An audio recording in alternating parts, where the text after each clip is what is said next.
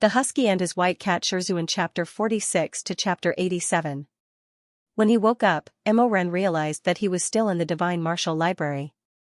He seemed to have slept for a long time, but when he opened his eyes, he realized that not much time had passed. It felt like only a blink of an eye. He did not know if it was because the spell was successfully broken, but when he woke up, he realized that he was lying on the ground. However, he was completely unharmed. Those hideous wounds and dripping blood seemed like a nightmare that did not leave a mark on his body. Emoran was surprised and delighted. He looked at Xianxia and realized that he had fainted as well. However, he was also unharmed. Could it be that after passing the Gochin Upper Palace's trial, the Gochin Upper Palace not only removed the illusion, but also restored their injuries?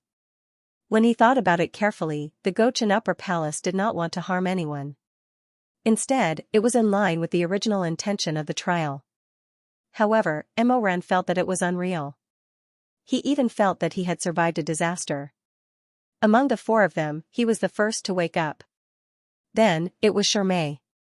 When he saw Xianxia slowly opening his eyes, Emoran was overjoyed. He quickly said, "Xianxia. We're fine. We're fine. Look at me." At first, Xianxia was in a daze. Then, he gradually regained his senses. He suddenly opened his eyes wide. "Emoran? You," before he could finish, Emoran hugged him tightly. Xianxia was stunned. However, he still patted his shoulder gently. "What happened to you? I'm sorry that I made you suffer so much." Xianxia said blankly, "Actually, it's nothing. I just had a dream." Emoran said, "But it's still really painful." Xianxia asked, "What do you mean it really hurt?" At this moment, Xianxia woke up. He seemed to have dreamt of something and shouted, "How dare you? How dare you molest me?" He sat up abruptly. Xianxia saw that he was awake and went over. "Young master. Why are you here? Why are you here?" Xianxia thought he was still in a dream. Emoran was in a good mood. His expression towards Xianxia was also very gentle. He smiled and told him what had happened. Only then did Xianxia come back to his senses. So it was a dream. I thought. In order to cover up his embarrassment, Xianxia lightly coughed. He suddenly discovered that Chu Wanning, who had always been the strongest, was actually still asleep. He couldn't help but be shocked. "Why isn't Master awake yet?" They walked over and examined Chu Wanning's wound. As Chu Wanning was injured before the illusion was activated, according to the design of the Gochin Upper Palace, only the injuries sustained in the illusion could be healed. Therefore, Chu Wanning's shoulder was still soaked with a large amount of blood. It was a ghastly sight. Emoran sighed and said, "Let's wait and see." After about the time it took to burn a stick of incense, Chu Wanning finally woke up. He slowly opened his eyes. When he woke up, his gaze was cold, as if he had just experienced a snowstorm. After a long time, he moved his eyes and looked at Emoran. However, he seemed to be like Xianxia. He was still not fully awake. He looked at Emoran and slowly reached out his hand. He said hoarsely, "You." Emoran said, "Master." Hearing him call out to him, Chu Wanning's hand froze in midair. His pale face seemed to have a trace of color. His eyes suddenly brightened. "Yes. Master." Xianxia rushed over and pushed Emoran aside. He held Chu Wanning's hand. "How are you? Are you feeling better?" "Master, you didn't wake up for so long. I was worried to death." When Chu Wanning saw Xianxia, he was slightly stunned.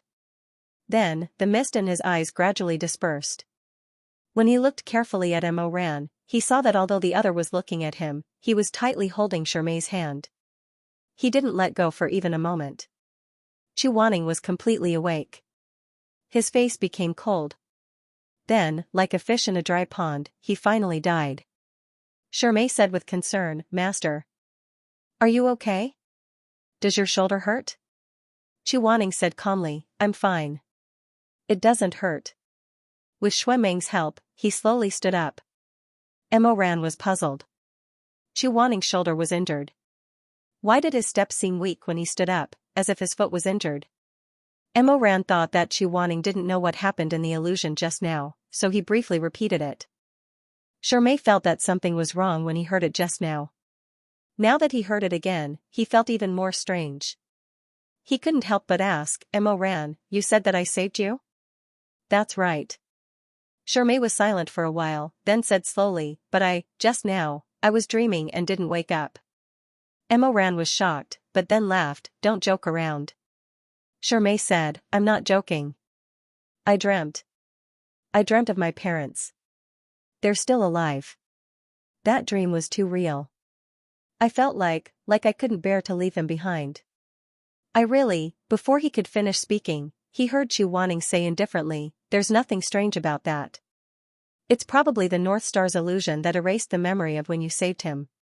In any case, Shui Meng and I didn't save him. Since he said that you saved him, then you saved him. Shermay. What else? Does the North Star have a way to swap people's hearts? Chu Wanning said coldly. He wasn't willing to do all the work for others. He originally wanted to tell Emo Ran the truth, and hoped that Emo Ran would realize that the person in the illusion wasn't Shermay, but himself who had swapped hearts with Shermay. However, Emo Ran's confession to Shermay in the end was too embarrassing for Chu Wanning. When he woke up, he looked into Emo Ran's shining black eyes. For a moment, Chu Wanning felt that perhaps Emo Ran also cared about him a little. This kind of humble expectation was a weak thought that he only dared to secretly explore after such a long time. However, that was just his wishful thinking. Emo Ran wouldn't know about the blood he shed and the injuries he suffered, and there was no need for him to know.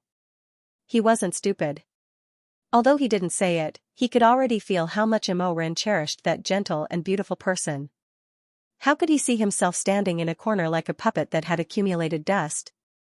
However, when he heard Emo Ran say, I've always loved you, Chu Wanning felt that he had lost miserably and utterly.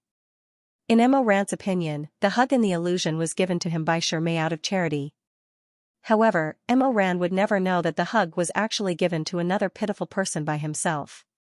Chu Wanning never thought that Emo Ran would love him, so he tried very hard to suppress this feeling. He didn't force it, disturb it, or touch it lightly. Those reckless feelings of love and passionate entanglement only grew on the soil of youth. When he was young, he also hoped that someone could accompany him and drink under the moon. However, he kept waiting, but that person never came. Later on, day after day, his reputation and status in the cultivation world became higher and higher. Everyone looked up to him and said that he was unreasonable. Later on, he also accepted this kind of high and unreasonable attitude. He was like hiding in a cocoon, and time spun silk on his cocoon. At first, he could still see some light seeping in through the cocoon, but year after year, the silk grew and the cocoon became thicker. He could no longer see the light. There was only himself and darkness in the cocoon. He didn't believe in love, didn't believe that the heavens could see the curtains, and didn't want to pursue anything. If he went through a lot of hardships, biting open the cocoon with bruises all over his body, and stumbling out, but there was no one waiting for him outside, what should he do? Although he liked Emo Ran, this person was too young, too distant, and too passionate. Chu Wanning didn't want to get close, afraid that one day he would be burned to ashes by this kind of fire. Therefore, he retreated from all the paths of retreat that he could take. He didn't know what he did wrong. As a result, he only had a little bit of wishful thinking left, but it was drowned by the cold rain that covered the sky. Shizun, look over there. Shui Meng's shout brought Chu Wanning back to reality. He looked in the direction of the voice and saw that the sword-forging pool was once again boiling with lava. Surrounded by flames, the ancient wood tree spirit broke out of the water once again. However, the tree spirit's eyes were white. It was obviously in a state of insanity. It held the Gauchan Upper Palace's shining silver sword with both hands. Chu Wanning said, run. Quickly. He didn't need to repeat himself. His disciples immediately ran towards the exit. The controlled tree spirit held at the sky, and the chains on its body shook with clanking sounds. No one said anything, but the four of them heard a voice at the same time. Stop them. Don't let any of them escape. Shui Meng turned pale. Someone's talking in my ear. Chu Wanning said, ignore him. It's the heart-picking willow's mantra of confusion. Just run. When he said this, the others remembered that the heart-picking willow had reminded them when he was awake. The mantra of confusion was to use the greed in a person's heart as a lure to make them kill each other. As expected, the voice in Chu Waning's ear hissed, "Chu Waning, don't you feel tired?" Wanya Yuhing, the grandmaster of a generation. Such a person could only secretly fall in love with his own disciple. You've done so much for him, but he doesn't know what's good for him. He never had you in his eyes. He only likes that gentle and cute little senior brother. How pitiful are you? Chu Waning's face was ashen. He ignored the noise in his ear and rushed toward the exit. Come to my side. Pick up this ancestral sword and kill Shirmei. Then, there will be no one between you two. Come to my side. I can help you get what you want and make the person you love fall in love with you. Come to my side. Chu Waning said angrily, "You little rascal, why don't you get lost?" The others also heard the different conditions proposed by the voice. Although they slowed down, they could still resist the temptation. As they got closer and closer to the exit, the heart-picking willow seemed to become more and more crazy. Think carefully. Once you get out of this door, you won't have another chance. The sound in everyone's ears was different. It was a mournful shriek. Chu Wanning, do you really want to be alone for the rest of your life? Emma Weiyu, I'm the only one in this world who knows where the medicine of resurrection is. Come to my side. Let me tell you, Shi Mingjing, I know the desire in your heart. I'm the only one who can help you. Shui Ziming, the divine weapon you picked is a fake. Jin Chengqi is left with the last weapon made by Gaochen Upper Palace. Come back and this ancestral sword will belong to you. Don't you want a peerless divine weapon? Don't you want to be the chosen one? Without the divine weapon, you will never be better than others. Come to my side. Shui Meng. Emo Ran suddenly realized that his cousin had disappeared. He turned around and saw that Shui Meng's footsteps were slowing down. Finally, he stopped and turned around to look at the floating silver-blue sword in the sword-forging pool. Emo Ran's heart trembled. He knew how deep Shui Meng's obsession with the divine weapon was. This brat must be very disappointed when he found out that the weapon he got was a fake. It was perfect that the heart-picking willow used the ancestral sword to tempt him. Shui Meng, don't believe him. Don't go over. Shirmei also said, Young master, let's go. We're almost at the exit. Shui Meng turned around and looked at them blankly. The voice in his ears became more and more enchanting. They're jealous of you and don't want you to get the divine weapon. Think about him, Weiyu, he has already obtained his weapon, so he can't wait for you to get nothing. Both of you are brothers. If you're not as good as him, the position of supremacy at the peak of life and death will naturally be his. Shui Meng muttered, Shut up. Emo Ran seemed to be anxiously shouting something at him, but he could not hear him clearly. He could only hold his head and repeat, Shut up. Shut up. Shui Ziming, there is no weapon in the divine martial warehouse that is suitable for you. If you miss the ancestral sword, you can only submit to Emo Weiyu in the future. At that time, he will be your reverend, and you will have to kneel in front of him and listen to his orders. Think about it. Killing him is not a problem at all. Since ancient times, there have been many conflicts between brothers. Furthermore, he is only your cousin. What are you hesitating for? Come, let me give you the sword. Shui Meng. Young master. Shui Meng suddenly stopped struggling. He suddenly opened his eyes, which were actually red. Come to me, you are the chosen one, you deserve to be the supremacy. Chu Wanning said sternly, Shui Meng. Come, only when you become the supremacy at the peak of life and death can the cultivation world be peaceful. Think about those who are suffering, think about the unfair treatment you have suffered. Shui Ziming, let me help you. Unknowingly, Shui Meng had already arrived at the boiling sword forging pool. The spirit of the heart-picking willow was holding the ancestral sword of the Gaochen Upper Palace. Its eyes were completely bloodshot. Very good. Take this sword and stop them all. Shui Meng slowly raised his hand and trembled as he took the silver-blue treasure sword. Kill them all. Kill Emo Weiyu. Go, aha. Suddenly, Shui Meng pulled out his long sword and drew a dazzling sword flower in his hand. Then, he stabbed with his backhand. The spiritual light of the ancestral sword flowed, illuminating the handsomeness of the proud son of heaven. Under the light of the sword, there was no blood in his eyes. Instead, they were brighter and purer than usual. The sword did not stab towards Emoran. Instead, it went straight for the heart-picking willow's body and pierced through its stomach. In an instant, the earth trembled and the willow swayed. The mantra of confusion was broken. The divine martial library was in chaos. Shuemeng panted heavily. He used all his strength to break free from the bewitchment. He stared at the heart-picking willow. His young face was filled with the persistence and purity of a youth. The arrogance and naivety in his burning eyes could be easily seen. The so-called phoenix's fledgling was not just a martial arts attainment. Don't you think you can bewitch me? Don't you think you can harm others? Shuemeng panted as he finished speaking.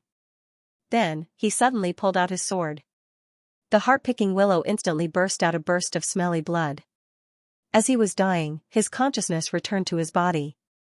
The evil aura on his body suddenly disappeared. He clutched his chest and barely stabilized his body.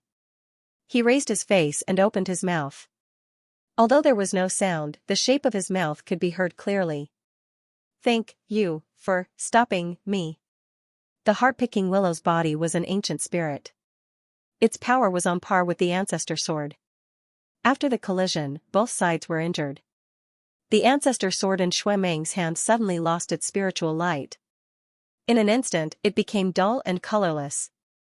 At the same time, the 10,000 years old tree spirit suddenly dispersed. In an instant, tens of thousands of flowing lights scattered into the waves. Like fireflies, they circled and danced around the crowd. The brilliance flowed and the golden light was dazzling. In the end, they faded away one by one and disappeared. Shermay said, "Young master, come here quickly. This place is going to collapse." The earth trembled. They could not stay for long. Shuemeng turned around and took one last look at the divine martial library. With a clang, he threw away the broken ancestor sword and left. Behind him, the bricks and tiles collapsed like snow. Chuaning was injured, and the other three were also exhausted. After running into the passageway outside the Shenwu warehouse, Chuaning ordered them to rest for a while. For a moment, no one spoke first. Everyone was either standing or sitting, checking the wounds on themselves or others, and recovering their strength. Only Shuemeng was in a daze.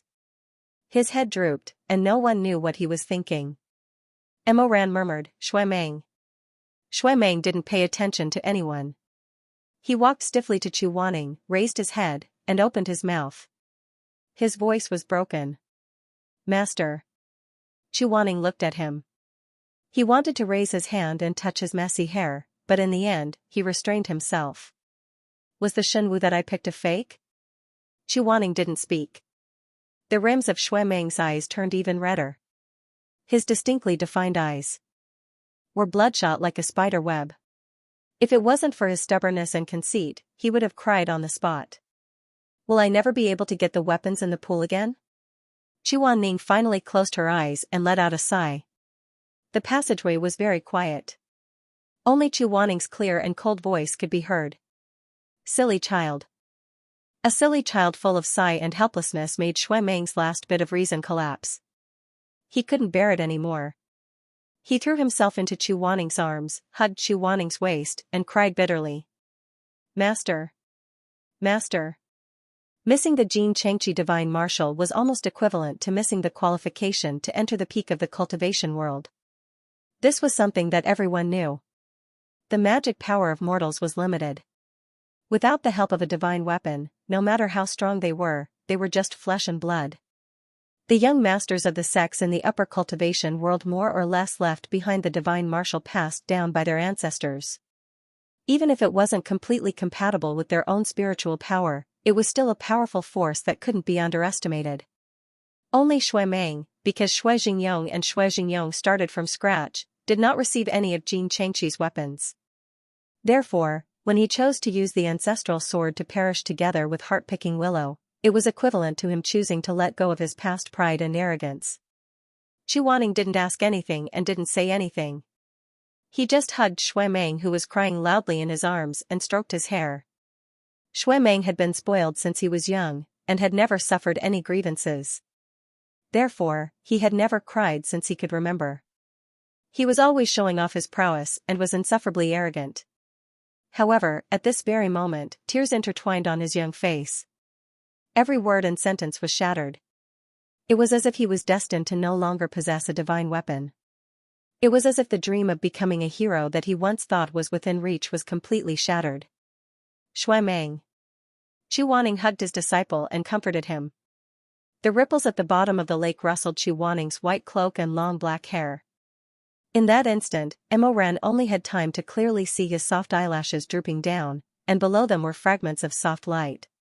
Afterwards, the ripples grew larger, messing up his clothes and hair. In the dusky darkness, it was no longer possible to clearly see the side of Chu Wanning's face. He only heard him say, "Don't cry. You're already very good." His voice couldn't be considered gentle, but coming from Chu Wanning's mouth, it couldn't be any gentler. In the secret passage, the four people each had their own thoughts. No one said anything. Emo Ran leaned against the cold wall.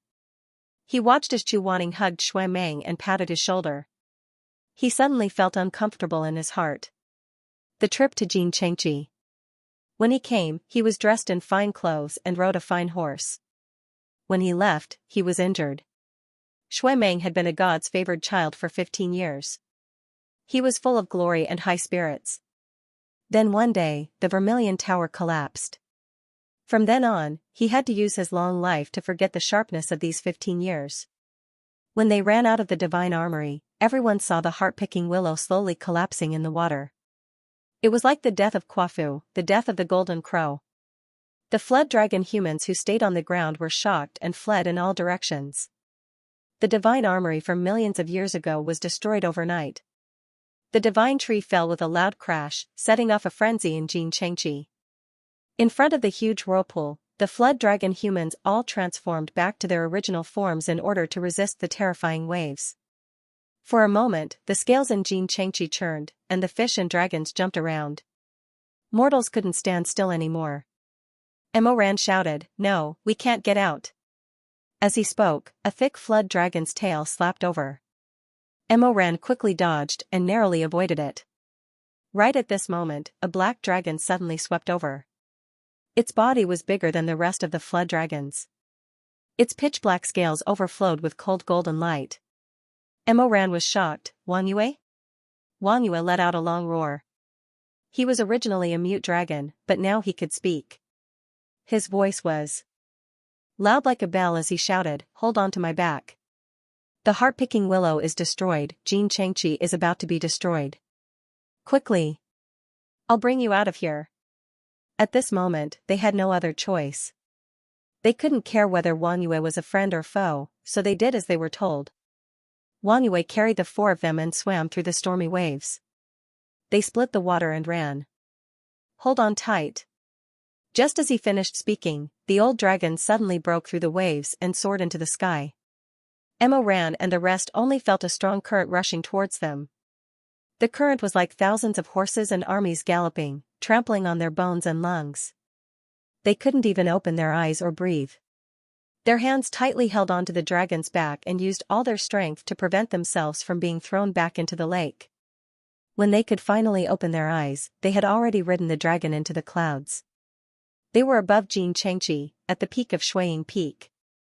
The gushing water vapor turned into thousands of fluorescent lights, scattering from the mirror-like giant dragon scales. In an instant, the clouds were like mist, and the thin fog was like a rainbow. Wang Yue made the bureau chief gasp, and the color of the surroundings changed. Emo Ran heard Shui Meng's voice coming from behind. It sounded excited and distant in the whistling wind. After all, he was really young and easily forgot his worries because of some things. "Oh my God! I'm flying! Flying on the dragon!" Wang Yue circled a few times above Shuiying Peak, gradually shrinking his body and slowly lowering his body to land. When he stopped by Xianxia, he had shrunk to less than half of his original size, so he didn't crush too many rocks and trees around him. He curled up in the same place, quietly letting Emo Ran and the rest get off the dragon's back. They turned back to look at Xianxia, only to see the ice melting and the waves breaking the ice. At this time, the sun was bright, and the east was white. The sun shone brightly and flowed into Xianxia, making the lake ripple. Shimei suddenly exclaimed, "Look at those dragons in the lake." Those writhing dragons rose and fell with the turbulent waves and gradually stopped moving. Then, one by one, they crumbled and turned into ashes. One by one, black chess pieces rose from the lake and gathered in midair. Emoran muttered, "The exquisite chess game." The flood dragons, living creatures, and even the heart-picking willows in the pool were all under the effects of the exquisite chess game. The entire pool of conspiracies was actually a game set up by someone hiding in the dark. Emoran suddenly felt a chill run down his spine. He realized that the world after his rebirth was not right. Some things happened in advance for no reason. In his previous life, when he was 16 years old, there was no one who could play the exquisite chess game to such an extent. What was the background of this fake Gaochen? Shui Meng said, "Wang Yue." Emoran turned back and saw Wang Yue lying on the ground without moving. There were no black chess pieces on his body, but he looked very weak with his eyes half closed. "You guys did well. I'd rather destroy Gaochen God's Xianxia than let it fall into the hands of evil." After he said this, his body suddenly emitted a golden light. When the light dispersed, he turned into a human with a smaller body. "It's you?" Emoran and Shui Meng spoke at the same time. Wang Yue in front of them was the white-haired old dragon person who led them to the spiritual body of the divine martial library. Wang Yue raised his head, and there was a tinge of guilt in his eyes. "That's me." Shui Meng was shocked. Why did you lead us to the divine martial library? Did you want to save us or harm us? If you wanted to harm us, why did you send us ashore? If you wanted to save us, what if we couldn't solve the heart-picking willows calamity? Wouldn't that be? Wang Yue looked down and said with a hoarse voice, "I'm sorry. However, I had no choice but to do so under the circumstances." The fake Gaochen's cultivation base was insufficient, so he relied on the heart-picking willow's spiritual energy to perform the forbidden technique. Only by solving the heart-picking willow would his technique lose its effect. "I had no other choice but to lead you guys to try." Chuaning shook his head, walked over, and waved his hand to heal him. Wang Yue sighed, "There's no need for you to be so kind. I'm the same as the creatures in the lake. My lifespan is up, and I've been relying on the heart-picking willow's spiritual energy to survive. Since it's fallen, I don't have long to live either." Chuaning. Wang Yue said, "Life and death are orderly, and can't be forced. To be able to see the Xianxia's nightmare end before I die, my wish has been fulfilled. It's just that I'm really sorry for implicating you guys in the lake." Chuaning said, "It's fine. Do you know who the fake Gaochen is, and what his intentions are?" Wang Yue said, "I don't know who he is. However, his goal should be to obtain the power of the heart-picking willow to study the 3 great forbidden techniques." Chuaning said, "The spiritual energy required to perform the forbidden techniques is very shocking. If you have the help of the ancient tree spirit, you'll be able to achieve twice the result with half the effort." Yes, that's what that person said too. He said that the ancient spirit body is very powerful, but it's very difficult to find. The only thing that can be found in the ancient records is the heart-picking willow. Actually, he only appeared not long ago. Ever since he took control of the Xianxia, he has been using the heart-picking willow's power to practice the 2 forbidden techniques, rebirth and exquisite chess game. As Wang Yue said this, he sighed, and his eyes were a little empty. Emoran's heart skipped a beat. As expected, the trip to the Xianxia was very different from his previous life. All these changes happened not long ago. What had gone wrong that caused everything to change its course? He didn't have enough power to control living things, so he killed a large number of living things in the lake and tried to control dead things. This time, he succeeded. Hence, in just a few weeks, he killed almost all the spirit beasts in the lake and turned them into chess pieces. He only left a few to experiment with. "I was one of them." Emoran asked, "So when I asked for the sword, you floated to the surface? At that time, you were controlled by the fake Gaochen?" "No." Wang Yue slowly closed his eyes. "He can control others, the fox demon, and the heart-picking willow, but he can't control me. I'm a spirit beast tamed by the Gaochen god when he created the world. 1,000,000 years ago, When I was willing to follow his orders, his curse was branded on my reverse scale. From then on, I'll be loyal to my master. Then you. I had no choice. It was a disguise. Wang Yu sighed and said, although that intruder couldn't control me completely, the Gaochen god's curse was millions of years old. It's not as effective as it was back then. A part of my body was still affected by the fake Gaochen. When you saw me, I was mute because my voice was completely controlled by that person. I couldn't listen to my own orders anymore. Only when his magic lost its effect, I could speak again. Mo Ran asked, does that fake Gaochen know that you're in disguise? I don't think he knows.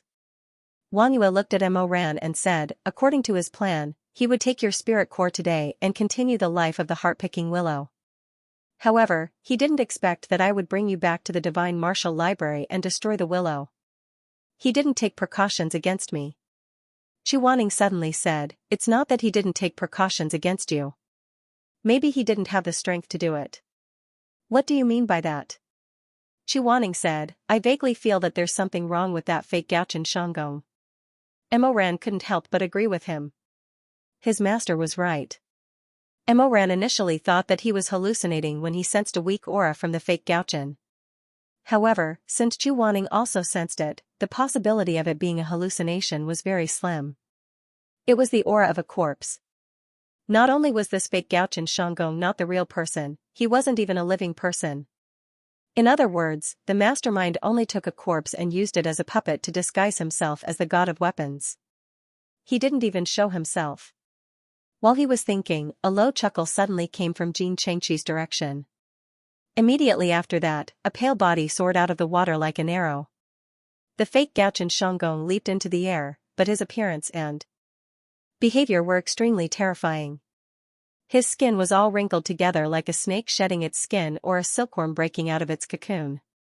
Wanya Yuhing, Venerable Northern Dipper. Grandmaster Chu, you really live up to your name. The fake Gaochen hovered above the sparkling lake. His peeling face seemed to have twisted into an almost twisted smile. For someone like you, how come the Confucian Wind sect didn't manage to keep you here? Chu Wanning said coldly, who are you? You don't need to know who I am, the fake Gaochen said. I won't let you know who I am. Just treat me as someone who should have died long ago. I crawled out of hell and am here to take revenge on you gentlemen. Wang Yue said coldly, shameless. The heart-plucking willow has been destroyed. With your spiritual power, you can't use the forbidden technique without the power of the divine tree. You can't do anything evil. The fake Gaochen sneered. You old loach, you're about to die, but you still want to ruin my plans. You don't have the right to speak here. Get lost. Chu Wanning suddenly said, do you have the right to speak just because you have a white piece? The so-called white piece, as the name suggested, referred to the most unique piece in the exquisite chess game. When the caster found a newly dead body and poured a part of their soul into the body, that part of the soul would fuse with the body, forming a white chess piece that was as white as jade. White chess was different from the black chess who only followed orders. In other words, the white chess was actually a substitute for the caster. Other than not having as much mana as the caster, they could think and act on their own. What they saw and heard could also be empathized with the caster. After the identity of the fake North Pole Chen was exposed, he clapped his hands and laughed, good, good. Good. After the three goods, the fake Gaochen's face became more and more distorted. It seemed that the magic of the real Gaochen was about to run out, and it could no longer maintain the movement of the white chess piece. Gradually, the original form of the corpse was revealed. Chu Wanning, don't be so full of yourself. Do you think you can stop me today? Even if the heart-plucking willow was destroyed, my main body could still find another source of spiritual energy. You, on the other hand. As he spoke, his gradually cloudy eyes suddenly swept past Chu Wanning with ill intentions and landed on Mo Ran. He was suddenly shocked. The fake North Pole Chen said mockingly, if you think I'm the only one in this world who knows the three great forbidden techniques, then I'm afraid you won't be able to live for long. Chu Wanning frowned and said sternly, what do you mean by that? However, the fake North Pole Chen suddenly stopped talking. After a moment of silence, his body suddenly exploded, scattering into smelly fragments. A white chess piece that was as white as jade burst out from his body and spun a few times against the light before falling into the fine waves of the Jincheng pool. It seemed that the main body of the fake North Pole Chen had finally run out of spiritual energy after losing the support of the heart-plucking willow. At the same time, Wang Yue, who was also relying on the spiritual energy of the heart-plucking willow to survive, staggered 2 steps and fell to the ground with a thump. She said softly, "Ah." Shui Meng said in shock, "Wang Yue." Emo Ran also said, "Wang Yue." The 4 of them came to Lao Jiao's side. Wang Yue was already at the end of his life, and his lips were pale. He looked at them, and his throat was as hoarse as a crow's. "All of you. Don't believe that person's nonsense. The things he said were all lies, far more lies than the truth." Shermai's brows were filled with concern and sorrow. He said gently, "Senior, don't talk anymore. Let me heal you." "No, no need. Even your master couldn't do it." You. Wang Yue coughed violently a few times, then gasped for breath and said, "All these years, many people have come to the Jincheng pool to ask for swords. However, since Xia entered the pool, the heart-plucking willow was unwilling to let the divine item left behind by its master be used by him, so it destroyed tens of thousands of weapons. The only thing left is a willow vine that's on par with it, a high god's sword." When this was mentioned, Shui Meng's expression became even more gloomy. He pursed his lips and remained silent. The willow vine. "The willow vine belongs to this little Taoist." Wang Yue looked at Mo Ran. "When we were by the lake, I told you that I couldn't stop you from doing evil in the past. I only hope that you will be kind in the future. But actually, according to the master's wishes, the divine martial sword should only be given to a kind-hearted person. So, I hope that you can." "You can." Mo Ran saw that he was already struggling to speak, so he stopped him and said, "Senior, don't worry, I understand." Flood Dragon person muttered, "That's good. That's good. Then I'm relieved." He looked up at the sky, and his lips trembled slightly. People say that when the Jincheng pool asks for swords, the underwater demons will make some requests. Those requests in the past, most of them, were to test the character of the person who came, but there are exceptions. Wang Yue's voice gradually weakened, and there seemed to be thousands of years in his eyes, passing through the water and withering away. "I followed the master's promise, and after he left, I guarded the Jincheng lake and couldn't leave. But I didn't expect that I would guard it for millions of years. The scenery I saw when I was young. For the rest of my life. I actually never saw, with my own eyes." He slowly turned his head and looked at Mo Ran with pleading eyes. There was a warm and moist luster in his old eyes. At that moment, Mo Ran suddenly knew what he was going to say. As expected, Wang Yue said softly, "Little Taoist, the plum blossoms on the mountainside are always bright. When I was young, I liked them very much. Since you have the divine martial sword, are you willing?" "Are you willing?" Mo Ran was just about to say, "Okay, I'll go get it for you." But before he could even say good, the light in the moongazer serpent's golden brown eyes suddenly extinguished. "Jiangnan has nothing, but it's a gift of spring." The snow mountain in the distance was majestic, and the surface of the lake was dazzling with golden light. The red light of the rising sun spread into the lake, and in the surging waves, it shattered into bits of bright red. Wang Yue returned to silence. He was once one of the first giant dragons during the creation of the world. He was once world-shaking and could summon the wind and rain. He was also once subservient and traveled with his master. Everyone said that he had a curse on him, and he couldn't betray his master. But they didn't know that he respected the North Star and kept his promise for thousands of years. In the vast world, there were only a few living beings who remembered the creation of the world. Wang Yue knew that although the real North Star's upper palace was a mixed blood of the devil race, his mother was forced by the demon lord. The North Star hated the devil race, so he became Fushi's subordinate. He also used his domineering devil blood to forge the first sharp sword in the world for Fushi. He helped Fushi eliminate the devil race and swept the 9 continents. However, after the world was unified, Fushi had doubts about the North Star's upper palace because of his half-devil blood. The North Star's upper palace wasn't stupid. 100 years later, he voluntarily left the god realm and came to the mortal world. Along the way, he saw the suffering of living beings and the killing of weapons. He felt that he shouldn't have created the sword and regretted a lot. Therefore, he collected the weapons that he left behind in the mortal world and sealed them in the Jinqing Lake's armory. He planted the heart-picking willow and told the living beings in the lake that those who sought the sword must have a kind heart to be worthy of possessing the divine martial skill. But now, the North Star was no more, and Wang Yue had passed away. There was no more divine martial skill or fled dragon person under the Jinqing Lake. All of the sins, regrets, distortions, and stubbornness disappeared like the heart-picking willow. For a moment, nobody said anything. In the midst of the heavy snow, the 4 bright red words on the stone tablet next to the Jinqing pond were still the same as when they first saw them. The surface of the water was peaceful and tranquil. No one could tell that there had been a catastrophe or suffering under the water. It was just like when they first climbed up Shuiying Peak. They didn't know what kind of bloody story was behind the journey to nowhere. Emoran looked at the sky. Above the cliff, a lone eagle flew by in the snow. He suddenly remembered that in his previous life, Wang Yue gave him the Mo sword. That Mo sword was very powerful, but in this life, the Mo sword he saw was just a fake. The real sword that belonged to him had probably self-destructed in the heart-picking willow. He didn't have the chance to see it again in this life. After a while, he remembered something inexplicably. Back then, he came to the Jinqing Lake to seek the sword. That day, Wang Yue floated to the water surface. His golden eyes looked at him gently and kindly. Then, he said to him, "The plum blossoms on the mountainside are blooming beautifully. Can you pluck one and give it to me?" Emoran closed his eyes and gently covered his eyelids with his arm.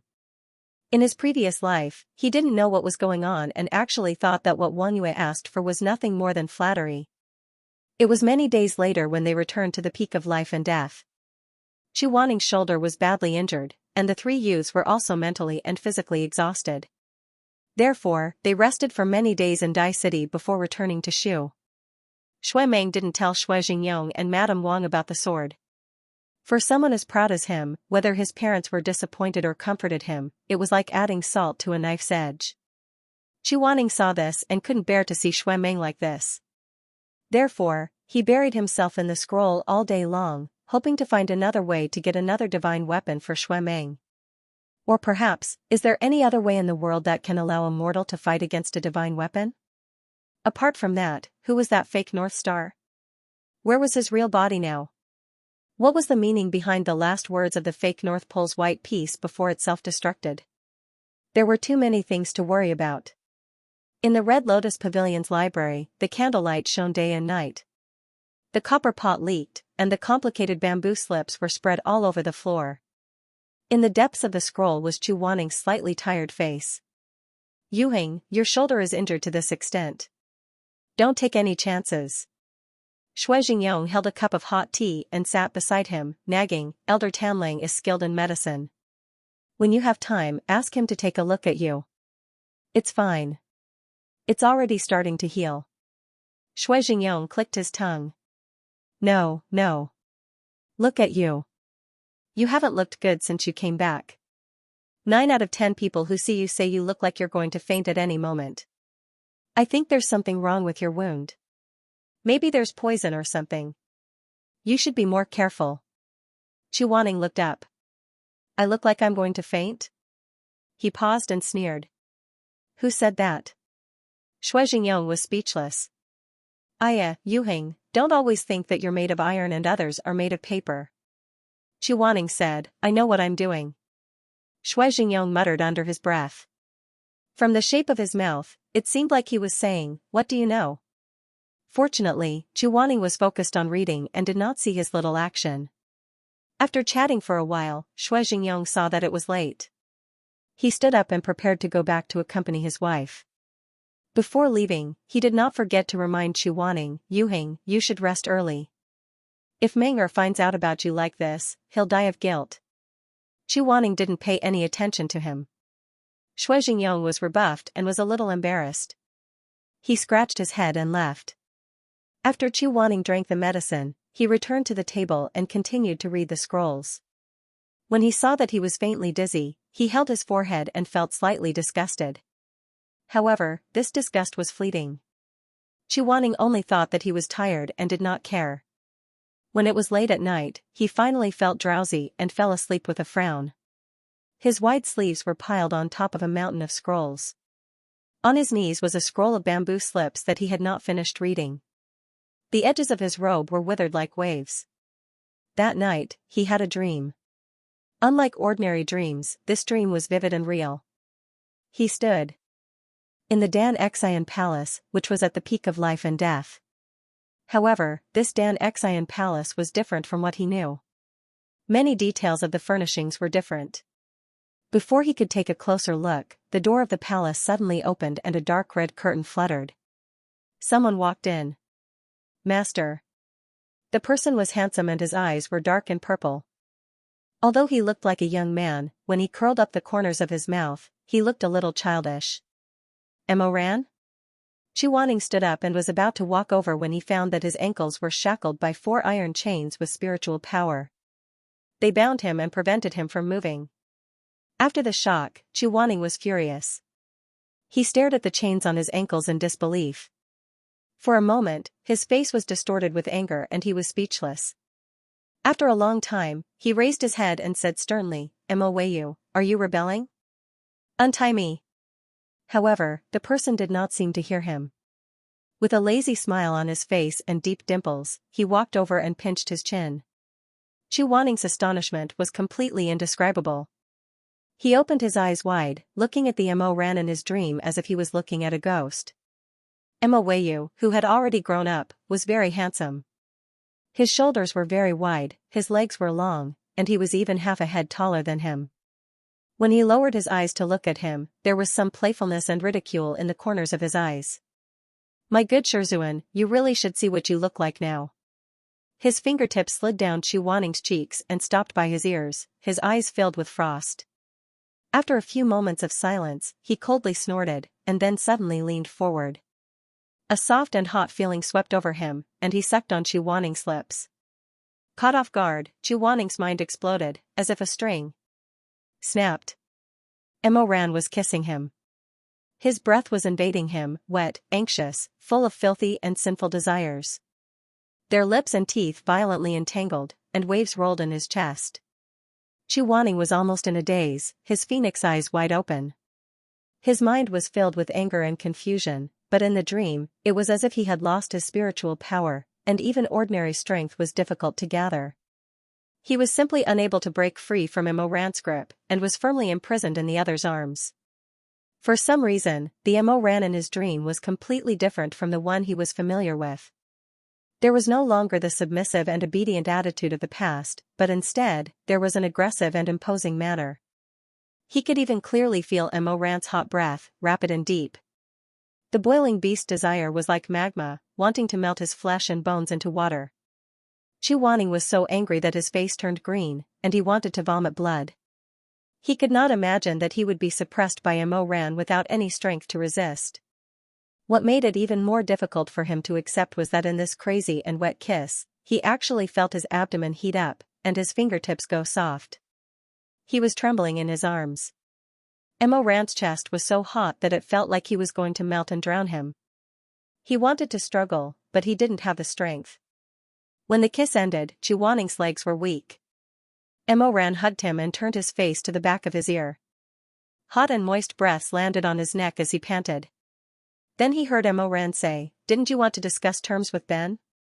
Emoran's voice was very hoarse, so hoarse that Chuaning felt like he was a stranger. Chuaning lowered his eyes and saw his Adam's apple move. It was a swallowing motion that he was trying to hold back.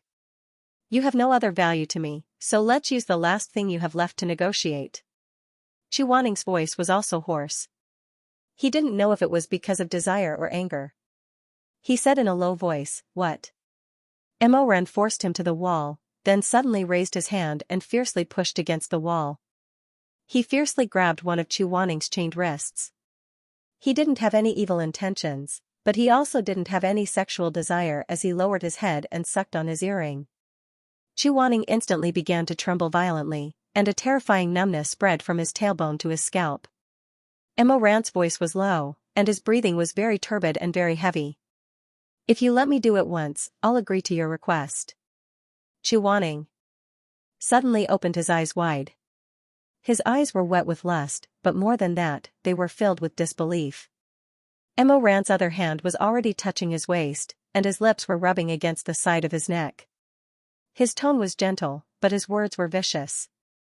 But since I hate Shizun so much, I don't think I have much interest in Shizun's body. If I want to have fun, I'll have to trouble you to cooperate.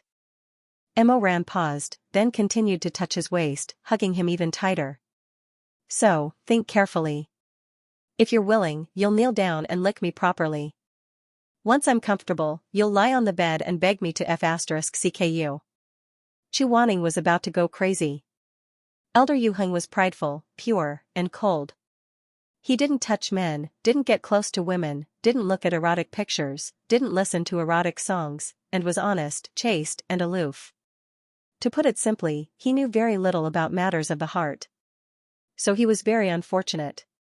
Although he was angry, he could only throw away his helmet and armor in front of this intense and unfamiliar feeling. He was utterly defeated. After Emo Ran finished speaking, he waited for a moment.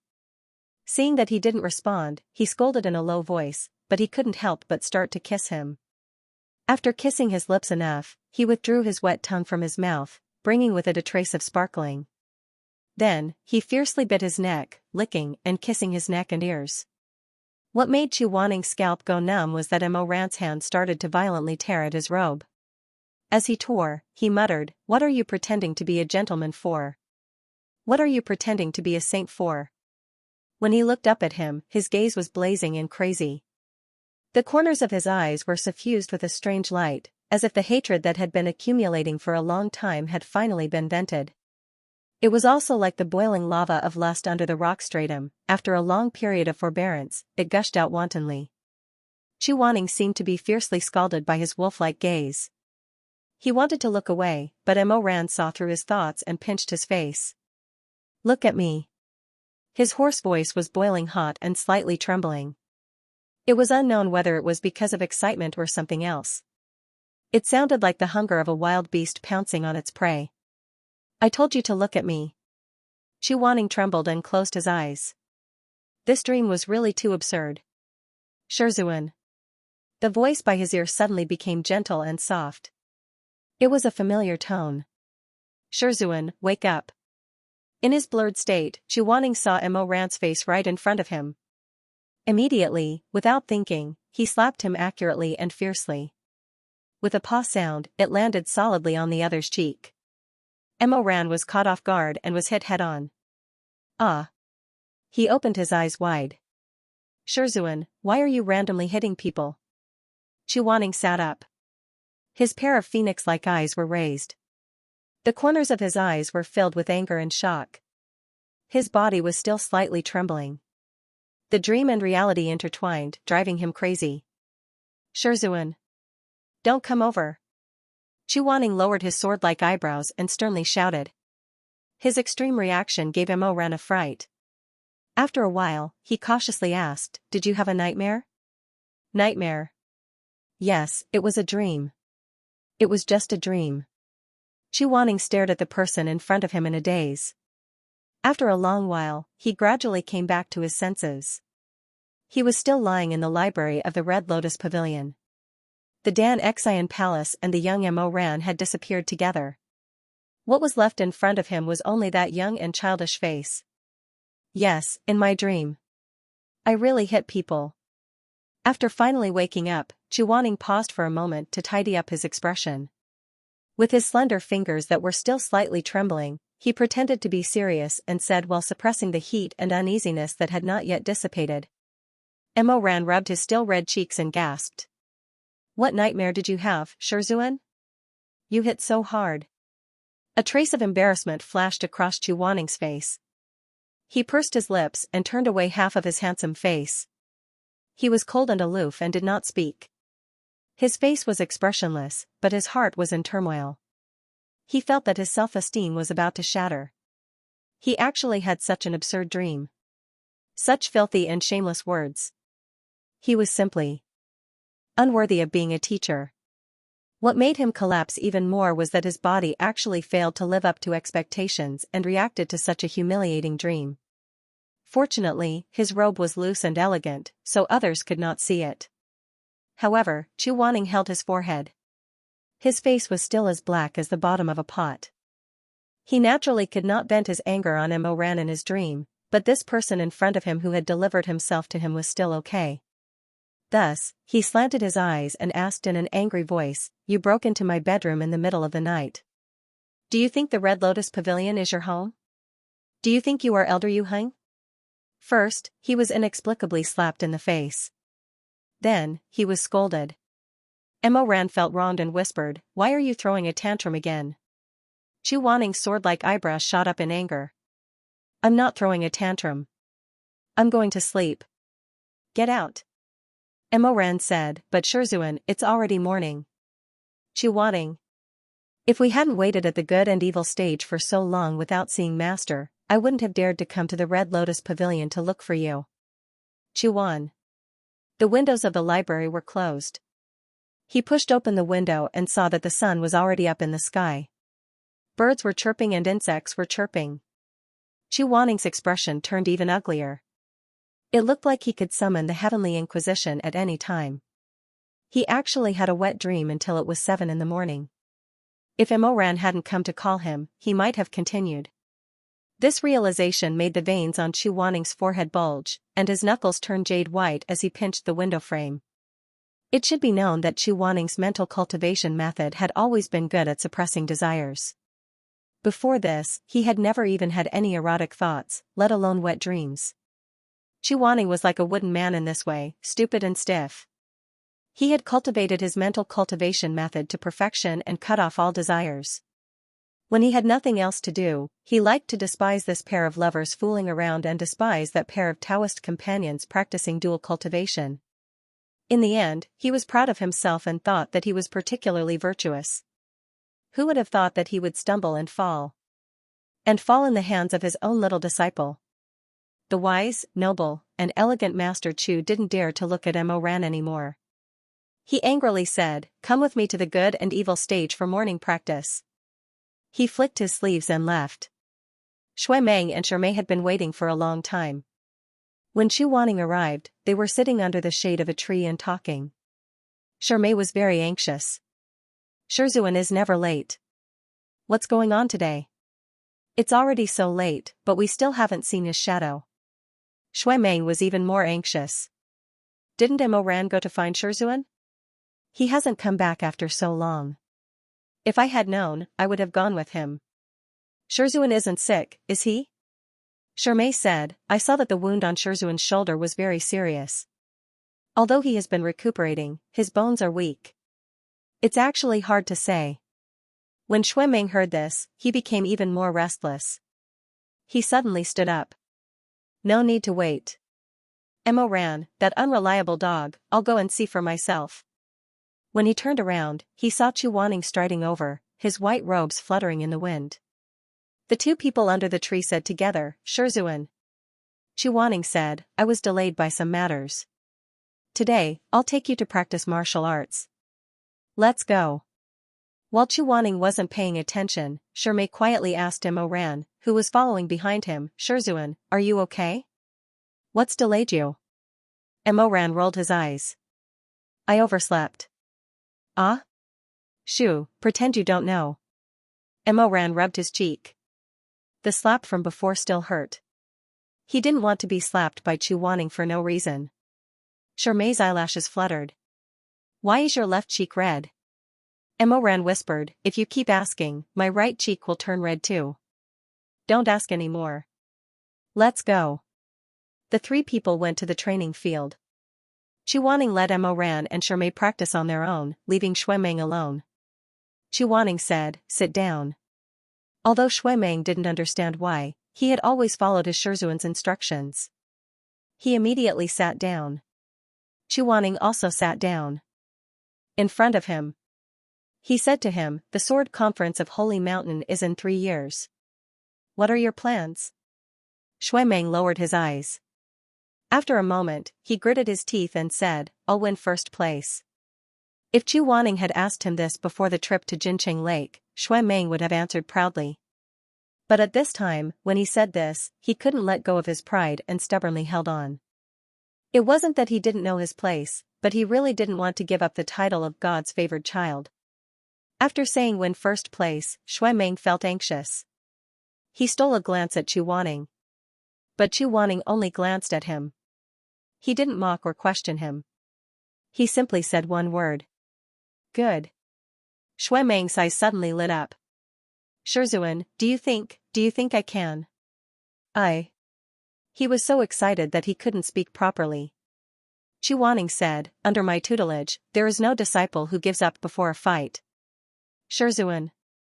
Those who participate in the Sword Conference of Holy Mountain are all outstanding youths of various sections. Those who don't have divine martial skills naturally won't be your match. You don't have to be afraid of those who have divine martial skills. Chu Wanning said, divine martial skills can't be controlled overnight. Although your saber launching is slightly inferior, it's still a top-grade weapon that can be forged in the mortal world. If you practice diligently these 3 years and make good use of it, it's not impossible for you to win first place. Everyone knew that Grandmaster Chu had a keen eye for martial arts and was quite insightful. He was also a sentimental person who would never tell white lies to motivate others. So when Shui Meng heard his words, he immediately felt excited. Shizun, are you speaking the truth? Chu Wanning narrowed his eyes and said lightly, Shui Meng, how old are you? I don't even coax people who are over 5 years old. When he said this, Shui Meng was a bit embarrassed. He rubbed his nose and laughed. Chu Wanning said again, victory and defeat are unpredictable, but pride is not to be underestimated. Work hard. As for the result, you don't have to force it. Shui Meng said, yes. After comforting Shui Meng, Chu Wanning went to the Ling Power wooden dummies behind the practice field. In order to prevent the disciples from accidentally injuring others when striking the wooden dummies, this place was built in a remote area. One had to pass through a long corridor and turn a corner to reach the pile of dummies. Shermay and Mo Ran had their backs to him and were talking. They weren't too far away and he could hear them. You. Chu Wanning was about to call them over, but the scene in front of him made him stop abruptly. As a person who cherished weapons, this scene made Chu Wanning so angry that he was speechless. He was afraid that he was looking at an idiot. Not far away, under the flowering trees, Mo Ran summoned the ghost. The god of war could freely expand and shrink, but most people were willing to make their weapons bigger and more impressive. At the very least, like Chu Wanning, they would keep their normal appearance. However, Mo Ran had shrunk the ghost into a very small one. It was about the same length and thickness as a headband. Yi Linglong, a dignified divine martial artist, looked like a pitiful little child. Everyone's spiritual energy was different. Chu Wanning's Heaven's Inquisition was golden when he poured spiritual energy into it, but the ghost was red. Therefore, without the willow leaves, the ghost looked like a matchmaker. Shermay, tie this on your hand. I want to know if the ghost is the same as Heaven's Inquisition, and if it also has the ability to coax people into telling the truth. You want to test it on me? Mo Ran laughed, yes, because I'm the best with you, and I believe that you won't lie to me. Shermay was still hesitant, that's true, but... I won't ask tricky questions. If you don't believe me, let's make a pinky promise. Saying so, he stretched out his pinky. Shermay didn't know whether to laugh or cry. How old are you? You're still so childish. Pinky swear. You can pinky swear when you're 8 years old, you can pinky swear when you're 18. Even when you're 88, you can still pinky swear. What's so childish about it? Mo Ran grinned as he held up Shermay's right hand and pinky swear. Shermay was both angry and amused, but there was nothing he could do. In the end, he could only let him do as he pleased. Unexpectedly, Mo Ran grabbed Shermay's pinky, but didn't make a pinky promise with him. Instead, he narrowed his eyes and laughed, the ghost, let's get to work. With 2 swishing sounds, the ghost tied Shermay's pinky finger with lightning speed, while the other end was tied to Mo Ran's pinky finger, which was still standing upright. The handsome youth smiled like a sly fox that had ascended to heaven. His dimples were deep as he happily said, congratulations, you've been fooled. Shermay didn't know whether to laugh or cry, you. Let go of me. There's no rush, Emoran said with a smile. I'll release you after I ask a few questions. In fact, ever since Xianxia obtained the Sauvignon Blanc and Shermay failed to open the box, Emoran felt uneasy. Although Shermay was wearing gloves at that time and couldn't touch the box directly, Emoran still couldn't completely let it go. Moreover, Chuaning was the one who opened the box in the end. Chuaning. How is this possible? Therefore, Emoran felt that Xianxia must have been broken. However, in order to confirm this, he felt that it was best to confirm it with the ghost. He didn't doubt his sincerity towards Shermay, but he was worried that in Shermay's heart, he was actually insignificant. As for Xianxia saying that he liked him, it might just be his own imagination. He felt that Shermay had a gentle temperament and treated everyone well. Unlike Chuaning, who always put on a face as if others owed him a mountain of gold and silver, which was especially annoying. Although the Emperor Ta was a rough person, when he was thinking about his sweetheart, this guy could be very troublesome. First of all, although Emoran was worried, he still maintained a smile on his face and pretended to be relaxed. He even decided to throw out a few irrelevant questions to pave the way for the real story. What do you think of Shuemeng? Feeling the pain on his finger, Shermay couldn't help but answer honestly, young master is very good, but he's too direct and sometimes it's unbearable. Emoran clapped and laughed, eh? You also have times when you can't stand him? Ha ha ha, no wonder, after all, he's so annoying. Shermay blushed. Lower your voice, don't let young master hear you. Okay. Emoran laughed, but I'm very happy when you say bad things about him. Shermay. Emoran asked again, then what do you think of Shizun? Shizun is very good, but his temper is a bit. It seemed that Shermay really didn't want to comment on Chuaning, but he couldn't do anything about it. After biting his lip for a while, he said with grievance, his temper is a bit irritable. Haha, how is that irritable? It's clearly very irritable. He gets angry every few days and refuses to admit it when he's angry. I think even Consort Gue is easier to serve than him. Chuaning, who was standing in the corner.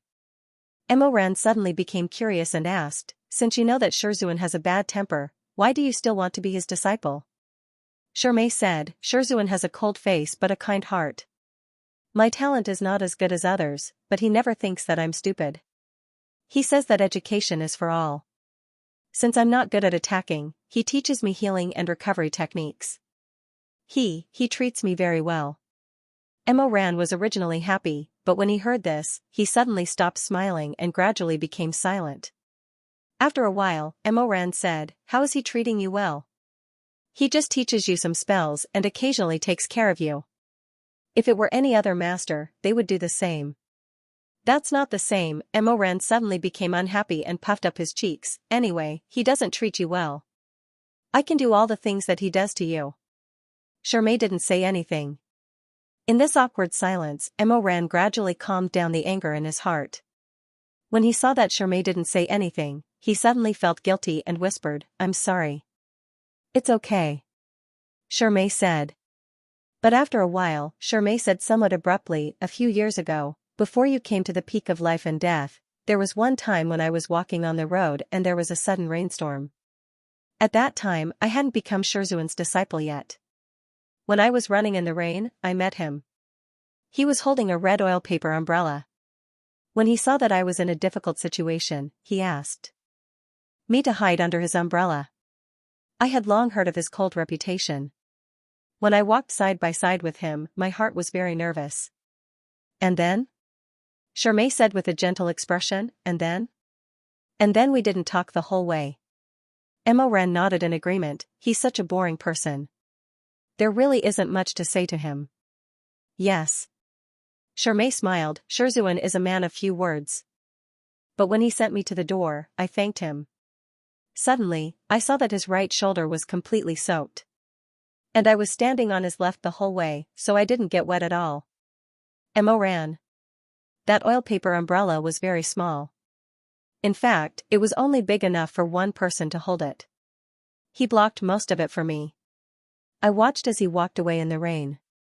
When I returned to my room, I wrote an invitation to become his disciple, begging him to accept me as his disciple. Don't say any more. Emoran suddenly said, "You're too kind. If you keep talking, I'll feel sorry for you." Shermay said warmly, "Emoran, don't you think that Shizun is the one who's sorry? He only has such a small umbrella.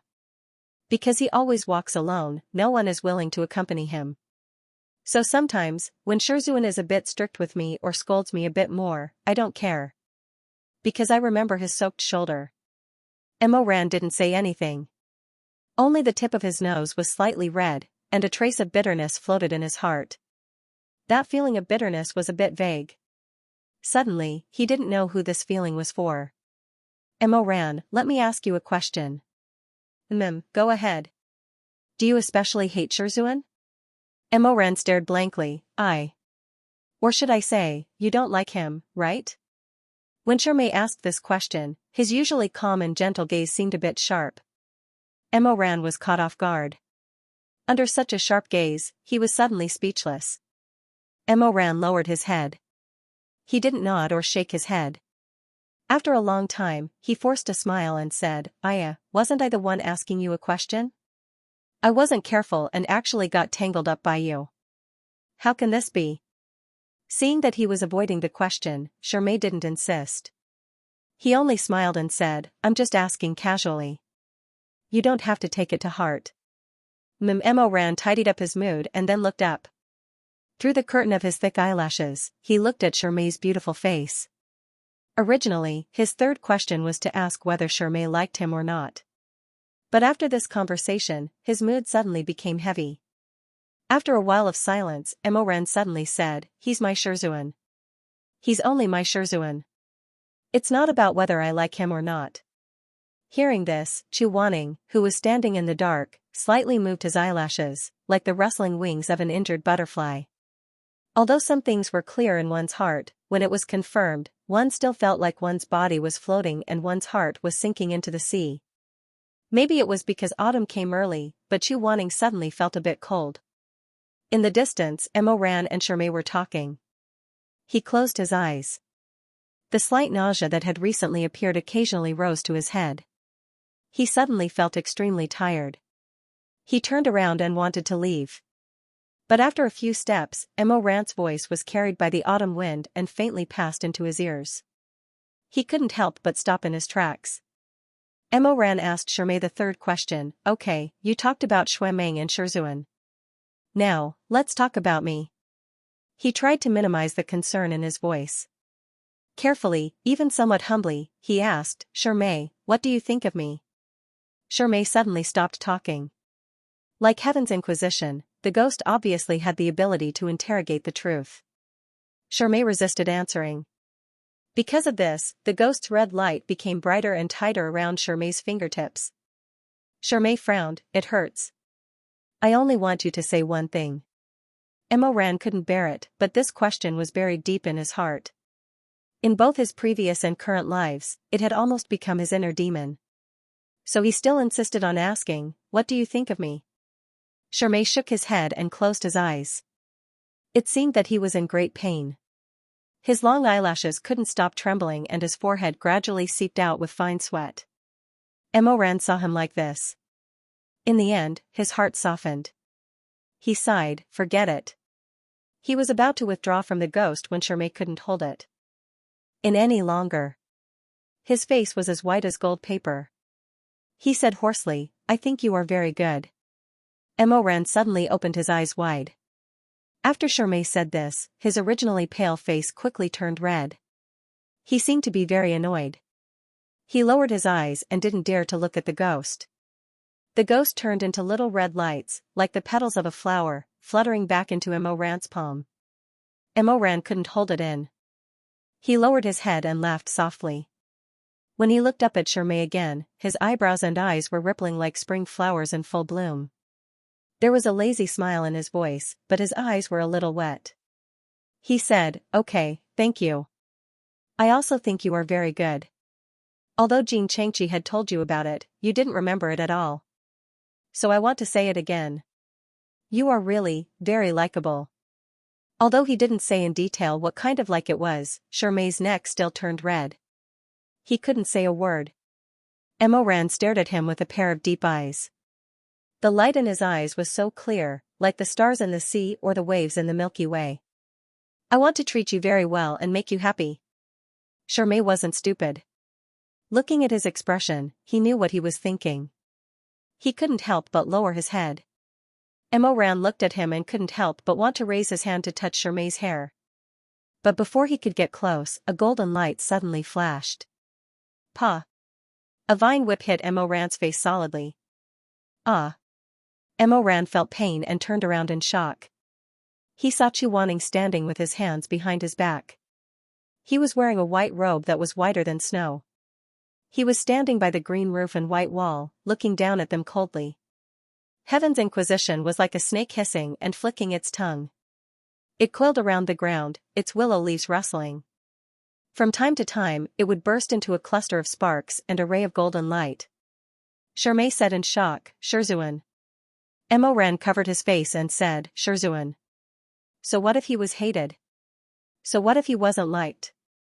If it was someone else, they would cry bitterly. But if it was Chuaning? Cry? Ridiculous. Of course, he would beat the one who didn't know what to do. Chuaning's expression was extremely cold. He walked over and said coldly, why are you chatting here instead of cultivating? Mo, do you think you're so great just because you got the last divine martial skill? You're so confident that you're invincible? You're in such a leisurely mood. Shizun, I just want to. Chuaning's eyes were fierce. Emoran, shut up. Ming, come with me. Mo. He paused and said in disgust, go and cultivate. If you can't last 10 moves with me when I come to spar with you, you'll go back and copy the Qingxin manual 300 times as punishment. Scram. 10 moves? Emoran felt that it was better for him to copy the Qingxin manual directly. For the next 3 days, Chuaning's complexion was not very good, and his temper was also very irritable. Yu Hang's disgust was written all over his face. Wherever he went, he was shrouded in a layer of haze. When the disciples saw him, they scattered like birds and beasts. Even Shui Jingyong could feel the faint murderous aura around him, and did not dare to talk too much with him. Although Chuaning was not willing to admit that he had improper thoughts about Emoran, when he saw his 2 disciples' affectionate appearances in front of the wooden dummy, he could not help but feel angry and sour in his chest. He was a bit disgusted. Not only was he disgusted with others, but he was even more disgusted with himself. Mo and himself were only master and disciple. What did it have to do with him who he wanted to stick to and who he wanted to tangle with? What right did he have to throw a willow vine because he could not stand it? What did it have to do with him who he wanted to stick to? What did it have to do with him? Chuaning, how could your heart be smaller than the tip of a needle? Fine, let's take a step back. So what if he had those unspeakable desires for Emoran?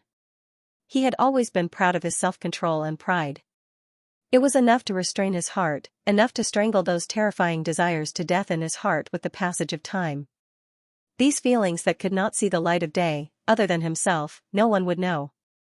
Other than the silk pouch left by the ghost master, and the strand of black hair that entangled him and Emoran. Nothing would be left.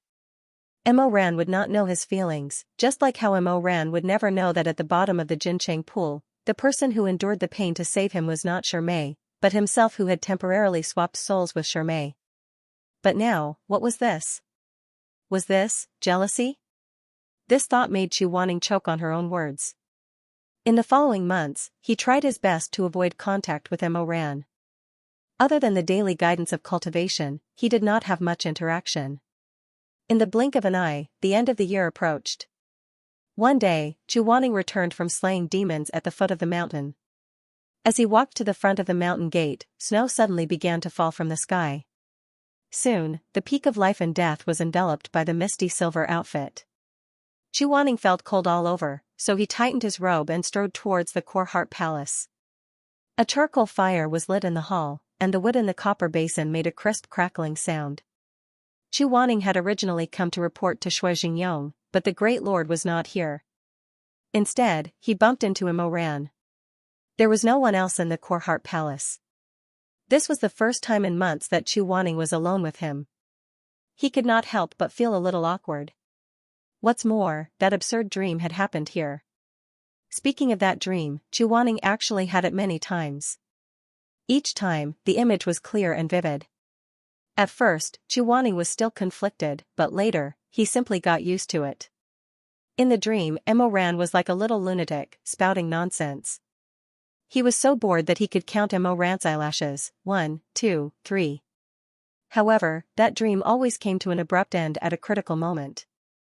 After several times of this, Grandmaster Chu thought that it must be because of his noble nature that he would not think of such filthy things.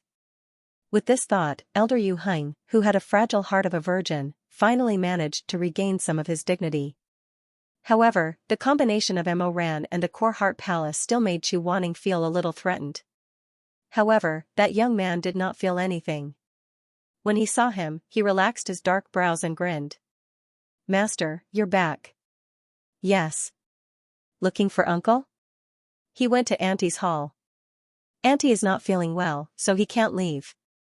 If you have anything to say, I'll pass it on to him." Chuaning pursed his lips and said lightly, "No need." After that, he turned to leave. However, Emoran called out to him. "Master, wait a moment." "What?" He turned around as he spoke, but was caught off guard by Emoran's hand reaching out and brushing the tip of his dark brows. Emoran brushed it off and said naturally, "Look at you, you're covered in snow." Chuaning was stunned. He let the young man nag and remove the snow on him. Then, he took a white handkerchief and wiped his wet hair. Chuaning was afraid of the cold and could not catch a cold. Otherwise, he would easily fall ill. However, this person did not know how to take care of himself. In his previous life, after Chuaning was put under house arrest, he often liked to sit in the courtyard and watch the koi fish jump around. He did not even know it was snowing. As a result, he often caught a cold or had a fever. After his spiritual nucleus was destroyed, his master became weaker and weaker. He was often bedridden for more than half a month. Even if he drank medicine after medicine, it did not seem to get better. Therefore, when Emoran saw snowflakes falling between his eyebrows and shoulders again, half melting and the other half condensing, he subconsciously wanted to brush them off. However, when he was halfway through, he suddenly realized that this action seemed to be too intimate. He suddenly looked up and happened to meet Chuaning's pair of deep phoenix eyes. Chuaning was staring at him. Emoran withdrew his hand. "Ahaha, disciple overstepped. Master, wipe it yourself, wipe it yourself." When he was embarrassed, Chuaning was relieved. After all, a dream was just a dream. His disciple's temperament was still the same as before. He was completely different from the person in the dream who called himself this lord. Chuaning was silent for a while. He took Emoran's handkerchief and took off his cloak. He walked to the stove to warm his hands and wipe the melting snow on his hair. "When did you know you overstepped?" The firelight reflected on Chuaning's face. He narrowed his eyes and said, "Haven't you always been overstepping?" Emoran. For a moment, no one spoke. After Chuaning finished wiping his hair, he casually put away the handkerchief and glanced at Emoran. "But then again, what are you doing here?" Emoran hurriedly said, "Isn't it the end of the year? A year's worth of files needs to be sorted out." "I'm here to help." Chuaning interrupted him, "I know there is a year's worth of files to be sorted out, but isn't this Shiming's matter? Why are you doing it?" Emoran. "Shizun's memory is really good." Chuaning was unmoved by this flattery. "Where is he?" "He said he had a headache and fever this morning. He was also sweating all over." Seeing Chuaning's expression, Emoran said, "I'm sorry, Shizun. I advised him to stay in bed and rest. Don't blame him for being lazy." That kind of apology was like a sharp needle, pricking Chuaning's brows. Chuaning was silent for a while, then asked, "Is he okay?" Emoran saw that he didn't blame him and sighed in relief. "When I came out, I just gave him some medicine to drink. I only left when I saw that he had fallen asleep. It's just a cold, so he should be fine in 2 or 3 days." "Thank you for your concern, Shizun. What do I have to care about you guys? I was just asking." Emoran. "I'm leaving. Tidy up well." As Chuaning said this, he walked away alone. At the peak of life and death, disciples were strictly prohibited from doing things for each other. Emoran originally thought that he would be punished by Shizun, but he didn't expect that Chu Wanning would let him go so easily. For a while, he didn't react and stood there in a daze for a long time. When he was almost far away, he suddenly came back to his senses. People walking alone in the snow, Emoran picked up the umbrella by the door and braved the snow to run out. Shizun! Shizun, wait a moment. Chu Wanning turned around. Emoran stopped in front of him, shook the snow off the umbrella, and opened it properly above the two of them. The snow is heavy, take the umbrella and go back. Chu Wanning glanced at him, no need. Emoran put the umbrella in his hands, but Chu Wanning was tired of it and insisted on not wanting it. As he pulled, the umbrella was pushed and fell into the snow. With a strong gust of wind, it suddenly floated several feet away. Chu Wanning stared at the umbrella that fell into the snow. He stared for a while. This was originally a small matter. He wanted to be as indifferent as before and leave. But suddenly, he couldn't move. Just like how a candle flame would eventually be extinguished, an ancient well would also dry up. Even the most patient person would have a time when they broke down.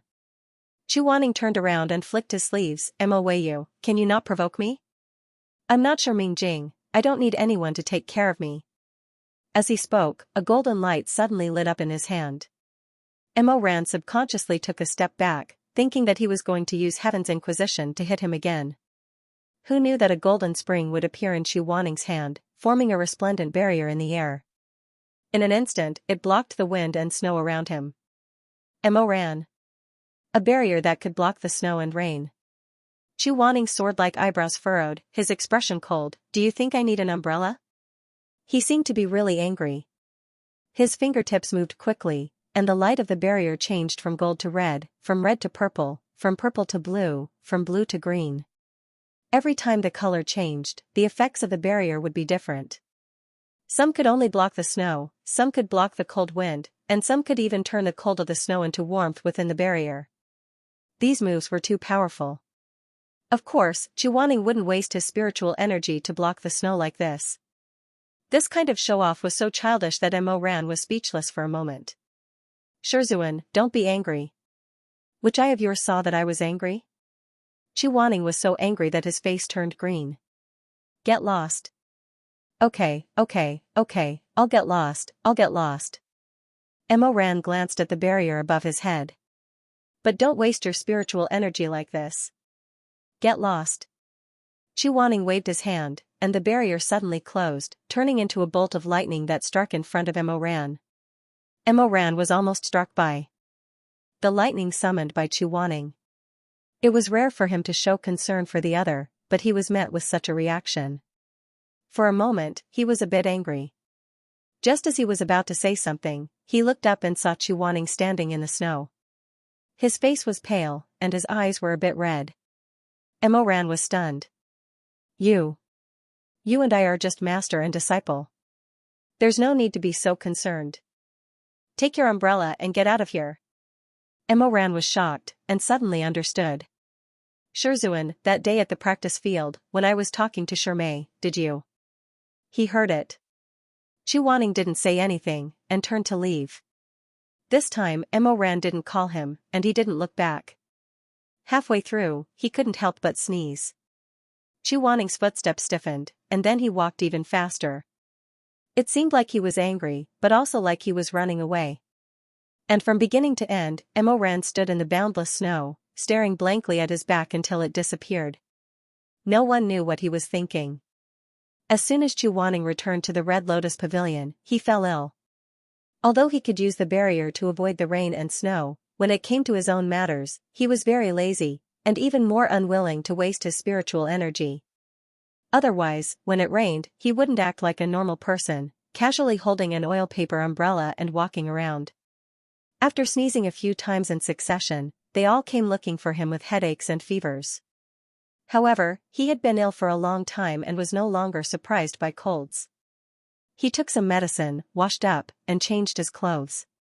Then, he crawled under the blanket and fell asleep. Perhaps it was because of the cold, the nausea that had been acting up since Xianxia was injured was particularly obvious tonight. He slept in a drowsy state for a whole night. His whole body was soaked in cold sweat, and his body was as hot as a stove. At noon the next day, Chuaning vaguely woke up. He opened his eyes and lay on the bed in a daze for a while before slowly jumping off the bed and preparing to put on his shoes. Then, he was stunned. He suddenly realized that after one night, his boots had become much bigger. He took a closer look. Chuaning. No matter how calm Elder Yu Heng was, he could not endure this shock. It wasn't his boots that were getting bigger. Chuaning stared blankly at his own hands, his own legs, his own bare feet, and his shoulders that were exposed from under his clothes. Did I become smaller? Shui Jingyong was practicing his swordsmanship on the north peak when a begonia flower suddenly fell from the sky. He made a sound of surprise and took the begonia flower while wiping his sweat with a handkerchief. He muttered to himself, Yu Heng sent a message to the begonia flower? Can't he come and tell me himself? When did he become so lazy? Although he said this, Shui Jingyong still picked up the golden light in the begonia flower and put it into his ear. An unfamiliar child's voice came from it. My lord, please come to the Red Lotus Pavilion when you have time. Shui Jingyong did not believe it at first, but when he landed in front of Chuaning's residence on his sword, he was completely dumbfounded. In the pavilion next to the lotus pond, a child about 5 or 6 years old stood with his hands behind his back and stared at the lotus leaf with a gloomy expression.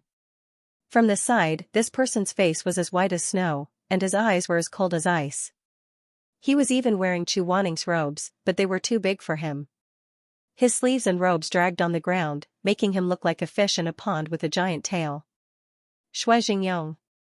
The child looked back with an arrogant expression that said, if you dare laugh, I'll die. Shui Jingyong, ha ha ha ha ha. The child slammed the table and said angrily, what are you laughing at? What's so funny? It's not that I'm not laughing. Ah ha ha ha, oh no, Yu Heng, I told you to go to Elder Tanlang and take a look at the wound, but you didn't listen. Ha ha ha ha, this is so funny.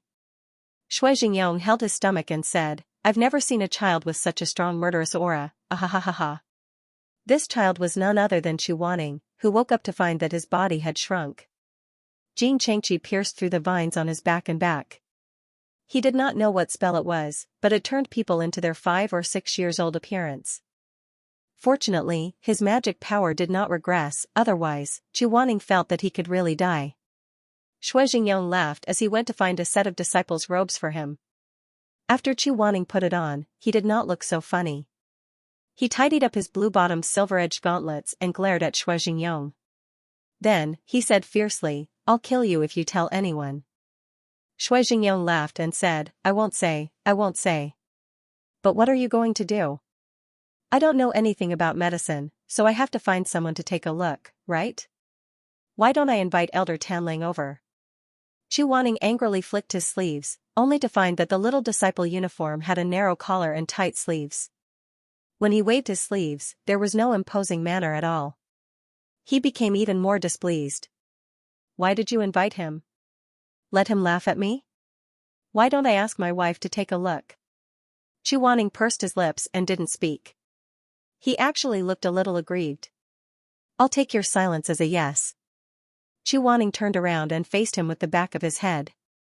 Shui Jingyong knew that he was depressed, but this spectacle was too funny. After holding it in for a while, he couldn't hold it in anymore and burst out laughing again. With a schwa sound, the Heaven's Inquisition was summoned. Chuaning glanced sideways and sternly said, You dare to laugh again? I won't laugh anymore, I'll go find my wife now, ah ha ha ha ha. Shui Jingyong ran away like a wisp of smoke. Not long after, he brought an anxious Madame Wang over. Madame Wang was stunned when she saw Chuaning. After a while, she said in disbelief. Elder Yu Heng. Chuaning. Fortunately, compared to Shui Jingyong, Madame Wang was a doctor with a benevolent heart. She didn't laugh at Chuaning. Instead, she carefully examined him and then softly said, Elder's spiritual energy is flowing smoothly, and there's nothing wrong with his body. It seems that other than turning into a child, there's nothing different about him. Chuaning asked, Madam, do you know how to resolve this? Madame Wang shook her head and said, Elder's injuries were caused by the ancient willow vine. I'm afraid there's no second case of this in the world. Therefore, I don't know how to deal with it. Chu Waning's eyelashes suddenly drooped, and he couldn't say anything for a long time. He was clearly stunned. Madame Wang couldn't bear to see this and hurriedly said, Elder Yu Heng, in my opinion, the reason why you've become like this is probably because the vine sap used for self-healing has invaded your wounds. It's not an evil curse. Otherwise, it wouldn't have taken so long to act up. I think that the sap is very small. It's because you've been too busy these past few days that the curse affected your body. Why don't you recuperate for a while and see how things go? After a moment of silence, Chu Waning sighed and said, I guess that's the only way. Thank you, madam. You're welcome. Madame Wang carefully sized him up again and said, with Elder's current appearance, if you don't say it, no one will be able to tell. She was right. Chu Waning had long forgotten the things that happened when he was 5 or 6 years old. However, when he looked at his reflection in the lake, other than some facial features, he didn't look very similar to his adult self. His heart finally relaxed a little. He raised his head and said to Shui Jingyong, Lord, I'm going to be in seclusion at the Red Lotus Pavilion for a few days. Please take care of Shui Meng and the others. What are you saying? Meng is my son, Ran is my nephew, and Shui Mei is a disciple of the Peak of Life and Death. Of course I have to take care of them, Shui Jingyong said with a smile. You should worry more about yourself. However, Chu Waning had been meditating for 3 days straight, but he didn't see his body return to its original appearance. He couldn't help but feel even more worried. He was also thousands of miles away from Madame Wang's words of recuperation. One evening, Chu Waning finally couldn't bear the agitation in his heart. Seeing that his cultivation was fruitless, he simply left the southern peak and walked around to relax. It was already past dinner time, and the night practice had yet to begin. The Peak of Life and Death's empty valleys, secluded paths, bridges, and pavilions were filled with groups of 3 to 5 disciples. No one noticed him. Chu Waning strolled around and went to a bamboo forest near the stage of good and evil. The elders had their own practice areas that they were used to. Usually, they would bring their disciples to a fixed place to practice. Chu Waning was used to this bamboo forest. The bamboo shadows were bleak, and the leaves were rustling.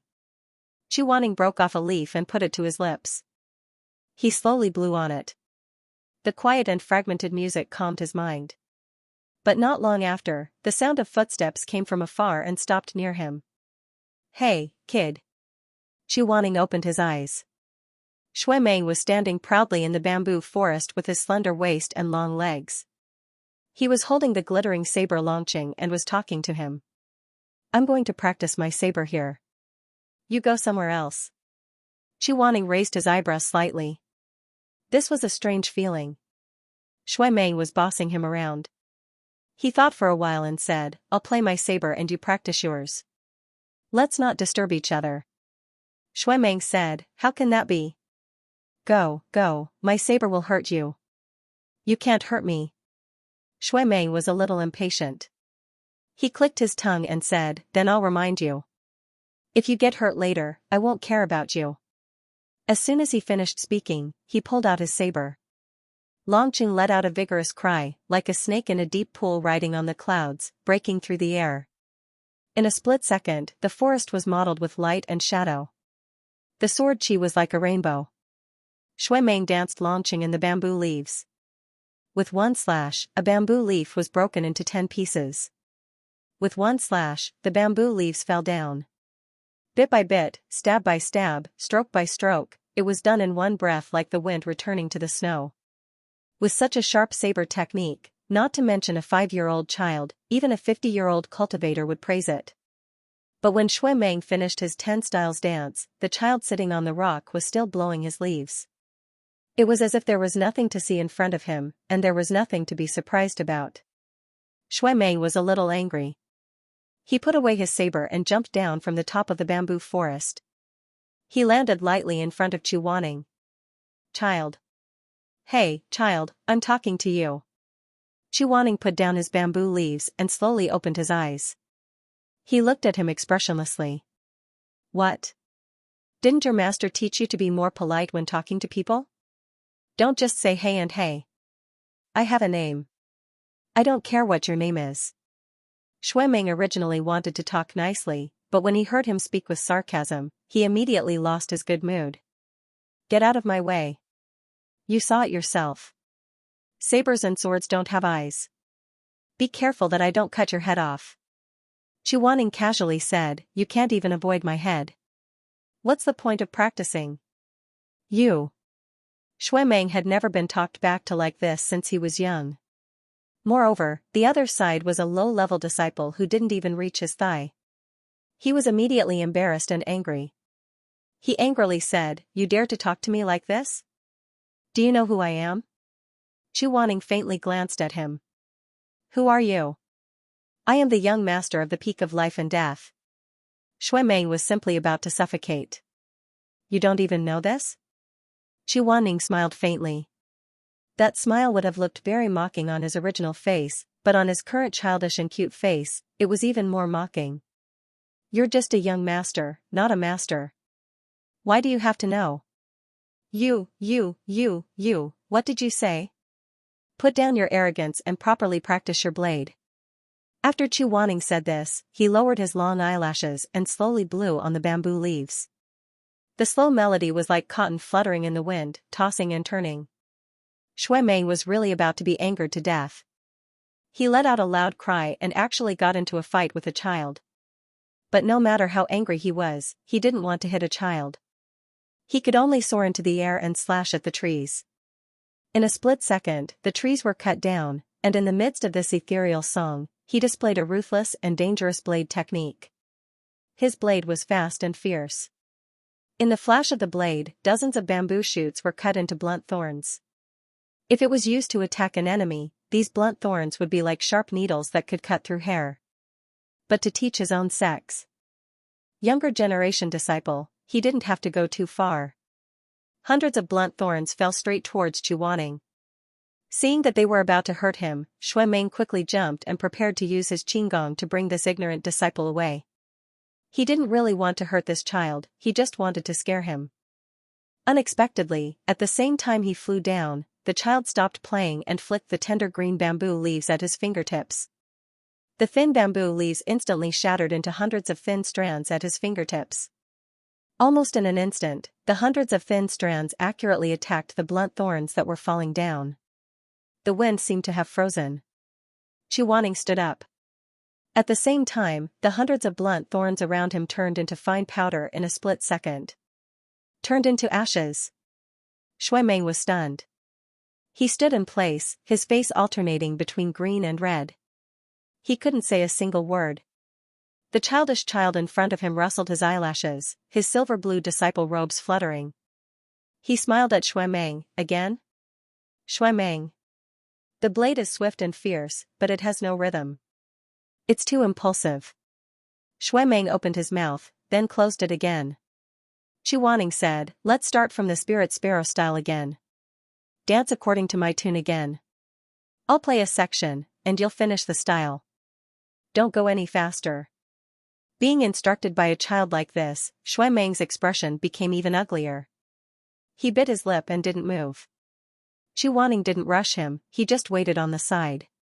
He wanted to see if Shuemeng would be able to put down his pride for the sake of cultivation and rather listen to the words of a child. After waiting for a while, Shuemeng suddenly stomped his feet in frustration. He threw his sword and turned to leave. Chuaning saw him leave in a huff, his expression slightly gloomy. He thought, it's a pity that Shuemeng can't learn humbly like this. But before he finished thinking, he saw him pick up a branch from the ground, turn around, and say in a bad tone, then I'll use a branch, in case I hit you. Chuaning paused, a smile on his lips. He nodded and said, okay. Shuemeng picked a bamboo leaf for him, wiped it clean, and handed it to him. Here, little brother, this is for you. Just like this, he became a child and a little brother? Chuaning looked at him in amusement. He took the leaf, sat back down on the rock, and slowly blew. Shuemeng had an impatient personality. In this blade style, there was a sweeping move in the air. When he turned around in the air, he had to stab 6 times in a row and then slash once. However, Shuemeng couldn't grasp the speed. Often, he would stab 10 times in a row before he struck, and that strike had already missed the best time. After 5 or 6 times, Shui Meng couldn't get it right. The more anxious he became, the tighter his brows became. Just as he was anxious, he glanced to the side and saw the child sitting on the rock playing the bamboo leaf. He saw that although the child was young, he was calm and didn't complain at all. He couldn't help but feel ashamed. Thus, he pulled himself together and practiced a few more times. Gradually, he found some feeling in the music. Shui Meng, however, was not happy. He continued to leap and stab. When the moon was high in the sky, it was already late. He was finally able to perform this part of the saber technique without any mistakes.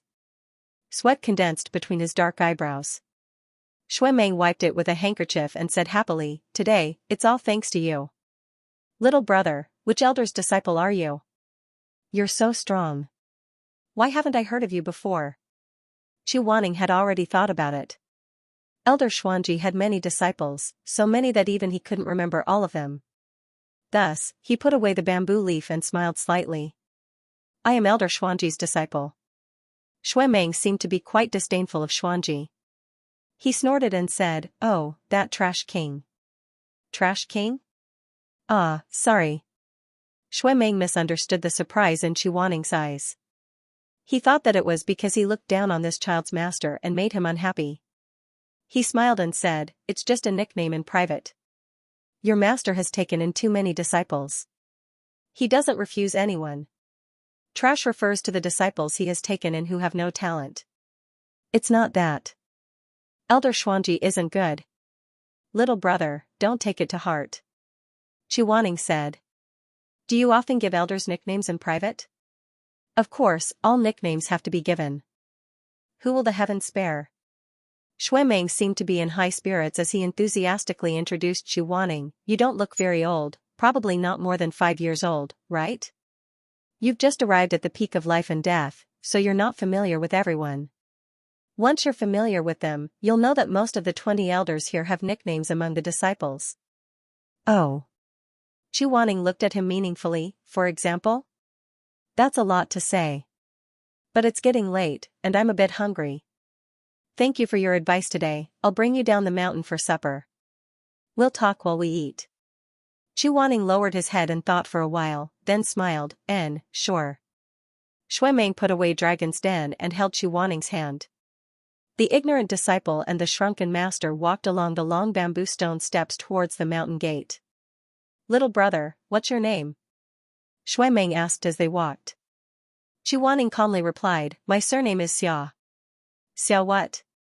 "Xianxia." Shui Meng didn't seem to understand the meaning behind it, and even asked happily, "Not bad, it sounds pretty good. Which 2 words are they?" Chu Wanning glanced at him as if he was looking at an idiot. "Si as in situ, and I as in rebellious disciple. Xianxia. Oh, oh." Shui Meng smiled and asked again, "Then how old are you this year? I guessed correctly before, right? You're not more than 5 years old, right?" Chu Wanning's face darkened. Luckily, Shui Meng was looking at the road and didn't look at his expression, otherwise he would have been frightened. "No, young master guessed wrong. I'm 6 years old this year." Shui Meng said, "Then you're really talented, although you're still a bit lacking compared to me when I was young. However, with a little bit of training, he would definitely be an outstanding junior. How about this? You don't have to study under Xuanji. Call me senior brother, and I'll ask my master to accept you as his disciple. What do you think?" Chu Wanning tried his best not to roll his eyes. "What do you want me to call you?" "Senior brother." Shui Meng bent down with a smile and flicked Chu Wanning's forehead. Not everyone has this opportunity. Chu Wanning had a complicated expression on his face. "What's wrong? Too happy to speak?" Chu Wanning. The 2 of them were talking and laughing as they walked. At least, Shui Meng thought that they were talking and laughing as they walked. Suddenly, a voice came from behind, ending this conversation that might have taken Shui Meng's life if it continued. Meng Meng, why are you here? In the entire pinnacle of life and death, who else would call Shui Meng Meng Meng Meng Meng Meng?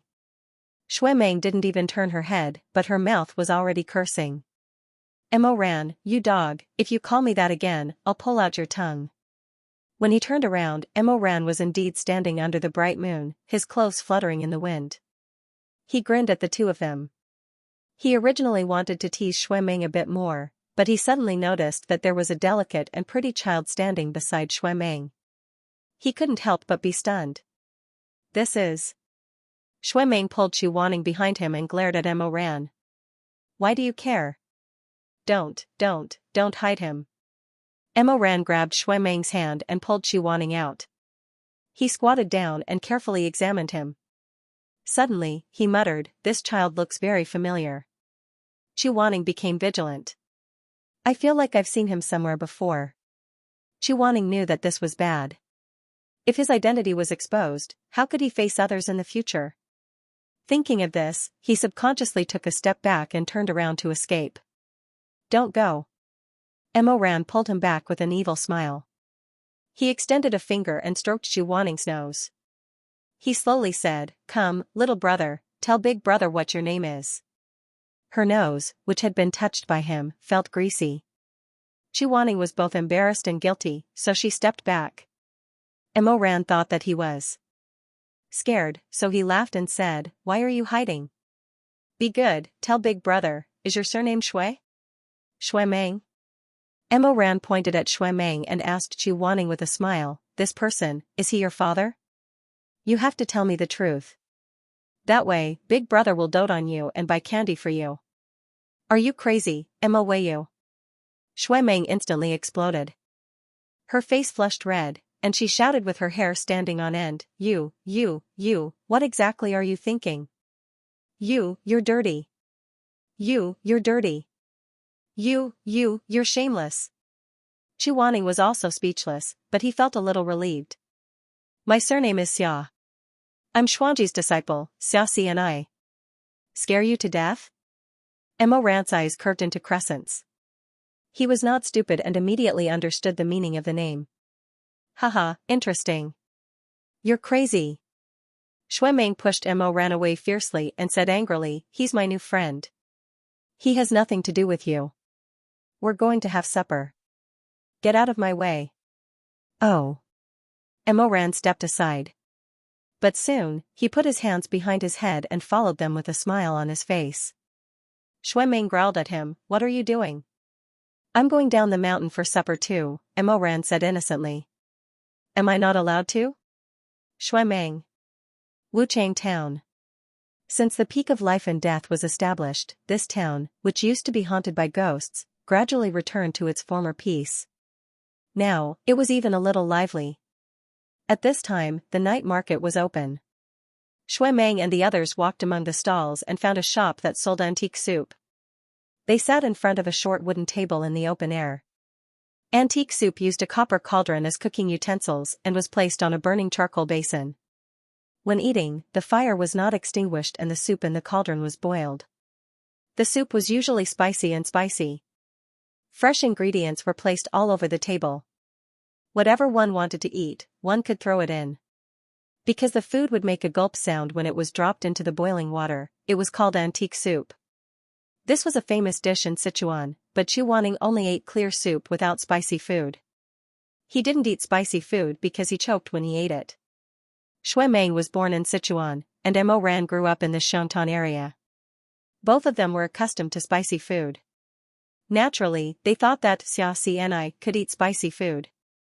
When they sat down to order, Shui Meng ordered a few dishes with familiarity and said, put more pepper in the soup, and don't use enough chili oil. Chu Wanning suddenly pulled his sleeve and said faintly, I want the mandarin duck pot. What? Shui Meng thought he heard wrong.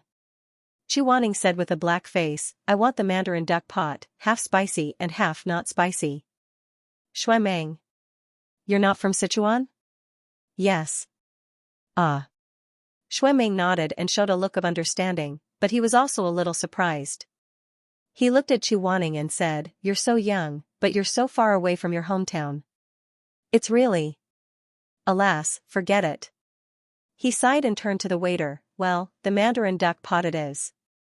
Chu Wanning didn't know why he heard a trace of unwillingness in Shui Meng's tone. Then he found that this was not his illusion. Shui Meng was really a little unwilling. When he was waiting for the dishes, he said, "Shitty, since you're in Sichuan, you have to learn to eat spicy food.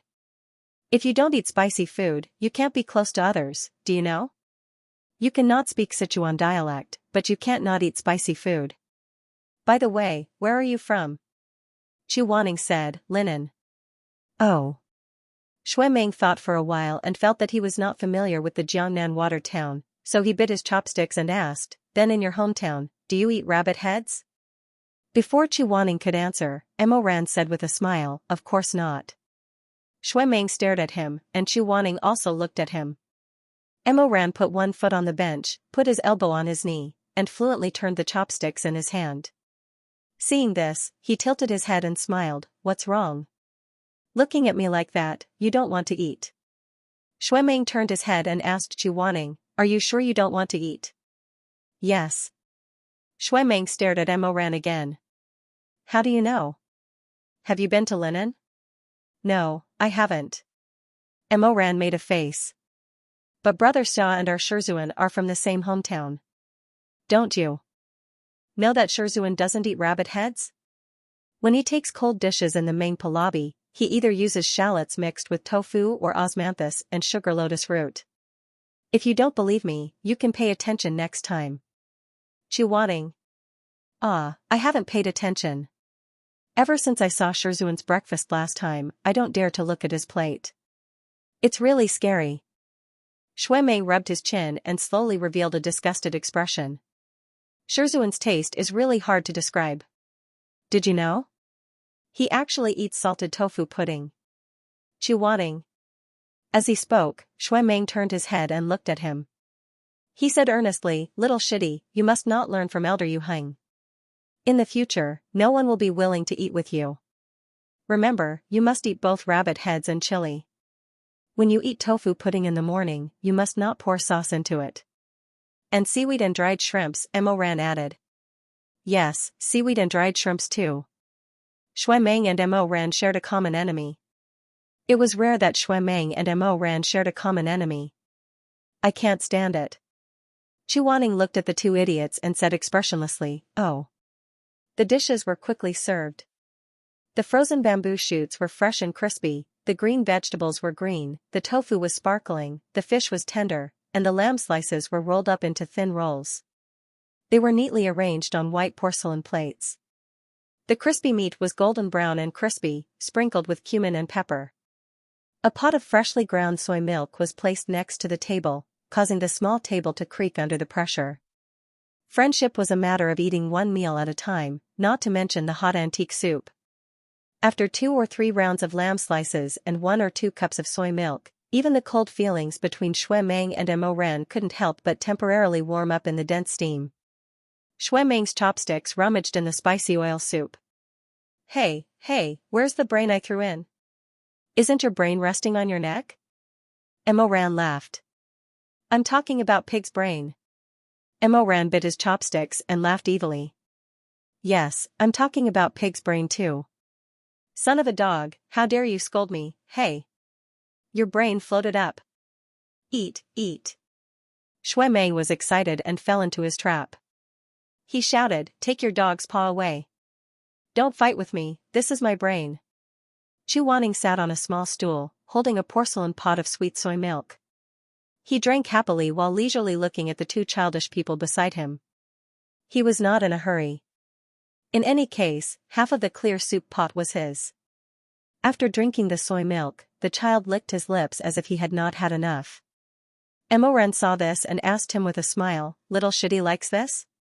Chu Wanning digested the title of Little Shitty and silently calculated the possibility of getting rid of this title. He found that it was almost impossible, so he could only say dryly, "It's not bad."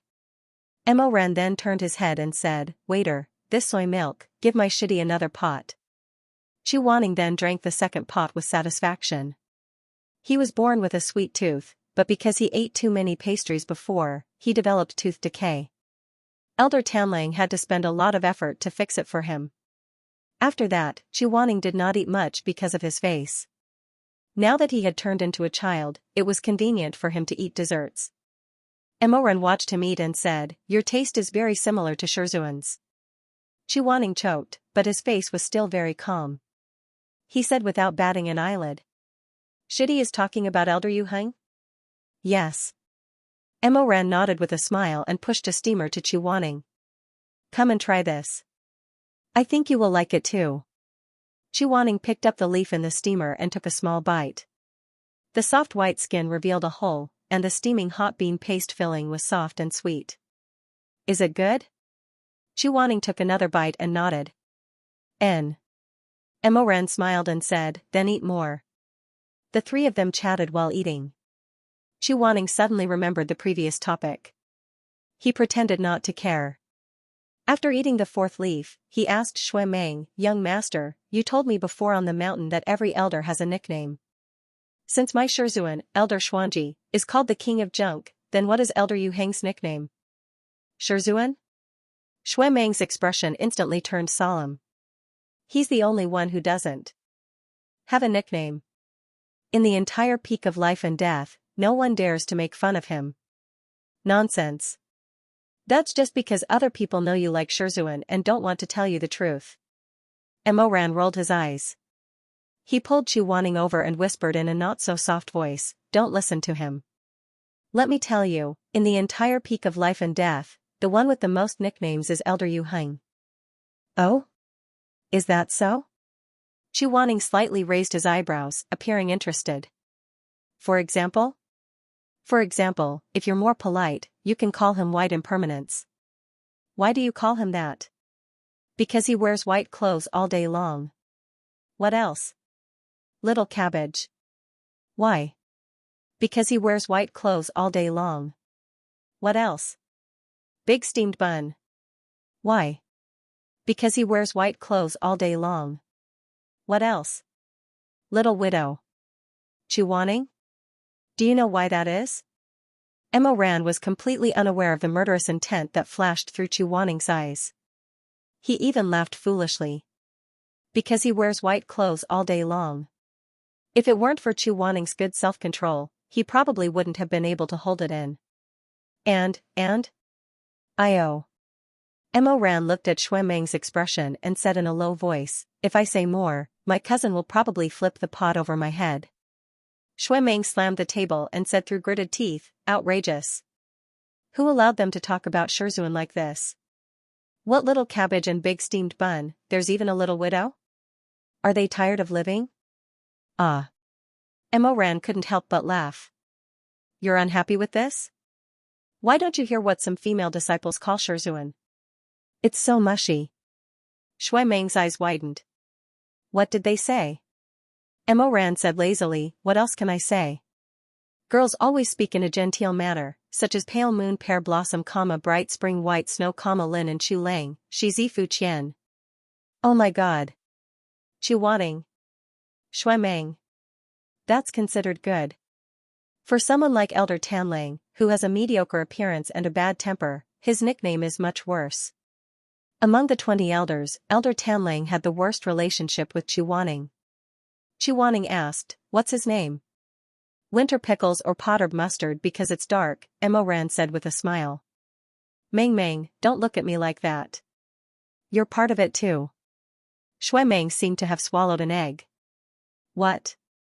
I have one too." "That's right," Emoran said with a smile.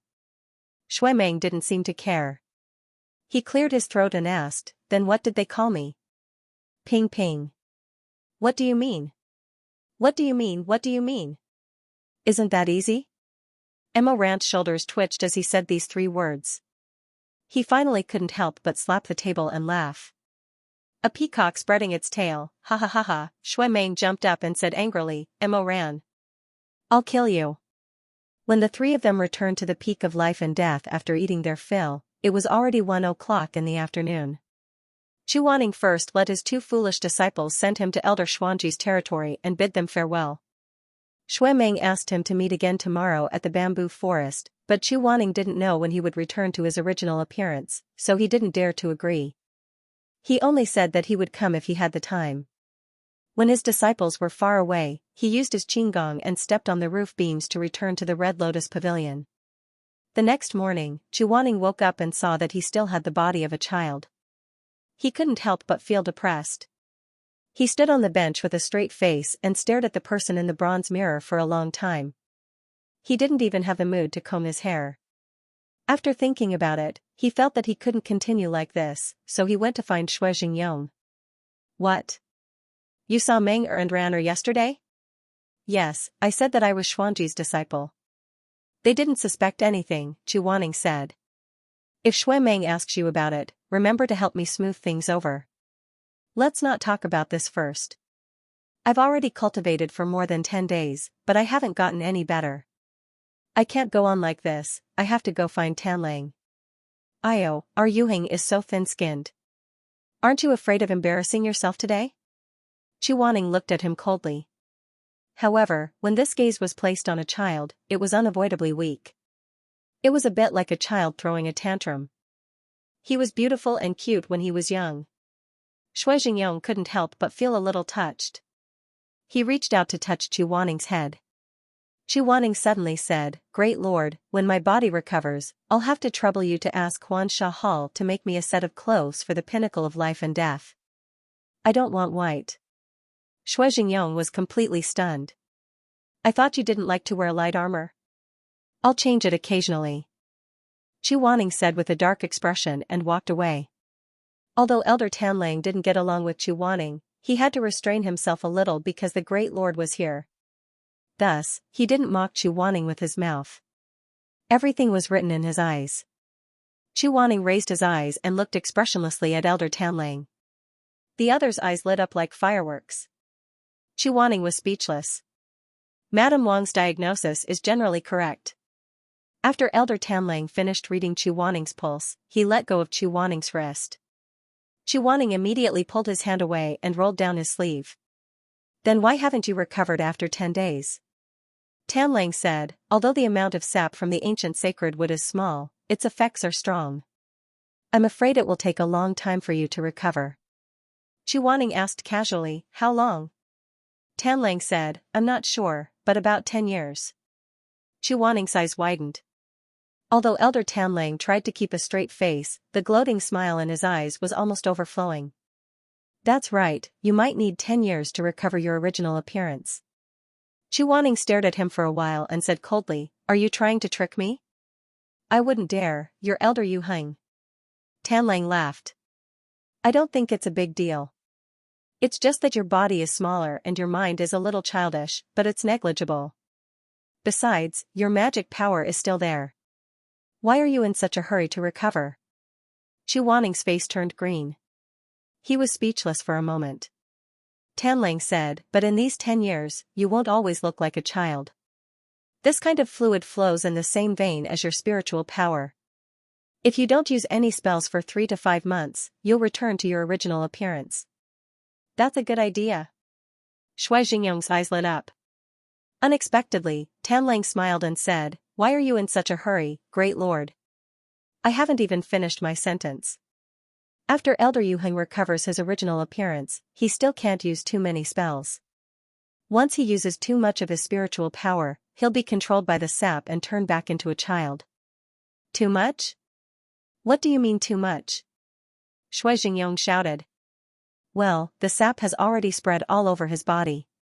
Tanlang said, he can only use 2 moves a day at most. Chuaning's voice was as cold as steel. He said, the ghost world's enchantment is often flawed. Refining a spirit mech also requires spells. If I can only use 2 moves a day at most, won't I become a useless person? Then I can't do anything. Tanlang said sarcastically, after all, if the human world loses the Northern Dipper Celestial Venerable, the sun may not rise again tomorrow. Shui Jingyong said anxiously, Tanlang, don't be so sarcastic. In the entire cultivation world, your medical skills are one of the best. Quickly think of a way. Although Yuheng's magic power is not affected, he's still a child after all. His skills are definitely not as good as before. Besides, if the other sects know that he was injured at the Jincheng Pond, who knows what they'll do. 10 years is too long. See if there's any good medicine that can. Elder Tanlang interrupted him mockingly, "My lord, I'm not going to give you a chance.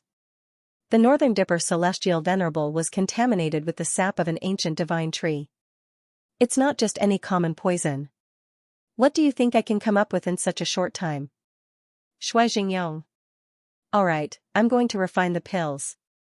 Tanlang said slowly, "Both of you, please go back." Shui Jingyong, Tanlang.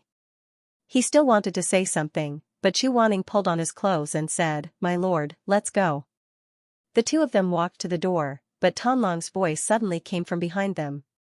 "Chu Wanning, if you're willing to humbly beg me, maybe I'll be willing to help you make the medicine. Although I've never seen your situation before, it's not impossible. Why don't you think about it?" Chu Wanning turned around and said, "What do you want to be considered?" "As humbly?" Tanlang was lying on the bed, lazily arranging the silver needles on the table. When he heard this, he looked up slightly, and his eyes flashed with mockery. "When other people are cornered, they kowtow and ask for help. You and I are colleagues, so there's no need for kowtowing. If you kneel and say a few words to me, I'll help you." Chu Wanning did not say anything and looked at him coldly. After a while, he said, "Winter pickles. I think you're still asleep." When he finished speaking, he flicked his sleeves and left. Tanlang was left alone in a daze. For a long time, he did not understand what winter pickles meant. The days passed slowly. Elder Yuhing said that he was in seclusion, but in reality, he was trapped in the child's body and could not come out. This matter was first known by Shui Jingyong, Madame Wang, and Elder Tanlang.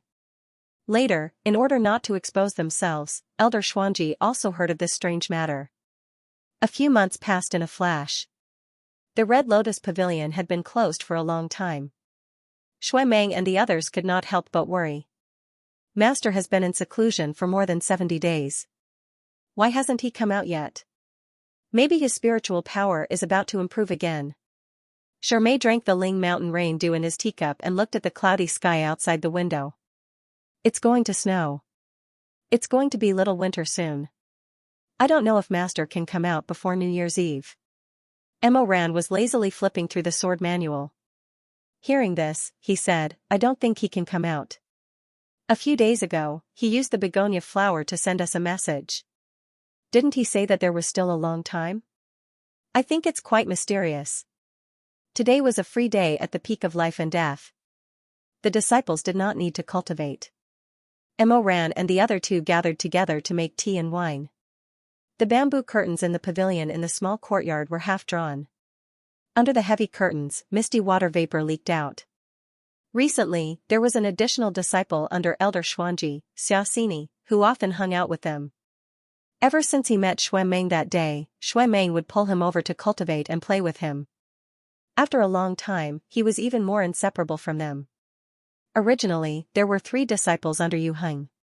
Now, there was an additional little one. At this time, Chu Wanning, who had changed his name to Xiaxini, was sitting at the table eating pastries. Although he ate in a refined manner, his speed was not slow at all. Shui Meng inadvertently glanced at him and stilled. His gaze returned to the plate and he said in shock, "Wah, little shitty, who did you inherit your appetite from?" Chu Wanning slowly chewed the osmanthus cake. The cake was too delicious. He did not want to pay attention to Shui Meng at all. After all, someone was fighting with him for food. Mo Ran's hand and Chu Wanning's hand landed on the last piece of lotus flower cake at the same time. The two suddenly looked up and their eyes met. Chu Wanning said, "Let go." Mo Ran said, "No. Let go. You've eaten 8 pieces. This one is mine. I can give you the rest, but not the lotus flower cake." Mo Ran glared at this little guy for a while and used his trump card, "Shitty, you eat too much sweets. You'll have tooth decay." "It's okay." Chu Wanning was very calm, "I'm 6 years old. It's not embarrassing." Mo Ran. With a smack, Shui Meng slapped him across the face, accompanied by his complaints, "Mo Weiyu, you're so annoying. You're already so old, yet you're still fighting with your junior brother for food." While Mo Ran was covering his head with his hands, Chu Wanning expressionlessly grabbed the lotus cake and took a small bite with satisfaction. "Junior brother." Chu Wanning ignored him and focused on eating the dessert. The four of them were having a lively time when suddenly, a sharp whistling sound pierced through the sky and reverberated throughout the peak of life and death. Chu Wanning's expression darkened slightly. Gather sentries? Shui Meng lifted half of the curtain and looked out of the window. The disciples walking outside also stopped to look, and they all revealed surprised expressions. Once the whistle sounded, all the disciples of the Life and Death Summit had to gather in the square outside of the Danqing Palace. This also meant that the whistle would only sound when there was an emergency. Before Chu Wanning joined the sect, this kind of whistle was often blown when the boundary of the ghost world was broken. However, ever since Chu Wanning joined the sect, the whistle had not sounded for a long time. Shermei put down the scroll in his hand, got up and walked to Shui Meng. It's so strange. What's so urgent? I don't know. Whatever, let's go take a look first. Only Imo Ran did not speak. He pursed his lips and lowered his eyelashes to hide the unnaturalness in his eyes. He knew what the whistle meant, but the timing of the incident was slightly different from what he remembered. He did not expect it to come so soon. The four of them arrived at the Life and Death Summit, and the other disciples also arrived one after another.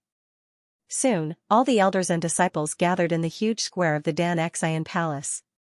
When everyone was present, Shui Jingyong walked out of the closed door of the Danxian Palace and stood in front of the jade railing.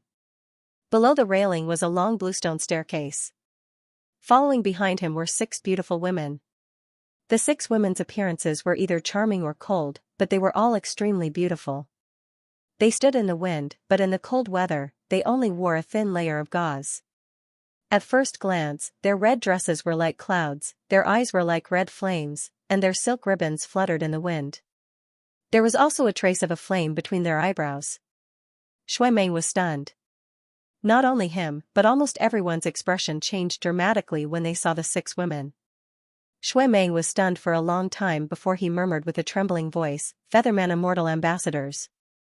They are from the Vermilion Bird Fairyland?" Although the Vermilion Bird Wonderland was called a wonderland, the people who lived there were not immortals. Instead, they were half-immortal, half-demon mutants. They were the beings most similar to immortals in the Cultivation continent, and were also called Feathermen. The Feathermen lived in the maze of Mount Jiuhua for generations. They had their own paradise and rarely interfered with the affairs of the mortal world. However, not all of their blood was immortal blood, and half of them were mortal flesh and blood. Thus, they could not completely transcend.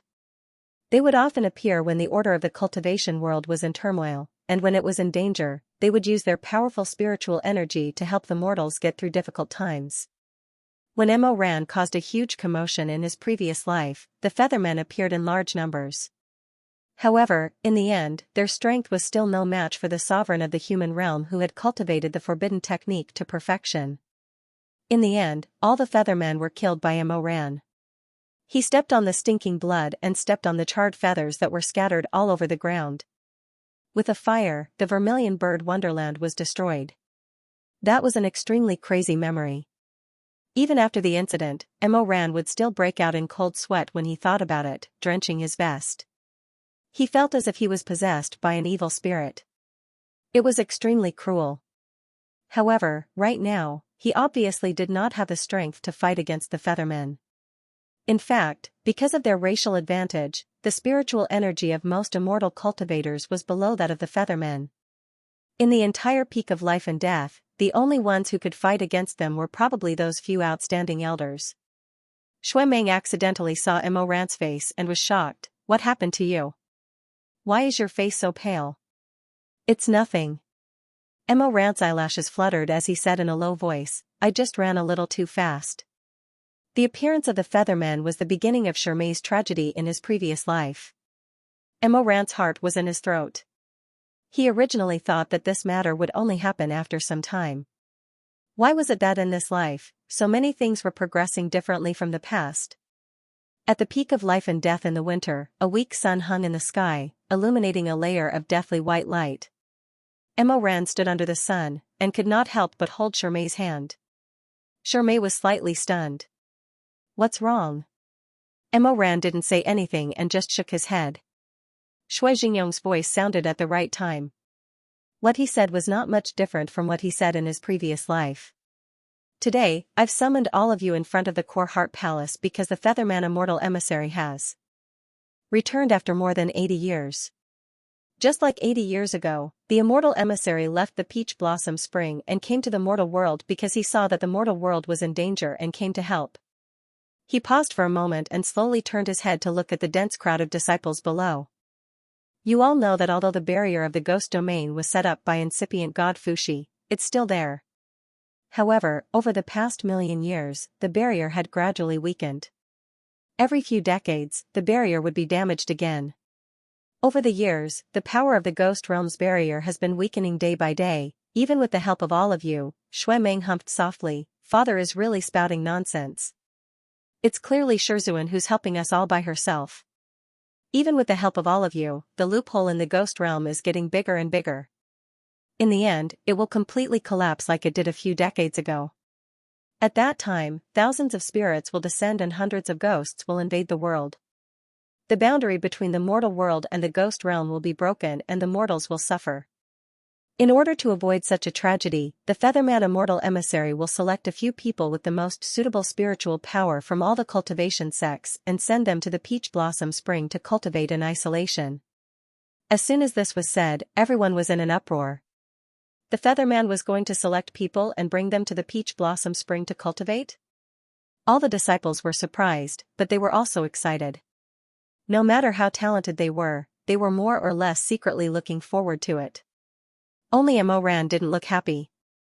There was even a faint trace of worry on his face. He was good at pretending and making people unable to distinguish the truth from the lies. However, at this moment, he couldn't hide the emotions in his heart. This matter was related to Shirmei's life and death. In the past, Shirmei was selected by the Featherman to go to the Peach Blossom Spring to cultivate. Not long after he returned, there was a large-scale collapse in the Ghost Realm's loophole. A large number of ghosts crawled from hell to the mortal world. During that catastrophe, Shirmei and Chu Wanning fought side by side. Each of them stood at the foot of the formation and worked together to repair the biggest loophole. However, Shirmei's power was still not on par with Chu Wanning. Countless ghosts saw that the young world was about to be closed, so they attacked Shirmei together with a common enemy. Thousands of soldiers and horses turned into a murderous aura. In an instant, they pierced through Shirmei, who was trying to maintain the balance of the enchantment. The evil spirits killed the heart, the dead souls pierced through the soul. Chu Wanning didn't raise his hand to block them. When Shirmei fell from the top of the coiling dragon pillar, he chose to use all of his magic to seal the enchantment that Shirmei didn't have time to complete with his own power. It was snowing heavily that day. Shirmei fell from the high platform like an inconspicuous small piece among the thousands of sparkling and translucent crystals. The sky was full of snow, endless. So who would care about which hexagonal ice crystal was about to melt? Just like the countless generations of mortals, who would care about the death of an ordinary person except for their closest relatives. In the heavy snow, in the smoke of war, Mo Ran held Shirmei, whose breathing was gradually weakening. He knelt and begged Chu Wanning to take a look at Shirmei and save Shirmei. But in the end, Chu Wanning still turned around and chose to throw himself to the snowy plains. He chose to fulfill his own righteousness. So the master-disciple relationship was destroyed. How ridiculous. The things that Chu Wanning liked, cared about, and pursued were also ridiculous. For example, Chu Wanning liked listening to the rain and admiring the lotus. He liked Engineer Du's poems. He was so strict to the point that he was in fear and trepidation. For example, Chu Wanning did not care if spring grass lived or autumn cicada died. He did not care if there was smoke of war or where the common people could not live. For example, Chu Wanning had always taught them that if there was a Tao, then all living things would be the leader. But Mo Ran thought, fuck all living things. He did not know those people and did not care. What did it matter to him whether they were dead or alive? In Chu Wanning's reign, perhaps there were the murmurs of desolate souls who had nowhere to return to, or the tears of the refugees splashed on the grass and trees. He, Mo Ran, did not feel it. His reign was just ordinary rain. The grass and trees were just ordinary grass and trees. The common people were just two words written on paper. Who the hell cared? So he thought, Chu Wanning was hypocritical, despicable, full of benevolence, righteousness, and morality, as if he had the whole world in his heart. But in his extremely narrow heart, he was even stingy with the position of his disciple. Later on, he asked Chu Wanning, "Does your heart ache? Do you feel uneasy? You said that the leader of all living things would be the end, but you are still alive. You let Shermei listen to you and die. You killed him, you hypocrite, you liar. Do you still have a heart? When Shermei fell from the high platform, he was shouting for you. He was shouting for Shizun. Did you hear that? Did you hear that? Why didn't you save him? Why didn't you save him? Chu Wanning, your heart is made of stone. You have never cared about us. You did not care. You did not care. What happened after that was just like that. Chu Wanning became the uncrowned king who was respected and loved by everyone in the Shizun world. Nobody cared about the dead. Shermei's bones were like a stone step not worth mentioning, stepped under the feet of the victor. He used a disciple with insufficient talent in exchange for the so-called peace of the world. Nobody would say that he was wrong.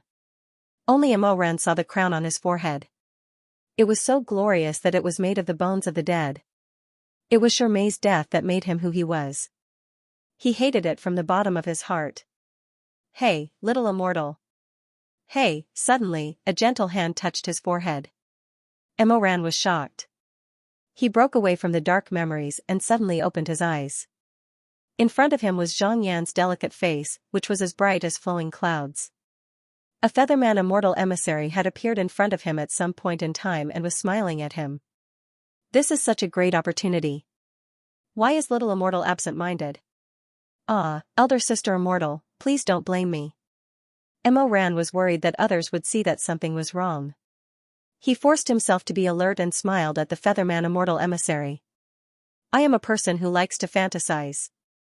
When I saw that elder sisters were here, I was hoping to be chosen so that I could see what the peach blossom wonderland was like. I couldn't help but be immersed in it. It turned out that when Imoran was absent-minded, the Featherman had already started to choose suitable people. Fortunately, he could not see through this tribulation in his previous life. He was so troubled that he did not even notice the movements around him.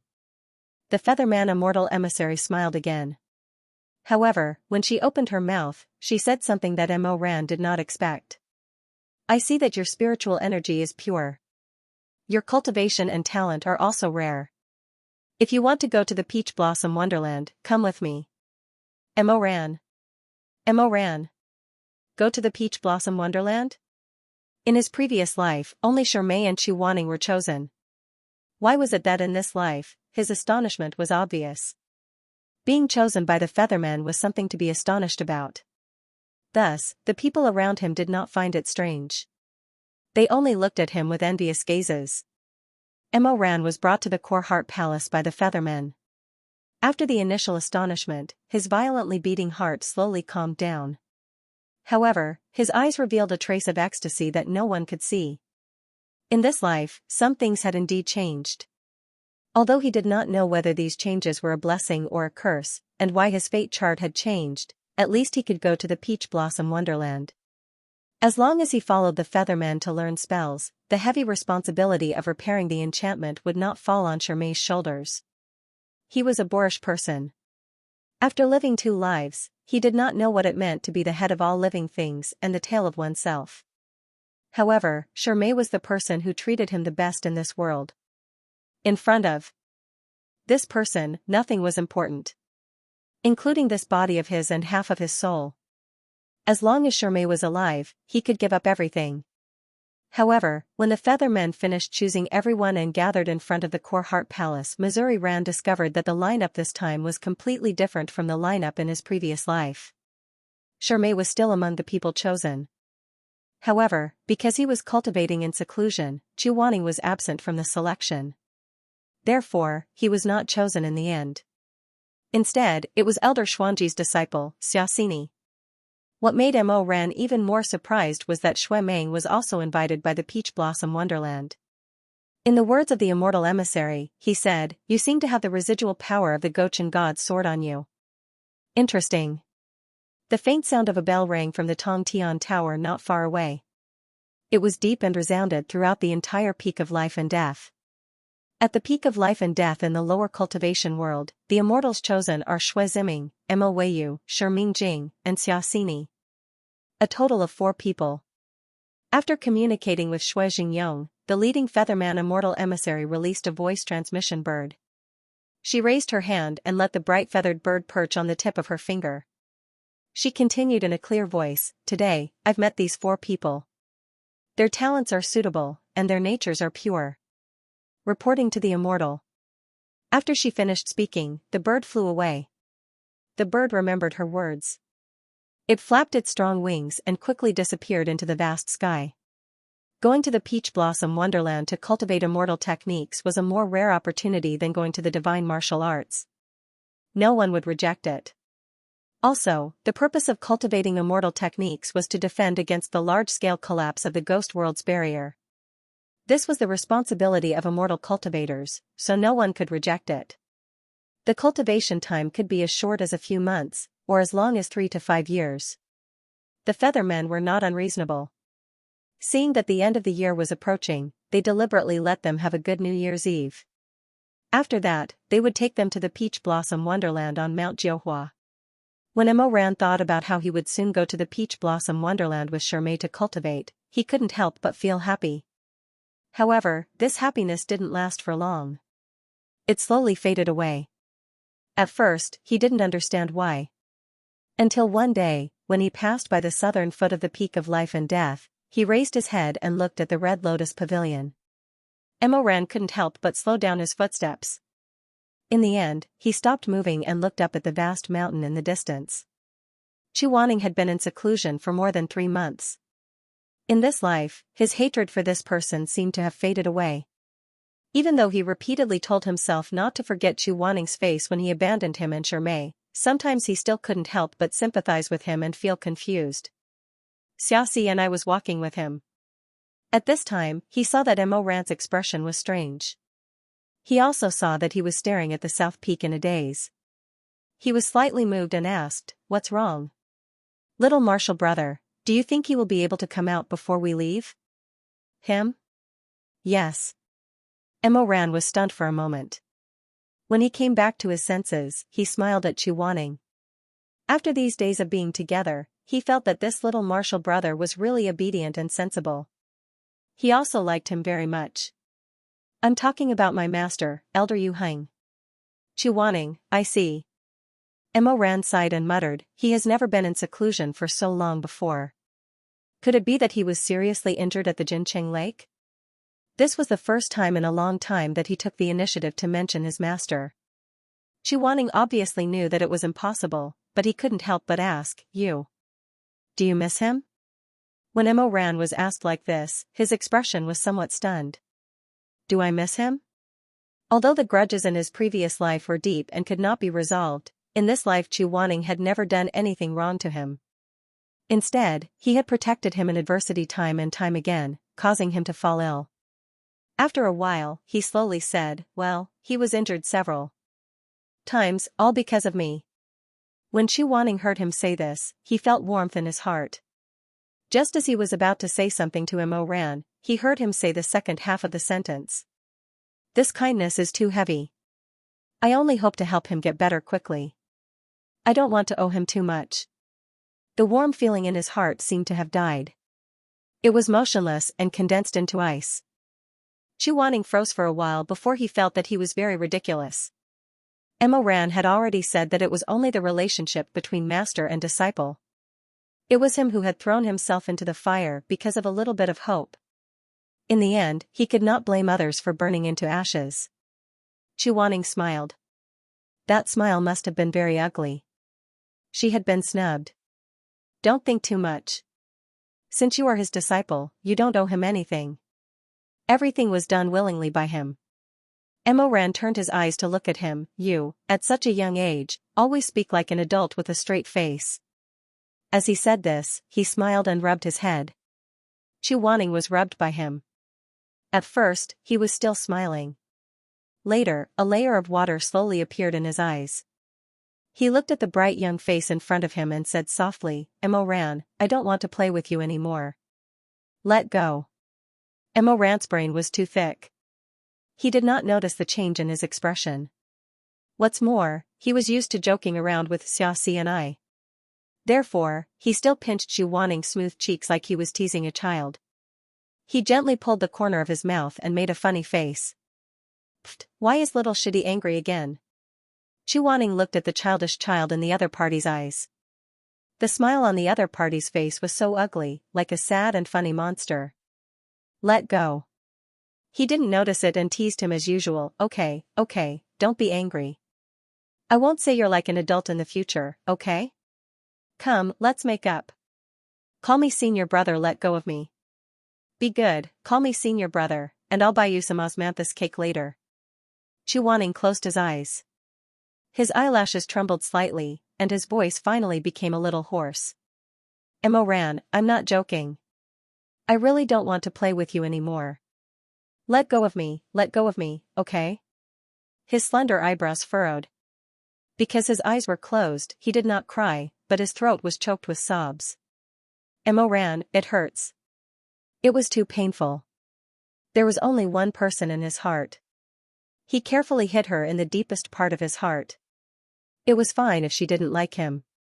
As long as he could silently think of her and protect her, it was fine even if he couldn't get her. However, all of that person's softness was for others. All that was left for him was a body full of thorns. He held her in his heart. Whenever that person moved, his heart would bleed profusely. Day by day, the old scars had not healed, and new wounds would appear. Thus, he knew that even if he did not ask for her, as long as she was still in his heart, he would be in pain. He did not know how long he could hold on in this kind of pain. He did not know when he would break down. Emoran finally realized that something was wrong. He let go of his hand in a panic and touched his slightly red face. He was flustered and did not know what to do. Xu Waning suddenly felt that it was actually good to be smaller. At least he could say that it hurt without any hesitation and show that he was softened. At least he could make him look at him with concern. That was something he did not even dare to think about. In the blink of an eye, New Year's Eve came. This was the most lively and leisurely time of the year at the peak of life and death. All the disciples pasted peach talismans and swept the snow. The chef at the main lobby was busy from morning to night, preparing for the year-end feast. Each of the elders also used their own spells to add to the festive atmosphere. For example, Elder Tanlang enchanted a pool of spring water into fine wine. Elder Xuanji released more than 3,000 firelight mice that he had tamed and had them stand guard at various places in the sect to keep everyone warm. Elder Luzuan cast a spell on the snowmen that everyone had made. He had them squeak and run all over the mountain, shouting Happy New Year whenever they met someone. No one expected Elder Yuheng to do anything. In fact, Yuheng was still in seclusion. For a long time, he had not appeared in front of anyone. Only Shui Meng stood by the window and looked up at the begonia petals that were fluttering down from the sky. He said thoughtfully, after today, we will have to leave. It seems that we will not be able to see him before we leave. I wonder what Shizun is doing right now. Of course he is cultivating. Emoran bit an apple and said vaguely, speaking of which, all the elders have to perform tonight. What a pity. If Shizun was here, he would have to go too. I wonder what he will perform. After saying that, he laughed first. Probably how to get angry? Shui Meng stared at him. Why don't you perform how to beat Mo to death? During the new year, Emoran was not angry at Shui Meng's harsh joke. He suddenly thought of something and asked, oh right, did you see Shidi today? You mean Xiaxini? Shui Meng said, I didn't see him. He is Xuanji's disciple and hangs out with us every day. Xuanji doesn't care anymore. If he hangs out with us during the new year, his master will be angry. Emoran laughed and said, that's true. The sun was setting in the Red Lotus Pavilion. Xu Waning held a pill and looked at it carefully. Shui Jingyong sat opposite him. Xu Waning did not invite him to tea, so he filled a pot for himself and ate a pastry from Xu Waning's plate. Xu Waning glared at him, but he did not notice. Instead, he chewed on the pastry and said, Yuheng, don't look at me like that. Tanlong's mouth is poisonous, but he is not a bad person. How could he hurt you? What are you thinking, Lord? Wanning said lightly, I was just thinking, since Elder Tanlang spent so much effort to create a pill that can let me regain my human form for a day, why didn't he just make a few more? If he needs them, he can just take them. It's not that easy. Shui Jingyong said, the ingredients needed for this pill are very rare. He only made 3 pills before using them. It's not a long-term solution. I see. Wanning said, I see. Thank you. Haha. Shui Jingyong waved his hand. The two of you are actually quite similar. You both say bad things, but your hearts are not bad. Wanning glanced at him but didn't say anything. She poured herself a cup of tea and swallowed the medicinal pill that would allow her to return to her former appearance. Shui Jingyong was about to eat another piece of pastry, but Wanning stopped him. What? The Lord was dissatisfied. Wanning said, it's mine. Shui Jingyong. As night fell, the disciples of the Life and Death Summit arrived at the Mengpa lobby one after another. Every elder brought their disciples to sit together. Bread, dumplings, snowmen, and firelight mice shuttled through the crowd, helping them pass salt jars, chili powder, chopped green onions, and other miscellaneous items. Every table was bustling with noise and laughter. Only Elder Yuhing's table had all his disciples, but his master was absent. Shui Meng looked to the side and sighed. I miss Shizun. Shermei said warmly, didn't Shizun write a letter a few days ago, telling us to enjoy the holidays and cultivate diligently in the peach blossom spring? When he comes out of seclusion, he will come and see us, right? That's true, but when will he come out of seclusion? Just as he was sighing, he glanced listlessly at the entrance hall. Suddenly, he froze and sat up straight. Like a cat, he opened his eyes wide and looked toward the entrance of the Mengpa lobby. Shui Meng's face was flushed red, and his eyes were bright. He was so excited that he stuttered, yes, yes, yes. Mo Ran thought that one of the rare beasts raised by Elder Xuanji had come out to add to the fun.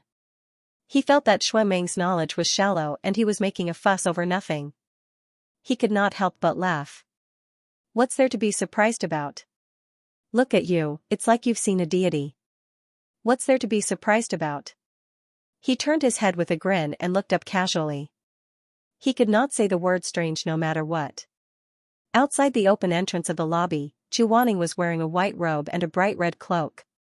He elegantly put away his oil paper umbrella and shook off the snow. Then, his eyelashes rolled up, revealing a pair of sharp and slender eyes. He glanced at them indifferently. When Mo Ran noticed it, he found that his heart was beating faster, his palms were sweating, and even his breathing had slowed down. The Mengpa lobby gradually quieted down. When Wanning appeared in the Mengpa lobby, the disciples did not dare to make a ruckus. Moreover, he had been in seclusion for a long time. Now that he appeared in the middle of the snowy night of New Year's Eve, the frost and snow made his face look even more handsome, and the space between his eyebrows even darker. Mo Ran stood up and murmured, Shizun. Shui Meng suddenly stood up and ran toward Wanning like a kitten. He shouted, Shizun, as he dove into Wanning's arms. Wanning's clothes were soaked in the snow and were extremely cold. But looking at Shui Meng's expression, it was as if he was hugging peach blossoms in March or charcoal in October. It was unbearably warm. He kept shouting, Shizun, you've finally come out. I thought I couldn't see you before I left. You really do love us. Shizun. Shermei also went over and bowed respectfully. His face was full of joy. Welcome, Shizun, you've come out of seclusion. Wanning patted Shui Meng's head and nodded at Shermei. I've come a bit late. Let's go. I'll stay up late with you. He sat at the table next to Shui Meng and across from Mo Ran. After the initial excitement and joy when Wanning arrived, everyone returned to their old habits and sat upright like their Shizun. The table was eerily quiet. In the middle of the table were flour, meat, eggs, and other ingredients. There was also a brand new copper coin. Mo Ran was the best cook among them, so everyone decided to let him take command. Then, I'll accept. Mo Ran smiled. Do you know how to roll the dough? No one made a sound. Okay, I'll roll the dough. Mo Ran said, Shermei, your wontons are the best. There's no difference between the stuffing of the dumplings. You can mix the stuffing. Xianxia hesitated for a moment and said, there are some differences. I'm afraid I can't do it well. Chu Wanning said lightly, it's fine as long as it's edible. Don't worry too much. Xianxia smiled.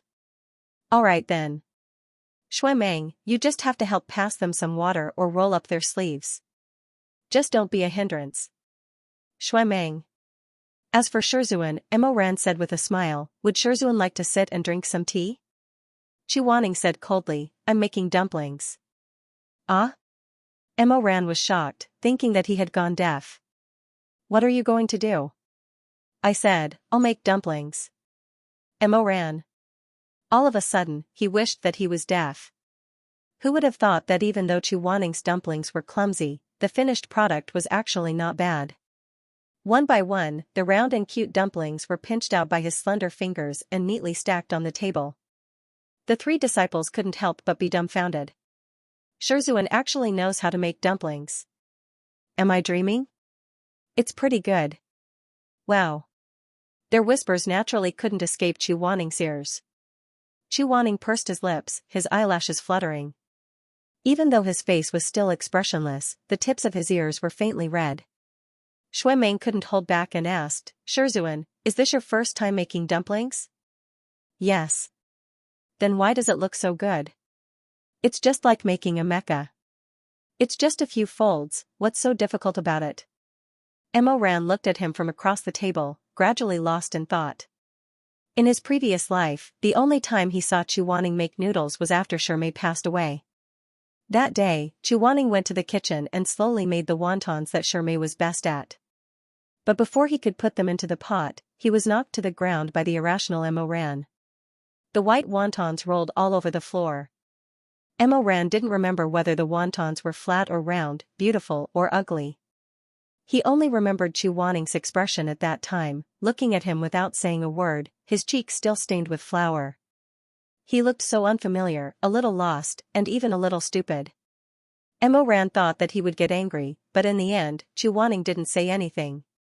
He only bent down, lowered his head, and silently picked up the stained wontons one by one. Then, he personally poured them out. At that time, what was Chu Wanning's mood? Ran didn't know.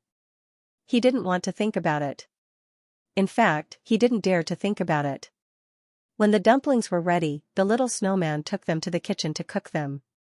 According to tradition, Chu Wanning sealed a copper coin inside. Whoever ate it would have good luck. The snowman quickly brought back the cooked dumplings.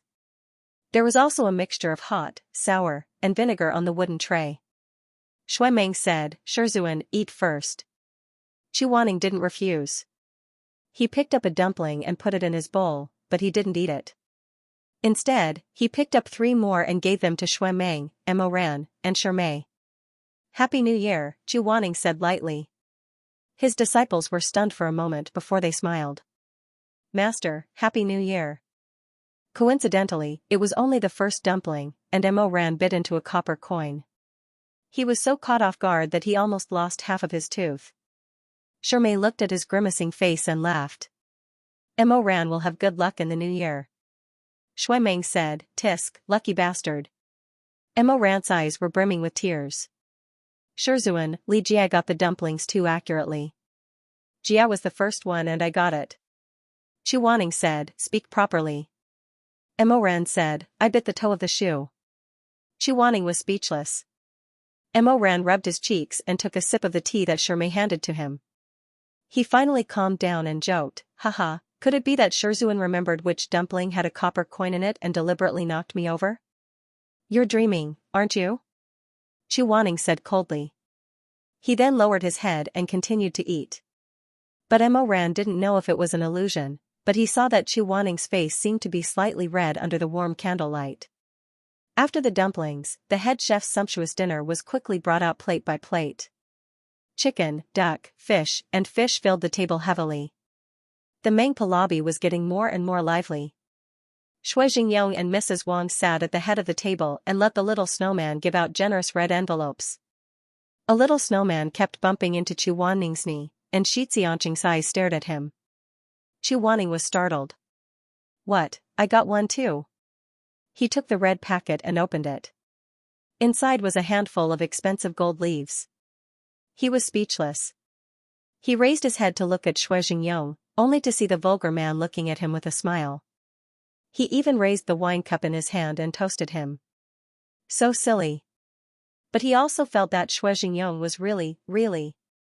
Chu Wanning stared at him for a while. He couldn't help but smile. He also raised his wine cup and drank it in one gulp. The gold leaves were distributed to his disciples. After 3 rounds of wine, the performances on the stage continued. The atmosphere at the table finally became lively. The main thing was that the 3 brats didn't seem to be afraid of him anymore. As for Chu Wanning, he was always able to drink 1,000 cups. Shizun, shall I read your palm? The first one to drink was Shui Meng, whose mind was a little muddled. He grabbed Chu Wanning's hand and looked at it carefully.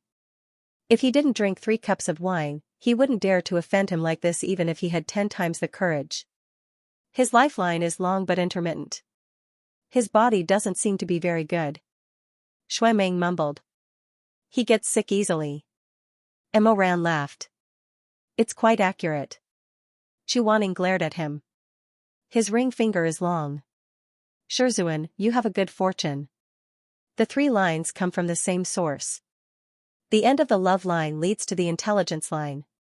Generally, people are willing to sacrifice for love. Shui Meng stared blankly for a while. He suddenly raised his head and asked, really? Chu Wanning's face turned green. He gritted his teeth and said, Shui Ziming, I think you're tired of living. However, the drunk Shui Meng didn't know it at all. She actually smiled and continued to read. Then she muttered, there's more. The love line has an island-shaped pattern, and it's under the ring finger. Master, you don't have a good eye for people. Maybe you are blind. Chu Wanning couldn't take it anymore. He pulled his hand away angrily and was about to leave. Emoran laughed so hard that he was about to die. He held his stomach and laughed for a long time. Suddenly, he met Chu Wanning's cold and stern gaze. He forced himself to stop laughing, but his ribs were throbbing with pain. Chu Wanning said angrily, What are you laughing at? What's so funny? Just as he was about to leave, Shui Meng grabbed his sleeve. Then, Emoran couldn't laugh anymore. Shui Meng pulled Chu Wanning down in a daze and buried his head in Chu Wanning's arms. He wrapped his arms around Chu Wanning's waist and rubbed his forehead against Shizun's clothes. Shizun. The soft voice of a youth carried a hint of coquettishness. Don't go. Come, have another drink. Chu Wanning looked like he was about to choke. Shui Ziming. You're just messing around, let go of me. Unexpectedly, at this moment, the little snowman on the stage suddenly ran down, squeaking. It turned out that Elder Tanlang had finished his sword dance performance. According to the sequence, it should be Chu Wanning's turn. This wasn't good. Everyone's gazes gathered on Chu Wanning. Seeing Shui Meng actually daring to hug Elder Yu Heng's waist after getting drunk, burying himself in the other party's embrace and acting shamelessly, all the disciples were astonished to the extreme. Some of them even dropped their chopsticks as they stared fixedly at this corner. Chu Wanning. For a moment, the situation was extremely awkward. Elder Yu Heng did not know whether to stand or sit. He could only stiffly allow Shui Meng to hug him. After a long period of silence, Emoran suddenly laughed dryly. No, Shui Meng, you're already an adult, why are you still acting coquettishly? As he said this, he reached out to pull him up. Get up, don't cling on to Shizun. Shui Meng was not acting coquettishly on purpose. If he could remember this when he was sober, he would give himself 2 big slaps. But he was currently very drunk. Emoran forcefully dragged him for a long time before finally tearing him off Chu Wanning. Sit properly, look at this. How many? Shui Meng looked at Emoran's extended finger and frowned. 3. Emoran. Shermay couldn't help but laugh. He also teased him. Who am I? You're Shermay. Shui Meng impatiently rolled his eyes. Emoran also joined in on the fun. Then who am I? Shui Meng stared at him for a while, then said, You're a dog. Emo Ran said angrily, Shui Ziming, I'm not done with you. Suddenly, at the table next to them, a disciple, either bold or drunk, pointed at Chu Wanning and asked loudly with a smile, Young master, look at him. Who is he? Shui Meng's alcohol tolerance was really low. He could not even sit properly. He leaned on the table and held his chin. He narrowed his eyes and looked at Chu Wanning for a long time. Chu Wanning. Shui Meng. Chu Wanning. Shui Meng. After a long stalemate, just when everyone thought that Shui Meng was about to fall asleep due to the alcohol, he suddenly smiled and tried to pull Chu Wanning's sleeve again. Brother immortal. These 4 words were loud and clear. All the disciples. Someone laughed out loud first. Then, everyone couldn't help it. No matter how bad Chu Wanning's expression was and how bad his temper was, the law couldn't punish the majority. Everyone knew that no matter how unhappy he was, he couldn't use Heaven's Inquisition to slap everyone here, right? As a result, the bustling Mangpa Hall was filled with laughter. While eating and drinking, everyone was whispering to each other as if they wanted to see the world in chaos. Haha, brother immortal. Elder Yu Heng is so handsome. He really does look like an immortal. If it were up to me, I would have to say something vulgar. Every time I see him, I can't help but think of a sentence. Someone asked, what sentence? Except for the 3 feet of snow on the king's body, who else in the world is worthy of wearing white? Then you really are vulgar. Chu Wanning's face turned from white to green, then from green to black. In the end, he decided to pretend to be calm and pretend that he didn't hear anything. After all, he was used to facing people's alienation and awe.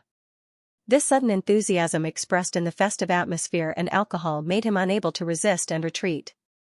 Faced with such a situation, he really didn't know how to react. He could only force himself to be calm. However, the faint crimson color around his ears betrayed his handsome face, which seemed to be frozen 3 feet deep. Emo Ran noticed it and pursed his lips. He didn't say anything, but for some reason, an annoying jealousy suddenly surged in his heart. It wasn't that he didn't know that Chu Wanning was handsome, but like everyone else, he also understood that even though Chu Wanning was handsome, that kind of handsomeness was more of a knife-like sharpness. When he wasn't smiling, he was always as cold as snow, making people not dare to approach him. In his dark and narrow-minded mind, Chu Wanning was like a plate of delicious crispy meat that was placed in a broken and dirty food box.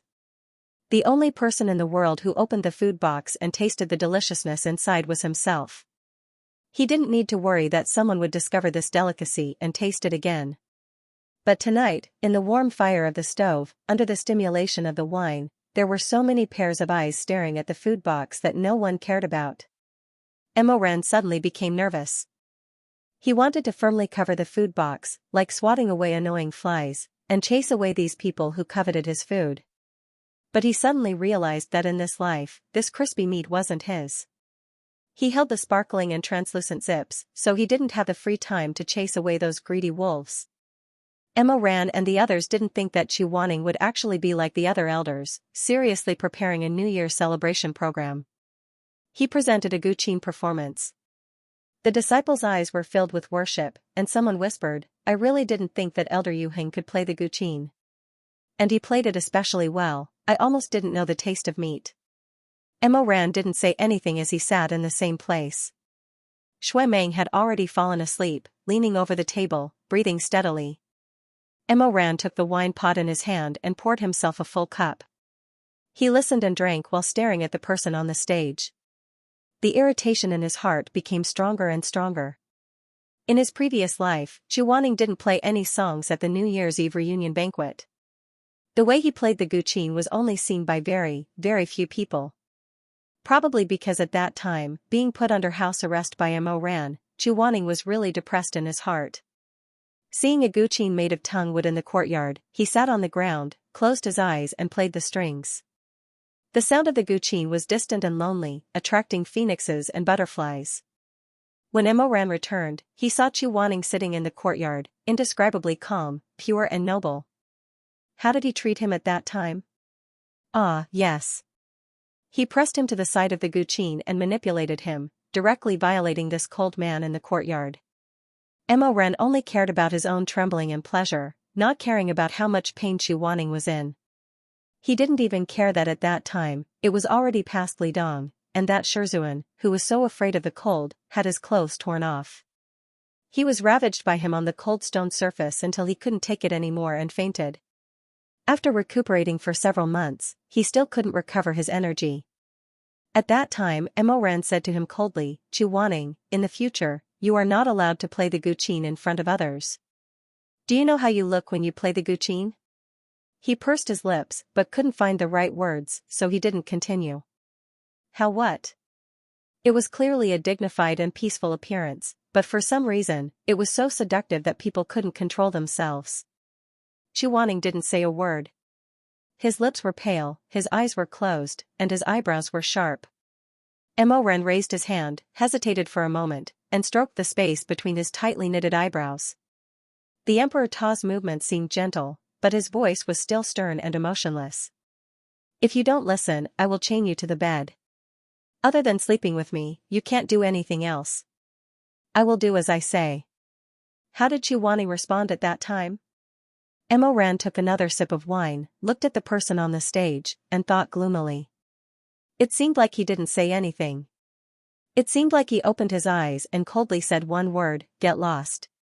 He couldn't remember clearly. In that life, he had been entangled with Chu Wanning for such a long time. Many things were no longer so clear, no longer so sharp and clear. In the end, he actually only admitted one thing, Chu Wanning was his person. Even if he didn't like him, he should be the one to destroy him, to tear him to pieces. He would rather crush Chu Wanning's flesh and blood in his palm, like a wolf, tiger, or leopard chewing Chu Wanning's bones and digging out his internal organs, than to let others touch him. He wanted Chu Wanning's blood to breed his desire, his bones to grow his curse, and his body to flow with his passion. Wasn't he virtuous? And then? Didn't he still have to lie with his legs wide open, under the most evil person in the world, on the most violent tyrant's bed, and let the man's fiery blade take his life? He dirted him, inside and outside, it was all dirty. How could it be so easy to put on the torn clothes? Emoran closed his eyes, his knuckles turned white, and his heart trembled. He thought about the past. His ears could no longer hear the lively cheers of New Year's Eve, nor could he hear Chu Wanning's relaxed zither music. There was only a cold, almost crazy voice left in his mind, like a vulture swooping down from the dust of the past, hovering for a long time. Hell is too cold. Chu Wanning, you came to accompany me. Yes, you are a god, the light of others. Shui Meng, Mei Hanxue, the people of Dawn are waiting for you to illuminate them. Grandmaster Chu, a sage. That voice laughed sweetly. It laughed and laughed, then suddenly became ruthless, like a soul that had been cut in half. It was as angry as thunder. But what about me? Have you illuminated me? Have you warmed me? I only have the scars you left on my body. Sage, Chu Wanning. I want your person, I want your life. You want to be their fire, I want to take you to my grave. You can only illuminate my bones, I want you to rot with me. Life and death is not up to you. Deafening cheers sounded. Emoran suddenly opened his eyes, his back drenched in cold sweat. The performance had already ended. All the disciples were enthusiastically clapping. Emoran sat among them, feeling his eyes go weak and pale. He looked at Chu Wanning holding the Polonia zither and slowly walking down the wooden steps. At that moment, for the first time in his life, he suddenly felt so absurd. He suddenly felt that he was like a crazy demon in his previous life. In fact, Chu Wanning was not bad, why did he do this? When the strong wine entered his throat, he was at a loss, at a loss, at a loss. In the end, he was drunk. Emoran's alcohol tolerance was actually not bad. However, on this New Year's Eve, he was clearly anxious, but in order to pretend that nothing was wrong, he drank 5 jars of pear blossom white with a smile. In the end, he finally became a little dizzy. Shermay hurriedly carried him back. When he fell on the bed, Emoran's throat moved, wanting to call Shermay's name. However, habits were very scary. In the past so many years, the people by his side were not the white moonlight in his heart, but the mosquito blood that he was tired of seeing. As soon as he said it, he still called the person he thought he hated. Chu Wanning. It was muffled. Wanning. I. Shermay was stunned for a moment, then turned to look at Chu Wanning, who was standing by the door. Chu Wanning had just carried Xuemeng back to the bedroom. At this time, he came in with a bowl of hangover soup, and just happened to hear Mo Rant's murmur. After he was stunned, he immediately believed that he had misheard. After all, Mo Ran called him Shizun. It was fine to call him Chu Wanning, but as for Wanning, he couldn't help but think of that time at the Red Lotus Pavilion, when the two of them slept in each other's arms. Mo Ran clearly called out Wanning's name in his sleep, and then covered his lips with a light kiss like a dragonfly skimming the water. Could it be that Mo Ran still had a little left in his heart? This thought was extinguished by him before he could think deeper. Chu Wanning had always been decisive and straightforward, but when it came to feelings, he thought, he was a wishy-washy coward. Shizun. Shermay's pair of beautiful and gentle eyes were somewhat suspicious, looking at him hesitantly. You. Actually, it's nothing. Since Shizun is here to take care of Mo Ran, then I will leave first. Chu Wanning said, wait a moment.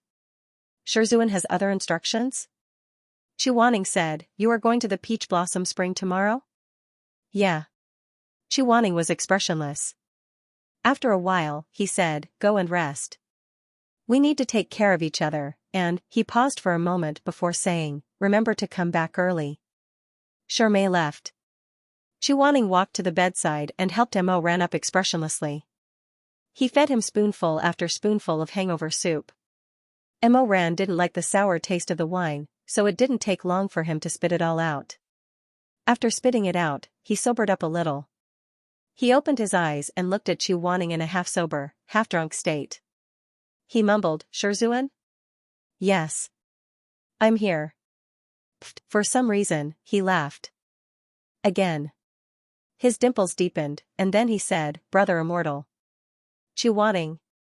After that, he fell asleep again.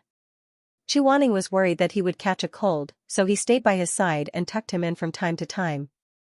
Outside the bedroom, many disciples were still awake. In the world of mortal cultivators, people had the habit of staying up late. Most of them were still in their rooms, telling jokes, playing pai gao, or casting spells. When the water in front of Dan Xian Palace ran out, it meant that the turn of the year had come. The disciples went out of their rooms and started to set off fireworks. The night sky was suddenly filled with silver flowers and firecrackers. Mo Ran was still in a daze when he was woken up by the deafening noise outside. He opened his eyes and held his throbbing forehead. He saw Chu Wanning sitting by his bed. There was not much expression on his calm and handsome face. Seeing that he was awake, he just said lightly, did I wake you up? Shizun. After he woke up, he couldn't help but tremble. Why was Chu Wanning by his side? Where was Shermay?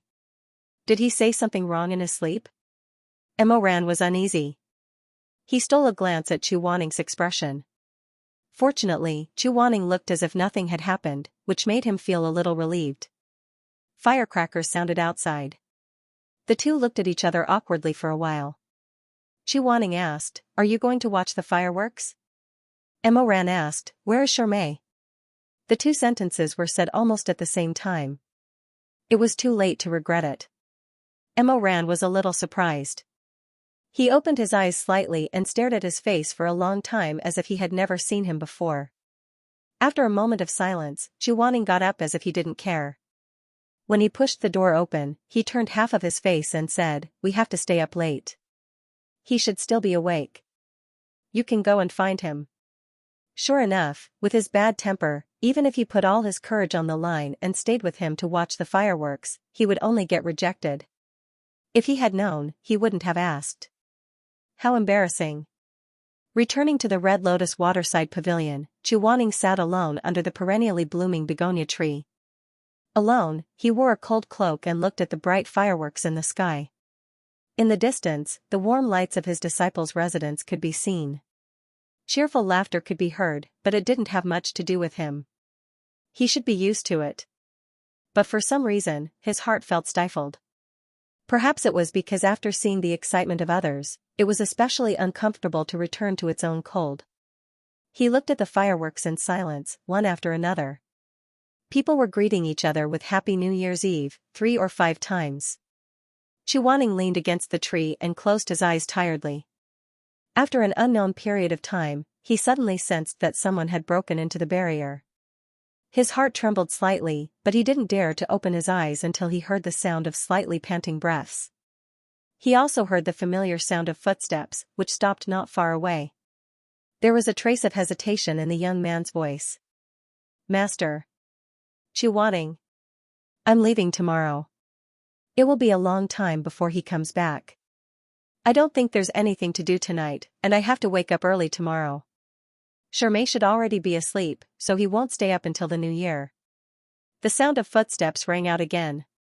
This time, it was even closer. It stopped a few feet away from him. Emoran said, "So if you're still willing, I..." He opened his mouth, but the rest of his sentence was covered by a huge cluster of lively fireworks. Chuaning opened his eyes and looked up, just in time to see the brilliant stars in the night sky, the silver frost flowers scattered little by little, the young and good-looking boy standing in front of him, 7 parts pity and 3 parts shame. Chuaning had always been arrogant, and he had always disdained the companionship of others because of sympathy. But at this time, when he looked at him, he suddenly felt that he couldn't say anything to refuse. It was probably because he was also bewitched by the wine. At this time, Chuaning felt his chest ache, but also warm. "Since you're here, sit down." In the end, he said lightly, "I'll watch with you." He looked up at the sky, his expression seemed indifferent, but the fingers in his sleeves were secretly curled up because of nervousness. He didn't dare to look at the person next to him, and only looked at the fireworks in the sky. The night was long, and the petals fell in profusion. Chuaning asked softly, "These days, how have you been?" Emoran said, "I got to know a very cute little junior brother, and I told Master about it in the letter before." "How's Master's injury?" "It's fine. Don't blame yourself." A firework burst with a bang, scattering into colorful splendor. That night, fireworks and silver flowers were everywhere, and the sound of firecrackers could be heard, and the snow was filled with a thin layer of smoke. They sat under the flower tree to wait for the new year. Chuaning didn't like to talk, so Emoran found a topic to chat with him. Towards the end, he was a little tired, and unknowingly fell asleep. Early the next morning, Emoran woke up and found that he was still under the flower tree, his head resting on Chuaning's knee, and his body was covered with a soft and thick firefox fur cloak. The cloak's fur was smooth, and the craftsmanship was exquisite. It was Chuaning's clothes to keep out the cold. Emoran was slightly startled, and looked up to see Chuaning sleeping soundly against the tree trunk. His eyelashes were drooping, and his long and soft eyelashes trembled slightly with his breathing, like a butterfly in the wind. They actually sat under the tree and slept like this yesterday? It shouldn't be. According to Chuaning's obsessive-compulsive temperament, no matter how tired he was, he would still go back to the house to sleep. Why would he be willing to sleep under the tree, and the fox fur cloak on him? Was he the one who put it on him? Emoran sat up. His black hair was a little messy, and his eyes were open. With Chuaning's cloak draped over him, he was somewhat at a loss for what to do.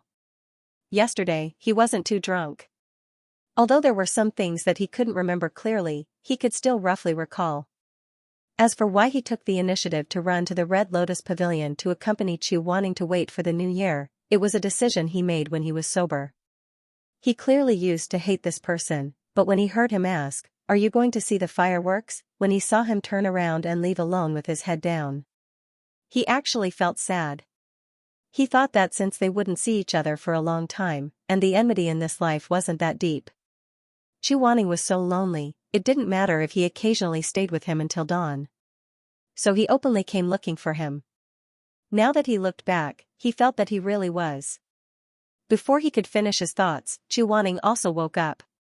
Emoran mumbled, "Shizun." "Yeah." The man who had just woken up frowned slightly and rubbed his forehead. "You haven't left yet?" I just woke up." Emoran realized that his eloquent tongue would often stutter and get tongue-tied whenever he saw Chuaning's indifferent face. After a moment of silence, Emoran suddenly remembered that Chuaning's cloak was still on him. He hurriedly took it off and hurriedly wrapped it around Chuaning's shoulders. When he was putting the cloak on him, Emoran noticed that although Chuaning was wearing 3 layers of clothes, without a coat to protect himself from the cold, he looked a little thin in the snow. This thought made him even more anxious. While he was fiddling with the tassels, he clumsily tied his fingers together. Emoran. Chuaning glanced at him and reached out to undo it. He said indifferently, "I'll do it myself." "Okay." Then he hesitantly added another sentence. "Sorry." "It's nothing." Emoran stood up and hesitated for a moment. "Shizun, I'm going to pack my things and eat breakfast. After that, I'll leave." "Okay. Are you going to eat together?" After saying that, he wanted to bite his tongue and commit suicide. What the hell? Why did he invite Chuaning to go with him? Maybe it was because he saw the regret on Emoran's face after he asked that question. Chuaning paused for a moment and said, "No need. You can go by yourself." Emoran was afraid that if he stayed a little longer, he would say something even more shocking. So he said, "Then I'll go first." Chuaning, "Okay." After Ran left, Chuaning expressionlessly sat under the tree for a while. Then he held on to the tree trunk and slowly stood up, but he didn't move. His leg had been used as a pillow by Emoran for an entire night. He couldn't feel anything and couldn't walk at all. After standing under the tree for a long time and waiting for his blood circulation to recover, Chuaning dragged his leg and limped back into the house. Sure enough, after sitting in the cold for an entire night, even if there was no snow on the ground under the cover of the crabapple tree, he still caught a cold. Achoo! He sneezed and the corners of his eyes immediately turned red. When he took a handkerchief to cover his nose, Chuaning thought to himself, "I'm going to die. I think I caught a cold." Elder Yu Heng. Sitting on 3 divine weapons, the #1 grandmaster in the cultivation world that all sects fought over.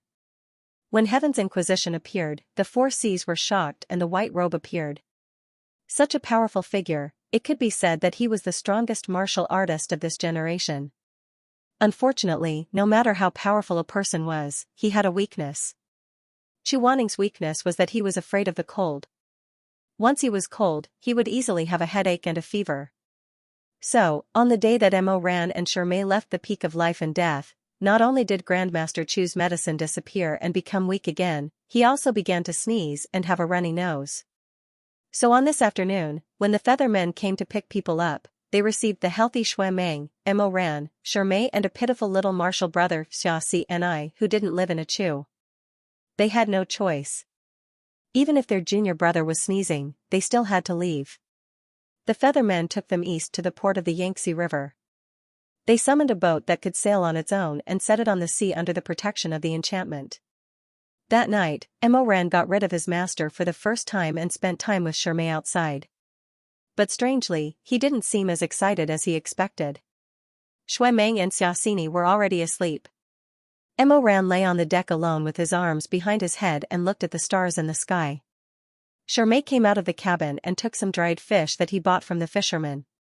He sat beside Emoran and the two of them chatted while eating the dried fish. Emoran, if we go to the Peach Blossom Spring, we might not be able to make it to the Holy Mountain Sword Conference. I don't care, but you and the young master are both very powerful people. Won't you regret missing the opportunity to show your talent? Emoran turned his head and smiled. What's the big deal? Reputation is nothing. If we go to the Peach Blossom Spring and learn some skills, we can protect the important people. That's more important than anything else. Shirmei's eyes were bright. He said gently, if Master knows that you can think like this, he will be very happy. What about you? Are you happy? Of course I'm happy. The waves hit the boat and the wooden boat rocked on the sea. Emoran lay on his side and looked at Shirmei for a while. He wanted to tease him, but he didn't know how to start. In his eyes, Shirmei was really unattainable and pure. Maybe it was because he was too pure. He would have lustful thoughts when he was with Chuaning, but he wouldn't have them when he was with Shirmei. Emoran was in a daze for a while. Shirmei felt that he was looking at him, so he turned his head and tucked his long hair behind his ear. He smiled. What's wrong? Emoran blushed. He turned his head and said, nothing. He wanted to use this opportunity to carefully confess to Shermay. However, the words were at the tip of his tongue several times, but he couldn't open his mouth. Confession. And then? Facing such a clean and gentle person, Emoran couldn't be rude or forceful. He was afraid of being rejected. Even if he was accepted, he was afraid that he wouldn't know how to get along with Shermay. After all, in his previous life, he had handled his short-lived relationship with Shermay very poorly.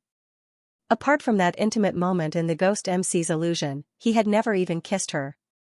Not to mention what he had experienced in this life, he wasn't even sure if the person in the illusion was Chu Wanning or Shermay. Shermay was still smiling. But you seem to have something to say to me. Emoran's heart warmed. For a moment, it seemed like he wanted to recklessly break through this layer of paper. But for some reason, a pure white figure suddenly flashed in front of him. He had a thin face and did not like to smile. He was always alone and looked very lonely. Suddenly, his throat seemed to be blocked, and he could no longer speak. Emoran turned his head and stared at the starry night sky. After a while, he quietly said, "Shermay, you are very important to me." "Yes. I know, you are also important to me." Emoran said again, "Did you know? I had a nightmare before. In the dream, you were not there. I was very sad." Shermay smiled. "You are quite silly." Emoran. "I will protect you." "Okay, then I will thank my good junior brother first." Emoran's heart moved. He couldn't help but say, "I." Shermay gently asked, "What else do you want to say?" The sound of the waves was very loud, and the boat was very bumpy. Shermay quietly looked at him, as if waiting for him to say the last sentence. But Emoran closed his eyes. "Nothing. The night is cold. Go back to the cabin and sleep."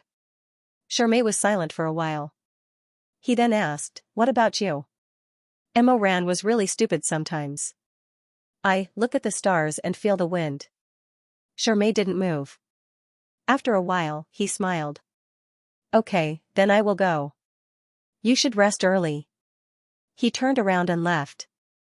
The boat sailed on the sea, the sky high and the clouds wide. The guy lying on the deck had no idea what he had missed. He was actually a little absent-minded, and had been trying to dig out the true feelings in the depths of his heart. He pondered for a long time, but because he was too simple-minded, he still couldn't think of a reason when the sky turned white. He and Shermay spent day and night together, and their feelings for each other were very deep. Emoran thought that when the two were alone, he would be impatient to confess to Shermay. But when the boat reached the bridge, he found that this was not the case. Perhaps he was too clumsy. If he rashly confessed to Shermay at this time, he would definitely scare him. Even if he didn't scare him, he wouldn't be able to talk about this relationship. Between Shermay and him, he seemed to be more used to this kind of hazy ambiguity. Sometimes when he had a strange thought, he would inadvertently hold the other's hand, and the gentleness in his chest would overflow like honey. This feeling was very natural, and he didn't want to break it immediately. When he returned to the cabin very late, everyone was already asleep. Emoran lay back on the bench and looked at the night sky through the narrow skylight. Chu Wanning's figure slowly appeared in his mind. Sometimes he closed his eyes and didn't speak. Sometimes he had a fierce expression on his face. Of course, Emoran also thought of that person curled up and sleeping. He was docile and lonely, like a sleeping begonia that no one cared about because it bloomed too high. Hatred aside, Chu Wanning's entanglement with him in his previous life was deeper than anyone else's in this world. He took many firsts from Chu Wanning, whether the other was willing or not. For example, the first kiss, the first time he cooked, the first time he shed tears. And also Chu Wanning's first night. Damn it. Thinking of this made his whole body heat up and his blood rush down. In contrast, he also gave Chu Wanning some of his firsts, whether the other was willing or not. For example, the first time he became a disciple, the first time he coaxed him, the first time he gave him flowers. The first time he was thoroughly disappointed in someone. And the first time he was moved. Yes, the first time he was moved. When he came to the peak of life and death, the first person he took a fancy to wasn't Shermay, but Chu Wanning. That day under the begonia tree, The white-clothed youth was so beautiful that Mo Ran felt that he wouldn't want anyone else to be his master except for this person. But from which moment did everything change? When did the person he cared about become Shirmei, and the person he hated became his master? He carefully thought about it these past few months, and then he felt that it should be after that misunderstanding. That was the first time he was punished by Chu Wanning with a willow vine. The 15-year-old youth returned to his bedroom with scars all over his body. He curled up on his bed alone, his throat choked and the corners of his eyes wet. The wound on his back was secondary. What made him sad was his master's cold expression. When Heaven's Inquisition fell, it was like whipping a stray dog, without the slightest bit of mercy. He did steal the begonia in the medicinal garden, but he didn't know how precious that begonia was. He also didn't know how much effort Madame Wang had put in, waiting for 5 years for one to bloom. He only knew that when he returned that night, he saw a white flower lying on the branch. The flower petals were cold, fragrant and faint. He looked up and admired it for a moment, then thought of his master. At that moment, he didn't know why, but there was an indescribable throbbing in his heart. It seemed that even his fingertips couldn't help but slightly heat up. Before he could react, he had already carefully plucked the flower. His movements were gentle, afraid that he would touch even a drop of dew on the petals. Through the thick curtain of his eyelashes, he looked at the begonia under the moonlight. He didn't know that at that moment, the tenderness and love he left for Chu Wanning was so pure. In the next 10 years, 20 years, until his death, there would be no more. Before he could give the flower to his master, he was bumped into by Xuemeng, who happened to come to pick herbs for his mother. The young master angrily sent him to his master. Chu Wanning looked back, his eyes cold and sharp. He glanced at Mo Ran's face and asked him if he had anything to say. Mo Ran said, "I plucked the flower to give it to."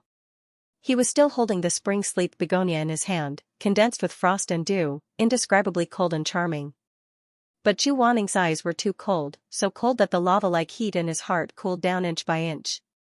The word "you" could no longer come out of his mouth. He was too familiar with this feeling. Before he returned to the peak of life and death, when he was short and thin, shuttling between Li Ling and his benefactor, he spent every day with this kind of gaze, that kind of contempt, that kind of disdain. Mo Ran suddenly shivered and shuddered. Could it be that Shizun actually looked down on him? Facing Chu Wanning's cold questioning, Mo Ran only felt his heart turn cold. He lowered his head and said in a low voice, "I have nothing to say." It was a foregone conclusion. Because of this begonia, Chu Wanning hit him with 40 vines. Until Mo Ran's initial kindness to him was shattered. But at that time, if Mo Ran was willing to explain a little more, if at that time, Chu Wanning was willing to ask a little more, then maybe everything would have been different. This pair of master and disciple, maybe they wouldn't have taken the first step into eternal damnation. But there weren't so many ifs. And it was also at this juncture that the warm Shirmei appeared by his side. After returning from Chu Wanning's place, Mo Ran didn't eat. He curled up on the bed and didn't turn on the light. Shirmei pushed open the door and entered, and saw this kind of stiff figure in the dark. He gently put the red oil dragon wok on the table, then walked to the bed and called out in a gentle voice, "Mo Ran?" At that time, Mo Ran didn't have deep feelings for Shirmei. He didn't even turn his head, his blood-red eyes still staring at the wall. When he opened his mouth, his voice was hoarse and heavy. "Get out. I'm here to send you. Get out. Mo Ran, don't be like this. Shizun's temper is bad, but it's fine once you get used to it. Get up and eat something." Mo Ran was as stubborn as a donkey that couldn't be dragged back by 10 horses. "No, I'm not hungry. You should at least eat something to fill your stomach. If you don't eat, Shizun will be angry when she finds out." Before she could finish her words, Mo Ran suddenly sat up. Her eyes were filled with grievance and anger, and her eyelashes trembled slightly. Angry? What was he angry about? My mouth is on my face. What does it have to do with him whether I eat or not? In fact, he didn't want me as a disciple at all. It would be best if I starved to death. Even if I starved to death, Master wouldn't have to worry about me and that would make him happy. Shirmei. He didn't expect that his words would touch Mo Ran's sore spot. For a moment, he was at a loss. He could only stare blankly at his junior brother. After a long time, Emoran's emotions calmed down. He lowered his head, his long hair covering half of his face. Emoran said, "Sorry." Shermay couldn't see his face clearly. He could only see that his shoulders were trembling, his fingers were clenched into fists, and the veins on the back of his hands were pale green. After all, a 15-year-old boy was still too childish. After a while, he finally couldn't hold it in anymore. He curled up, hugged his knees, and buried his head in crying. His voice was broken, hoarse, and intermittent. It was filled with madness, confusion, pain, and sorrow. He let out a heart-wrenching cry as he repeated the same words over and over again. "I just want to have a family. These 15 years, I really, really just want to have a family. Why do you look down on me? Why do you look down on me? Why do you look down on me? Why do you all look down on me?" He cried for a long time. Shermay sat with him for a long time. When Emoran was done crying, Shermay handed him a clean white handkerchief and brought over a bowl of cold red oil. Shermay said warmly, "Don't say things like starving to death. Since you've returned to the peak of life and death and become Shifu's disciple, you're my junior brother. I lost my parents when I was young. If you're willing, you can treat me as your family. Come, let's eat. This bowl of rice was made by me. Even if you don't want to give Shifu face, you should at least give me face, right?" Shermay slightly curved his lips. He scooped up a crystal-clear bowl of rice and brought it to Emoran's lips. "Have a taste." Emoran's eyes were still red. He opened his eyes full of tears and looked at the person beside the bed. He finally let go of his mouth and let the gentle boy feed him the food. In fact, that bowl of rice was already cold. He had also soaked his head, so he missed the best time to eat it.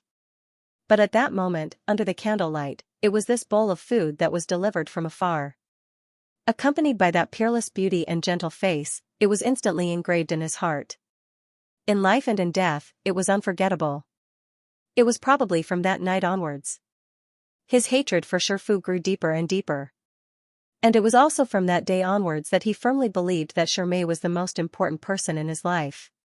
After all, people were greedy for warmth. Especially a stray dog that was frozen to death. When it saw salt, it would shiver. It was afraid of snowflakes floating down. It was afraid of the coming winter. The Emperor Ta looked grand, but only he knew in his heart. In fact, he was really just a stray dog. This stray dog had been looking for a place to curl up and shelter, a place that could be called home. However, he had searched for 15 years and could not find it no matter how hard he tried. So, his love and hate became very simple and laughable. Someone had beaten him with a stick, and he hated that person. Someone gave him a bowl of meat soup, and he fell in love. He was just a little bit promising. The ship cast an immortal spell and moved quickly. They arrived at the port of Yangzhou the next morning. There were already immortal envoys waiting for them at the port, and several horses were stationed there. Everyone ate breakfast at the port. The feather men didn't need to eat, so they sat at the port and closed their eyes to rest. It was just dawn, so there weren't many merchants and pedestrians, but the boatmen were already up. They gathered in groups of 3 to 5 to eat porridge and steamed buns.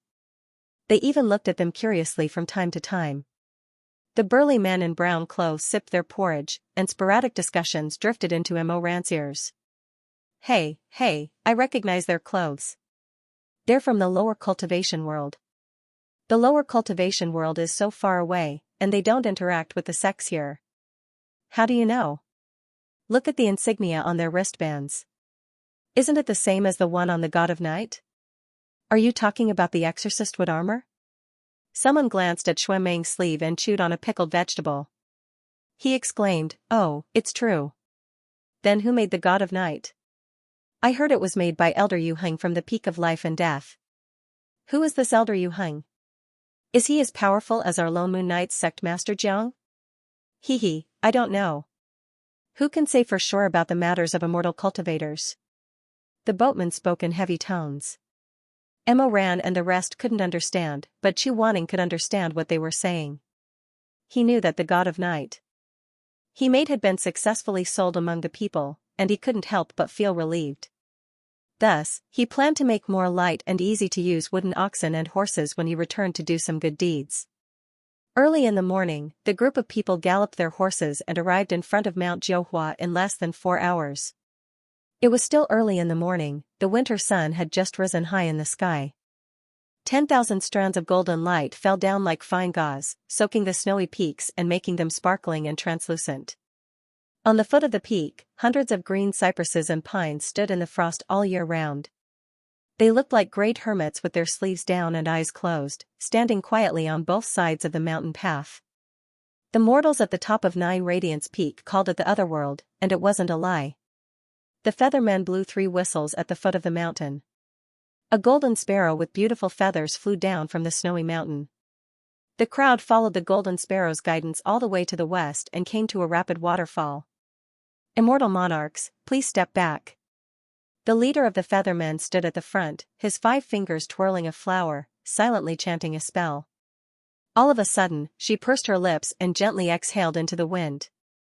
A fire dragon soared into the sky and attacked the waterfall, splitting the water curtain in half.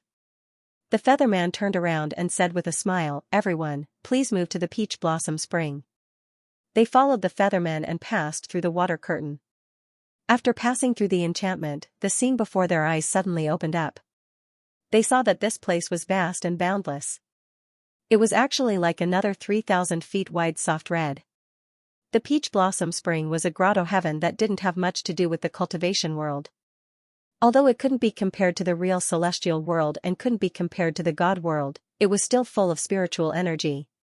The mountains and rivers in the spring were like freehand painting. The colors were elegant and faint. After walking for a while, they realized that the 4 seasons were changing without a fixed number. The group was led by the feathermen. They first passed through the wilderness and saw the surging river and the sound of apes on both sides. When they reached the outskirts of the city, they saw crisscrossing paths and wheat blowing on the ridges of the fields. Finally, they arrived at the city. The pavilions were neat and tidy, and the eaves were high. The main city of Peach Blossom Spring was grand and beautiful. Its city walls were big and well-equipped, and it was different from the prosperity of the mortal world. It was just that the falling flowers and the flying snow danced in the sky, and the jade birds and red-crowned cranes flew together. The feathermen passing by were all handsome and graceful, and they were like peerless fairies that walked leisurely out of a painting. However, although Shui Meng and the rest found such a beautiful scene to be quite novel, they didn't make too much of a fuss because they had already seen the strange scene of the Jincheng pool. When they reached a fork in the road, they saw a featherman wearing a white robe embroidered with golden phoenixes standing beside a towering tree. The flame mark on her forehead was deeper than the others, which meant that her magic power was far above the other feathermen. The immortal envoy who led the way brought everyone in front of her. Then, she bent her knees and bowed, saying, "Great immortal master, the 4 immortal monarchs at the peak of life and death have arrived. You've worked hard. You may leave." "Yes." The beautifully dressed featherman smiled slightly, and her voice was as moving as the clear cry of a young phoenix. "My name is 18, and I am favored by my family's immortal. I am the great immortal master of the Peach Blossom Spring. I am very fortunate that everyone is willing to give me the honor of coming to cultivate in my humble school. During this period of time, if there is anything wrong with your hospitality, I hope that you will be magnanimous and speak frankly." She was so beautiful, and her speech was so polite. She really left a good impression on people. Although Shui Meng didn't like the appearance of a man more than himself, he was at the age where he knew how to appreciate beauty, so he naturally didn't dislike beautiful women. Therefore, he smiled and said, "Immortal Master is too polite, but the name 18 is really weird. What is your surname?" 18 said gently, "I don't have a surname, so I am called 18. Emoran laughed and said, "If you are called 18, then is there someone called 17?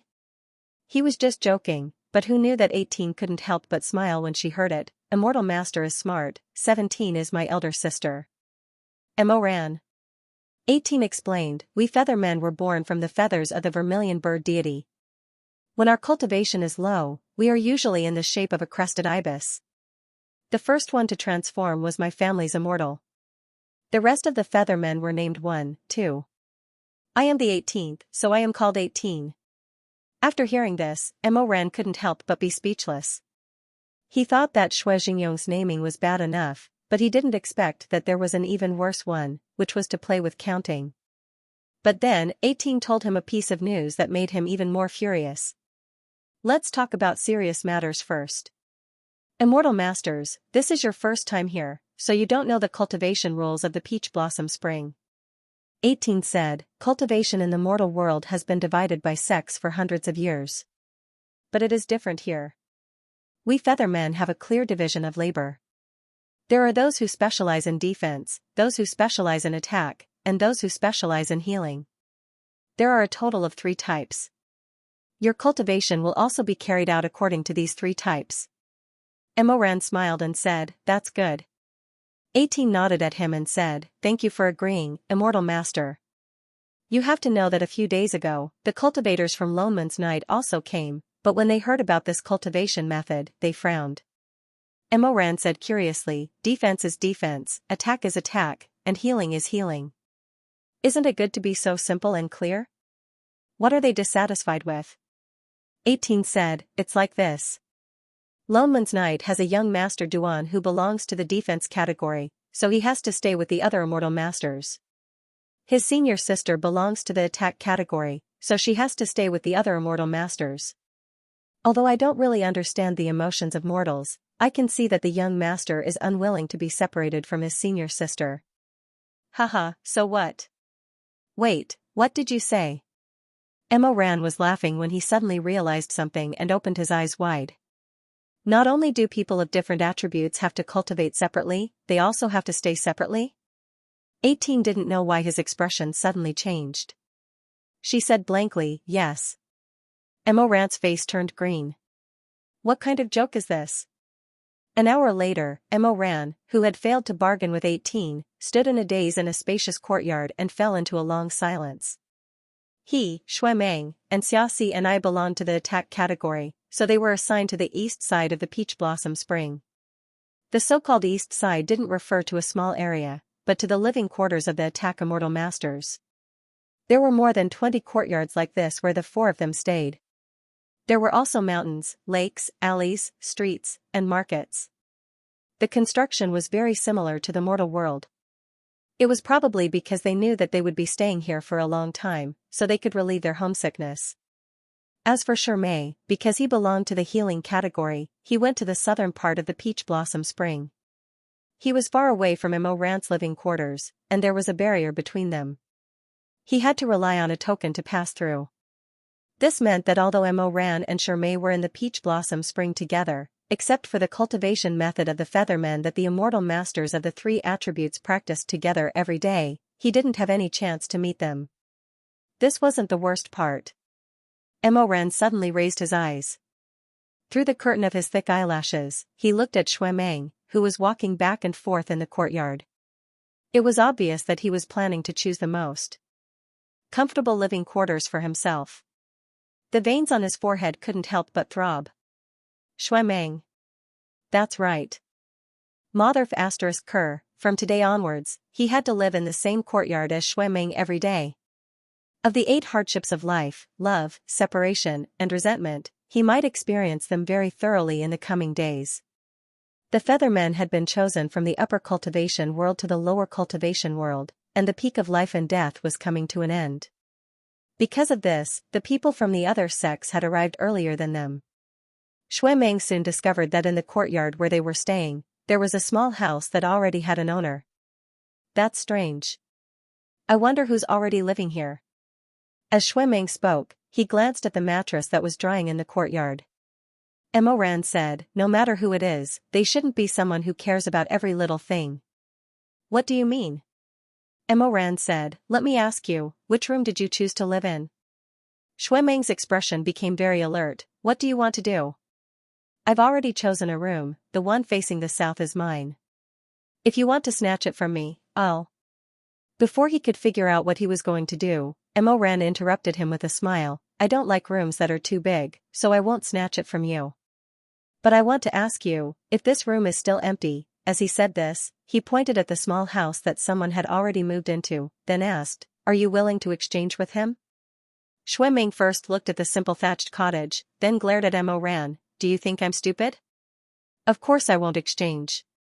Mo Ran laughed. That's why I said that person doesn't care about every little thing.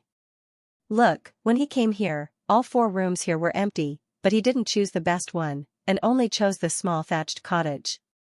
If this person isn't a fool, then he's a modest gentleman. This analysis wasn't wrong, but Shui Ming felt like Mo Ran had stabbed him in the face with a knife hidden in his smile. If he was a gentleman and didn't want to live in a good room and chose to sleep in a shabby thatched cottage, then wouldn't Shui Ming be a stingy person? But Mo Ran didn't mention Shui Ming at all, so Shui Ming couldn't scold him, and couldn't bear it, so his face turned red. Anyway, I'm used to living in a good place. Shui Ming held his breath and said with a calm face, I'm not used to living in a shabby place, so whoever wants to be a gentleman can go ahead. I don't care. When he finished speaking, he left. And so, in this side courtyard, the 4 different rooms all had owners. Shui Ming chose the one in the north, with white walls and black tiles, and a gilded door.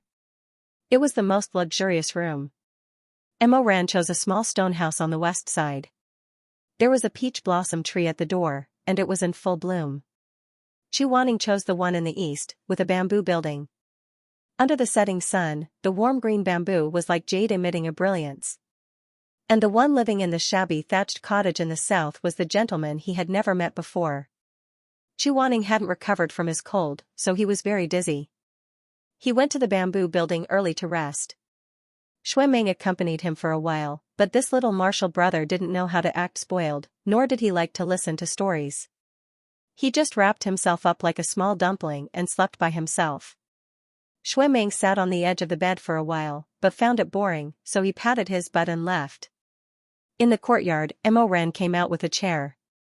He crossed his legs and rested his head on his arms, leisurely watching the golden crow set in the west, and the last rays of the sun peeled away. Seeing Shui Ming come out, he asked, Is Martial Brother Xia asleep? Yes. Has his fever gone down? If you care about him, why don't you go in and take a look yourself? Mo Ran laughed. I'm afraid the little guy isn't sleeping well, so I'll be clumsy and wake him up.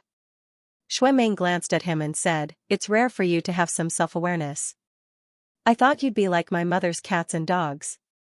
Enjoying the shade in the courtyard and slacking off. Haha, how do you know I'm slacking off?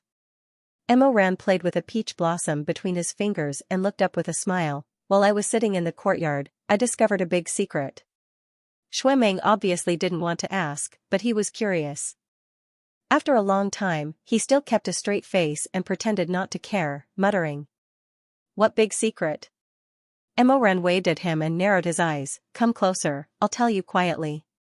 Shui Ming reluctantly moved his ear closer. Mo Ran came closer and laughed in a low voice. Haha, you've been fooled, silly Ming Ming. Shui Ming suddenly opened his eyes wide and flew into a rage. He grabbed Mo Ran's collar. You lied to me? Aren't you childish? Mo Ran laughed. How did I lie to you? I really did discover a secret, but I really didn't want to tell you. Shui Ming frowned. If I believe you again, I'm really an idiot. The 2 of them played like birds pecking at a dog. Mo Ran was about to say something to make the other even angrier when he suddenly heard a strange voice behind him. He said with some doubt, then said, Are the 2 of you new cultivators? This person's voice was clear and bright. It was much smoother than the voice of an ordinary youth. Mo Ran and Shui Ming both turned around and saw a man dressed in martial arts clothes standing in the red light of the setting sun. The man's facial features were deep, his eyebrows were dark, and his hair was tied up with a black jade crown. His honey-colored face was handsome and spirited. Although his body wasn't tall and big, his posture was very tall and straight, even taller than the pine trees and cypresses. Especially his long legs, which were tightly wrapped by black trousers, looked slender and powerful, straight and heroic. Mo Ran's expression changed in an instant. It was as if the blood and sin of a previous lifetime flashed in front of his eyes. He seemed to see a figure kneeling in the rain of blood. His shoulder blades were pierced, and half of the flesh on his face was torn away. But he would rather die than surrender. His heart trembled, like a drop of crystal clear dew falling on a leaf. Mo Ran didn't know what to feel. If there was anyone he admired in his previous life, then the person in front of him was definitely one of them. So the windswept gentleman who was going to live with them was actually him.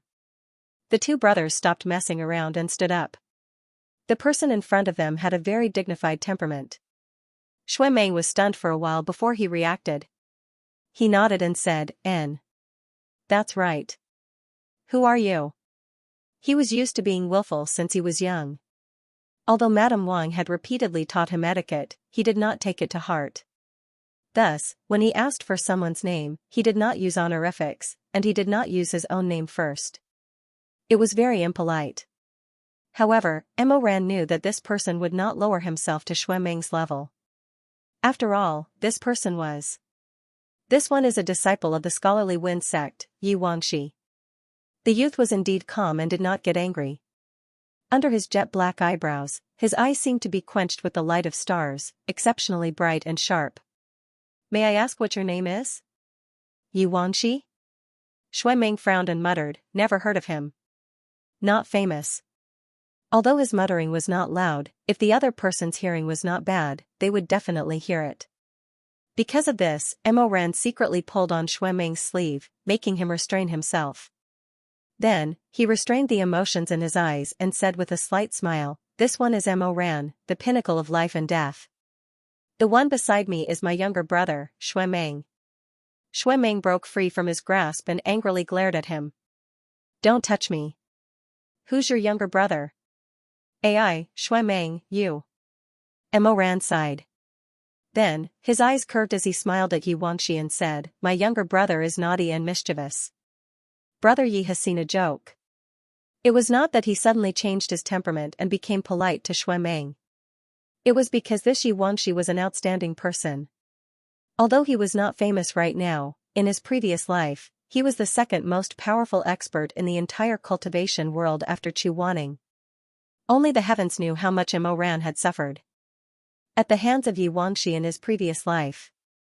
In this life, Emoran didn't want to be enemies with this hero who was as sharp as a blade and as noble as a bamboo. He didn't want to curry favor with him, but at the very least, he didn't want to be enemies with him. Just one Chu Wanning was enough to put him in a terrible fix.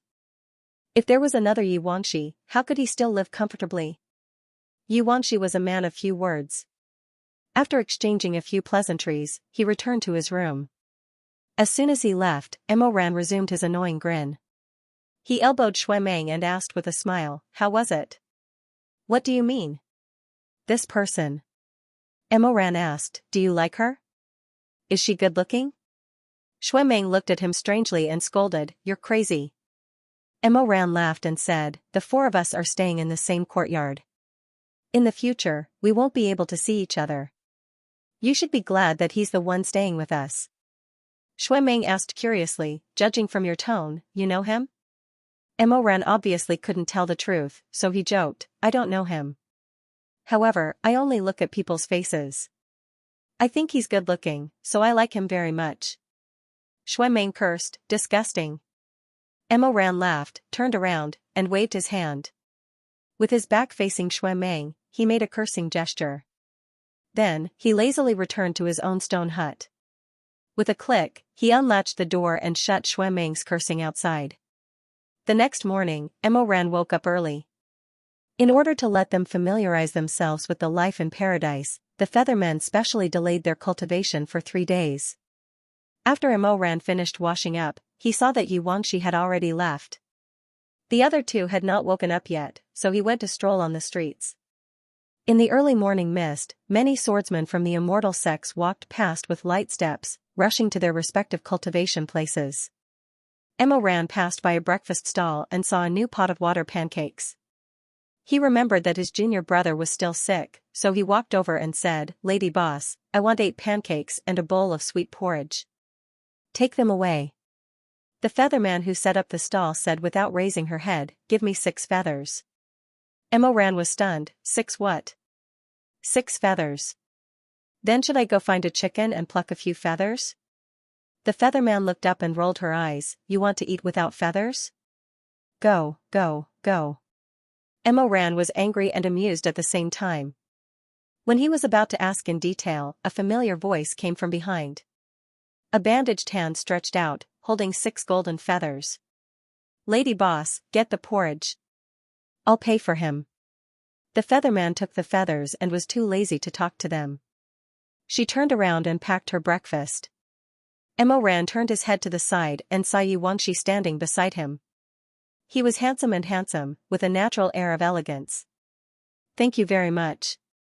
Carrying the piping hot pancakes and sweet porridge, Emoran and Xianxia walked and said, "If we didn't meet you today, I'm afraid we would have gone hungry."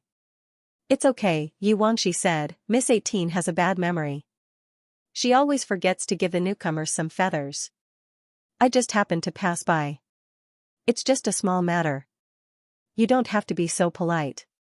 Emoran asked, "Do we have to exchange feathers to do business in paradise?" "That's right." "Then where do the feathers come from?"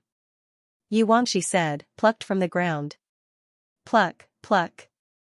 Emoran was stunned. Did they really pluck the feathers from the birds? Then wouldn't all the birds here be plucked by them? Seeing his shocked expression, Xianxia glanced at him in amusement. "What are you thinking about?" "There's an ancestral abyss in paradise. It's said that it's the place where the vermilion bird high god ascended. The bottom of the abyss is filled with red true fire. It's unbearably hot. Thus, not a single blade of grass grows around it. None of the beasts can live there." When Emoran heard his description, he immediately thought of the blood-red sky when he passed by the outskirts of the city yesterday. He said, "Is that abyss near the north of the city?" "You're right." "Then what does it have to do with feathers?" Xianxia said, "It's like this. Although there are no other living creatures near the ancestral abyss, there's a group of angry owls living in the abyss. They use true fire as their nests and come out at night. Their feathers can help the feathermen improve their cultivation." "I see." Emoran smiled. "No wonder you want to use feathers to exchange for things." "Yes. But you have to be careful. When they're active at night, their feathers will become the same as those of ordinary owls. Even if you catch them, they'll be useless. Only when the sun rises in the east every day will the thousands of angry owls return to the ancestral abyss. When they're about to enter the abyss, their feathers will turn back to gold. It'll be useful to pluck them then." "Haha, doesn't that mean you'll be cultivating qigong? If you're not good enough, you'll become barbecued meat if you fall. If you don't pluck them, you'll starve to death." Emoran couldn't help but click his tongue. This is really troublesome. Xianxia asked, "Are you not good at qigong?" Emoran smiled, "I'm just SOSO. That won't do." Xianxia said, "Angry owls move fast and are not inferior to falcons. If you don't cultivate diligently, you'll starve in a few days." This.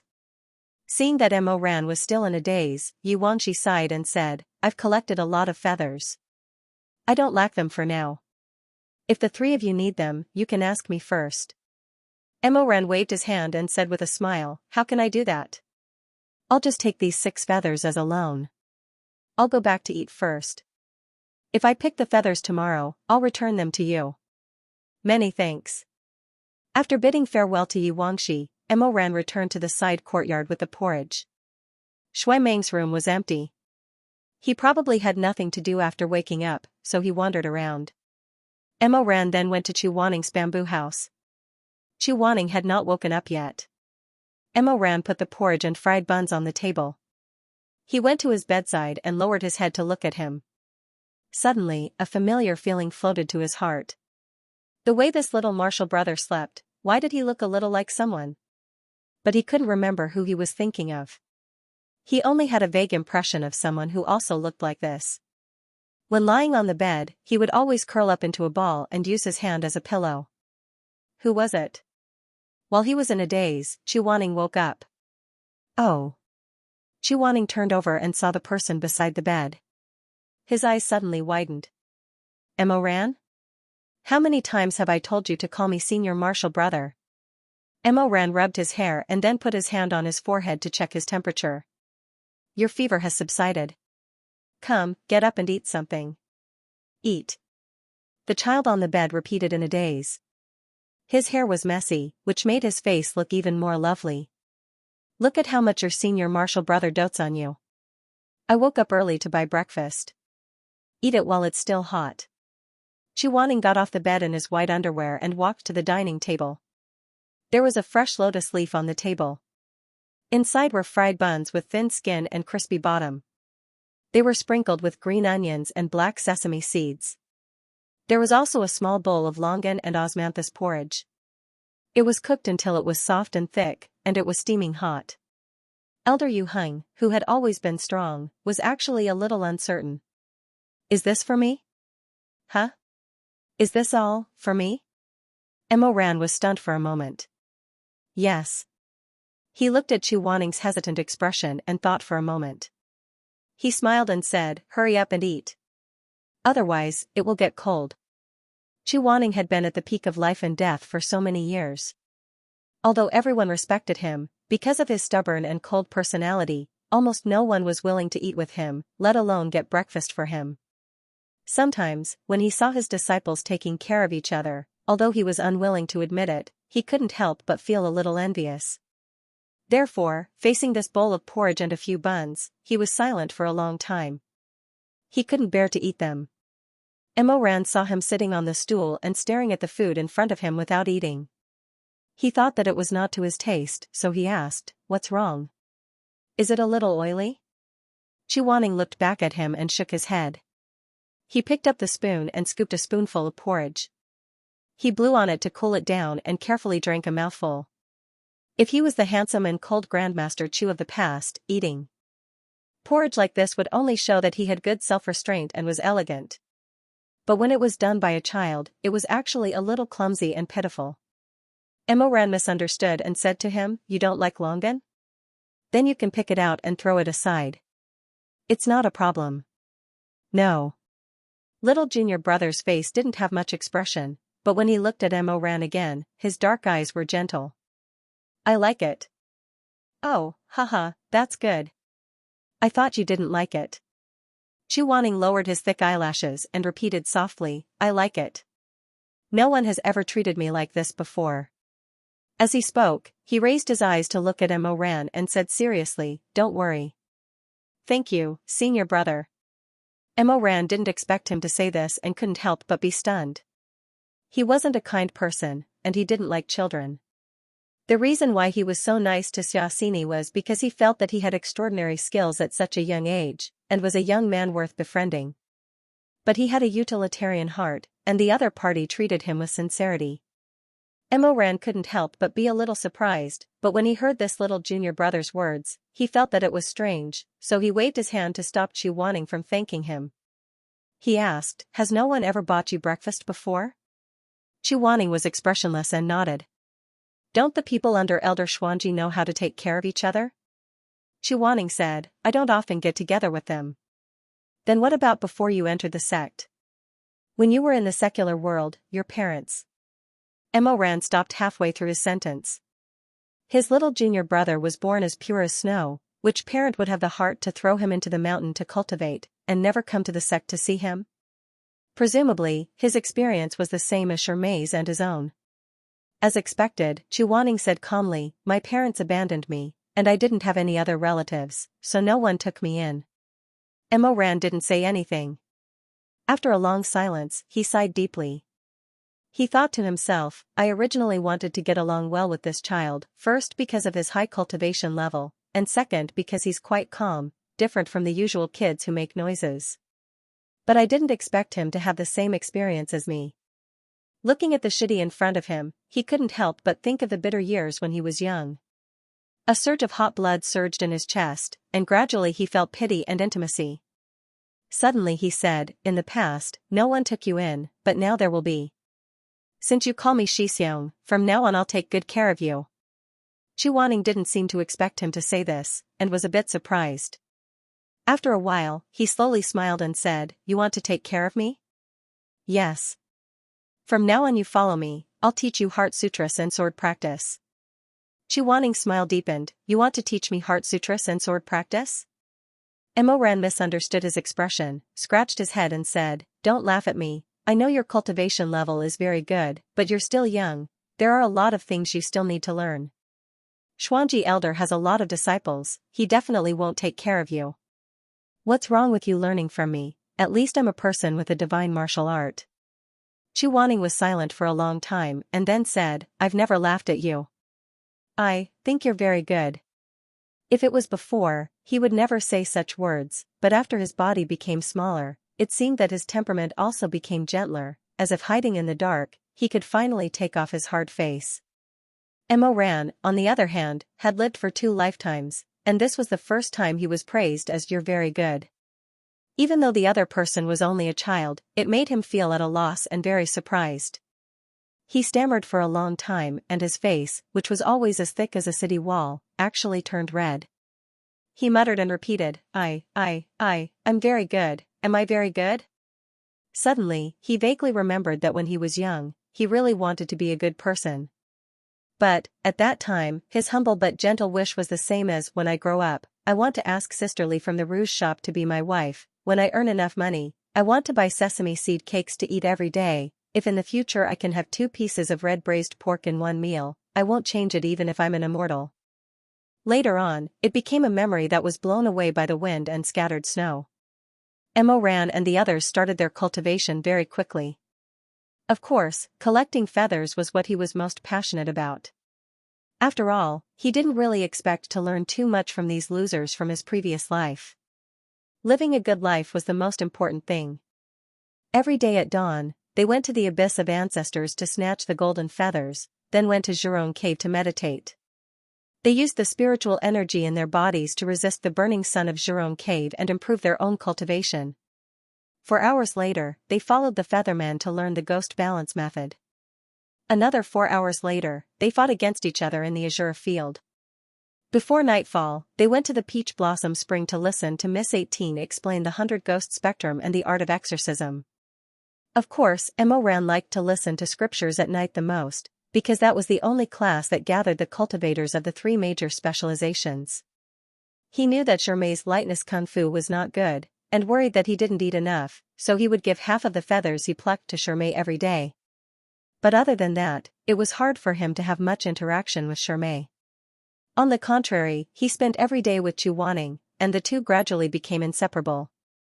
During this time, Chu Wanning would often sit on the railing of the bridge and blow the leaves, while Mo Ran would sit beside him and listen to the sun rise and set, the clouds rise and fall. Or Chu Wanning would stand by the river and feed the fish, while Mo Ran would stand beside him with an umbrella and watch the koi fish jump around, the blue waves and golden scales. When it rained in the Peach Blossom Spring, Mo Ran would hold Chu Wanning's hand and walk with him along the old cracked bluestone path. An oil paper umbrella was open above the two of them. If the water was deep, Mo Ran would carry his junior brother on his back. With the rain falling, the little guy was very quiet on his shoulder and didn't talk much. But sometimes, when his back was hot and there were small beads of sweat on his forehead, his quiet junior brother would take a handkerchief and silently wipe them for him. The handkerchief was white and plain, with a begonia flower embroidered on the corner. Mo Ran felt that the handkerchief looked familiar, as if he had seen it somewhere before. But the thought was like a drizzle falling into a deep pool, never to be found again. One day, Chu Wanning was resting in the courtyard. Mo Ran had a sudden impulse to untie his braids and tie them into a high ponytail.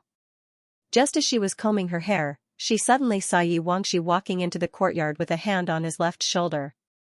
Mo Ran's eyes were sharp. He raised his eyebrows slightly. "Brother Yi is injured?" "Yes," Yi Wangxi paused for a moment, then said with a frown, "It's just a small injury from sparring, so it's no big deal. It's just that person is really frivolous and despicable." "How despicable?" Mo Ran stammered in disbelief. "Someone molested you?" Yi Wangxi glared at him with a sharp gaze and said coldly, "What are you thinking?" "Ha ha ha, I was just kidding." Mo Ran laughed awkwardly, and couldn't help but ask curiously, "Who is that person you're talking about?" Yi Wangxi said, "Who else could it be? It's that playboy from Kunlun's Treading in Snow Palace." Upon hearing this description, Mo Ran let out an ah, thinking, could it be him? These days, he often heard some female disciples whispering to each other in the Peach Blossom Spring. They kept saying eldest senior brother and eldest senior brother. It was fine if they were young, but just yesterday, he saw a female cultivator in her 40s or 50s standing by the flowers and muttering hysterically, "There is no man in this world who can stand shoulder to shoulder with eldest senior brother." If he can look at me sincerely and talk to me, even if I fall into hell, I will have no resentment. Such an infatuated state made Mo Ran burst out laughing at that time, and he suspected that the eldest senior brother she was talking about was the person he was thinking of. However, there were many cultivators in the Peach Blossom Spring, and they didn't have much contact with each other. He had always only heard of this person's name but had never seen him in person. He was also embarrassed to gossip with the female disciples, so he couldn't be sure. Today, I was drinking at the Spirit Lake restaurant in West City, Yi Wangxi said. That bastard happened to be there too. I saw that he was holding 2 women in his arms, and he was already very licentious, but other people were willing, and it had nothing to do with me, so I couldn't say anything. Mo Ran agreed. That's true. But later, a female disciple of Lone Moon Knight rushed in from outside. She looked anxious and looked around. Obviously, she was looking for someone. Mo Ran smiled and said, she's looking for that eldest senior brother, right? You've heard of eldest senior brother too? Haha, then look, even a gentleman like you knows about his dissolute affairs. How can I, a member of the Zhang family and Li family, not know? Yu Wangxi looked at him silently and said, that eldest senior brother is really a good-for-nothing. The female cultivator of Lone Moon Knight came to look for him because he exchanged tokens with her a few days ago. He said that he wanted to become Dao companions and never leave each other again. Mo Ran smiled again. That's something that can't be heard. I guess that eldest senior brother has 17 or 18 tokens of love, all of them the same. Giving a token once to a girl when he's chasing her, I'm afraid it's no different from a pledge of eternal love. Chu Wanning, who had been quietly listening, finally opened his mouth. He glanced at Mo Ran and said, seemingly dissatisfied, you know about it again. Unexpectedly, Yu Wangxi stood on Mo Ran's side. Brother Mo is right, that's the truth. That female cultivator secretly admired eldest senior brother, and after hearing what he said, she believed it and gave herself to him that night. Mo Ran said, ouch. He hurriedly covered Chu Wanning's ears. Chu Wanning said calmly, what are you doing? Children shouldn't listen to this, it's not good for cultivation. Chu Wanning. After Mo Ran covered Chu Wanning's ears, his eyes immediately lit up and he asked impatiently, and then? Yu Wangxi was a gentleman, but he didn't expect that a despicable person like Mo Ran would simply listen to his indignant narration as if it was a love story. He said righteously, and then what? Eldest senior brother naturally didn't want to admit it, and also didn't want to be entangled with that female cultivator. That female cultivator took out a sword tassel as a token, but unexpectedly, eldest senior brother also had a sword tassel in each of his arms. He said that as long as they were his friends, he would give a sword tassel to accompany them, not to give them to his Dao companion. Tsk tisk, that's really shameless. That's right. Yu Wangxi said, I couldn't stand it, so I argued with him. When he said this, his expression changed slightly. After a while, he said, we argued about something unpleasant, so we fought. Mo Ran smiled. That's how it is. But in his heart, he thought, I'm afraid not. If eldest senior brother was really the person he guessed, then with that person's personality, he definitely wouldn't fight over something like this. Yu Wangxi was probably hiding something from him out of awkwardness. However, since Yu Wangxi wasn't willing to say, Mo Ran naturally wouldn't expose him, so he changed the topic. Then eldest senior brother's skills must be pretty good. If it was an ordinary person, they definitely wouldn't be able to hurt brother Yi. It would have been better if he hadn't said this, but once he did, Yu Wangxi seemed to become even angrier. His pair of pitch-black eyes blazed with anger. Good? What's good about it? Yu Wangxi said angrily, your own magic is mediocre, but you rely on a woman to fight, you're a bastard. Ah? Ha ha ha ha ha. Hearing him say this, Mo Ran took a closer look. He saw that besides the sword wound on Yu Wangxi's shoulder, there were also 3 or 4 bloody scratches on his cheek. It was obvious that he had been scratched by a woman's fingernails. He couldn't help but laugh. Eldest senior brother really lives up to his name, ha ha ha ha. Chu Wanning didn't say anything. Ever since Yu Wangxi said, we argued about something unpleasant, so we fought. He seemed to be deep in thought. After Yi Wanshi returned to his room to bandage his wounds. Chu Wanning said, Mo Ran. Mo Ran patted his head. Call me senior brother. Chu Wanning said, the eldest senior brother he's talking about is Mei Hanshue, right? Mo Ran smiled. I guessed so. Chu Wanning didn't say anything again. He pondered. Suddenly, as if he had thought of something, his eyes widened. This Yi Wanshi, could it be that he was, Shu? Be quiet. Mo Ran put his finger to his lips, stopping him from speaking. Then he crouched down, keeping his face level with Chu Wanning. He laughed. You're so young, what are you thinking about?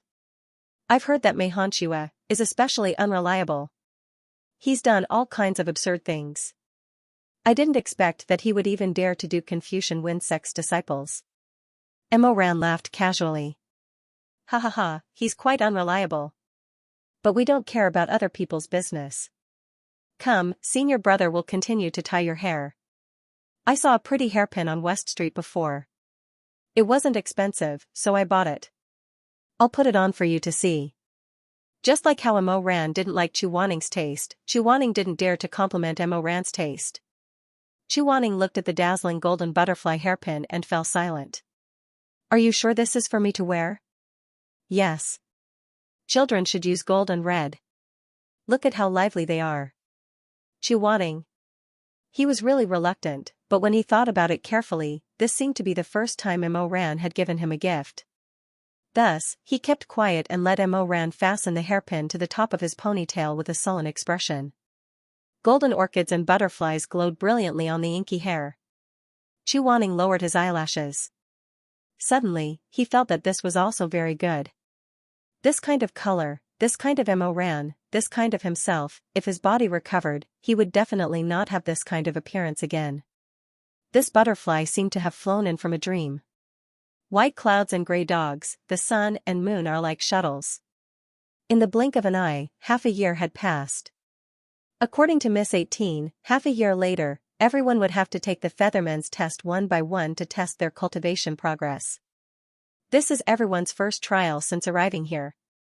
At the gathering, Miss 18 said, the content of the trial is divided into 3 major dangers according to the cultivation method that each of you cultivates.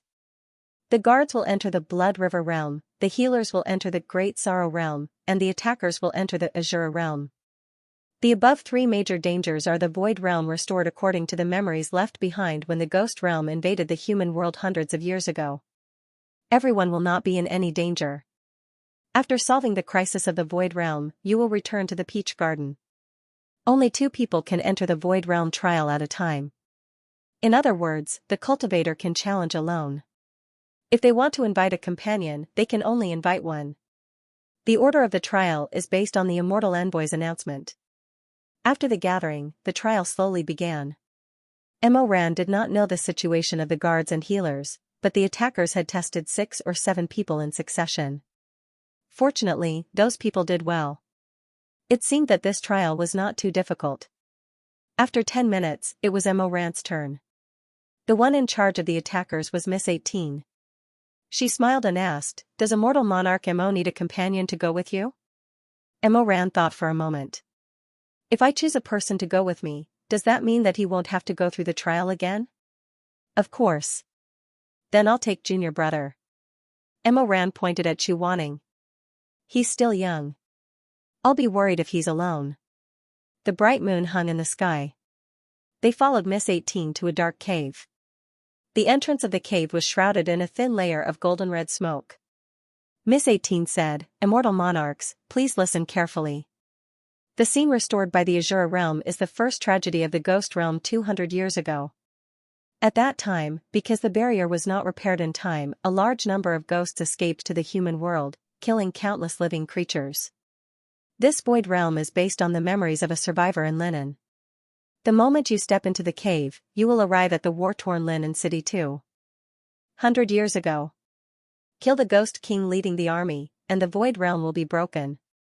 Mo Ran glanced at Chu Wanning, then turned to Miss 18 and said with a smile, Sister Fairy, it doesn't matter if my skin is rough and my flesh is thick, but my junior brother is only 6 years old.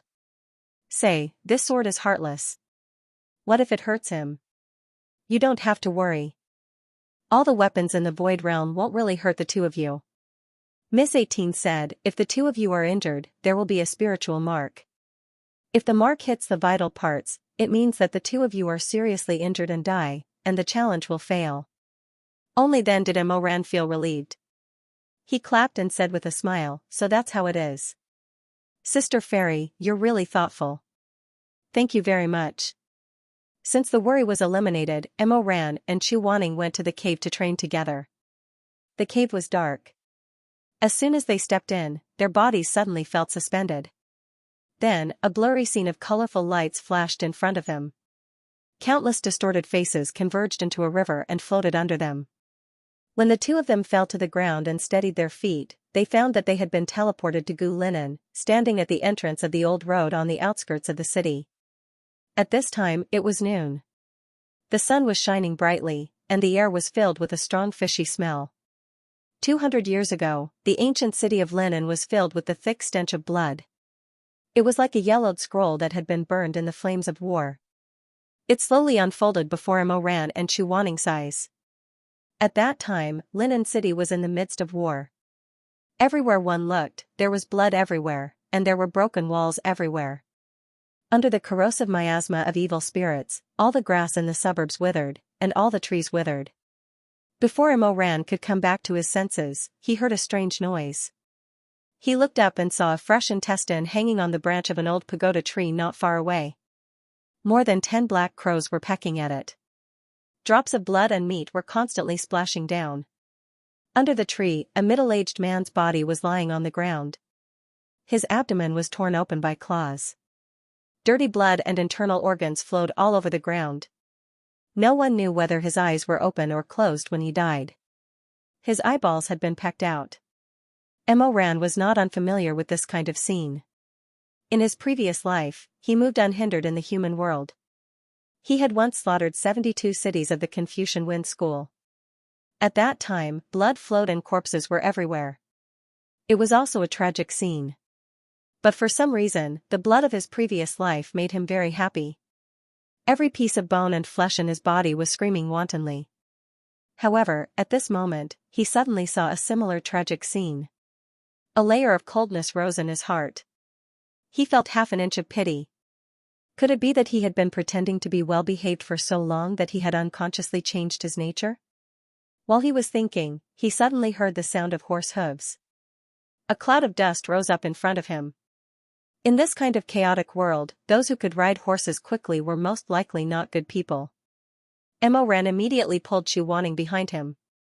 However, the old road of Linen was empty and there was no place to hide. In the blink of an eye, a group of light cavalry appeared in the vast cloud of dust. When he looked closer, he found that the horses were not strong. Some of them were so hungry that even their ribs could be seen. There were more than 10 people sitting on the backs of the horses, pressing on their heads. Those people were wearing the same white robes with red and white feathers on their heads. Their eyebrows were tied with the double dragon strangulation headband. Although their clothes were not very clean, they were very neat. Although their faces were very thin, they were still hale and hearty. What was even rarer was that each of them had a strong bow and a full quiver of arrows on their backs. In this chaotic world, the two most valuable things were food and weapons. They were obviously not ordinary people. Emoran didn't know whether the visitor was good or bad, friend or foe.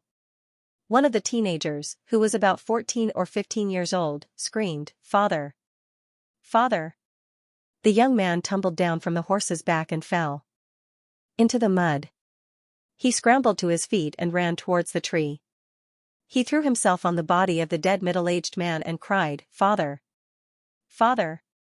The others also showed a pitiful expression, but they had obviously seen too many deaths, so much so that they were somewhat numb. Therefore, other than the youth who was holding the corpse and crying bitterly, there was no one else who dismounted from their horses to console him. Someone noticed Emoran and Chu Wanning not far away. He was stunned for a moment and asked in Linen dialect, "You're not locals, are you?" Emoran said, "Yes, we are from Shu." "So far?" The man was shocked.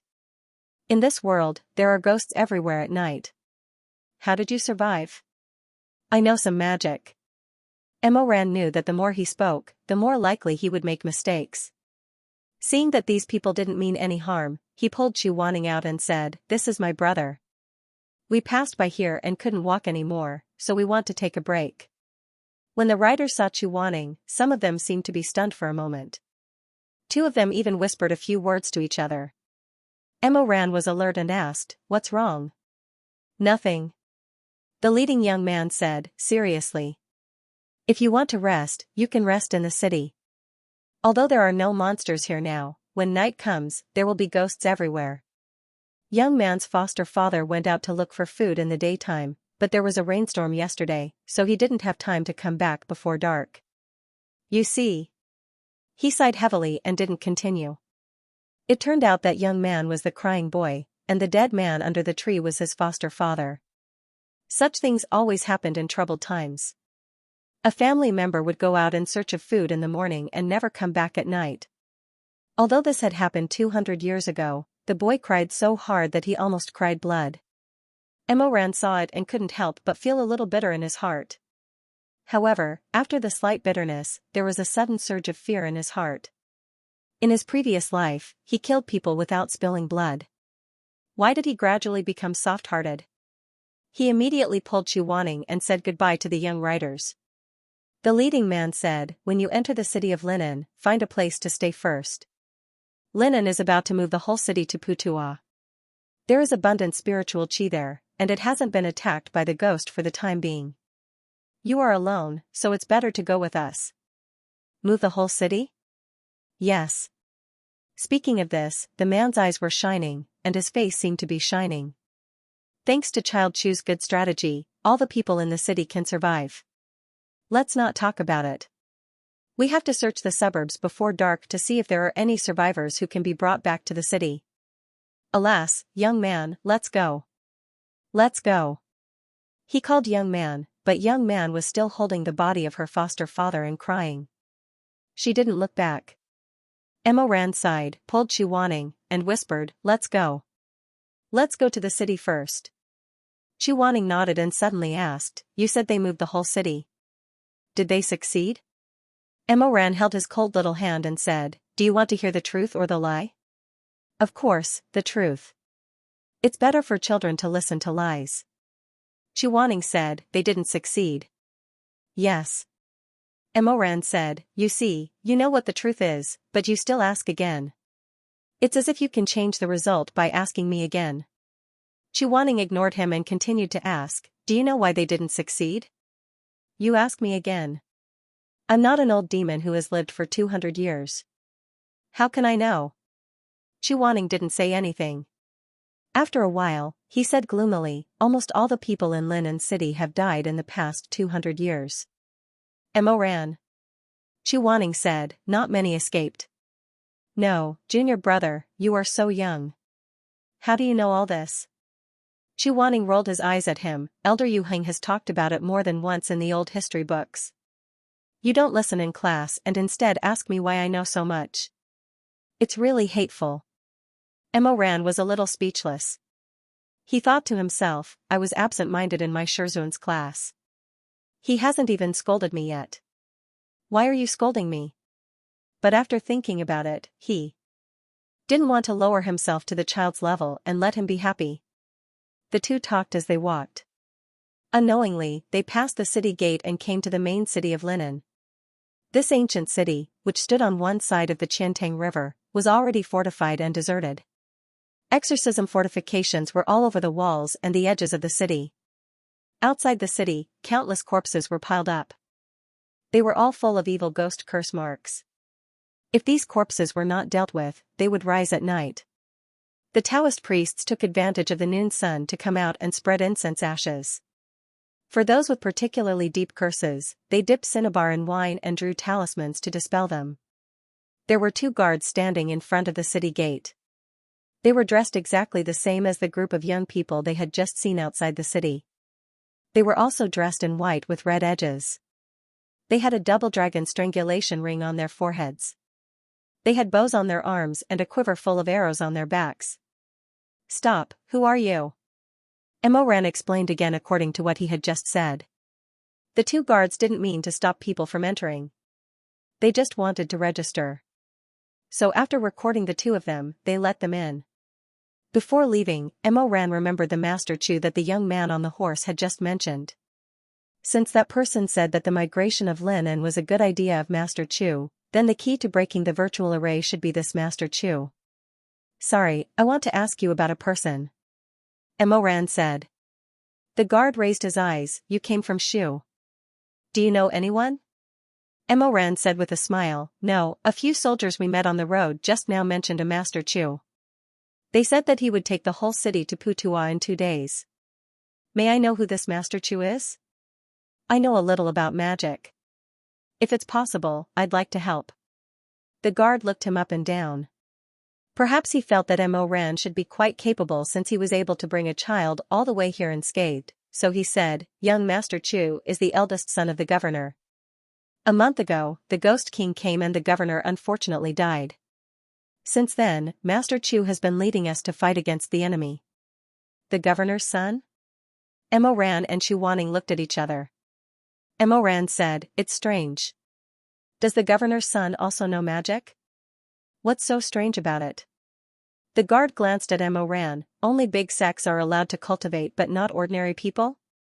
There were independent cultivators, but they never made a difference.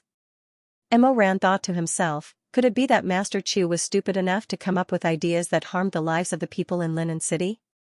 However, as Emo Ran followed the guard's instructions and walked towards the governor's mansion, he immediately realized that he was wrong. That Master Chu, who happened to have the same surname as his master, was obviously not a person with mediocre skills. Because he saw the Shangqing barrier. The Shangqing barrier was a very strong barrier of purifying air. It could block all evil aura within the barrier. As long as this barrier was open, not to mention ordinary ghosts, even a 1,000-year-old malicious spirit would find it difficult to step in. However, the barrier's protective range required the caster to be inside and be the eye of the array. Moreover, the barrier covered a very small area. Even a great master like Chu Wanning could only use the Shangqing barrier to cover half of the peak of life and death.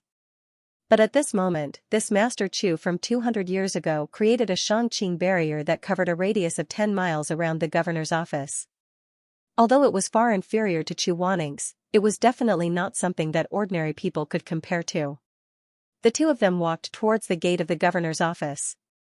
Emo Ran originally wanted to try his luck and let someone report that there was a cultivator asking for help. He wanted to see if the governor's son would be willing to give him face. Unexpectedly, as soon as he turned a corner, he saw 3 long lines in front of the governor's office. 6 female attendants dressed in the same clothes as the guards placed large wooden buckets on the ground.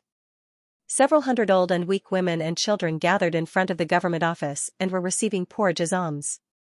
After receiving the porridge, the people came to a begonia tree in front of the office. Under the flowering tree stood a white-clothed man. His long black hair was loosely tied into a bundle. He was distributing talisman paper after talisman paper to everyone and carefully warning them about the things they needed to pay attention to. His back was facing Emo Ran so his face could not be seen clearly. However, those who received the talisman paper all thanked him gratefully. Thank you Master Chu for your kindness, thank you Master Chu for your kindness. After that, they left. So this is the governor's son? Emo Ran was curious and pulled his junior over to take a look. With just one look, Emo Ran's eyes widened as if he was struck by lightning. Isn't this Chu Wanning?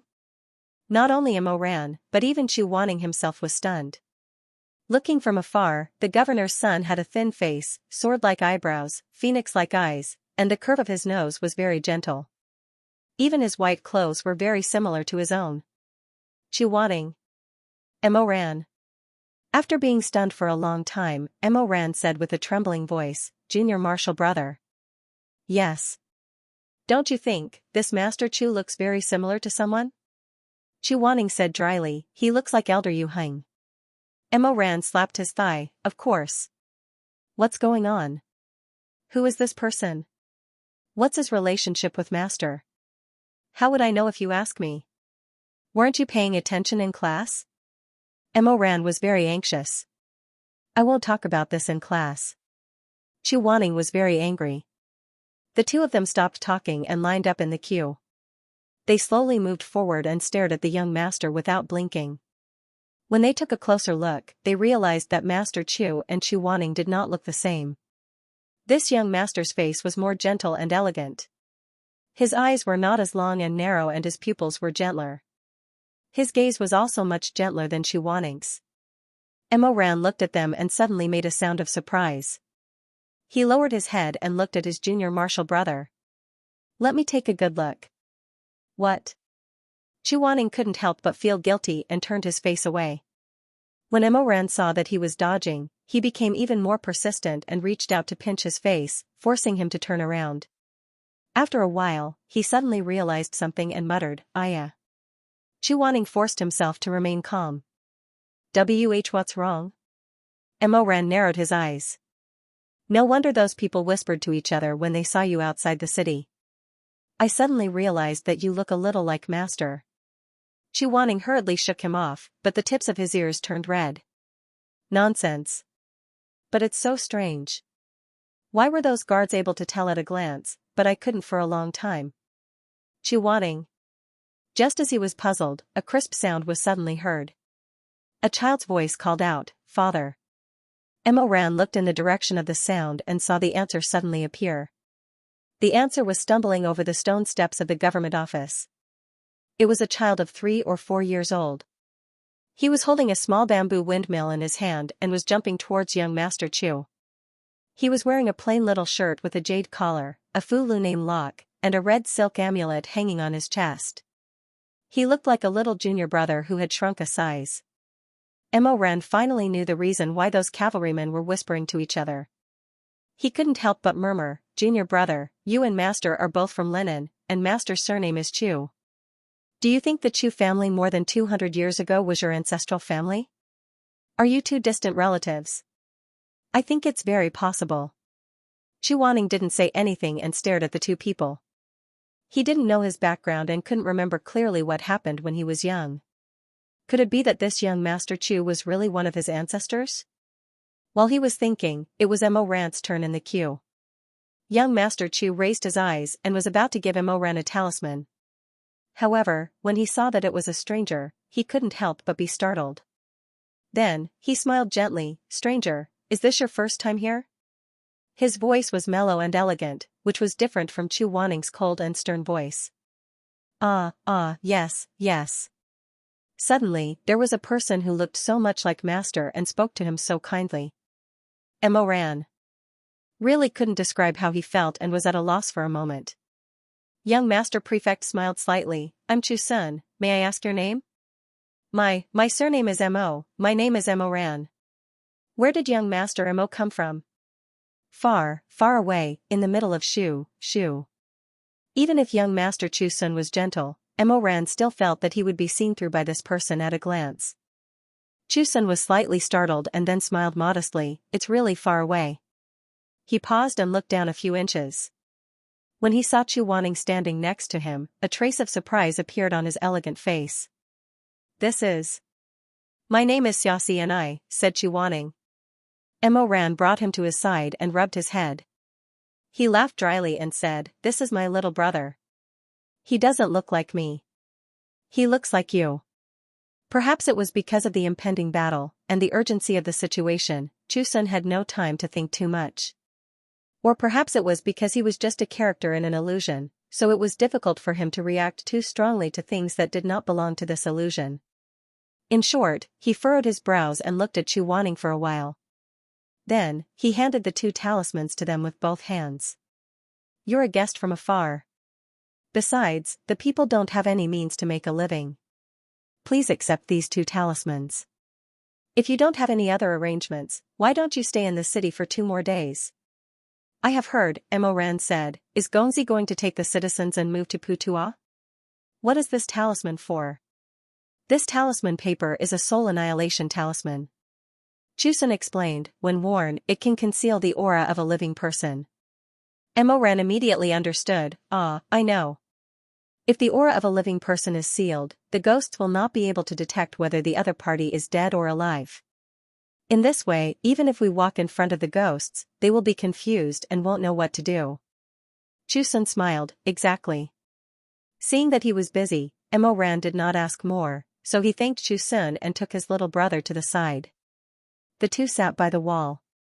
Emoran turned his face and saw that his little brother was holding the talisman paper in a daze. He asked, "What are you thinking about?" "I am thinking that this is indeed a good idea." Chuaning thought quietly, "But I don't know why they didn't succeed in the end." "It's not written in the book." Chuaning said, "The disaster 200 years ago was recorded in the most detail in Lin and collection of annotations. But there are only a few lines." "What does the book say?" Emoran asked. Linen was besieged, and the scene in the city was unknown. When the rebel army broke out of the siege, they saw corpses lying on the road, and 9 out of 10 houses were empty. The governor's office had 100 people and 740 families, all dead. Emoran said, "The cause of death was not written?" "There is no record." At that time, Linen City was besieged, and very few people survived. Later, a few lucky survivors were rescued by the Feathermen, but the Feathermen are usually not involved in the affairs of the world, and their thoughts are different from that of mortals. In their eyes, the truth is not important. Even if they know, they will not tell the world for no reason. Chuaning paused and continued, "However, since they are going to leave in 2 days, we will see what happened at that time very soon. Why don't we walk around, maybe we can find some clues." The two put away the soul annihilation talisman and were about to leave. Suddenly, they heard a series of footsteps, and then Chuaning's sleeve was pulled. "Little brother." Chuaning turned around, and it turned out to be the little boy who looked like him. The little boy was very young, and said in a childish voice, "Little brother, father said that you have no place to stay here. If you don't mind, you can stay in our house tonight." "This?" Chuaning and Emoran looked at each other. Emoran asked, "Is it convenient?" "Your father is already so busy." "It's okay." The little boy showed a warm smile. "There are already many people who have no place to stay at home, and we all live together. With father here, there is no need to be afraid at night, there are no ghosts." His words were not coherent, but they were simple and warm, which made people feel sorry for him.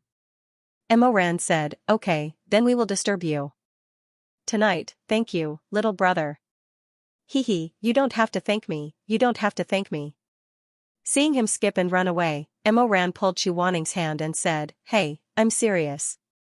I know what you want to say, so shut up." "Ha ha ha. How do you know?" Emoran smiled and rubbed his hair. "When we return to the mountain, I will ask Shizun. One of you looks like the older one, and the other looks like the younger one. I won't believe that you are not related to Prefect Chu." Chuaning said. "So what if we are related by blood?" "Ah?" Chuaning looked at the father and son under the tree, and then said calmly, "Anyway, it was 200 years ago. They are all dead." After saying this, he turned and left. Emoran stayed in place for a while, and then ran after him, muttering, "Hey, you are such a child, how can you be so vicious at such a young age? So what if they are dead, they are still ancestors? If it were me, I would definitely go back and build a shrine for them, make a 9-foot-tall golden statue, and wear incense and jewelry, so that the incense will not stop every year. I am still counting on the ancestors to protect me." Hey, don't walk so fast." The two of them walked around the city and found that every family was collecting rice straw and making scarecrows. After asking, they found out that this was what young Master Chu Sun ordered the citizens to do. Regardless of age, every citizen in the city needed a scarecrow.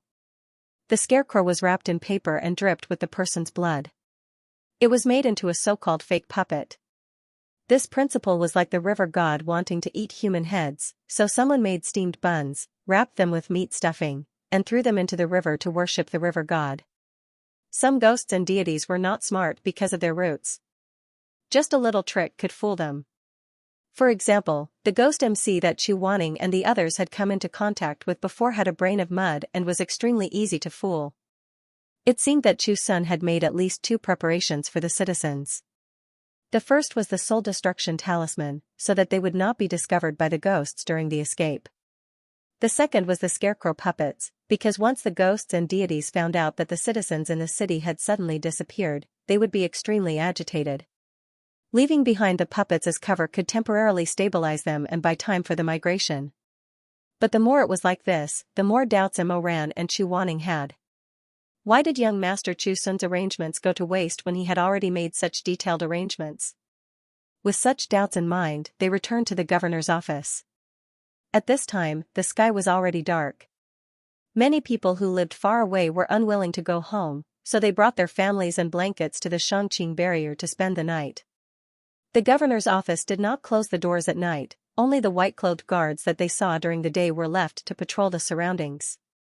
When Mo Ran and the rest arrived, there were no empty rooms in the manor. Everywhere was crowded with people. At least 3 or 4 families were huddled in a wing, there was no place to stand. In the end, the two of them could only choose a corridor to rest. There was definitely no bedding, so Mo Ran asked the guards for some straw, laid it on the ground, and carried Chu Wanning up. "I'll have to trouble you to sleep here tonight." Chu Wanning said, "It's pretty good." "Is it?" Mo Ran laughed, "I think so too." He lay down beside Chu Wanning, stretched, and then put his arms behind his head, looking at the clear ceiling of the corridor. "Shitty, look at those birds, their ability to create dreams is not bad. Although this dream is based on the memories of the lucky survivors, it can be so detailed that even the wood grains on the ceiling are so clear, it's also rare." Chu Wanning said, "Feather men are half immortals after all, although their mana has not reached the peak, they still have some abilities that mortals cannot achieve." "That's true." Mo Ran blinked, turned around, supported his head with his hand and looked at Chu Wanning. "I can't sleep." Chu Wanning glanced at him, "Then I'll tell you a story to cheer you up." He was just joking, who knew that Mo Ran's skin was so thick. He laughed, all right. "Shitty. Tell me the story of the 7 fairies and Dong Yong."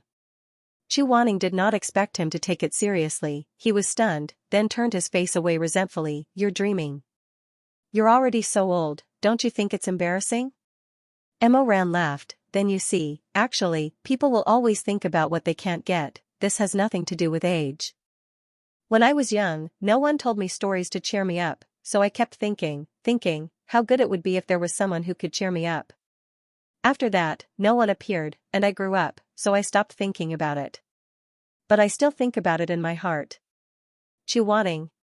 "No one told you stories when you were young, right?" "Yes."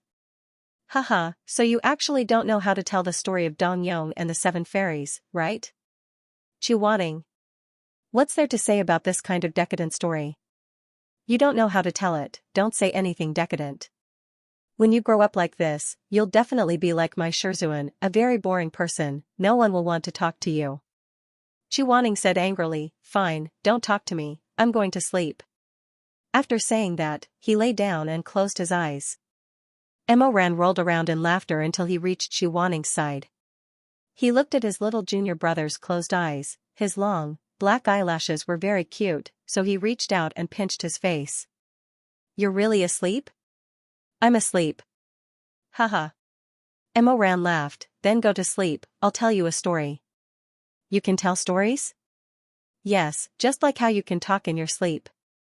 Chu Wanning shut up. Mo Ran lay down beside him, the two of them using the straw as pillows, their heads very close together. Mo Ran laughed for a while, but when he saw that his junior brother was ignoring him, he gradually stopped laughing so exaggeratedly, but his eyes were still curved, looking at the corridor ceiling, the rough smell of rice at the tip of his nose from time to time, and his voice was calm and peaceful. "The story I'm going to tell you is made up by myself. In the past, no one told me a story to cheer me up, so I was very envious, but I had no choice. Every day when I lay in bed, I would tell myself a story to listen to. The one I'm going to tell you is my favorite, I gave it a name, Cows Eat Grass." Mo Ran smiled and continued, "A long, long time ago, there was a child." Chu Wanning closed his eyes, "Wasn't it a cow eating grass? How could it be a child?" "Let me finish first," Mo Ran said with a smile. "There was once a child who was very poor. He didn't have parents and worked as a child laborer in a landlord's house. He had to wash dishes, wash clothes, and mop the floor. He also had to herd cows. The landlord gave him 3 pancakes to eat every day. The child was very satisfied with being able to fill his stomach. One day, as usual, he went out to herd cows. On the way, he encountered a vicious dog that bit the cow's leg. Because of this, the child was beaten by the landlord. After the landlord beat him, he told him to kill the vicious dog to vent his anger. Otherwise, he wouldn't give the child any pancakes to eat. The child was very scared and could only follow the instructions and kill the dog and bring it back. However, when he returned home, the landlord discovered that the dog that had bitten his own cow was actually the county magistrate's beloved dog. Xianxia opened his eyes. Then what should he do? What else could he do? That dog was the county magistrate's favorite dog. It was used to throwing its weight around because of its master's influence. Who would have thought that it would be beaten to death so carelessly? If the county magistrate found out, he definitely wouldn't let it go easily. Thus, the more the landlord thought about it, the angrier he became. He still didn't give the child any pancakes to eat and even threatened to send him away if the county magistrate came looking for him. Xianxia. What kind of nonsense is this? It's not reasonable at all. I'm not listening anymore. There are many things that are unreasonable to begin with. Xianxia smiled. It's just a competition of who has more money, who has harder fists, and who has a higher position. The next day, the county magistrate came looking for the child. The child was sent away. Because he was too young, the county magistrate didn't want to lock him up. He ruthlessly beat him 10 times with the rod and then let him out. Xianxia asked, did the child run away after he was released? Xianxia said, haha, he didn't run away. The child went back to the landlord's house. After he recovered, he continued to herd cows for them. He still ate 3 pancakes every day. Isn't he angry? He won't be angry as long as he's full, Xianxia said. So what if he gets beaten up? Let bygones be bygones. They lived together peacefully for more than 10 years. Eventually, the cowherd boy grew up. The landlord's son was of the same age as him. One day, the landlord had several distinguished guests. The landlord's son saw that one of the guests had a very beautiful agate snuff bottle. He liked it very much, so he stole it. That snuff bottle was passed down from generation to generation and is very precious. The guest panicked and looked for his things all over the house. When the landlord's son saw that he could not conceal it any longer, he put the snuff box in the hands of the cowherd, and told him that if he dared to tell the truth, he would not be given any more food, and would starve to death. When Xianxia heard this, he was speechless. He thought that although Xianxia had led a wandering life since he was young and lost his only child, he still grew up in the Yufu. His mother was also the housekeeper of the Yufu. Although his life was not happy, it was not miserable. Why did he have to make up such a gloomy and dark story? Xianxia said with relish. The snuff box was quickly found. In order to eat, the cowherd boy could only brace himself and confess. What awaited him was naturally another round of beating. This time, they beat him until he couldn't get out of bed for 3 days. When the landlord's son escaped, he secretly gave the cowherd a steamed bun with streaky pork. The child wolfed it down and no longer hated the person who harmed him. Because he had never tasted such delicious food before, he held the steamed bun and kept saying to the landlord's son, thank you, thank you. I don't want to hear it anymore. Xianxia was really angry this time. Why don't you hate? You don't hate a steamed bun? Thank you, what is there to thank? No. Xianxia blinked innocently. You didn't hear it carefully. How did I not hear it carefully? Xianxia said seriously, that was a steamed bun with streaky pork. Xianxia. Haha, look at your expression. You don't understand. That child usually only eats 1 or 2 pieces of fatty meat on New Year's Eve. He originally thought that he would never know the taste of 5-flour sandwiched pork until he died, so of course he had to thank him. Seeing that his junior brother was speechless, Xianxia smiled brilliantly and continued, anyway, this matter is over. He still took his 3 steamed buns and lived his life day by day. One day. Xianxia finally understood Xianxia's way of telling stories. As long as one day appeared, it was definitely not a good thing. Sure enough, Xianxia said, one day, the landlord's son committed another crime. This time, he molested a girl next door in the mill, and it was coincidentally seen by that unlucky cowherd boy. Xianxia. Don't tell me that child is going to be the scapegoat again? Oh. Emoran smiled. That's how it is. Congratulations, you can tell stories too. I'm going to sleep. Don't, it'll be over soon. Emoran said, this is the first time I'm telling a story to someone. Just do me the honor. Chuaning. This time, the cowherd boy is definitely going to be the scapegoat. Because the girl couldn't bear the humiliation, she committed suicide by hitting the wall. But the cowherd boy isn't stupid.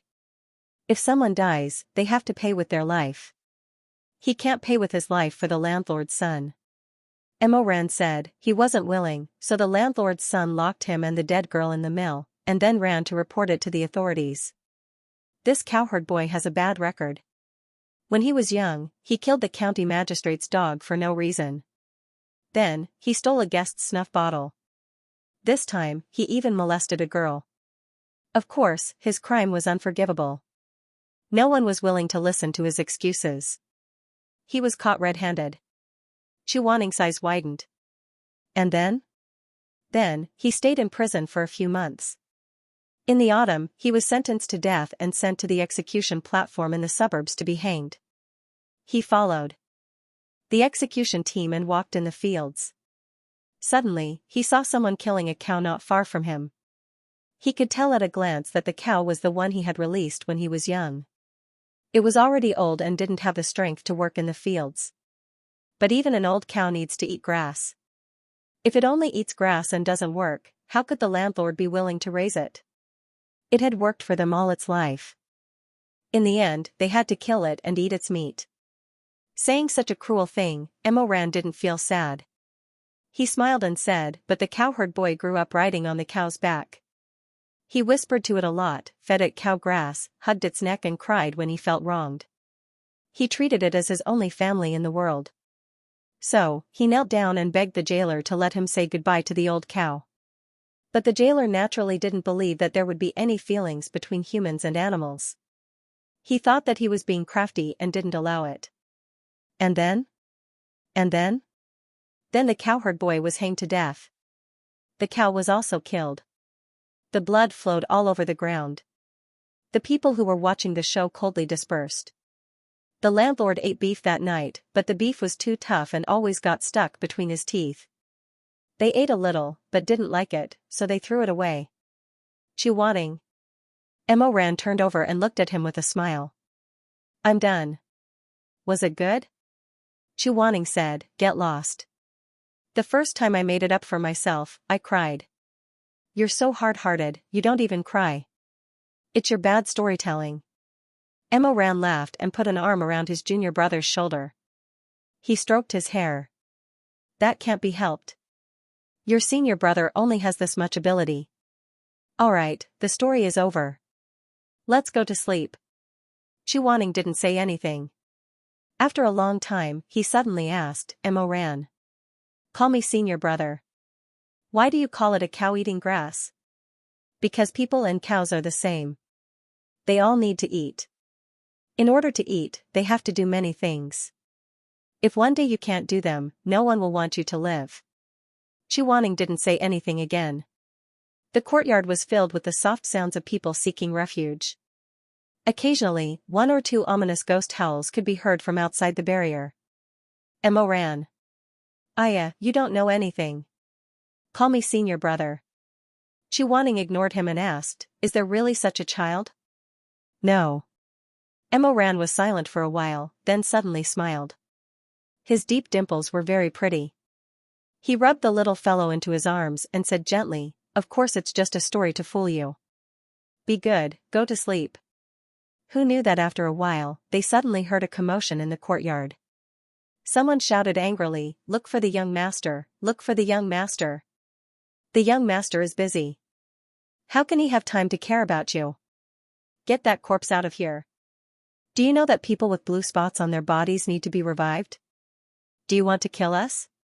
This voice was like a clap of thunder in the dark night. As soon as they heard the words raise the corpse, everyone suddenly exploded. For a moment, those who were asleep all sat up with a grunt and looked in the direction of the noise. Emoran hid his junior brother behind him. He looked and frowned. He whispered, HM? Is it that person from noon? The one who was kneeling on the ground and being scolded was the young man named Young Man from Noon. He was still wearing the clothes he wore during the day, but his spirit was completely different. His entire body seemed to have been sucked dry. He only hugged his foster father's corpse tightly. The corpse's fingernails had grown a lot, which was a sign that a corpse was about to be revived. When the others saw this, they all retreated. The steward of the administration office was scolding him sternly. "Your father is my colleague. I also feel bad that he was killed.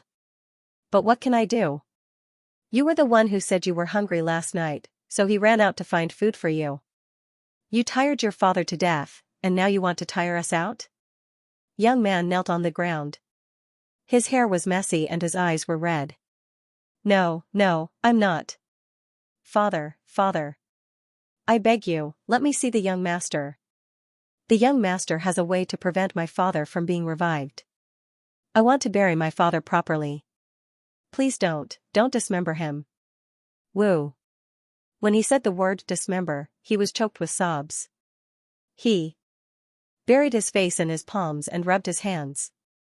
His lips trembled. "I beg you, let me wait for the young master to come back. It's almost midnight. The young master is outside. How can he take care of you? You know that normal corpses can be purified, but your father's blue spot and fingernails have changed. How can he survive until the young master comes back?" "No. It's okay, Uncle Lou. I beg you, I'll be your slave. I'll find a way to repay you in the future. Please, don't touch my father. I beg you. I beg you." Seeing him begging like this, the middle-aged steward sighed. His eyes were red, but he still said, "Sigh, do you know that you're killing all of us?" Guards. No. No. But it was too late. No one would help him. Everyone knew that if this corpse was left, it would become an evil spirit at midnight. Young Man's foster father's corpse was forcibly dragged away to be dismembered outside. Young Man was restrained by several people on her left and right. Blood and tears ran down her cheeks. Her face was dirty, and she kept making beast-like roars. In the end, she was half dragged and half carried away.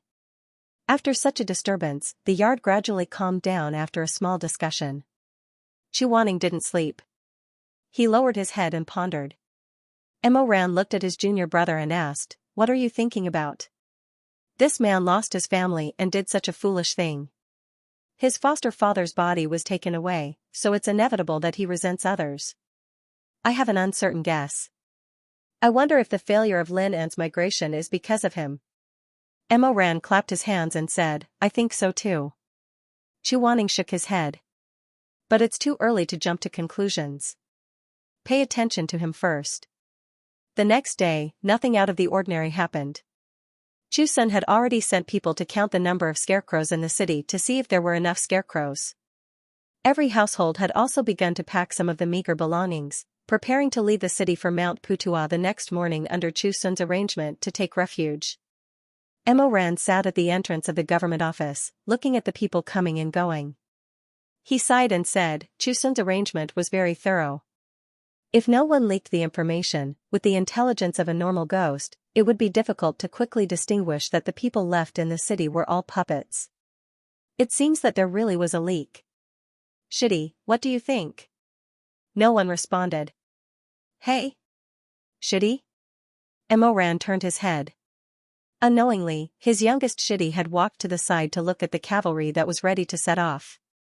Instead, it was young Master Chu's son who silently came to his side and sat with his chin resting on his hand. Big brother. Emoran was startled by his sudden appearance. What's wrong? The little guy pointed at an old tree next to him, on which a kite was hanging. He said with a lisp, Mother left it for me. It flew up and I can't get it down. Big brother, can you help me? Of course, of course. Emoran floated to the top of the tree with his lightness skill. He picked up the butterfly kite and steadily landed back on the ground. He handed the kite to the little guy and said with a smile, Hold it well, don't lose it again. The little guy nodded in confusion. Emoran saw him wandering around alone and thought that Chusun didn't have time to take care of his son. He asked him, Where's your mother? There are a lot of people here, I'll take you to your mother. Mother? Mother is at the back of the mountain. Emo Ran asked curiously, what are you doing at the back of the mountain? Sleeping. The little guy opened his round eyes and said softly, Mother always sleeps there. She blossoms in the spring, so father often takes me to see her. Emo Ran let out a soft ah and was speechless for a moment.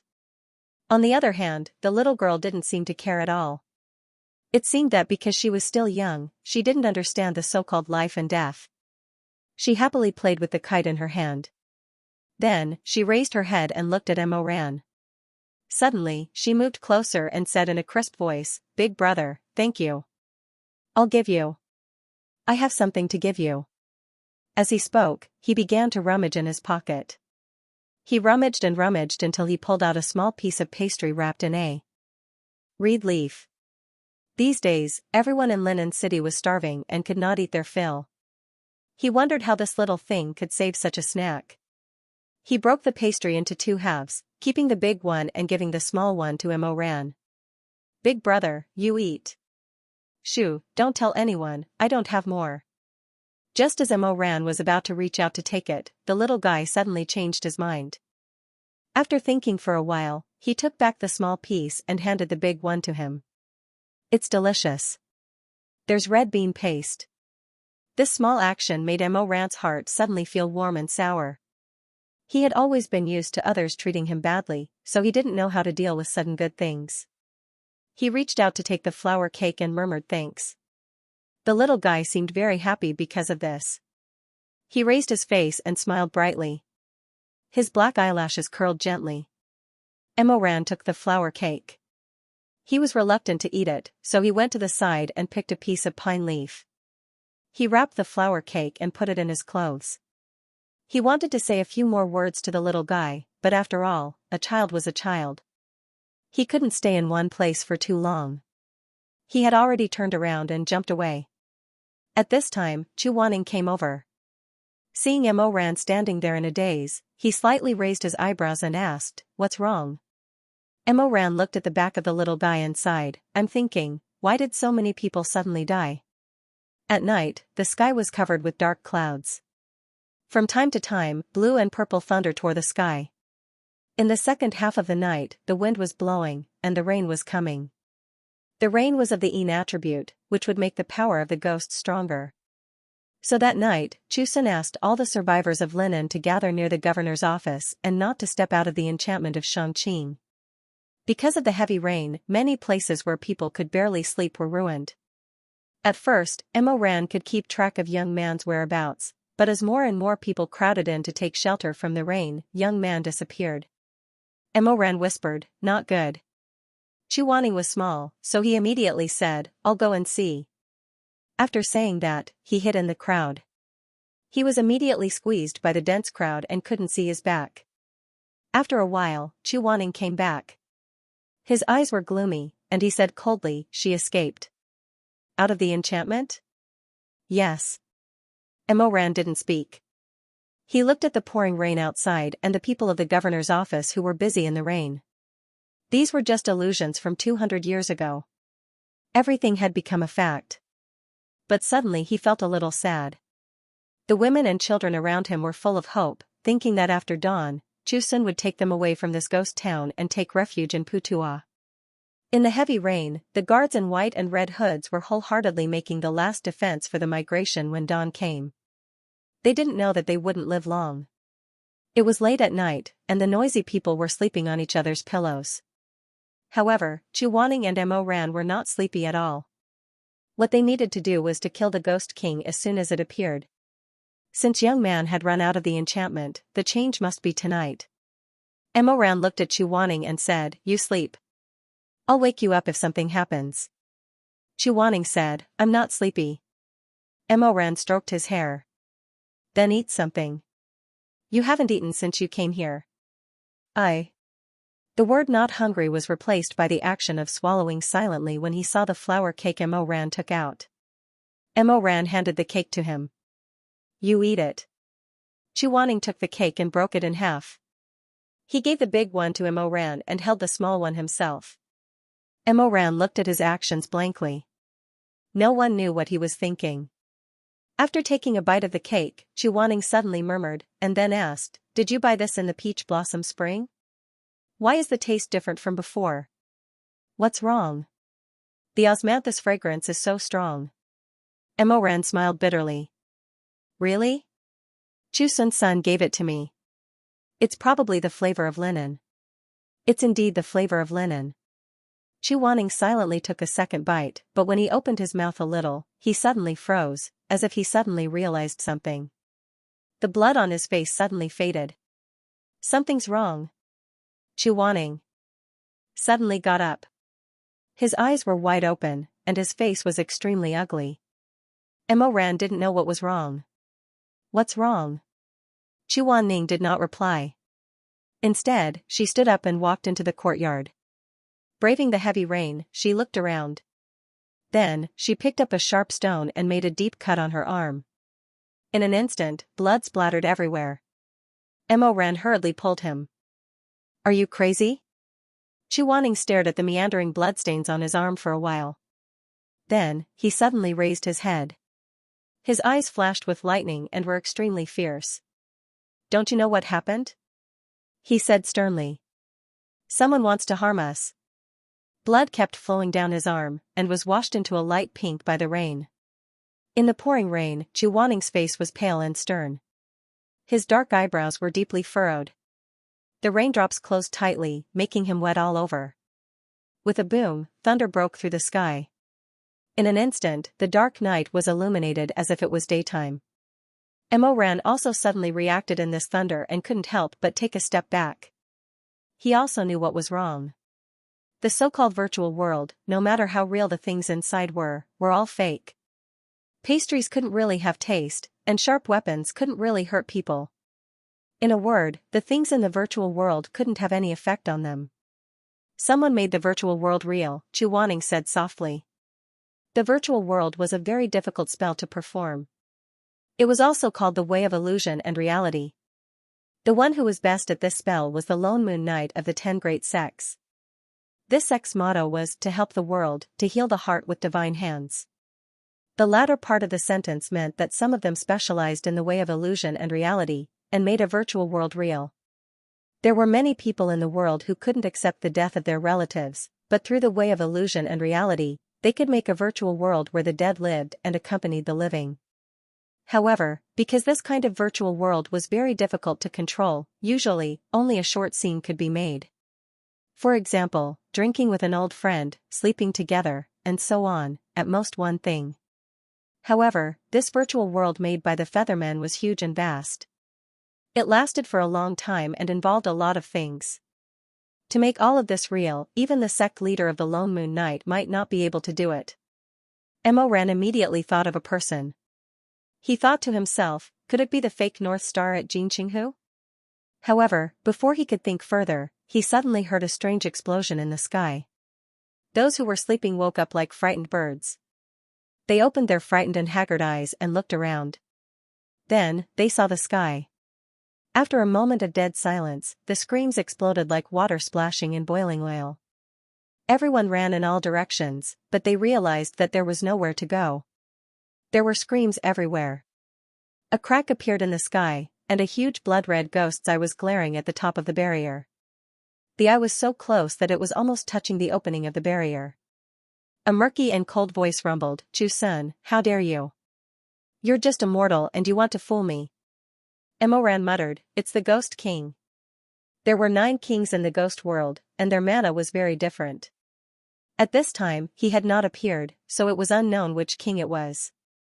There was only that bloody eyeball in the sky, staring at the mansion below. "You're overestimating yourself, ridiculous. Ridiculous mortals, you want to save them? I might not have killed everyone in the city, but since you want to go against me, I'll kill everyone in the city. Not even a chicken or dog will be left alive." Following a scream, a blinding red light burst out from the center of the ghost's eye, slashing towards the Shangqing barrier. In an instant, the sky changed color, and gold and red met.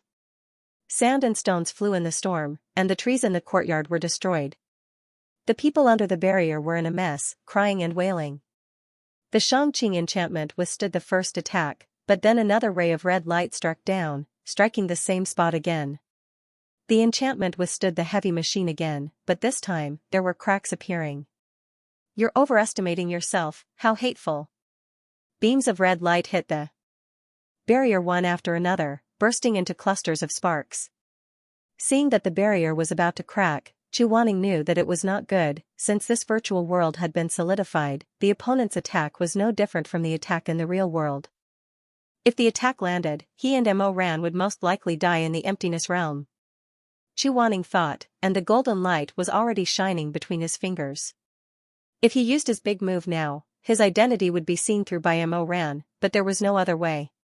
He was about to summon Tianwen to end the battle quickly. Suddenly, a colorful light pierced through the sky like a sharp arrow, piercing through the clouds and piercing the gap of the barrier.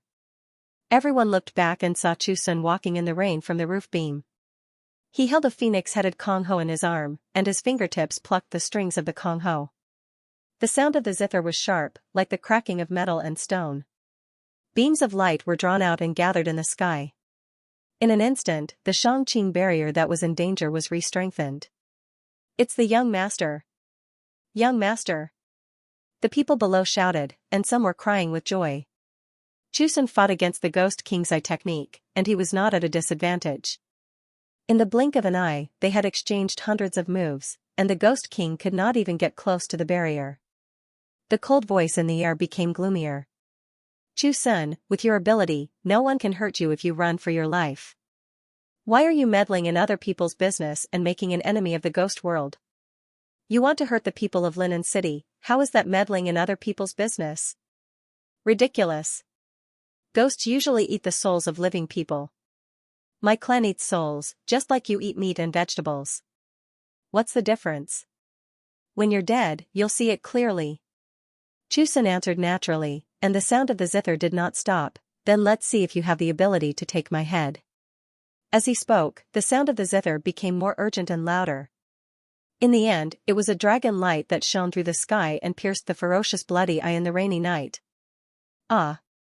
The mournful and terrifying roar shook the heavens and the earth. The eye was burned by Shizun's technique, and smelly blood splashed everywhere. In an instant, the sky was filled with blood, and the ghosts were crying. Under the anger of the other party, a beam of light that was several times stronger than before slashed horizontally in the bloody rain. Shizun shook his sleeve to block, but this blow was the Ghost King's violent attack. Under the confrontation between the two sides, Shizun was shaken by the wave of air and stagnated. Young master. Crack. There's a crack. The barrier is going to break. Mother, everyone in the porridge was in a state of panic. Some relatives cried and hugged each other, while others curled up in a corner and shivered. Shizun gritted his teeth, and his eyes were like torches, but he was unwilling to give up so easily. In the difficult stalemate, a ray of light suddenly lit up on his left and right. He glanced sideways, and saw that Mo Ran and Chu Wanning had already moved forward. The golden light and the red light surged and merged with him, sealing the barrier again. A ferocious roar came from the sky. The ghost eye disappeared. The three of them landed on the ground. The smelly blood in the sky continued to fall for a while, and then slowly turned back into transparent rain. Shizun's face was pale, and he bowed to Mo Ran and Chu Wanning. Thank you for your help. You're welcome. Mo Ran waved his hand. You should rest, you don't look good. Shizun nodded. He had indeed used up a lot of his mana, so Mo Ran helped him to the corridor to rest. The panicked people saw that young Master Chu had repaired the hole and saved them. They were all very grateful. They all gathered around, and some even handed him water and put on his clothes. Someone said, Young Master Chu, your clothes are soaked, why don't you go to the fire and dry yourself? Shizun thanked them one by one, but because he was too tired, he didn't want to move anymore, so he politely declined their invitation. Those people weren't discouraged, and simply brought some pine branches over, and built a fire pit next to Shizun. The surroundings gradually quieted down, and only the crackling of the fire could be heard. Suddenly, a citizen asked him, Young master, we arranged it so carefully, how did the Ghost King see through it? Sigh, what should we do? Yes. How did he know we were going to move? Young master clearly said that this ghost couldn't tell the difference between a puppet and a living person. What's going on? Could it be? The speaker's voice gradually trailed off as he turned to steal a glance at Shizun. He clearly wanted to ask if Shizun had made a mistake, if Shizun hadn't figured it out. This gaze was seen by the white-clothed guards of the governor's office, and one of them immediately said angrily, "What are you thinking? Someone must have leaked the news and let the Ghost King know." That person muttered, "Who would leak information to ghosts and monsters? It won't do any good." But when he saw that the people around him were glaring at him, he resentfully stopped talking. After a moment of silence, another person asked, "Young master, that ghost old man definitely won't let this go. What should we do next?" Shizun was very tired, so he didn't open his eyes, but he still said in a gentle voice, "It'll be fine as long as we can hold on until dawn. After that, we'll leave the city and hurry on our way. They won't be able to do anything during the day. But there are so many of us, old and young, and some are even injured. Can we make it to Mount Putua in one day?" Shizun said warmly, "Don't worry, all of you should rest. Tomorrow, you just need to hurry on your way. I'll think of a way." It had always been the young master who protected them, and since he said so, everyone obediently agreed. A child came over, holding a small piece of sesame candy, and wanted to give it to Shizun. Shizun slightly opened his eyes, smiled and touched the child's hair, and was about to say something, when suddenly a guard ran over in panic and shouted, "Young master! Young master, something bad happened." "What happened?" "Young master, young master. Young man. Outside the city god temple." That person was obviously greatly affected, and couldn't say a complete sentence. He stuttered, and suddenly knelt on the ground with a thump, and cried loudly. Shizun suddenly got up, and the last trace of blood on his face disappeared, and he ran into the rain.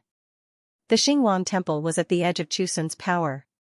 The steps of the Xingguang temple could still be protected by the enchantment, but the temple itself could no longer be covered by the enchantment. In the temple, the lights were dim. More than 10 ghosts who had rebuilt their bodies stood on both sides. A woman in red was tied up with her back to the crowd. She was looking up at the statue on the table. Beside her, young man stood with her eyes down. She was restraining a young child. Shizun shouted, "Lan Er!" This child was none other than Shizun's son, Chu Lan. Mo Ran's heart tightened. The taste of half a piece of cake was still in his mouth. He saw that the young master was restrained and wanted to go forward, but he was stopped by Chu Wanning. "Don't go." "Why?" Chu Wanning looked at him and said softly, "They're all people who died 200 years ago. Now that this illusion has become reality, I'm afraid you'll be hurt." Only then did Mo Ran realize that this was indeed the case. No matter what he did, a dead person was still dead. Nothing could change it. The young master cried outside the enchantment. He shouted vaguely, "Father! Father, save me! Father, save Lan Er!" Shizun's lips trembled slightly. He shouted at young man, "What are you doing? I didn't treat you badly. Let go of him." Young man turned a deaf ear to him. She lowered her head as if she didn't hear anything. But the hesitation in his heart could be seen from his hands that were holding Chu Lan. There was a mole between his thumb and index finger on his left hand. The veins on the back of his hand were bulging and trembling. At this time, the people who had gathered to take refuge in the government also came. When they saw the scene in the temple, they couldn't help but be shocked and angry. They whispered, "That's the young master's son. How could this be?" Young man raised the knife in her hand and released the rope of the woman in red. That woman came back to her senses and slowly turned her head. She was extremely beautiful, as pure as a lotus flower, with a long and delicate neck. It was just that her face was as pale as paper, but her lips were as red as blood. The way she smiled at Shizun was more frightening than charming. The illusory candlelight illuminated her beautiful face. The moment they saw her face, Shizun and some of the older people in the crowd behind him all froze. The woman's smile was tinged with sadness. She said softly, "Husband." Mo Ran. Chu Wanning. This woman was none other than Shizun's deceased wife. Mrs. Chu's eyes moved. She wanted to take her son from young man. At first, young man was unwilling, but Mrs. Chu, as a member of the ghost clan, was much stronger than him after breaking free from the shackles. With a little effort, she snatched the child away. Unfortunately, she died of an epidemic disease before the child was a month old. Therefore, the young master had never seen his mother. For a time, he cried and shouted for his father, asking Shizun to save him. "Good child, don't cry. Mother will take you to find your father." Madame Chu's slender arms picked up the child and carried him out of the temple. She walked along the rain-soaked bluestone steps all the way to the enchantment of Xianxia. She stood in front of Shizun, her eyebrows showing both joy and sorrow, sadness and joy. "Husband, we haven't seen each other for years. How have you been?" Shizun, however, couldn't say a single word.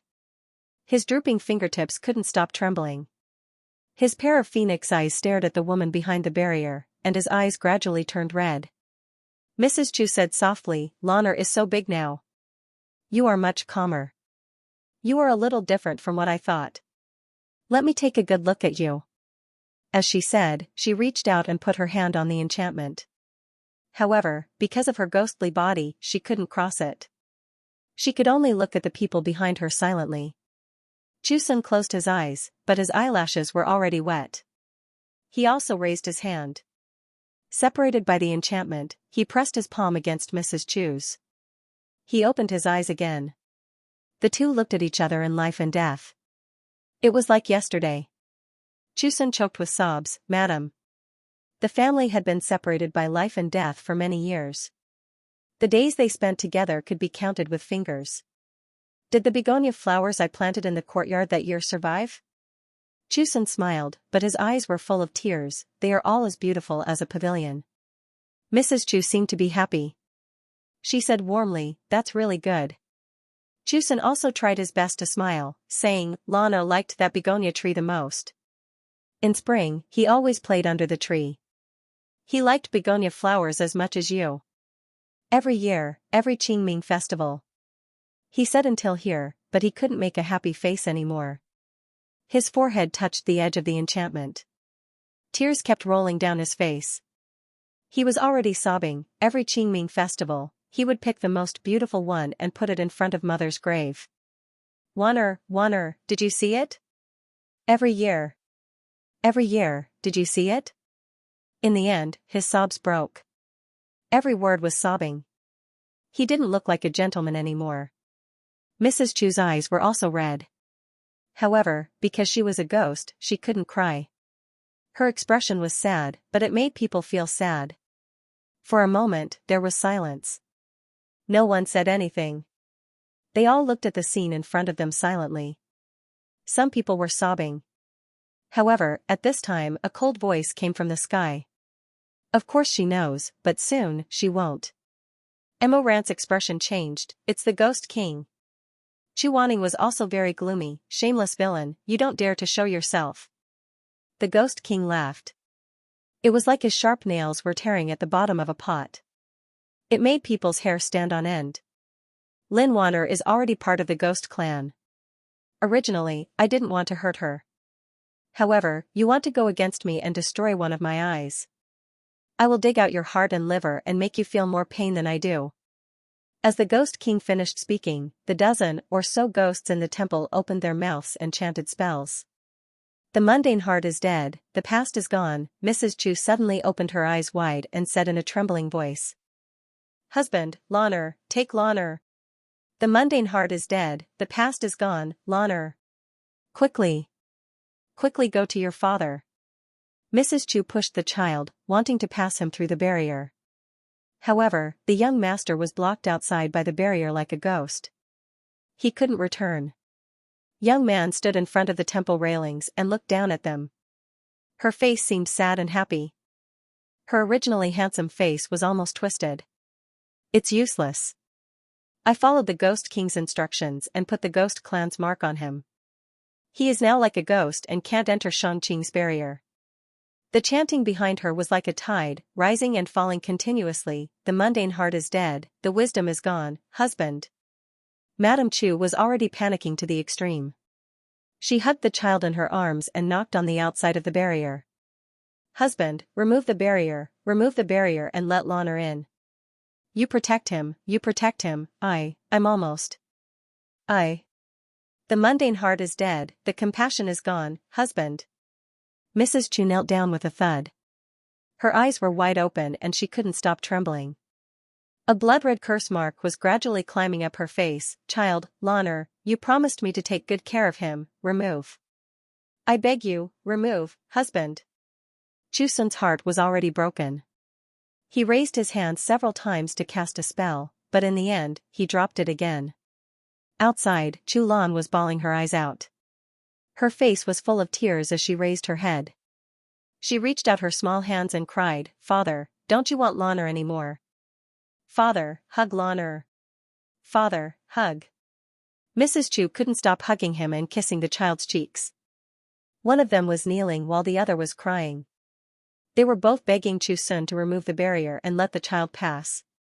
Suddenly, someone in the crowd shouted, Master. You can't. If you can't remove the barrier, the remaining hundreds of people in Linen will die. This is the Ghost Clan's scheme. Master. You can't remove it. Yes, the barrier can't be removed. The desire to live made the commoners kneel down and kowtow to Chusun one after another. They all stammered, Master, I beg you, the barrier can't be removed. If it's removed, everyone will die.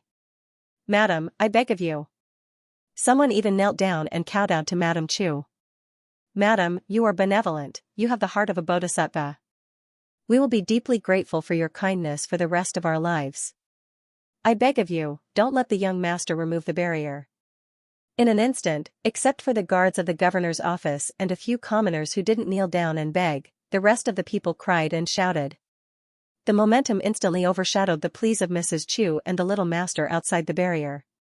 Chusun felt as if he was standing on a sharp awl, and as if his lungs were being pierced by tens of thousands of sharp knives. The blades grew thorns in his flesh, crushing his internal organs. In front of him were his wife and children, behind him were the lives of 100 people. In this kind of torture, he seemed to have died, engulfed by fire, and his bones turned to ashes.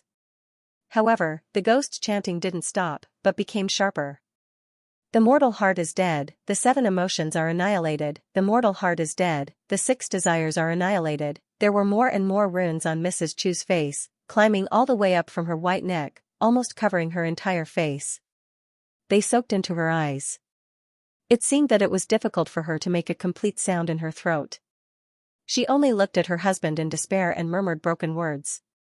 If you. I will hate you, you. Lanner. I hate. I. The runes soaked into her eyes. Her weak body suddenly trembled, as if she was in severe pain, and she closed her eyes tightly. I hate. Suddenly, there was a shrill scream, but the ending sound became a beast-like roar. Mrs. Chu suddenly opened her eyes, and there was blood in her eyes. There were 4 pupils in her originally soft almond eyes, and they were close to each other, squeezing out all the white of her eyes. Wanner. Chusun was in extreme grief. For a moment, he forgot that the Shangqing enchantment must be in the middle of the enchantment to be effective. He only wanted to reunite with his beloved wife. However, the moment he was about to step out of the enchantment, an arrow suddenly pierced through the air.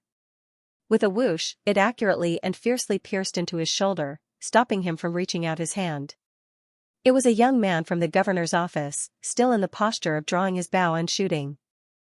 The young man's head fluttered, and he said to Chusun righteously, Young master.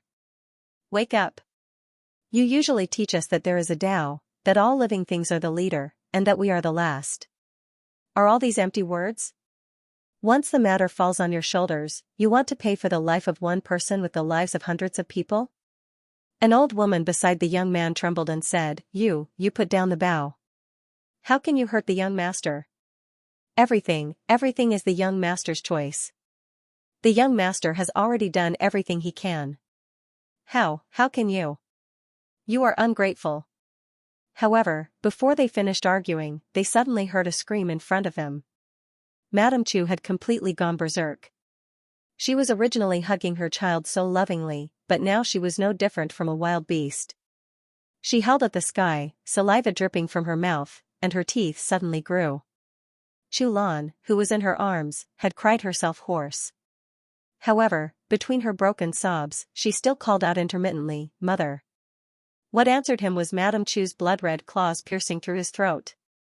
Between heaven and earth, there was no sound. Flowers of blood were flying one by one. It was as if that year, the begonia flowers had bloomed.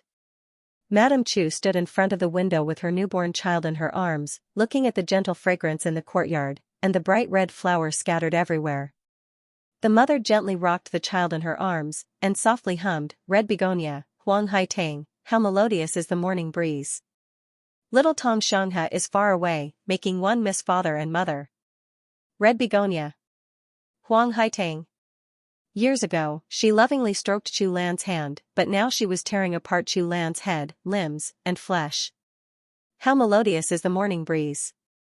The heavy rain poured, and blood flowed. The mother ate the child's intestines. Little Tom Xianxia is far away. The eaves of the city god temple were majestic, solemn, and compassionate. That year, the child was reborn. The mother knelt in front of the city god temple, and put her warm and slender hands together. The bell rang, and the birds scattered. Amidst the incense and candles, she stood up and kowtowed, wishing her child good fortune and good health, a long life, and a peaceful life. Making one miss father and mother. Chu Lan's flesh was crushed. Chu Lan's heart was dug out, and was greedily chewed by Madame Chu. Fresh blood flowed down the corner of her mouth. Ah ah ah ah ah. Chusun finally broke down. He knelt on the ground, held his head, and kowtowed continuously. Blood flowed out. He cried heartbreakingly. He knelt in the rain, in the blood, in front of his wife and children, in front of the people of Linen City. He knelt in front of the god statue, and knelt in the mud. He knelt in sin, and knelt in holiness. He knelt in gratitude, and knelt in hatred. He stooped into the dust, and his soul was torn apart and destroyed. He grieved for Wan Guchen. After a long time, someone finally spoke with a trembling voice. "Young master. Young master, please restrain your grief. Young master's great kindness will never be forgotten. Young Master Chu is a righteous man. What a good man. What a good man." Some people hugged their children tightly and covered their children's eyes to prevent them from seeing this hideous scene. At this moment, he finally dared to let go of his hand. With a pale face, he said to Chu's son, "Young master, our lives are all saved by you. Madam and young master will definitely ascend to paradise." Another person scolded, "Take your child and get lost. Why don't you ascend to paradise with your child?" The man then timidly retreated far away. However, these quarrels were so far away that Chusun felt that he was already dead. Listening to their voices, it was as if they were coming from the ocean of the past. In the rainstorm, the man was covered in filth. That layer of transparent film separated him from his wife and children. White bones were exposed, and tears and snot were everywhere. Mo Ran looked at the scene in front of him and suddenly thought of his previous life. When he killed the innocent, did he give birth to more than one Chu Sun, more than one Chu Lan, and more than one Madame Chu? He suddenly lowered his head and looked at his hands. For a moment, he vaguely saw that his hands were covered in blood. However, in the blink of an eye, he realized that it was still cold rain. Dripping on his palm, it gathered into a stream. He trembled slightly. However, in the next moment, his hand was held. He seemed to have suddenly awakened from a nightmare. He turned his eyes and saw that his junior brother was looking at him with concern. That child looked so similar to the dead Chu Lan. Mo Ran slowly knelt down until they were at the same level. Like a sinner asking for forgiveness in front of a returnee, he looked at him with a pair of eyes stained with rain and tears. Chu Wanning did not speak. He raised his tender little hand and patted his head. "It's all in the past," Chu Wanning said softly, "it's all in the past." Yes, after a while, Mo Ran smiled sadly and lowered his eyes. He muttered, "It's all in the past."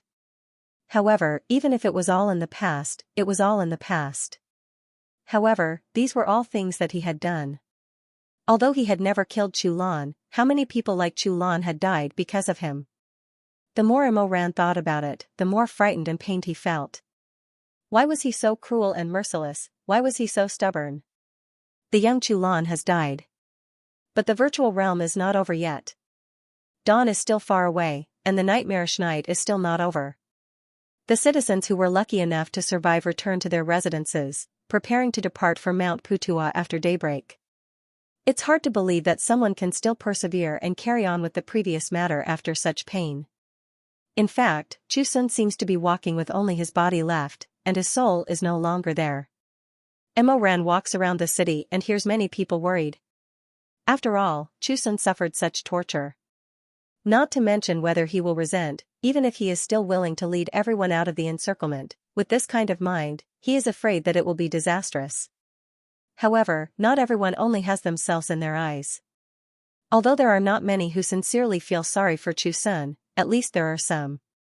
Everyone is waiting for daybreak in this kind of anxiety. However, what comes earlier than the sun is that familiar cold voice. It explodes in the heavy night, reverberating above the barrier. This time, the Ghost King is not talking to Shizun, but to the people in the city. The sky will be bright soon. I know that you want to take advantage of the day to leave the city.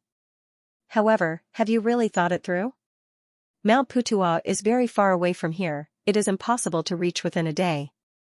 When it is dark, you will have to rely on Shizun's power to protect you. But can Shizun really protect you? Mother, a child hears this terrible voice and cries in fright, curling up in his mother's arms. Everyone looks up at the sky. Shizun stands in front of the residence, but as if he didn't hear, he leans against the begonia tree with his eyes closed. His wife and child died because of you, do you think he will sincerely protect you? I am afraid he has other plans, to make you live a life worse than death, so that he can avenge his wife and child. This is human nature. I have also lived, I was also once a human. Although there are benevolent people in the world, it is only for the sake of a good reputation. Human nature is evil, the so-called good people all have their own motives. If they are forced to a dead end, why should they care about the life and death of others? The Ghost King's eerie voice continues to echo. I have said before, I originally did not want to take the lives of your entire city. One must know that even if you are alive, you can still serve the Ghost Clan. If you don't believe me, take a look at him. As his voice fell, a black cloud rolled and surged outside the bounded domain. It was a young man standing on the top. Beside him stood a man in his 40s or 50s. He looked kind and honest. Someone exclaimed, "It's young man's father. It's young man's father. Isn't his father dead?" The corpse was dismembered. Everyone saw it. How could this be? The Ghost King said, I am one of the 9 kings of the ghost race. Although I can't control life and death like the Yama Emperor, I can still restore the appearance of the dead. Serve me, and you will be able to accompany your loved ones who have passed away. As for those who disobey me, they will end up like your young master Chu. Seeing his wife kill his child with his own eyes, he will be heartbroken, but he will be powerless to reverse the situation. There was dead silence inside the barrier. Do you really want to believe him? Do you believe that he won't harm you and avenge your wives and children? Do you really believe that he can help you escape to Putua? Someone looked at Shizun. His eyes began to flicker with a gloomy light. Shizun finally raised his head. He stood alone under the tree and looked at them quietly. He really didn't know what to say. After a long time, he said, things have already come to this. What's the use of me harming you? Ha ha ha ha ha. The Ghost King's hair-raising roar echoed in the air above the barrier. Great, great. He won't harm you. If you believe him, then let him do as he pleases. But if you believe me, his voice became louder and louder. It almost tore people's eardrums and pierced their hearts. If you believe me, you will immediately be rewarded. I can let your dead loved ones return to your side. As long as you hand over Shizun, as long as you hand him over to me. I have a deep grudge with him. It has nothing to do with you. Hand over Shizun, and you don't have to leave your home. Hand over Shizun, and you can reunite with your family. Call him out, and everything will be over. The Ghost King said faintly. Before dawn, I will wait at the city god pavilion. His voice disappeared. The dead silence in the crowd slowly turned into a strange noise. Everyone looked in Shizun's direction. Shizun also looked at them. His expression was calm. It could even be said that he was at peace. Someone began to helplessly murmur, "What to do? What to do, husband? I'm so scared. Mother, I'm scared. I don't want to be eaten." There were even people who lowered their voice and said, "The Ghost King is right. The so-called good people all have their own motives." We have seen many disgusting officials like this before.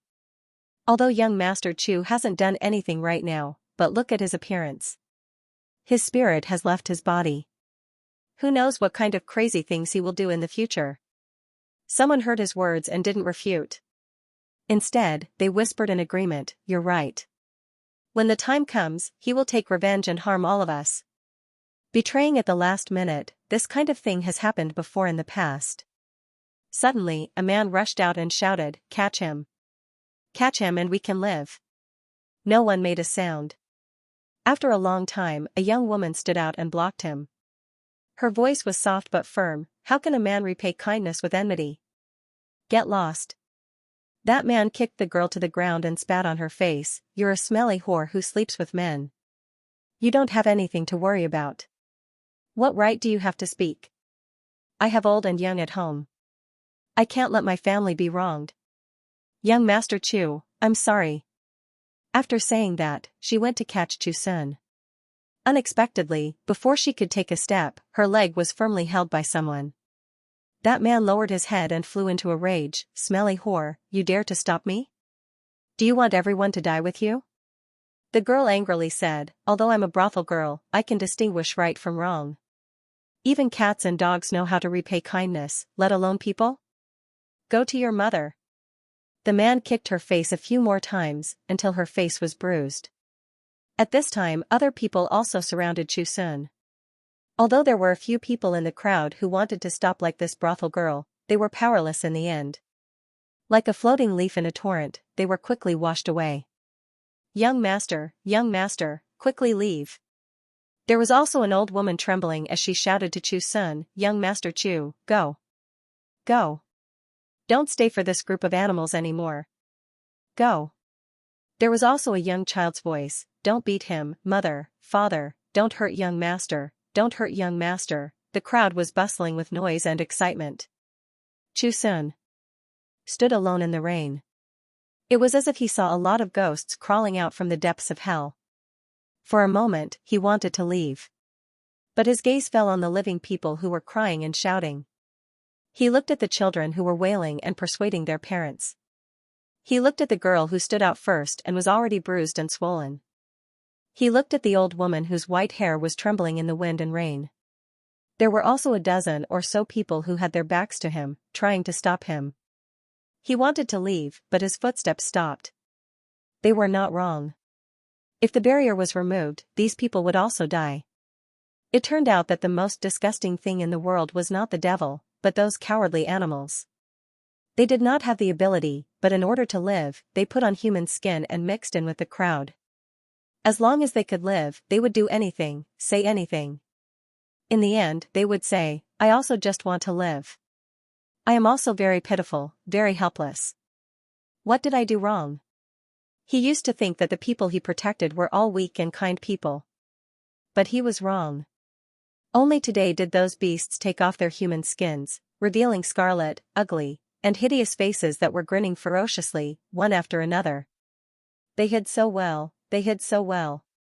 He didn't want to shed blood and tears for those animals dressed in human clothing, but they were so cunning, hiding among the good people. Each of their faces laughed freely and happily, laughing at Shizun's helplessness. "You have to save us. If you remove the barrier, we will pull the people you want to save, pull the people who are grateful to you, to go to hell together. You can't do anything even if you are disgusted to death. It was you who wanted to be a gentleman, it was you who wanted to be a good person. Since you have made such a choice, then sacrificing your life to save everyone is what you should do. If you don't do it, you are a hypocrite, a liar, you are pretending to be noble, you are worse than pigs and dogs." He seemed to hear the shrieks of the men, the shrieks of their laughter. "You have no choice. You have no choice." Shizun slowly raised his head in the tide-like chaotic quarrel. He looked at the sky in the wind and rain. The sky was finally going to be bright. A night of heavy rain had washed away the blood on the stone steps of the city god pavilion. Shizun and the people who were protecting him were all tied up and brought to the temple. This scene was really sad and ridiculous. Those people tied Shizun so tightly, and they were complacent that they had captured such a powerful person. But they did not know that Shizun only needed to cast a spell to destroy these ropes. But he did not do that. In the end, he did not remove the Xianxia barrier. Enough blood had been shed in linen. He did not want to cause innocent people to lose their lives in order to take revenge. So that layer of thin film protected those who repaid kindness with enmity and those who treated him sincerely. He came to the front of the temple. The Ghost King did not appear. There was only a candle emitting rolling black smoke, twisting into an empty human figure. Why not remove the barrier? The moment he saw Shizun, the voice was furious. Remove the barrier. Shizun calmly said, unless I die. The black smoke let out a shrill scream and said hoarsely, Shizun, you are crazy. You, kill him for me, otherwise, when night falls, I will take all of your lives. Dawn came. Layer after layer of light of day weakly lit up the endless night. The Ghost King could not support himself in the light. He fled into the darkness. The burning candle suddenly trembled and went out. Shizun came back to his senses. The city god pavilion was built quite high. Looking from afar, the mountains and rivers were shrouded in the misty rain. He could not see the scars clearly. Master Chu, I am sorry. It's not that we are ruthless. It's because you destroyed one of the Ghost King's eyes. He has a deep grudge with you, we had no choice. Why are you still talking so much? My whole family is waiting to live. Is his life more important, or is everyone's life more important? The one with the Tao is the leader of all living things. He said it himself. Chu Wanning stood in the distance and looked at the man who he did not know what relationship he had with him. He felt complicated. Suddenly, a pair of hands covered his eyes. Chu Wanning asked in a low voice, what are you doing? Don't let you see. Why? You will feel uncomfortable. Chu Wanning was silent for a while. His eyelashes trembled in Mo Rant's hands. No, I said it was 200 years ago. Mo Rant's voice came from behind. He sighed softly. Little fool, then why is my palm wet? After an unknown amount of time, an incense's time, 2 hours, or a blink of an eye. Time was blurred in this madness and chaos. When Chu Wanning opened his eyes, the enchantment of Xianxia had disappeared. Shizun fell in a pool of blood. Around him were people and ghosts. There were demons and monsters in human skin, sniffing the fresh blood.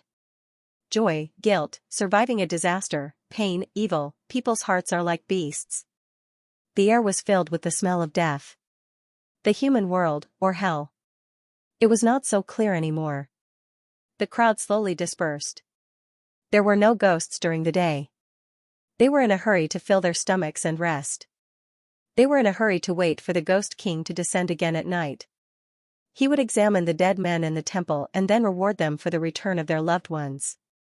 Gradually, only a dozen or so people were left in the temple, sobbing and crying. There was the woman from the brothel, the old woman with a head full of white hair, the couple who were persuaded by their child, a beggar, a scholar, a storyteller, a former rich young master, a widow with a young child in her arms, a teacher, and a farmer. There was nothing else. However, just as they were hugging the corpse and crying, the eyelashes of the dead man in the pool of blood trembled slightly, and he slowly opened his eyes. Young Master! Young Master Chu! Mo Rant's heart trembled. He could not help but say, it's useless, this incantation had been lost in the present world. He did not expect to see it again in this virtual realm. This is the voice incantation. He is already dead. Before he died, he cast this incantation on himself. Chu Wanning paused and said, he had things to do. He still has things to worry about in this world. Shizun's eyes were empty and unfocused. He said lightly, the ghost race is sinister. Their words cannot be trusted. After the enchantment of Xianxia is lost at night, demons will come out and kill everywhere. I hope everyone can escape from here and go to Putua. Young Master. I am already dead. I have no fate to accompany you. However, I have gathered all my spiritual power and cast the incantation in my spirit core. Everyone, take my spirit core. The demons will not be able to get close. The crying became louder. It was almost crying blood. Emoran and Chu Wanning were even more frightened. Spirit core. That was a crystal that was born with the heart. The dead Chusun slowly raised his hand that had not yet stiffened.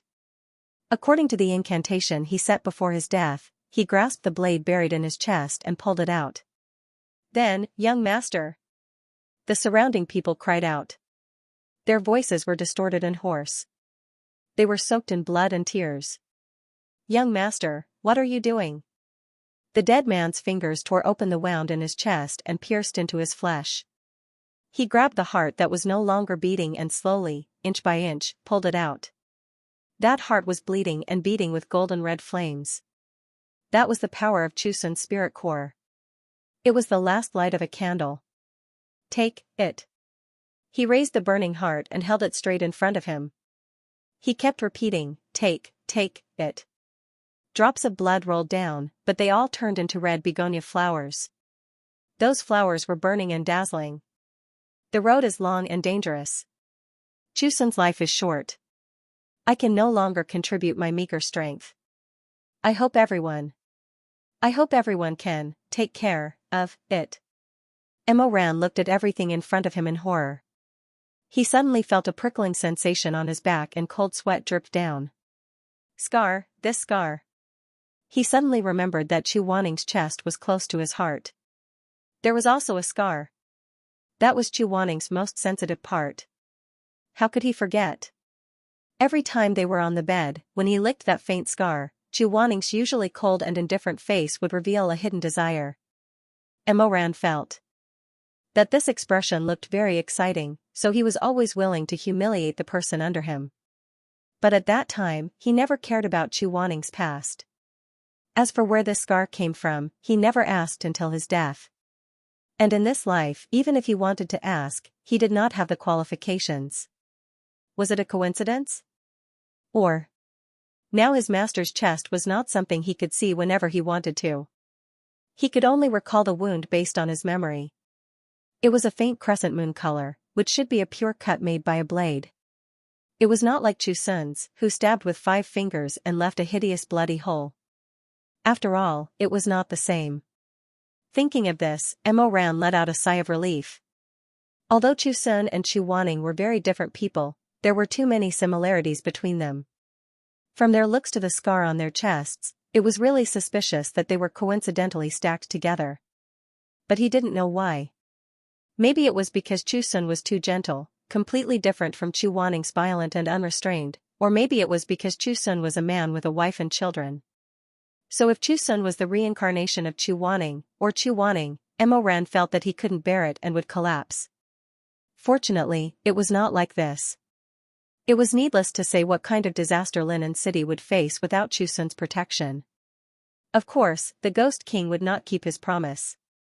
After nightfall, there was a rain of blood and wind, and the world was dark. The moat was dyed red with blood, and the screams of the living after losing their minds resounded through the night. The city was full of wandering zombies, eating fresh blood sausages and chewing brains. Emoran took Chu Wanning to hide in a dilapidated house. The owner had died long ago, and the furniture and utensils were covered with a thick layer of dust. Emoran closed the door and sealed the room, leaving only a small window in the kitchen open to explore the situation outside. From time to time, there were sharp screams and ominous chewing sounds outside. Emoran carried Chu Wanning to a small pile of firewood in the corner and touched his head. According to Miss Jijing, we can leave after defeating the Ghost King. So you stay here and don't move. Chu Wanning heard this and suddenly raised his head. Are you going out? Not now. I will go out when the Ghost King shows up. But it's very dangerous outside. The emptiness realm has already materialized. With your strength alone, how can you resist it? But I can't bring a child to a fight. Chu Wanning shook his head. I'll go with you. Ha ha ha, junior brother is so cute, but you're still young. You'll drag me down if you go out with me. When you're a little older, I won't stop you from taking action when you encounter such things. But this time, you have to listen to your senior brother. I won't hold you back. That's what people usually say when they're dragging you down, Emoran said. Be good and stop messing around, okay? Seeing that Chu Wanning finally stopped talking, Emoran let out a sigh of relief. His eyes looked out through the ridges of the wooden window, and his expression gradually turned solemn. Why did the emptiness realm, which was supposed to be used for training, suddenly materialize? Junior brother was right. Someone wanted to harm him. In his previous life, countless people wanted to kill him, but in this life, he had not offended anyone powerful. After thinking about it, the only person who could possibly want his life was the fake Gauchen he encountered at Jincheng Lake. But who exactly was the original body of the fake Gauchen? If he could skillfully use the exquisite Go game to such an extent, why didn't he stand out in his previous life? Could it be that he was not the only one who was reborn in this world? This thought made him shudder, and a murderous glint appeared in his eyes. After his rebirth, he only wanted to bury his past. If there was a second person who was reborn, then things would be very troublesome. His brows furrowed deeper and deeper. Suddenly, he heard Chu Wanning say. Emoran, What's wrong? Chu Wanning gritted her teeth. After weighing the pros and cons, she steeled her heart and decided to tell him the truth. Listen to me. Actually, I can help you. But when Emoran heard I can help you, he felt that his junior brother wanted to struggle with him again, so he interrupted him and said, Okay, I said I won't let you go, so I won't let you go. Don't force yourself. Listen to me. No, listen to me. Emoran was annoyed, so he said, I won't listen, you bastard. Seeing Chu Wanning's ugly expression, Emoran probably felt that his tone was a little too harsh, so he poked between his eyebrows with his finger and said with a smile, You're so young. Why are you so bitter and resentful, and you don't like to listen to the words of your elders? Then, let me tell you, since you call me senior brother, we're from the same sect. In this kind of dangerous situation, I have to protect you. Do you understand? Chu Wanning closed his eyes and said in a low voice. I understand. That's good. Then but I'm worried about you. Emoran was stunned. The finger that was hanging in front of his forehead seemed to tremble slightly. For a moment, he couldn't say anything. He had lived 2 lives, but he had never heard anyone say the words I'm worried about you. Even though Shermie was gentle to him, he had never expressed his concern for him in such a straightforward manner. He stared at the little child on the pile of firewood in front of him, his heart filled with mixed feelings. After a long time, his eyes gradually became very gentle. Then the finger that was poking Chu Wanning gently moved up and fell on the other's soft hair, rubbing it. Don't worry. I promise you, I will come back alive.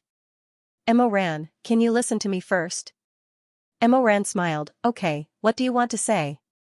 Actually, bang. The door was knocked open. A man with disheveled hair screamed and rushed in. He was covered in blood. One of his legs had been torn to pieces. Behind him was a group of zombies that were attracted by the smell of blood. The man dragged his broken leg and staggered into the room. He grabbed everything he could grab and threw it at the zombies. He threw it while shouting, Go away. Don't come here. Go away. Go away. Emoran cursed inwardly and shielded Chu Wanning behind him. A red light shone in his hand and he summoned Ghost Bearer to protect him. He turned his head and said, Junior brother, you hide well. Don't come here. After saying that, he went forward and fought with the zombies that broke into the room. Although the ghost was similar to Heaven's Inquisition, Chu Wanning did not completely teach Emoran the moves. Emoran's weapon in his previous life was a knife. He was not used to soft weapons. Therefore, although he was not at a disadvantage in the beginning, he gradually became a little weak. While the ghost dance was in chaos, he suddenly heard the voice of a child behind him. It was clear and cold, hit the left wrist 3 times, then jump up and throw it out from the back. Emoran did not have time to think, so he followed the instructions. The willow vine whipped a zombie on the left. The zombie's arm was broken by Shenwu. Ordinary people would not be bored enough to whip it twice. But since Junior Marshall brother had said so, there was no harm in giving it a try. Immediately, he hit the zombie twice. Then, he leaped up and his back went limp. He flipped over and swung the vine whip behind him. Shwa. It was neither too early nor too late, just in time for the next wave of zombies to arrive. After accumulating strength 3 times, the ghost hunter ignited a blazing scarlet flame, and with a loud rumble, it pounced towards the zombies. The zombies were immediately chopped in half by the violent spirit marshal, and those zombies were all beheaded. The heads that fell to the ground were still emitting wisps of black smoke. Emoran was stunned. He glanced at his junior brother who was sitting on the pile of firewood with a slightly surprised expression. This guy is good? How are we going to fight next? Emoran was excited and asked excitedly. Chuaning was expressionless. Next, use your left hand and pat the right side of your clothes. Oh, this move is profound and unfathomable. What is it? Chuaning said lightly, there is nothing profound and unfathomable. You were too proud of yourself just now. Your sleeves were burned by the weapon. Ah! Emoran exclaimed. He looked down and saw that it was indeed the case. He hurriedly extinguished the fire that had been ignited by the ghost. This person's face was really thick. He was not embarrassed at all. He raised his head with a smile and said to the other side, my little brother is very strong. I like it. Chuaning coughed softly and silently turned her face away. Facing the gray and bare wall, the tips of her ears were a little red. At this time, there were only 6 zombies left in the room. Chuaning did not want to look at Emoran anymore. He still turned his head and commanded the wall, relax your wrists. Swing the vine towards the ceiling. After accumulating strength 6 times, perform 1 slash. Emoran did as he was told. But after the 5th round, he suddenly remembered, how do I perform 1 slash? Just do it the way you normally use your sword. Ah, so that's how it is. Emoran suddenly understood. He swung down and a raging fire burned. The soft vine seemed to have been instantly tempered into an indestructible long blade. With a schwa, it cut the 6 zombies in half. Wah, this time Emoran's eyes were wide open. Where did you learn this? Why do I feel that you are almost as skilled as my Shizun in using the vine whip? No, maybe you are even better than him. He never told me what you taught me. Emoran beamed with joy. Good, good, good. Excellent. I won't have to look at Shizun's face in the future. If I learn from you, won't I be happy? Chuaning glared at him. Do you dislike Elder Yu-heng for giving you a hard time? Why don't you dislike me looking at you? Emoran put away the vine whip and blocked the door again. He dragged a table to block the entrance and laughed. You look at me because you are good to me. The 2 of us can be considered to have gone through thick and thin together. You've treated me well, and I'll remember it all. In the future, I'll treat you as my younger brother and dote on you. Not to mention you looking at me, even if you are unhappy and hit me twice, I won't be angry. Chuaning's face darkened. Who wants to be your younger brother? He jumped down from the pile of firewood and ignored Emoran. Instead, he went to check the injuries of the man who broke in. Unexpectedly, Chuaning opened his eyes slightly. Why is it him? Who is it? Emoran poked his head over and was also stunned. That young man? The one lying in a pool of blood and moaning intermittently was young man. He was seriously injured. After Chuaning checked, he shook his head and said, human and ghost can never coexist. It must be that the Ghost King used him and didn't care about him. This person is really... Emoran said, he deserves it. Chuaning glanced at him. Emoran chuckled and suddenly felt a little guilty. Shouldn't he be the one who deserved retribution the most? Emoran changed the topic and asked, right, what did you want to tell me? What are you actually? Chuaning lowered his eyelashes, paused, and said in a low voice, actually, I am. Before he could finish, he suddenly felt a wind behind him. Chuaning was shocked and turned around to face the attack. However, he was a child after all and his strength was far less than that of an adult. He couldn't escape and was tightly locked by the other side. Young man struggled and crawled up from the pool of blood with one breath. One of his hands with bulging blue veins held Chu Waning's neck tightly, while the other hand held Chu Waning's arms behind his back. His dirty face was burning with crazy flames, and his desire to survive twisted his whole body, like a wax statue that was deformed under the heat. His eyes were bloodshot, and he said to Mo Ran in a hoarse voice, "Take me out of here. Let him go. Take me out of here." Young man shouted angrily, and his eyes were about to crack, "Or I will kill him. Go. You want me to save you, so I will save you. Why are you making life difficult for a child? Let him go first. If you say one more word, I will kill him now. Anyway, I have done all kinds of bad things, and I don't need this one more. Are you going or not?" Chu Waning was choked so hard that he couldn't make a sound, and his delicate little face was red. Seeing this, Mo Ran became anxious. Although he could kill young man with a single blow, this was the place where the virtual realm had materialized. If young man really got angry, she would probably seriously injure his junior brother before he could kill her. Mo Ran said, okay, I will listen to you. Don't get angry. Let go of me first, I will." Before he finished, blood splattered everywhere. How could Chu Waning be a pushover?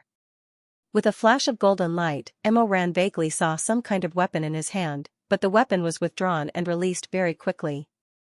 In an instant, young man's hands were strangled, and even his wrists were cut off. Young man screamed and stepped back. This time, except for one foot, even his hands were disabled. The hand that was strangling Chu Waning fell to the ground.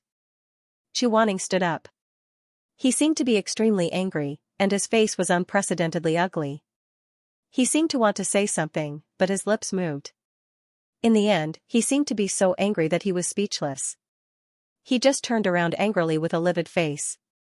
Mo Ran hurriedly went to him and hugged him. "Junior brother, how are you?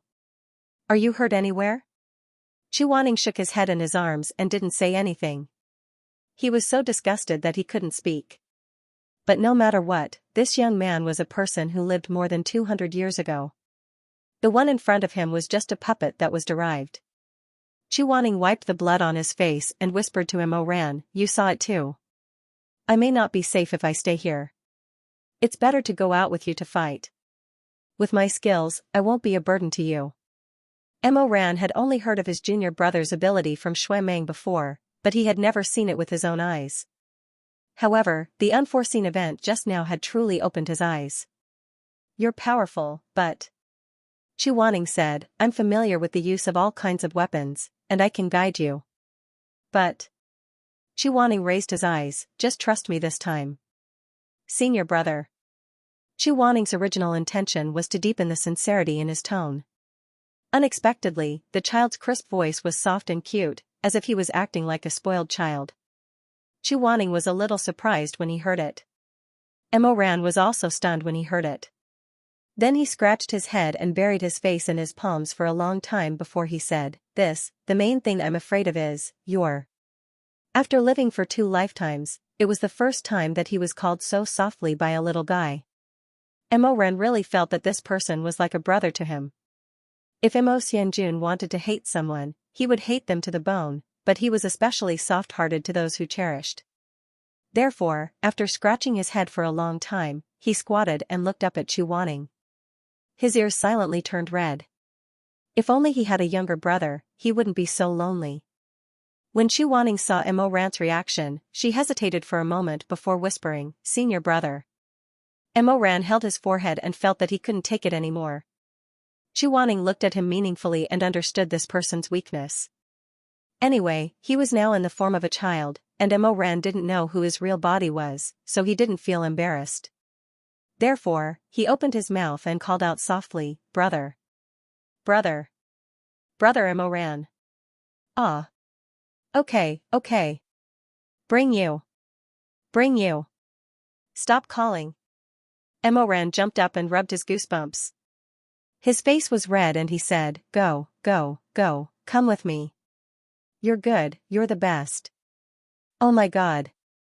Chu Waning put his hands behind his back and turned his head slightly. He smiled faintly and said, "Let's go." Then, he walked slowly to the door. Behind him, Mo Ran whispered, "Where did you learn this trick?"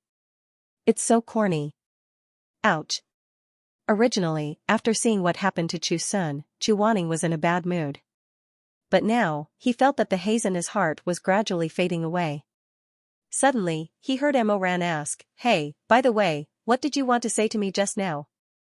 Wanning turned around and said very calmly, that. I forgot. I'll tell Brother Emoran when I remember in the future. Don't. Don't call me that. Just call me brother. Brother is enough. Emoran waved his hand. Wanning's eyes were like deep pools. With a slight smile on his lips, he said lightly, "That's good. Brother, it's almost time." This illusion is based on the memories of the survivors. Now that those people have left Linen, I think this illusion won't last long. The Ghost King should be coming out soon. That's true. If we defeat him, we can go out, right? When I return, I will definitely investigate and find out who made the illusion real and wants to take our lives. Wanning nodded. Fortunately, when the Ghost King fought with Shizun before, I can see that this Ghost King is not a very powerful character. He may be the weakest among the 9 great Ghost Kings. Although this place has been made real, I think that the opponent may have really treated me as an ordinary 6-year-old child. He didn't expect that I could help to deal with this illusion. Emoran nodded repeatedly and said, "That's right." Wanning said, "So instead of saying that the person behind the scenes wants to harm us, it's better to say that he didn't include me in his plan from the beginning. The only person he wants to harm is actually you, brother." Emoran nodded his head like he was pounding garlic. "What you said makes a lot of sense. After we go out, brother must explain this matter clearly to Xianxia. This peach blossom spring is probably dangerous, so we have to be careful about everything. Alright, let's not talk about this first. Let's go. I won't be a burden to brother. Please lead me out of this place." Wanning's prediction was right. At 3 o'clock, the massacre in the city came to an end.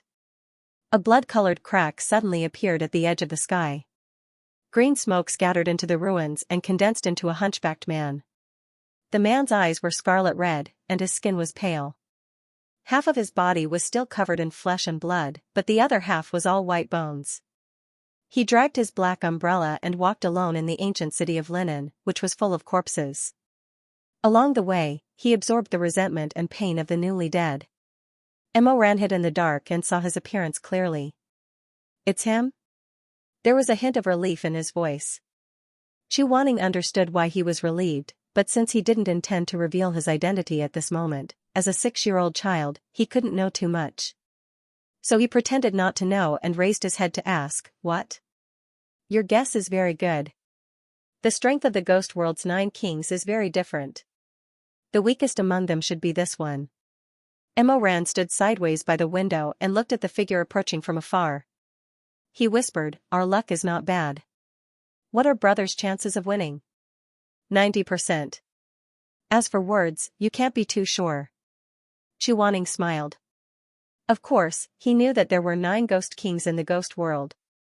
The skeleton emperor was the weakest, but strength was relative.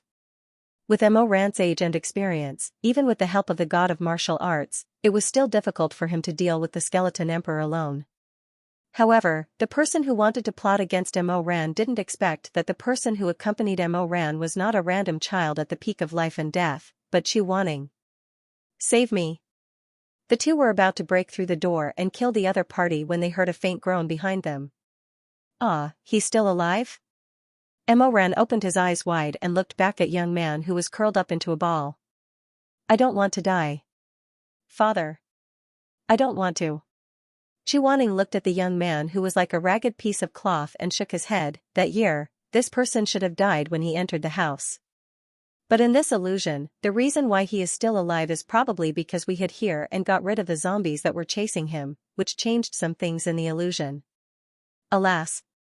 If he hadn't betrayed us, do you think Shizun wouldn't have died 200 years ago? Maybe Linen wouldn't have become a ruin. Maybe. But both of them understood that no matter what was said, the past was the past. The most important thing at the moment was to defeat the skeleton emperor and get out of the illusion. There was no need to hesitate. Emma ran and Chuaning rushed out of the hiding place and killed all the way without showing weakness. Getting out of the illusion was easier than they thought. Emma ran had a clear goal and soon fought with the skeleton emperor. But looking at the two fighting with full strength, Chuaning felt a faint uneasiness. That uneasiness was not because Emma ran was at a disadvantage. In fact, Emma ran had been steadily gaining the upper hand under his guidance. But Chuaning was more and more aware that the person hiding in the dark controlled the situation too accurately. In other words, that person clearly calculated that if only Emma ran and another person with average aptitude were trapped in this illusion, it would be extremely difficult to get out of danger. But the other party did not use more powerful means to kill Emma ran. Obviously, they did not want people to know that this was a premeditated murder case. Instead, they wanted to create an illusion that Emma ran died in the illusion because of an accident during the trial. Who was it that meticulously planned to take Emma ran's life? Was it really Jin Qinghu's fake North Star? Chuaning watched the fierce battle between Emma ran and the Ghost King. As time passed, Emma ran was already at the top. The sky was gradually brightening, and the Ghost King's magical power was gradually weakening. Soon, it would not be able to hold on, and the outcome would be decided. But at this moment, Chuaning suddenly saw a living person's face among the ghosts and zombies that were sealed by Emma ran's spell. Who? That person was very far away, mixed in the crowd of zombies. He was wearing a cloak, and half of his face was covered in shadow. Only a sharp chin, sweet lustrous lips, and a gentle curve of the bridge of his nose could be seen. With just a glance, Chuaning could tell that this person's behavior was not like the illusion from 200 years ago. This person did not make any offensive posture, but quietly hid under the hood, facing the direction of Chuaning and Emma ran. Seeing that Chuaning had noticed him, he actually smiled slightly, then raised his hand and drew two lines around his neck, making a gesture that was similar to kill. Chuaning cursed inwardly, and suddenly rushed over, wanting to capture this person. But that person was still smiling. Under the hood, his lips were bright red, and his white teeth were eerily white. He mouthed at him, looking very much like farewell. He dodged and did not go. Stop. It was useless. The sky was clear, and layers of white fish belly billowed up. The battle between Emma ran and the Ghost King had ended with the last strangle. When the Ghost King's head was strangled by Emma ran's ghost sword, the filthy blood gushed out, and the scene in front of them quickly swept away. Chuaning and Emma ran's bodies were suddenly thrown up, and the sunrise of linen and the ruins of 200 years ago all turned into strange and variegated shadows. Bang! A loud sound was heard. When Chuaning fell to the ground again, he had already returned to the cave of trial. Emma ran had also returned, and fell beside him. His body was mottled with the bloodstains from the battle. But his injuries were not serious. He was lying on the ground with his face on one side, obviously unable to get up. Only a pair of dark eyes looked sideways at Chuaning beside him. After a while, he raised his hand and gently touched his forehead with his fingertips. You're out. Chuaning nodded, but his face was very ugly. I just saw a person inside. What? Very suspicious. It should be the person who cast the spell. Emma ran got up with a grunt, and widened his eyes. You saw it? You saw it. Then did you see who he was? What did he look like? Chuaning frowned and shook his head. He was wearing a hood, so I couldn't see clearly. But looking at his figure, he should be a man, not old, thin, and with a very sharp chin. There was still half a sentence that he did not say. He felt that this half of the face looked vaguely familiar, as if he had seen it somewhere a long time ago. But he also felt that it was just his illusion. After all, it was only the lower half of the face. There were many people with similar faces, so he could not tell at the moment. While he was thinking, he suddenly felt Emma ran patting his shoulder. Junior brother. What's wrong? Look over there. Emma ran's voice was a little low and slightly cold. Chuaning raised his head and looked in the direction he pointed. It was 18. At the entrance of the trial cave, 18's eyes were bulging. She was hanging on the ceiling of the cave, a pair of feet wearing silk-embroidered shoes swaying in the air. She was already dead. There was no wind here. Looking at the extent of her swaying, The person who killed her should have just left not long ago. But what made Chu Wanning and Mo Ran's expressions change the most was the weapon that was tightly strangling her neck. It was a willow vine. The leaves were like knives, flowing with a fierce red light. From time to time, tongues of fire would burst, and sparks and blood would splash together. Damn it. The person who strangled 18 to death and hung her on the ceiling of the cave was actually the ghost of a divine weapon. Mo Ran's face was pale. He summoned the weapon that he had just put away in disbelief. He watched as a cluster of flames lit up in his palm. The ghost answered the summons and lay in his palm. Comparing the two weapons, the weapon that killed 18, except for the lack of a handle, was exactly the same as the ghost. It was as if a section of the ghost had been cut off. Could there be a second ghost in this world? Before he could think about it, he suddenly heard footsteps coming from afar at an extremely fast speed. Chu Wanning was calmer than Mo Ran. He pondered for a moment, and then his eyes suddenly turned cold. Mo Ran, put away the ghost first. What? It was too late. A group of people had already rushed to the entrance of the cave. There were feathermen and cultivators from various sects who were cultivating in the peach blossom spring. There were even figures of Xuemeng, Yi Shizun, and Shermei in the crowd. It seemed that someone had noticed the abnormality in the cave and gathered almost everyone to come here. Therefore, when the crowd arrived one after another, they saw that 18 had died tragically outside the cave. Her neck was strangled by a willow vine that squeezed into her flesh.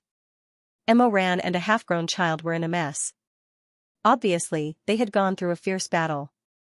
Mo Ran was covered in blood, and the weapon in his hand was the ghost that was leaping with dangerous flames. It was silent. Someone suddenly yelled, "Murderer!"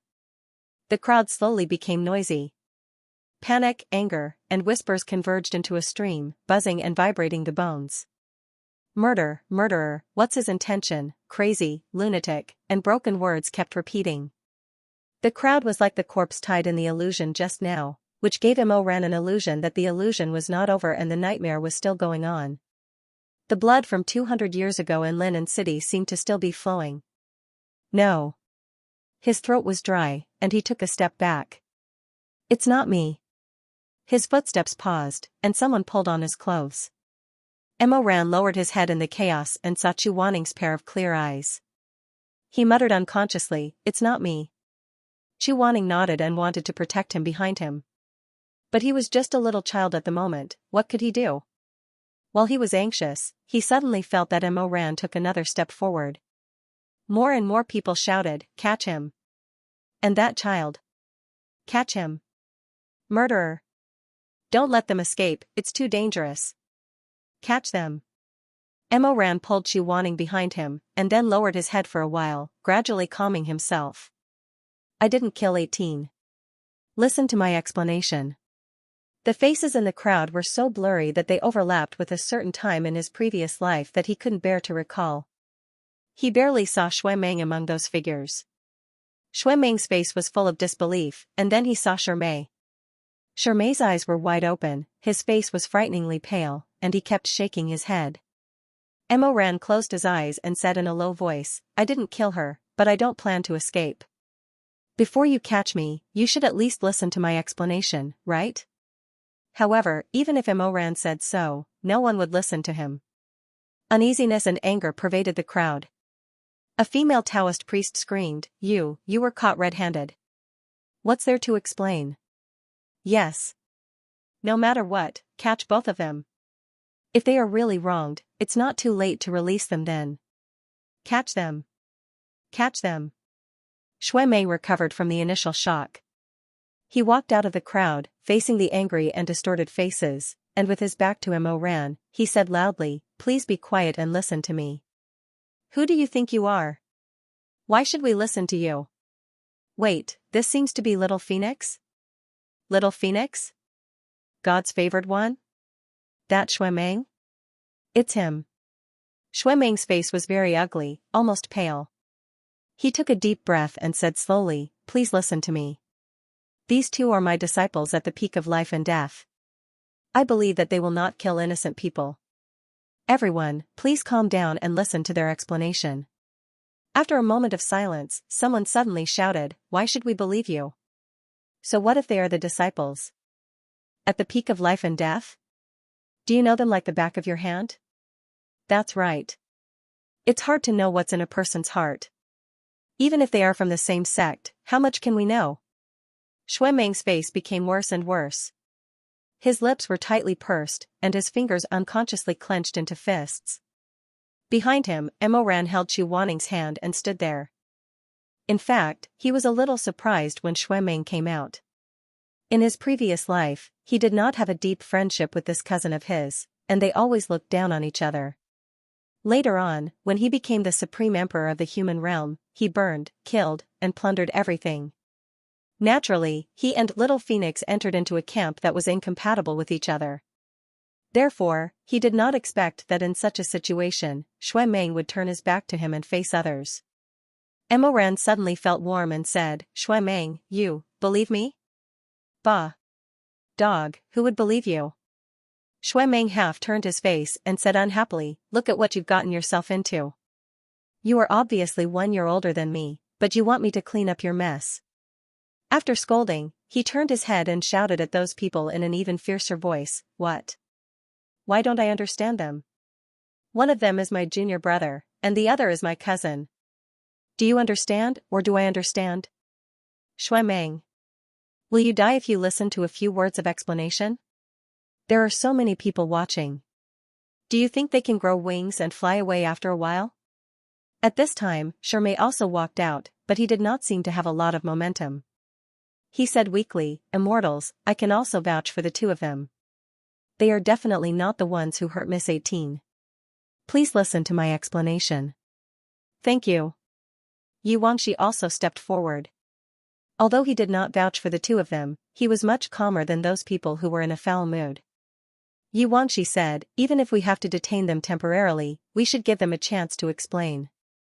Otherwise, wouldn't we be letting the real culprit off easy? What if that person is hiding among us? What should we do?" When he said this, the others immediately looked at each other with a trace of vigilance in their eyes. "Okay. Then we will allow you to explain first. But we still have to catch them. It is better to be cautious. We would rather catch the wrong person than let them go." Emo Ran sighed and put his hand to his forehead. After a while, he actually laughed. "I didn't expect that there would be people who are willing to believe me when I am surrounded by enemies. Okay, even if I am caught, I won't be angry with the three of you." He simply told them about the materialization of the virtual realm, what happened in the realm, and how he saw Miss 18 being killed when he came out. It was a pity that once the Shura realm was broken, it would be a completely new illusion for the others to enter. Therefore, it was impossible to verify whether what Mo Ran said was true or false. However, if Mo Ran made it up, it would be difficult for him to piece together such a story in such a short time. Therefore, after he finished speaking, more than half of the people in the crowd seemed to be shaken. A more noble featherman whispered a few words to his subordinate, then said, "Mo Ran, Xianxia and I, although the two of you have words, you don't have evidence. Before everything is investigated, for the safety of the Peach Blossom Spring, I will have to inconvenience you to be imprisoned for a period of time." Mo Ran smiled bitterly and helplessly, Okay, I knew it would be like this. Give me food and drinks, and I won't say anything. Of course. The Featherman paused and said, "From today onwards, the cultivators in the Peach Blossom Spring need to be on high alert to avoid any accidents. For the cultivators who did not arrive in time, I will send people to check and question them one by one to eliminate suspicion. Also, I will inform the leaders of the various sects about this matter, especially the peak of life and death, which is the most involved. If possible, I would like to invite the masters of the two of you here for a chat." "Master?" When Mo Ran heard this, his expression changed. Chu Wanning was silent and did not say anything. "I don't want to invite my master here. Can it be my uncle instead? If a disciple is unwell, he should report it to his master. This is the rule of the cultivation world since ancient times. Could it be that your peak of life and death is different?" "No, Mo Ran scratched his head anxiously and sighed. He did not know what to say. If a disciple was unwell, it was naturally not wrong to report this matter to his master. However, when he thought of Chu Wanning's indifferent expression and ice-cold gaze, Emoran felt that even if he came, he would definitely not distinguish between right and wrong and would first teach him a lesson. It was better not to meet him. However, no matter what he said, it was difficult to change the situation. He and his junior brother were imprisoned together. The Peach Blossom Springs imprisonment was a medium-sized cave. At the entrance of the cave, there were ancient thorns that only obeyed the orders of the Feathermen. It was dark inside all day long. Fortunately, there was a fire pit, which burned with a spell that would not be extinguished. Everything in the cave was simple. There was only a wide and rough stone bed with a golden-red cushion made of feathers. There was also a stone table, 4 stone stools, a bronze mirror, and a few sets of bowls, plates, and tea sets. Emoran and Chu Wanning were imprisoned here together. Although the matter was not settled, the Featherman in charge of supervising the two seemed to be on good terms with 18. When she died for no reason, the Featherman took his anger out on Emoran and his junior brother. As a result, he made many obstacles in their daily lives. On the first night, the Featherman even knew to send some food. The food was not sumptuous, but it was enough to eat. However, on the second day, he only casually threw some raw meat, vegetables, rice, flour, and salt into the cave. He said that he did not have the time to take care of their meals and told them to take care of what they wanted to eat themselves. Take care of it yourself. It's just cooking, who doesn't know how? As Emoran spoke, he angrily squatted on the ground and picked out the good ingredients. What do you want to eat, junior brother? Anything is fine. Sigh, the most difficult dish to cook in this world is called anything is fine. Let me see, there are streaky pork, cabbage. TSK, this birdman is so stingy, the cabbage he gave is all clams. He gave some flour and rice, quite a lot, but I don't know how many days it is. He counted and raised his head to ask Chu Wanning, do you want to eat rice or noodles? Chu Wanning was resting on the stone bed. Hearing this, he thought for a while, then said, noodles. After a pause, he added, pork ribs noodles. Ahaha, you're making things difficult for me, where are the pork ribs from? Then anything is fine, anything is fine. Emoran sat cross-legged on the ground with his hands on his knees. He thought for a while and said, there aren't many ingredients here, I'll make a bowl of minced pork noodles for you. Minced pork noodles? Do you like it? It's alright, is it spicy? Emoran smiled, look, in the food that the birdman gave, there isn't even a hint of chili. Since they had already discussed what to eat, Emoran began to knead the noodles. Chu Wanning was short and did not have enough strength, so he was too lazy to pretend to help. He just lay on the bed and watched Emoran knead the white and soft dough lazily. Gradually, his gaze became gentle. Suddenly, he felt that this was very good. Emoran did not know who he was, so he could always stay by Emoran's side. When he was cooking, he would ask him what he wanted to eat, which was really good. He even felt a little uneasy, as if he had stolen too much from a child called Xianxia. After Emoran finished cooking the noodles, he put on the stir-fried meat. The seasonings given by the Feathermen were pitifully little, so he really could not make a dish that looked, smelled, and tasted good, but the noodles were chewy, and the texture was just right. He cut off a layer of fat from the streaky pork and stir-fried the pork. With a sizzling sound, he poured it over the noodles while it was boiling hot. After mixing it well, it was also very fragrant. Shitty, eat. He looked up and saw that Chu Wanning had already fallen asleep. He was still lying on the bed with his head in the crook of his arm and his face turned sideways. His eyelashes were very long, and his expression was peaceful. It's time to eat.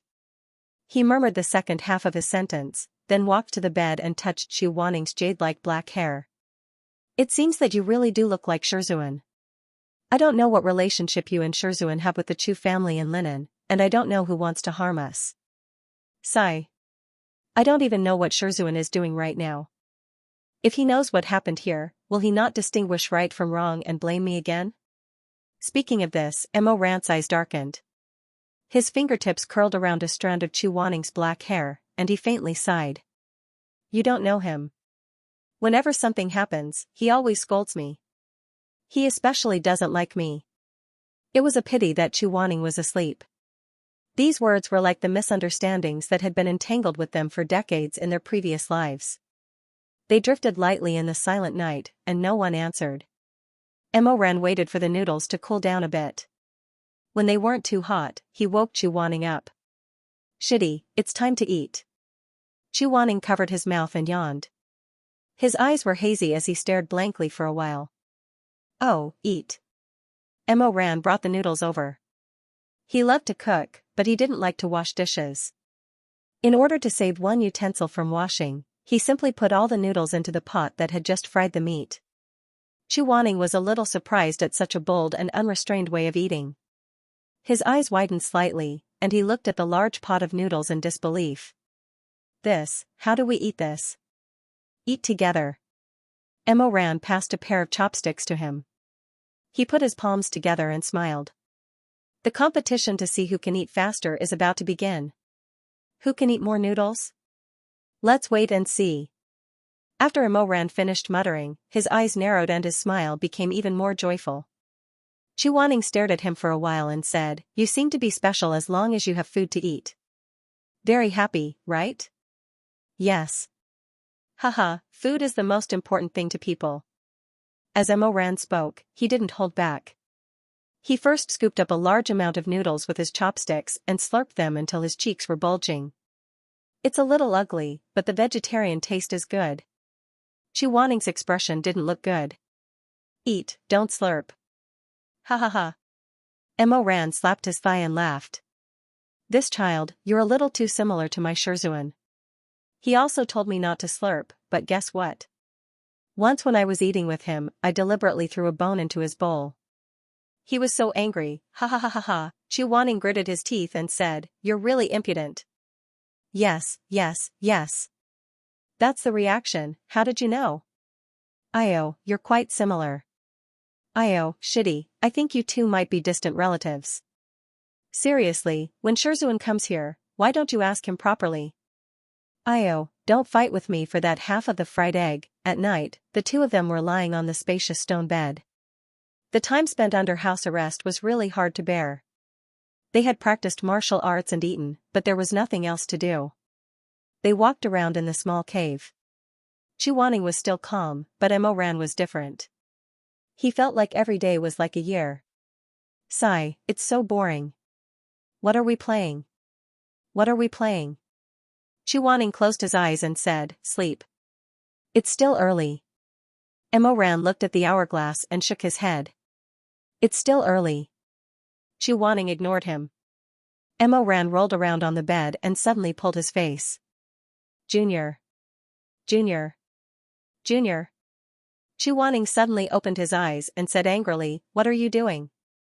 Emoran shamelessly pulled his hand and shook it back and forth. "Play with me. Are you or am I the junior?" Chu Wanning was unable to restrain his anger and shook off his hand. "Who's playing with you?" Emoran smiled sweetly. He was truly shameless as he said, "Of course it's you who will accompany me in my nonsense. Who else could it be?" Chu Wanning. The headband was removed from Emoran's head. It was a red and narrow string with both ends tied together. It was stretched between Emoran's fingers and formed a unique knot. In the end, Chu Wanning sat up on the bed and asked in a bad temper, "What is this? How do you play with it?"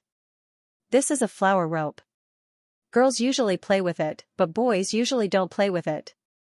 "But didn't I grow up in a music hall? There were many girls there, so I learned how to play. It's actually quite interesting. Look, you hook this string on your finger."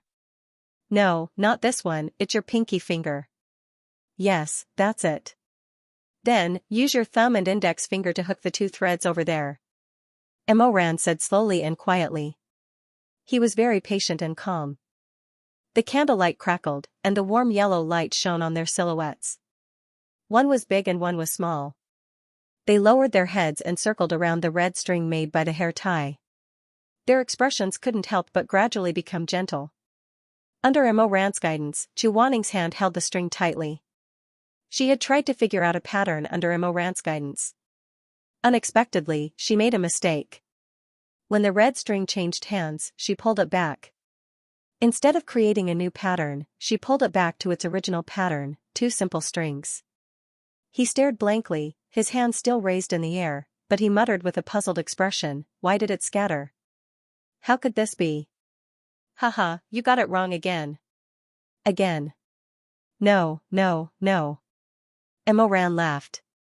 It's no fun to always play one game. Let's change to something else. No. This time, it was Chu Wanning's turn to be unhappy. He said solemnly, "One more time."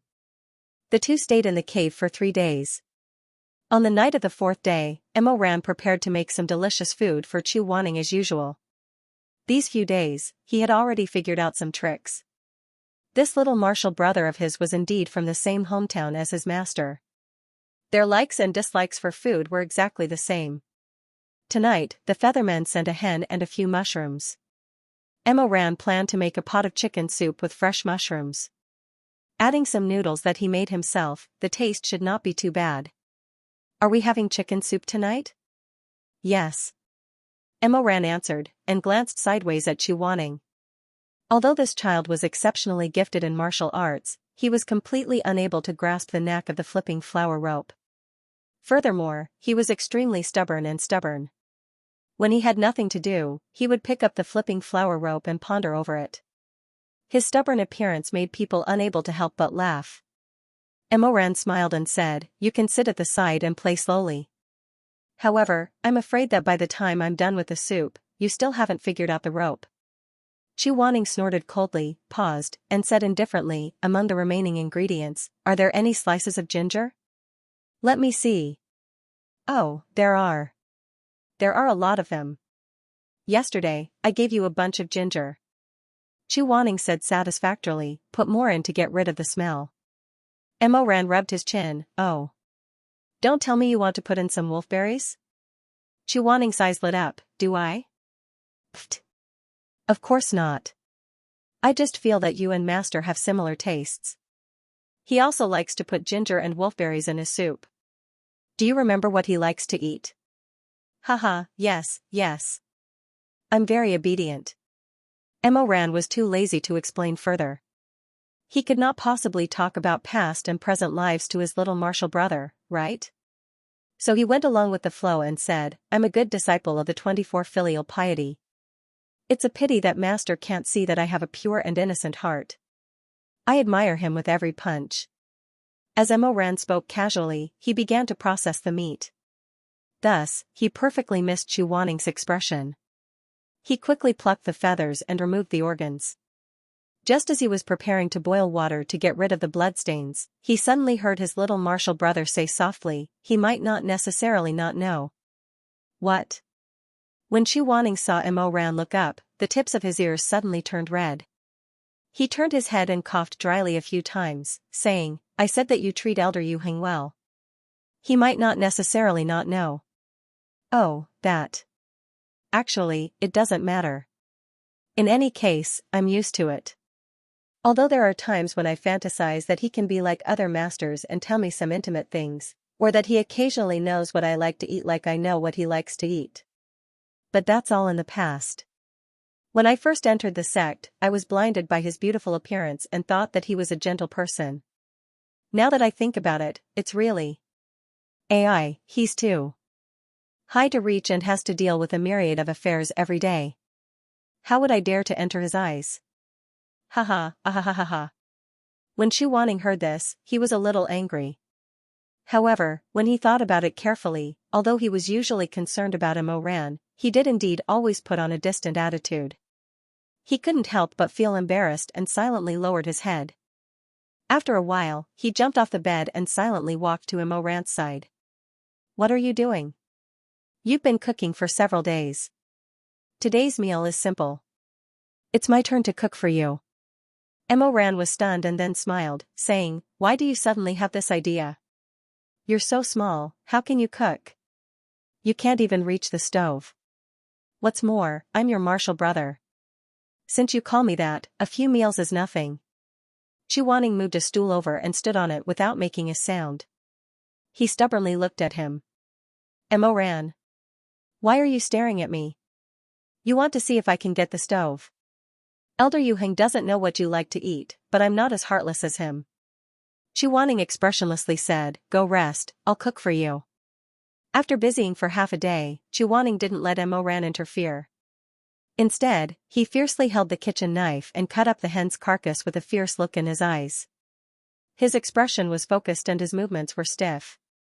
The scene was unbearable to look at.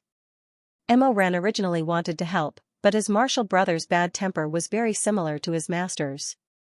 When he was focused on doing something, he hated to be disturbed. Thus, after asking for a few snubs, Mo Ran could only scratch his head and lie on the bed in a daze to rest.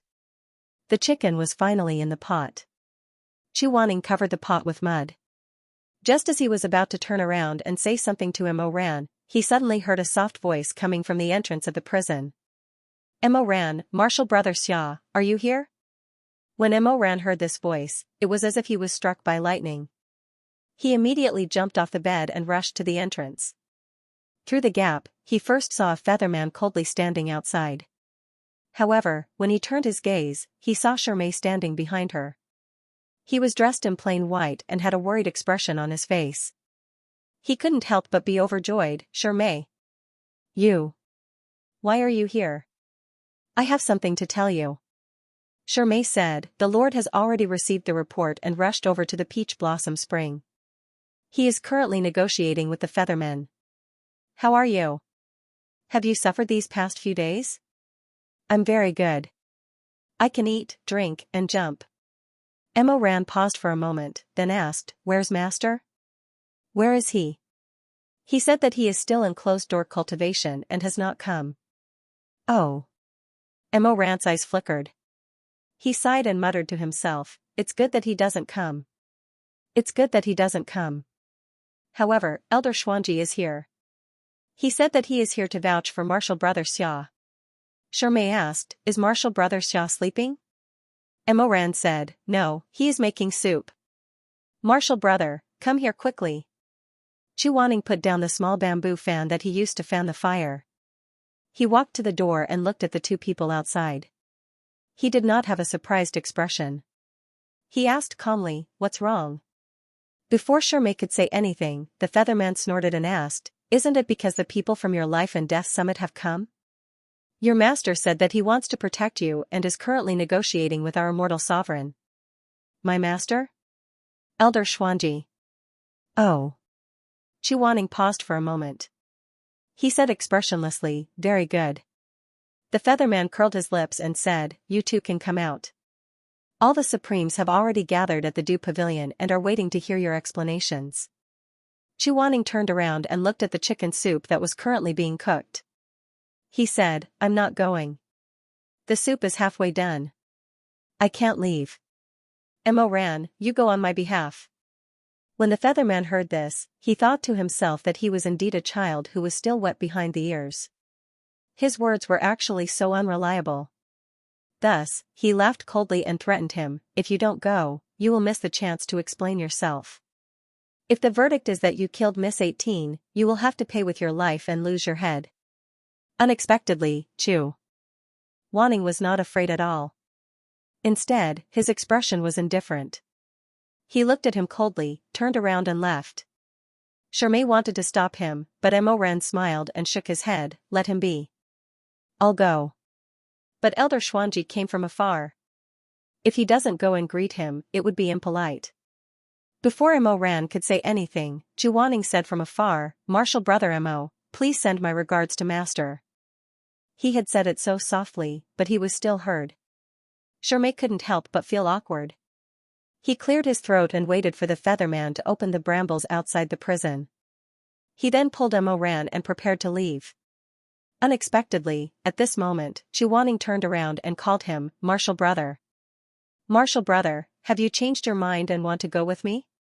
Mo Ran smiled and asked. Chu Wanning waved his sleeves and said, I won't go. I'm here to remind you to come back early. If you're late, the soup will be cold. It won't taste good. Mo Ran was stunned for a moment and laughed, all right, wait for me. Okay. Chu Wanning didn't say anything else. He waited until Mo Ran had walked far away and disappeared around the corner. Only then did he turn around and focus on boiling the soup. The Du Pavilion wasn't far from the prison. On the way there, Shirmei asked, Mo Ran, you seem to have gotten closer to Martial Brother Xia these days? Mo Ran smiled and said, yes, we've gone through thick and thin together. Why, Shirmei, are you jealous of a child? You're spouting nonsense. Ha ha ha, Shirmei, don't worry. The one I like the most is still Shirmei. It won't change. Don't talk nonsense. I just feel that Martial Brother Xia is a little strange. Strange? Oh. Mo Ran thought for a moment and nodded, he is quite strange. You feel it too? Yes. Mo Ran smiled and said, he speaks like an adult at such a young age. His mana shouldn't be underestimated. In addition, I haven't had the time to tell you about the bizarre things that happened in the illusion. Do you know? I suspect that he's a distant relative of our master. Shirmei's eyes moved slightly and asked, what do you mean? We saw a person in the illusion. He was the son of the governor of Lin 200 years ago. His surname was also Chu and he looked very much like our master. He had a son, and his appearance was also. Just as he was about to get to the crux of the matter, he suddenly heard a burst of curses in front of him. He looked up and saw Shui Meng striding over with an angry look on his face. He kept on cursing, bastard. Beast. You shameless dog. Seeing Mo Ran out of the blue, Shui Meng was stunned for a moment. This was the first time they met after Mo Ran was imprisoned. Thinking of how Shui Meng protected him in front of everyone, Mo Ran couldn't help but smile at him. However, Shui Meng was shocked by the smile and showed a disgusted expression. He gritted his teeth and said, what are you doing? What are you looking at? What's there to look at? What are you laughing at? What's so funny? I'm just greeting you. Disgusting. Mo Ran. His arrival interrupted Mo Ran's words. Shirmei pondered for a while but didn't ask further. Instead, he smiled at Shui Meng and said, young master, who provoked you again? Who else could it be? Who else could it be? Shameless. Shameless. Wretched, despicable, obscene, shameless. Mo Ran sighed and said, it doesn't rhyme well enough. None of your business. Come if you're so capable. If you're not capable, then you're not a cultured person. Mo Ran smiled and said, tell me, who provoked you? Shirmei smiled and said, I'm guessing it's eldest senior brother again. What bullsh** t eldest senior brother? Beast. Lecher. He's so casual, why didn't he get STDs?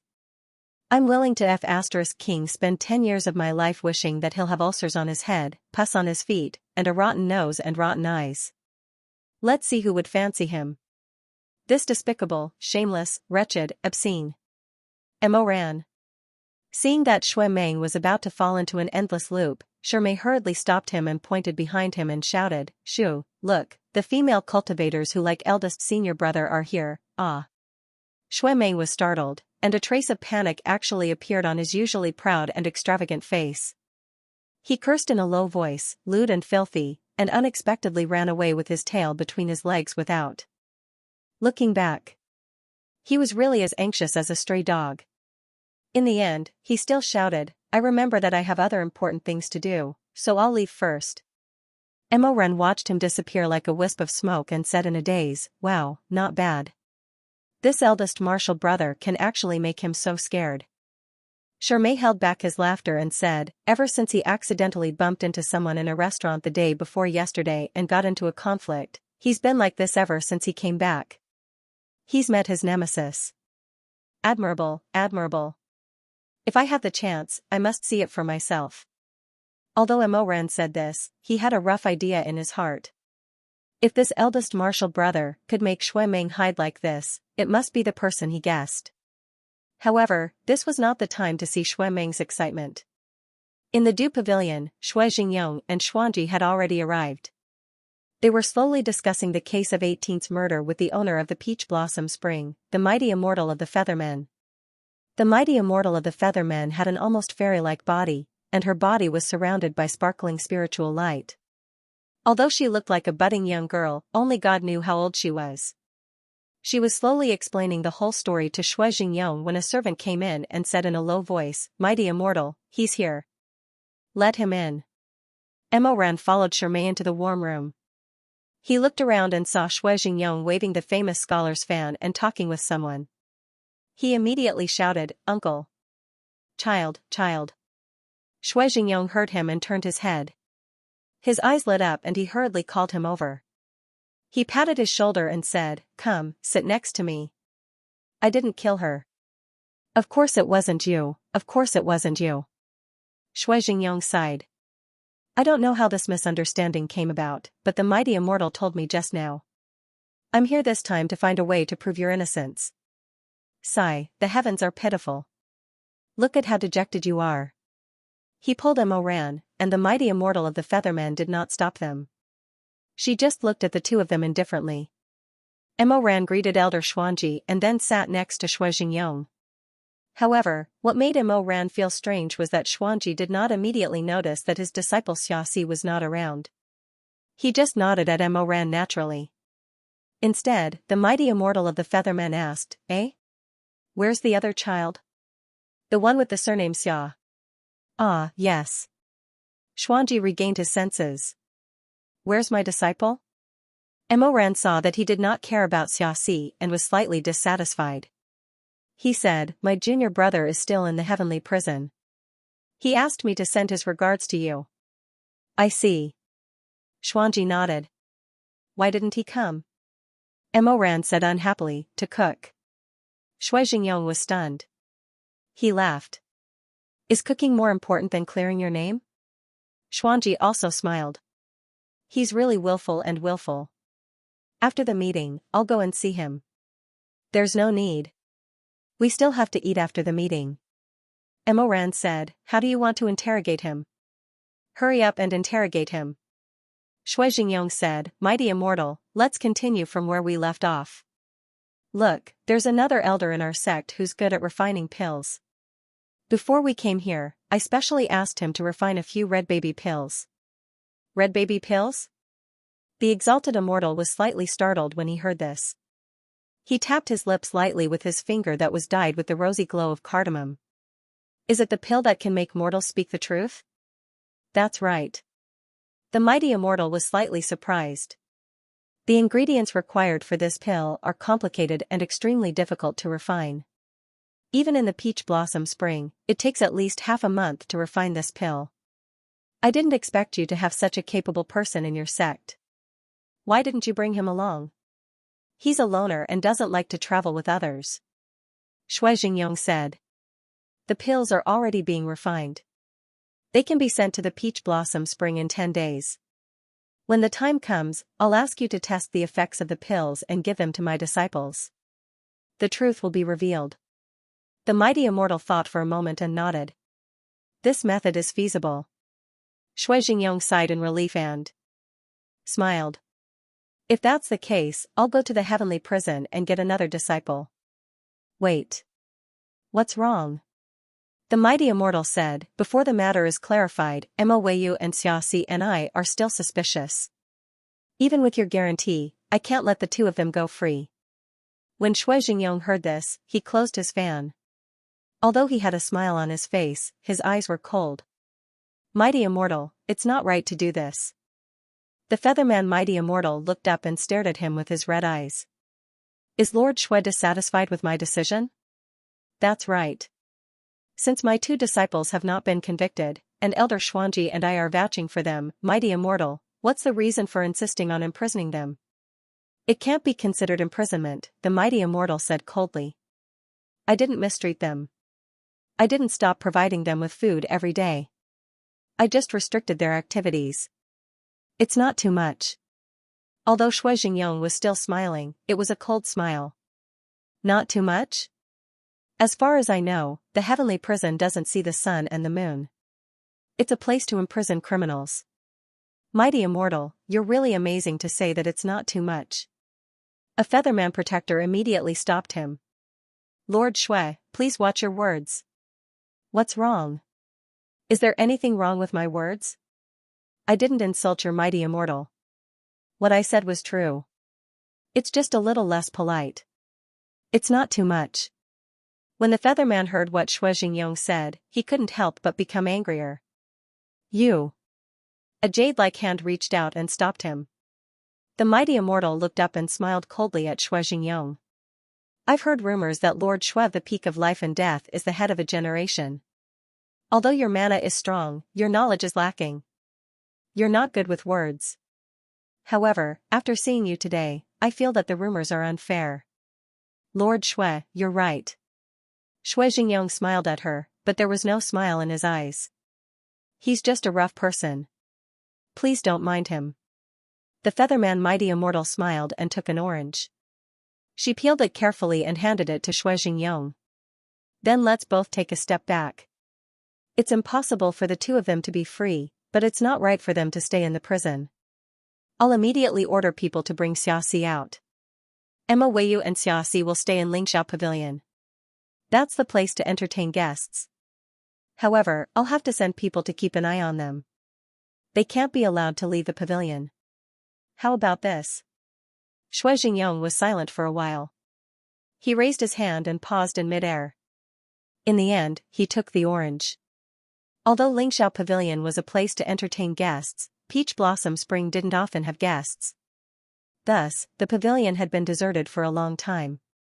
Since the mighty immortal agreed to let them move here, Emoran planned to clean up the place himself. After he was done, he would bring Chu Wanning over. Xianxia and Xuanji still had important matters to discuss. Emoran went to Lingxiao Pavilion with Shirmei under the watchful eyes of a few feathermen.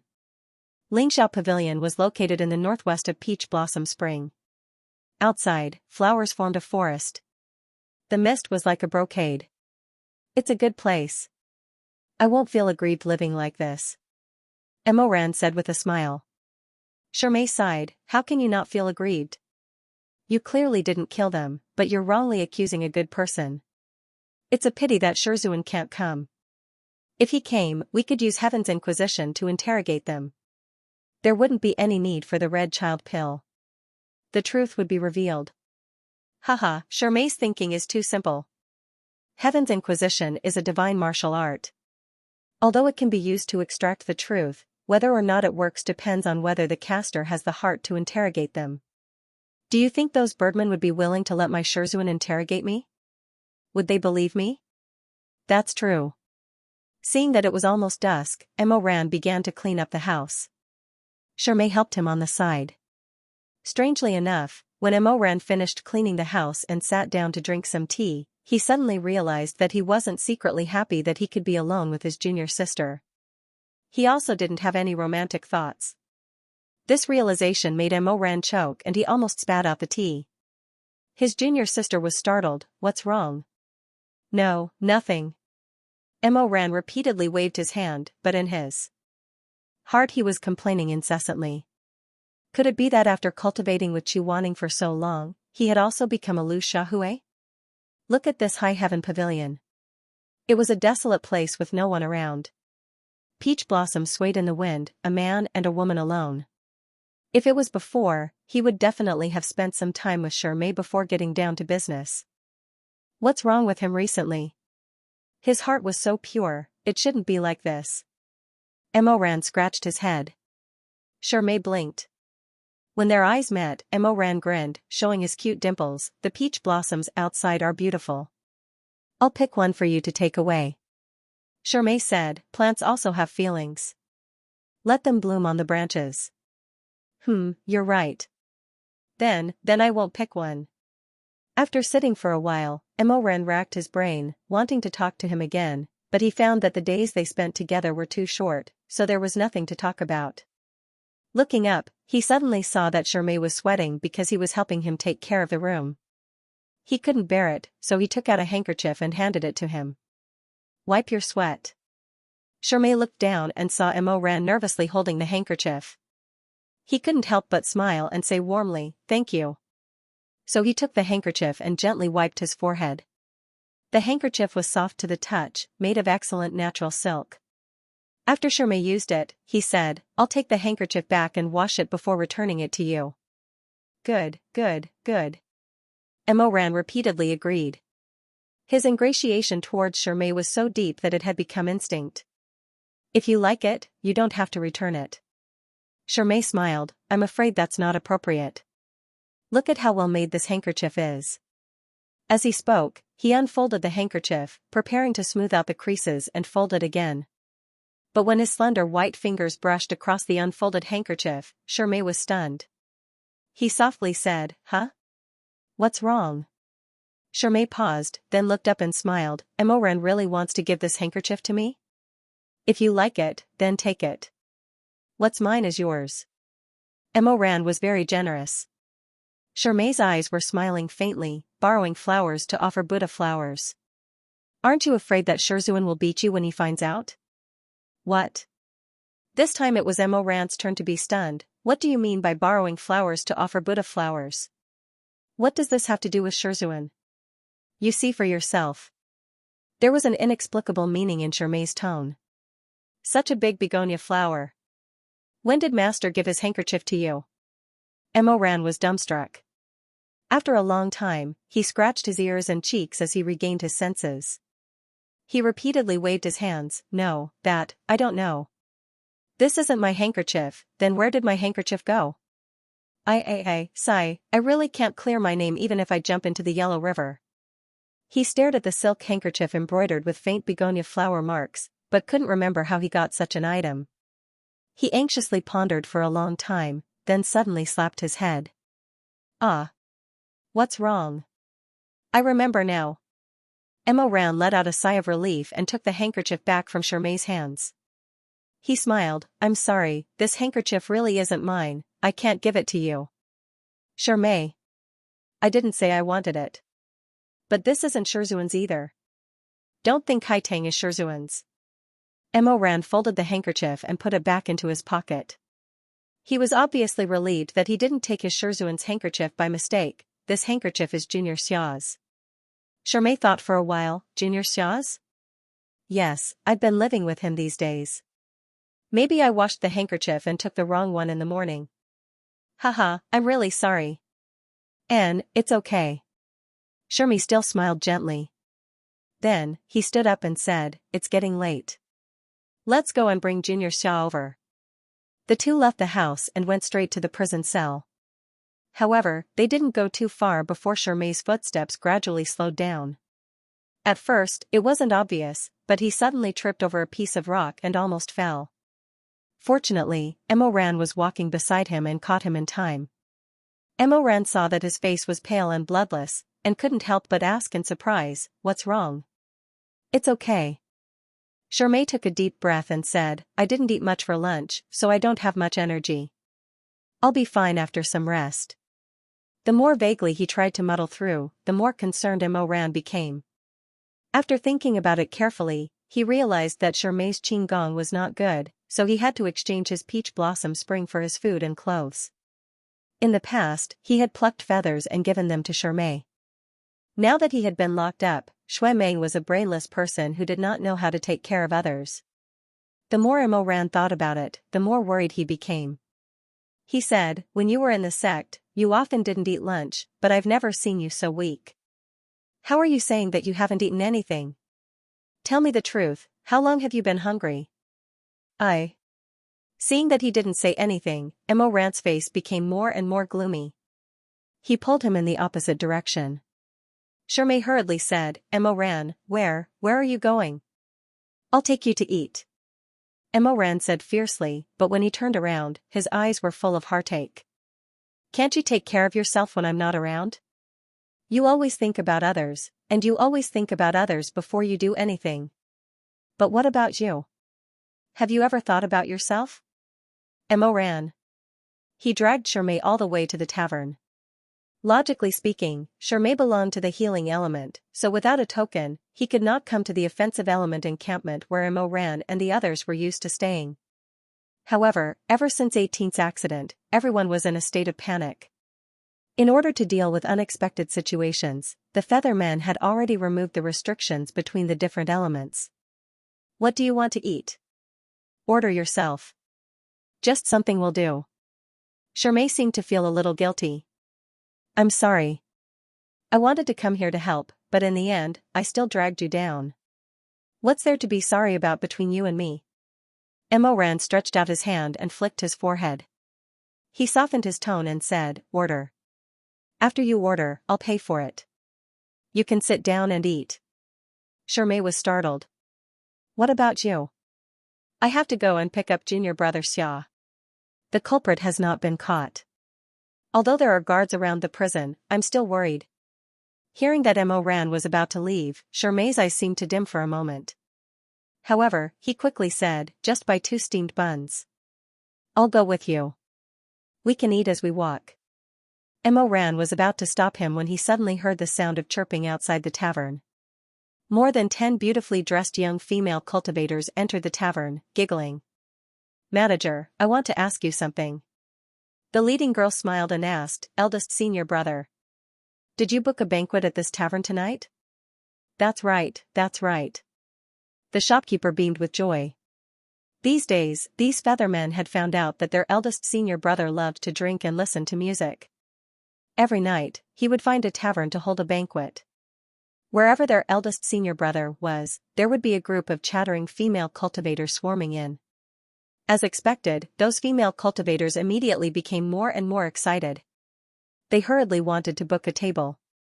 From time to time, a few sentences would float into Emoran's ears. They were talking about things like, Xiao Feng, look at my eyebrows today. Do you think they look good?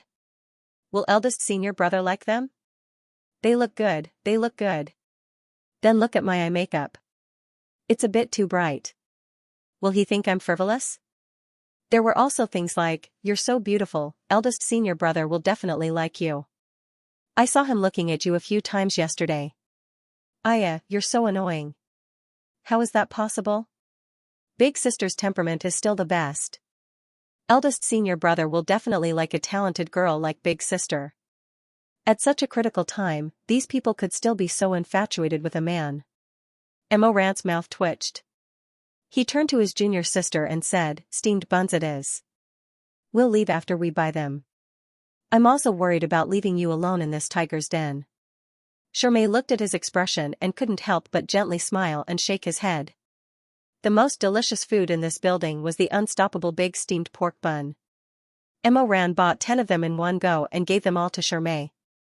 Walking on the road, Emoran glanced at Shermay from time to time and finally relaxed a bit. However, no one would have thought that it was these steamed buns that would cause Shermay to be injured. His stomach was already weak to begin with. He hadn't eaten a single grain of rice for a long time, so when he suddenly ate these greasy steamed buns, his stomach couldn't bear the bursts of cramping pain. This time, Emoran was completely unable to pick up Chuaning. He hurriedly carried the pale and sweaty Shermay back to High Heaven Pavilion and placed him on the bed that had just been cleaned. Then he went outside to call for a doctor. After prescribing medicine and feeding him warm water, Emoran sat on the bed and looked at Shermay's haggard appearance. He blamed himself, does it still hurt? I'll help you rub it. Shermay's voice was very soft and weak, no need, it's fine. However, Emoran's slender hand had already reached over and was gently rubbing his stomach. Perhaps because the pressure was just right, it was very comfortable. In the end, Shermay didn't say anything and gradually relaxed his breathing and fell into a deep sleep. Emoran stayed until he fell asleep and then prepared to leave. However, before he could get up, his hand was caught. Emoran's eyes suddenly widened. His black eyes flashed with a faint purple light, Shermay. It hurts, don't go. The beauty on the bed still had his eyes closed, as if he was sleep-talking. Emoran stood there in a daze. Shermay had never asked anyone to do anything for him. He had always been the one helping others without asking for anything in return. Only when he was in deep sleep would he ask Emoran to stay. Thus, she sat back down on the edge of the bed. While looking at the face that she yearned for day and night, she continued to rub his stomach. Outside the open window, peach blossoms drifted down, and the sky was finally dark. When Emoran suddenly remembered that he had promised his junior brother for dinner, it was already midnight. It's over. Emoran suddenly jumped up and patted his head, it's over, it's over, it's over, it's over. At this time, Shermay was also in deep sleep. Emoran took a big stride and wanted to run to the prison cell. However, a blue light suddenly lit up the sky. Elder Xuanji was carrying a child in his arms, and the child was carrying a small jar. The two people descended from the sky. Elder Xuanji glanced at Emo Ran with slight reproach. What happened? Didn't you say that you were going to pick him up? If I wasn't worried and went to take a look, my disciple would have to wait in the prison until tomorrow morning. It's my fault. Emo Ran lowered his head. After a while, he couldn't help but look up at Chu Wanning, junior brother. Xuanji put Chu Wanning down. Chu Wanning held the jar and quietly looked at Emo Ran. Have you eaten dinner? He didn't expect that the first thing he said would be this. Emo Ran stared blankly. No, not yet. Chu Wanning walked over and gave him the jar. He said calmly, it's still warm, drink some. Emo Ran stood in place and didn't move for a long time. When he reacted, he had already picked up the little fellow and the jar and held them in his arms. Okay, I'll drink. The silly child was afraid that the soup would be cold, so he took off his outer robe and wrapped it around the jar. Therefore, his small body was slightly cold when he held it. Emo Ran touched his forehead and gently rubbed it. He blurted out the words that he had never said in his 2 lives, I'm sorry, it's my fault. After saying goodbye to Xuanji, the two returned to the room. The outer robe was already wrinkled and couldn't be worn anymore. Emo Ran was afraid that the child would be cold, so he went to the room and found a small blanket for Chu Wanning. Chu Wanning yawned and climbed onto the stool with the jar in his arms. He was about to get 2 small bowls of soup. Suddenly, he blinked twice and his gaze fell on the meat bun that Shermay left behind. Jumping off the stool, Chu Wanning walked to the bedroom and looked at the beauty lying on the bed with no expression on his face. He didn't get angry and didn't say anything. He only felt that there were traces of coldness coming from his bones. His heart, which was still warm just a moment ago, was frozen to ice. When Emo Ran returned to the kitchen, Chu Wanning was still sitting by the window at the table. One foot was on the stool and the other was hanging down. His arm was casually resting on the window frame. Hearing the movement, he turned around and glanced at Emo Ran. Here, I found a firefox blanket. Put it on first, it's cold at night. Chu Wanning didn't say anything. Emo Ran walked over and handed the blanket to him. Chu Wanning didn't take it. He just shook his head and slowly closed his eyes, as if he was resting. What's wrong? You don't like it? Then I'll find another one for you to see if there's anything else. Emo Ran smiled and rubbed Chu Wanning's hair. He turned around and was about to find another one when he suddenly found that the pot on the table was gone. He couldn't help but be stunned. Where's my soup? Who said it's yours? Chu Wanning finally spoke. His voice was cold. It's mine. Emo Ran's mouth twitched. He thought that he was throwing a tantrum. Okay, it's yours. Then where's your soup? Chu Wanning said indifferently, throw it away. Throw it away. Chu Wanning ignored him and lightly jumped off the stool. He turned around and pushed the door open. Hey!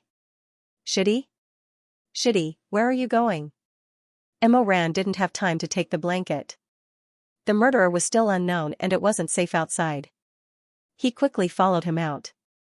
He saw that under the peach blossom tree, the small pot that contained the soup was still clumsily placed there. It hadn't been thrown away. Emo Ran let out a sigh of relief. He thought that he was in the wrong. Little Shitty didn't get angry just now because he was suppressing it. After suppressing it for a while, he realized that he couldn't take it anymore. There was nothing wrong with throwing a tantrum.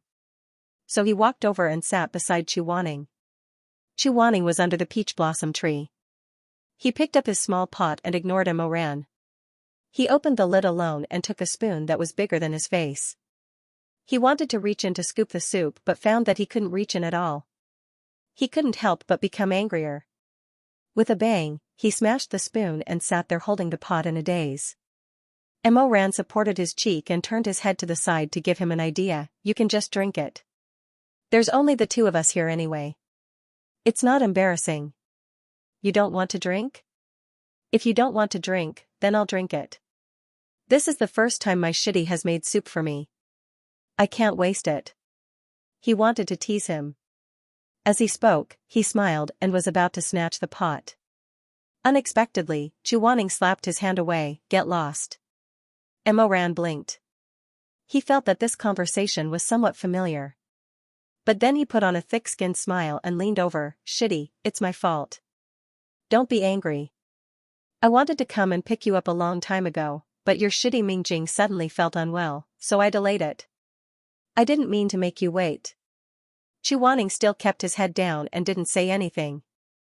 Then you see, I've been busy until now and haven't eaten dinner. I'm really hungry. Emoran pulled on his sleeve pitifully. Shitty, kind shitty, my good shitty, I beg you. Just give your shitty a mouthful of soup. Chuaning moved a little and finally put the pot of soup on the ground. She slightly raised her head and tilted it a little, but still turned away. He meant to let Emoran take the soup himself. Emoran smiled. Thank you, shitty. The small pot was filled to the brim. With one look, he knew that his shitty ate very little and left more than half of the meat for him. So there was a lot of meat and very little soup. Emoran stared at it for a while. His eyes curved and he said warmly, How is this soup? It's obviously a pot of stewed meat. Shitty is so kind. Emoran didn't say much. He took care of Shermay for half a day, so he was really hungry. Moreover, this was his shitty's kind intention, so he couldn't waste it. He broke 2 thin branches of a peach tree and used his fingers to trim the rough branches. He used them as chopsticks and put a piece of chicken into his mouth. Wow, it smells so good. Emoran had the chicken in his mouth, and his eyes were misty. He smiled and said, It's delicious. My shitty is really capable. Actually, this pot of soup wasn't delicious. It was too salty, but in order to make his shitty happy, Emoran ate it with all his might. Soon, he ate more than half of the chicken. Chuaning didn't look at him from beginning to end, and sat silently at the side. He drank a big mouthful of soup. The soup was salter than the meat, and it was even a bit bitter, but it was still tolerable. Emoran picked up a chicken leg and was about to put it into his mouth when he suddenly froze. How many legs does a chicken have? Naturally, no one paid attention to him. Emoran answered himself, 2. Then he looked at the chicken leg between his chopsticks, and then looked at the remaining bone that he had just eaten. This slow person finally raised his head and asked Chuaning in a daze, Shitty, did you? He didn't have the courage to ask the second half of the sentence. Did you wait for me all this time and didn't eat dinner? This pot of soup is full of meat. Did you wait for me until the soup was almost dry, and only the meat was left? After fighting, there was only a pitiful little bit left, and I thought you had eaten, and left some for me. I thought you didn't have good culinary skills, and made a good chicken soup into stewed chicken. Emoran silently put down the pot. But he discovered it too late. There were only a few pieces of meat left in the pot. Chuaning finally spoke. His voice was still calm and pleasant, with a bit of the tenderness and clarity of a child. You said you would come back for dinner. That's why I waited. He said slowly, without joy or sorrow, If you don't want to eat, at least ask someone to pass a message. Don't let me be a fool. Is that okay? Shitty. Chuaning still didn't look at him. He turned his face sideways, so Emoran couldn't see his expression. Ask someone to pass a message to me. Tell me you went to accompany Shitty. Tell me you went to accompany Shitty Mingjing. Is it difficult? You took my pot. Before you drank the soup, you talked so much. Ask me if I've eaten. Is it difficult? Before you eat, look clearly at how many drumsticks there are in the pot. Is it difficult? The last sentence was a little funny.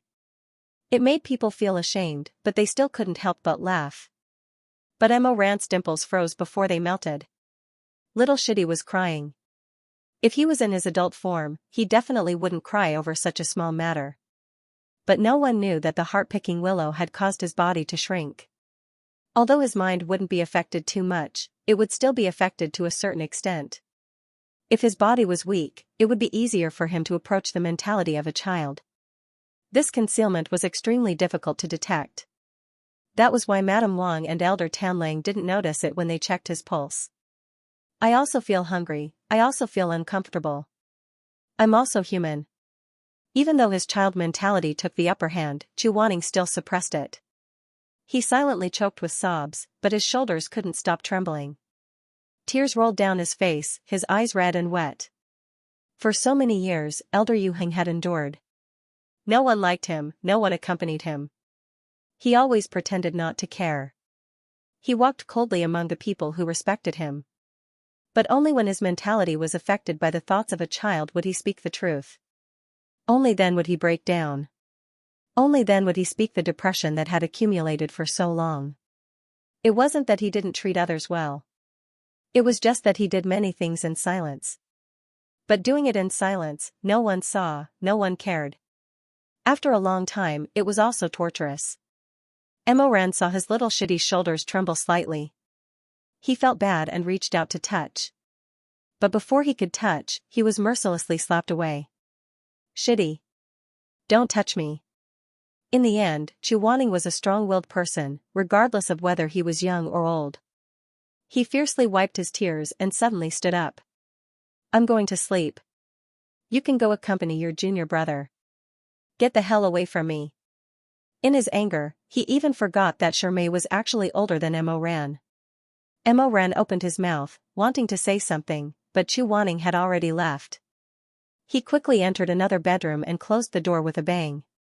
But in High Heaven Pavilion, each courtyard only had 2 bedrooms.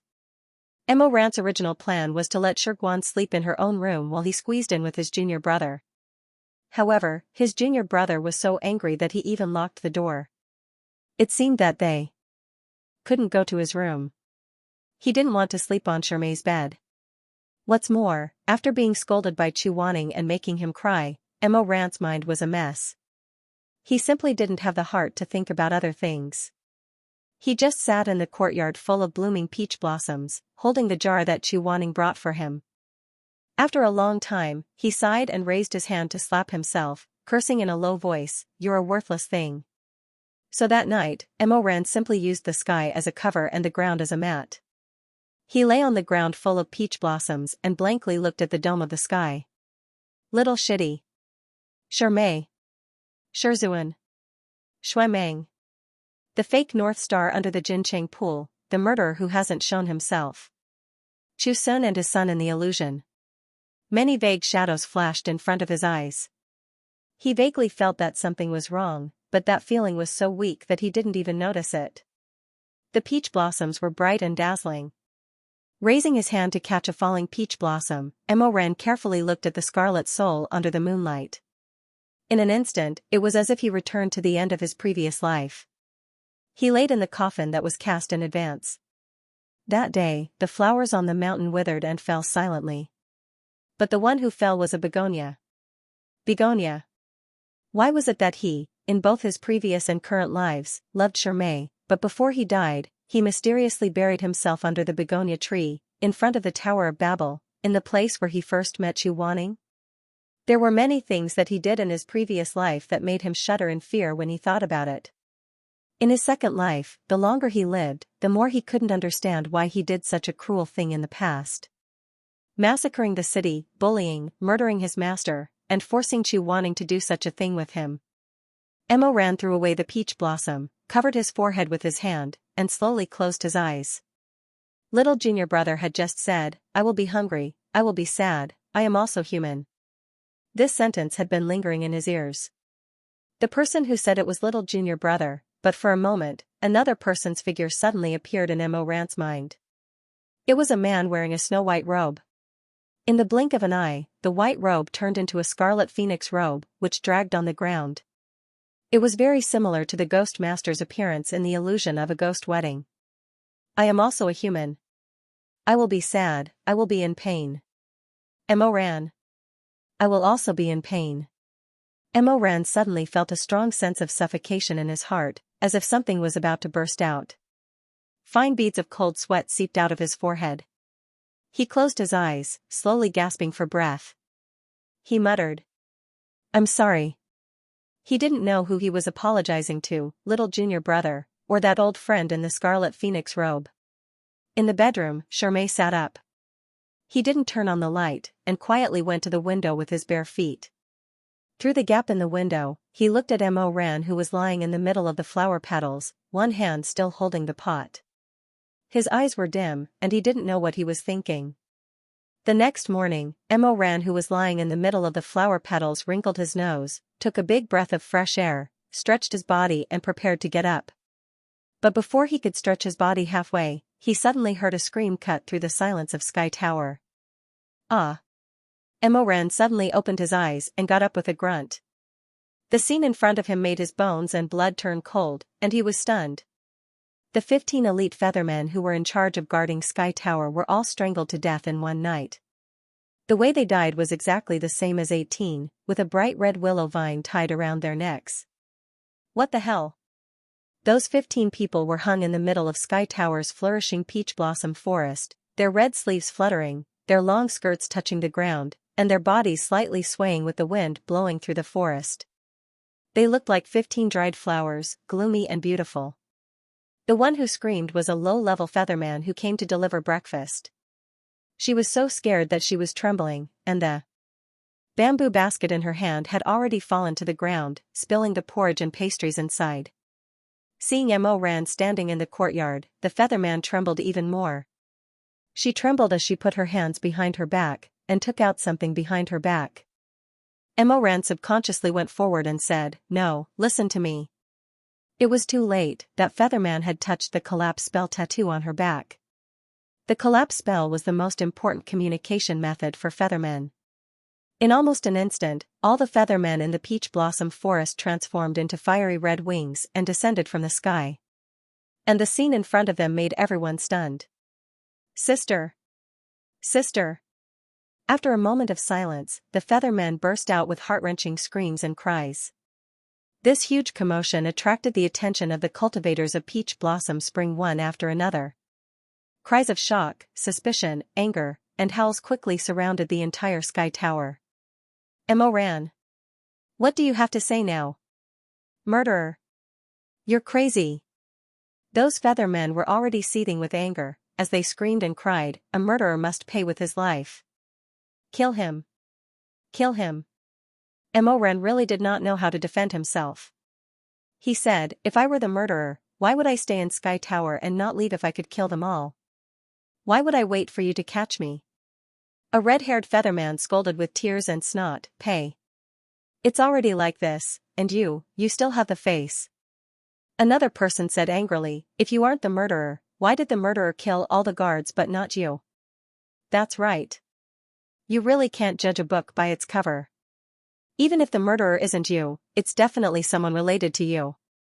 Otherwise, why didn't he kill you? Tell me. A debt of blood must be paid with blood. Mo Ran was so angry that he wanted to laugh. In his previous life, he killed people like flies, and no one dared to mention a debt of blood must be paid with blood to him. In this life, he was not the murderer, but he was wrongly accused. This world is really... He closed his eyes and was about to say something, when suddenly, a red ray of light flew over from the horizon. The featherman High Immortal floated down from the clouds, coldly looking around with an ugly expression. Mo High Immortal. The featherman High Immortal stared at him for a while, then walked to one of the corpses and lifted the blood-stained willow vine on the corpse's neck. "Where's your weapon? Let me see it." "You don't want to?" Mo Ran sighed. His weapon was the ghost. During this period of cultivation, who knows how many people had seen it, and when 18 was in trouble, a large group of people had seen it. Taking it out now, comparing the ghost with the willow vine on the dead feathermen's necks, it would undoubtedly add another heavy blow to his crime. But if he did not take it out, then he would be guilty of a crime. With a whoosh, a blazing red radiance appeared in his palm. The ghost materialized from his flesh and blood, flowing with a hissing red splendor. If Exalted Immortal wants to see, then let's see. Everyone stared at the ghost, then looked at the fiery red willow vine on the dead featherman's neck. They could not help but become even more agitated. "It's you. You look exactly the same as when you killed 18. Why are you so ruthless? Kill him." The featherman Immortal seemed to be having a headache from all the noise. She held her forehead and coldly said, "Mo, I will ask you one last time. Did you kill him?" "No. Good. The Featherman Immortal nodded. Emoran originally thought that she was going to let him go. He heaved a sigh of relief and was about to thank her for being so understanding. However, the next moment, the Featherman Immortal raised her hand and coldly said, "This person committed all kinds of evil and still wants to quibble. Capture him." Shirmei washed up and dressed neatly in the house. When he came out, he saw that Emoran was restrained by more than 10 high-level Feathermen using incantations. Someone was wrapping the immortal binding rope around his wrist. "What are you doing?" Shirmei's expression changed. He hurriedly ran in front of Emoran. "What happened?" No one answered him. However, the floating corpses in the peach forest had already given him the answer. Shirmei gasped and took a step back. He bumped into Emoran's chest. "Emoran. Don't be anxious. Calm down." Emoran stared at the Featherman Immortal. He lowered his voice and said to Shirmei, "Go and invite Uncle and Elder Xianxia here." In this situation, these Feathermen might not be able to maintain their rationality. If the Feathermen did not care and wanted to tear him apart, with his current strength, he had no chance of winning. He had to quickly drag Xingyong and Xianxia here to save the situation. After Shirmei left, Emoran stood alone. His burning gaze swept past the angry and twisted faces one by one. "Pay." Suddenly, a mouthful of spit flew out from the crowd. Emoran dodged to the side, but the Featherman who spat at him was very close to him, so he couldn't avoid being splashed by the spit. He slowly turned around and met a pair of crimson eyes. "You killed so many people and you still want to call for reinforcements? I'll take your life now." As he spoke, a cluster of blazing flames suddenly gathered in his palm, and he threw it straight at Emoran. Emoran took a step back. The hot flames burned past his temples and smashed into a peach tree behind him. In an instant, the thick tree trunk was burned to the waist. Boom! The peach tree fell, and the flowers scattered all over the ground like a snowstorm. Emoran looked at the fallen tree, then turned to look at the Featherman. "I'll say it again, I didn't kill him. 10 days later, the childbirth pill will be completed. If you want to seek revenge, it won't be too late then." 10 days later? If we wait another 10 days, I'm afraid everyone in the peach blossom spring will be killed by you. That person roared angrily. "You can trade for my elder sister's life." As he spoke, he pounced at Emoran again. Emoran dodged his attack again, but his gaze fell on the Featherman Exalted Immortal who was watching from the side. She didn't have any intention of helping. Emoran was even more flustered by the anger in his heart. He shouted at her, "Hey! Old bird! Why don't you take care of your people? Damn it!" Emoran saw that she still didn't move, and couldn't help but curse, "You're pretending to be deaf and mute at this juncture. Do you want to see me burn alive? If I knew that you bunch of stinking birds don't have the ability to distinguish right from wrong, I wouldn't have come to this bullshit peach blossom spring to cultivate. I still have to suffer such injustice for no reason." When the Exalted Immortal heard this, her expression changed slightly. She raised her sleeves, and with a wave of her sleeves, she swept out like a rainbow. With a slap, it was fierce and accurate, but it landed on Emoran's face. Although the Feathermen looked similar to mortals, their thoughts were still different from mortals. In the cultivation world, not to mention the leader of a clan, even the leader of a small dojo wouldn't jump to conclusions without concrete evidence. However, the Feathermen were half beasts, and they still had a strong bestial nature in their bones. The Exalted Immortal's black hair turned crimson red, and each strand seemed to be emitting boiling hot air. Her beautiful eyes opened wide, and she said in a cold voice, "Who is your master? He actually taught such a filthy disciple. And you better clean your mouth." When she said this, the other Feathermen all let out loud cries. Pairs of crimson eyes were filled with killing intent, and they closed in on Emoran. With a whoosh, an orange arrowhead formed by flames broke through the air, and pierced towards Emoran's heart. Emoran didn't dare to be negligent. He shook out the flowing flames and used Ghost Flash to block. However, that arrowhead was actually just a smokescreen. When he leaned his body to block, a Featherman who had lost a close relative crossed his sword.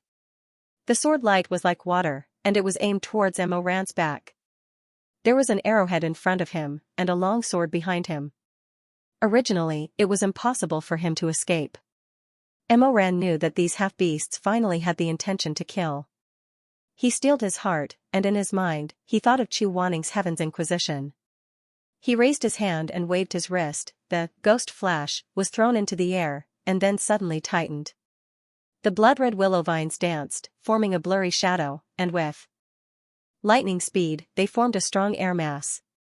The willow leaves on the vines instantly became sharp knives, absorbing the surrounding air and objects, and cutting them.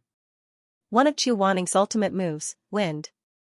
Using the vines as wind leaves, he used spiritual power to absorb everything around him.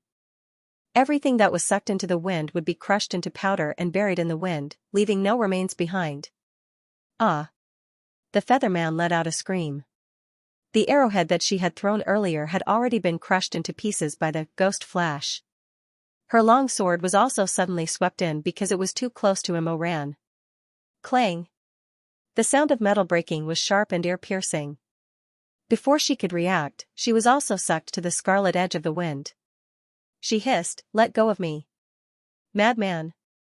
You're a madman." Seeing that her people were suffering, the Featherman Immortal flew into a rage. Her red dress fluttered, and she floated up. She held an extremely pure crimson crystal in her palm. Her sleeves fluttered, and she channeled her spiritual power into it. The peach blossom spring suddenly became turbulent, and the grass and trees fell. An illusory fire phoenix faintly appeared behind her under her command. The immortal's eyes were so red that it seemed like they were going to drip blood. Her originally beautiful face was even a little distorted. "Beast," she hissed, "why aren't you stopping? You've already summoned the illusion of the phoenix. If I stop now, would I be waiting for death?" Emoran's face was illuminated by the enormous shadow of the fire phoenix. "I'll stop if you stop first." The Featherman Immortal slowly rose into the air. "No," she paused after every word, and her blood-red eyes stared straight at Emoran. "Qualifications, with me, in terms of requirements." As her voice fell, a loud explosion sounded in the air. The illusion of the phoenix let out a clear cry, and spiraled down toward Emoran. Bang! Another boom sounded, and this one was even more terrifying than the previous one. It was as if an azure dragon had ended its eternal slumber and emerged from the depths of the earth's core. A ray of golden light violently collided with the fire phoenix, setting off layers upon layers of terrifying shockwaves. The weaker feathermen screamed as they were thrown to the ground by the storm. Some of them directly vomited blood and were sent flying dozens of feet away. For a moment, sand and pebbles were sent flying in Sky Tower. The wind was chaotic, and the buildings and trees were instantly razed to the ground. When the dust settled, a familiar slender figure appeared in the air, blocking in front of Emoran. "Moss, Master." That person was dressed in white, and his wide sleeves billowed in the wind. Hearing the voice, he slightly turned his cold and handsome face, and a pair of phoenix eyes swept past Emoran, who was kneeling on the ground. Chu Wanning's voice was cold, like the clear water in a well in the middle of summer. "Are you injured?" Emoran opened his eyes wide, and for a long time he could not react. He could only stare blankly with his mouth open. Chu Wanning looked him up and down. Seeing that there were no obvious injuries on his body, he turned to the Featherman and said, "Just now, didn't you ask who his master was?" He released his terrifyingly powerful spiritual energy, and slowly descended from the air to the ground. He did not even bother to say a word, and only said coldly, "The pinnacle of life and death, Chu Wanning. Please enlighten me." What? Chu Wanning frowned, and his eyes were like heavy jade. It seemed that these birds did not listen to polite words. That was good, anyway, his patience was running out. "I said, his master is me." After a pause, he said, "You hurt my disciple, did you get my permission?" Although the Featherman Immortals were respected as immortals, because of their noble bloodline, they were still far from being real immortals. Under this attack, not only was the Phoenix illusion shattered by Chu Wanning, but her arm was also cut by Heaven's Inquisition. She covered her wound, and sticky black blood oozed out from between her fingers. Her face was very ugly. You are just a mortal, how dare you be so presumptuous? Also, who allowed you to enter the Peach Blossom Spring? How did you get in?" She was a little crazy. You don't know the immensity of heaven and earth, swoosh. Heaven's Inquisition came out, and directly slapped her face, breaking the corner of her mouth and causing blood to flow out. What do you mean by I don't know the immensity of heaven and earth? Chuaning sneered, and smoothed out his slightly messy sleeves when he swung the willow vine. Then, he grabbed Emo Rant's collar with one hand, and lifted him up, but his eyes never left the Featherman immortal. Tell me, what do you mean by I don't know the immensity of heaven and earth? You dare to do this, why wouldn't I dare?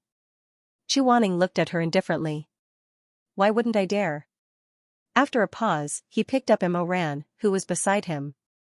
Listen, this person is mine, I'm taking him away. Emo Ran had not yet recovered from the shock of Chuaning's sudden arrival, and was crushed by the words this person is mine. Moss? Master? Shut your dog mouth. Although Chuaning was still expressionless, Emo Ran could clearly see the anger in his eyes. You can't do anything right, you only cause trouble for me. After saying that, he slapped the back of Emo Ran's head, and took him up into the air. In a flash, they were dozens of feet away. When Emo Ran came back to his senses, he and Chuaning had already arrived at the desolate outskirts of the Peach Blossom Spring. Master! My junior brother is still over there. Chuaning glanced at him, and seeing his anxious expression, he coldly snorted. Junior brother? The one surnamed Xia? Yes, he's still at Sky Tower, I have to save him. Chuaning raised his hand, and interrupted him. I already cast a spell to send him to Xuanji, you don't have to worry. Hearing him say this, Emo Ran was relieved. He raised his black and white eyes and looked at Chuaning. Master, why are you here? Chuaning was originally awakened by the noise outside, and seeing that the situation was critical, he swallowed a pill given to him by Tanlang, temporarily restoring his body.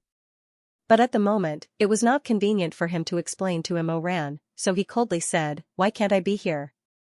After saying this, he raised his fingertips and gathered a golden begonia.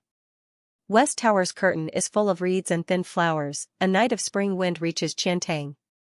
Lowering his eyelashes, Chuaning gently blew at the budding begonia, and in an instant, the flower bloomed, overflowing with colorful light. Chuaning's slender white fingertips flicked, and whispered, go investigate. The begonia flower immediately drifted away with the wind, and soon disappeared into the mountain forest. Emo Ran curiously asked, Master, what kind of magic is this? Flower throwing technique. What? Flower throwing technique. Chuaning's expression was solemn, and did not seem to be joking at all. It didn't have a name, but you asked me, so I gave it a name. Emo Ran. No matter how lazy this person was, he didn't have to be like this, right? The Lord has already told me about your matter. Chuaning looked in the direction where the begonia had drifted away, and his voice was as cold as a stream as usual. This should be the work of the same person as Jin Qinghu. In this Peach Blossom Spring, I'm afraid that the exquisite chess game has already been set up. How is that possible? Emo Ran was shocked. The exquisite chess game was a magic that he had reached the peak of in his previous life. After 18's accident, Emo Ran himself had already tried to sense whether there were traces of this magic, because this forbidden magic was often accompanied by killing and bloodshed. Once it was activated, it would definitely kill, so as long as he carefully examined the inexplicable strong resentment, he would know whether or not someone had set up the exquisite chess game. If that mysterious person really used this forbidden magic again, unless he did it to the extreme, there was no reason why Emo Ran would not be able to detect it. Seeing Chuaning's slightly suspicious gaze, Emo Ran hurriedly explained, what I'm saying is, the Peach Blossom Spring is filled with half-immortals. How could it be so easy for someone to set up a forbidden technique here without knowing? Chuaning shook his head and said, at the bottom of the Jin Qinghu, that mysterious person controlled all the ancient spirit beasts. Although the ancient spirit beasts' combat strength cannot be compared to the divine beasts, they are not inferior to the loose immortals. Since he was able to control the Jin Qinghu at that time, it is very likely that he is using the same trick in the Peach Blossom Spring now. So. Yes. Emo Ran raised his head and smiled shyly, revealing deep dimples. Master, what do you mean by not inferior? Chuaning. Chuaning had never been the kind of master who was kind and seductive. Emoran was also not a 5 or 6-year-old child. When he asked such a ridiculous question, Chu Wanning could not be bothered with him at all. He lowered his eyes and remained silent. He cast a gale spell on the begonia flower that he threw out, and quickly investigated the entire peach blossom spring. Not long after, a golden talisman fell from the sky and landed in his hand. Ancestral Abyss? Ancestral Abyss was the place where angry owls would rush out every day, and cultivators would rush to pluck their feathers.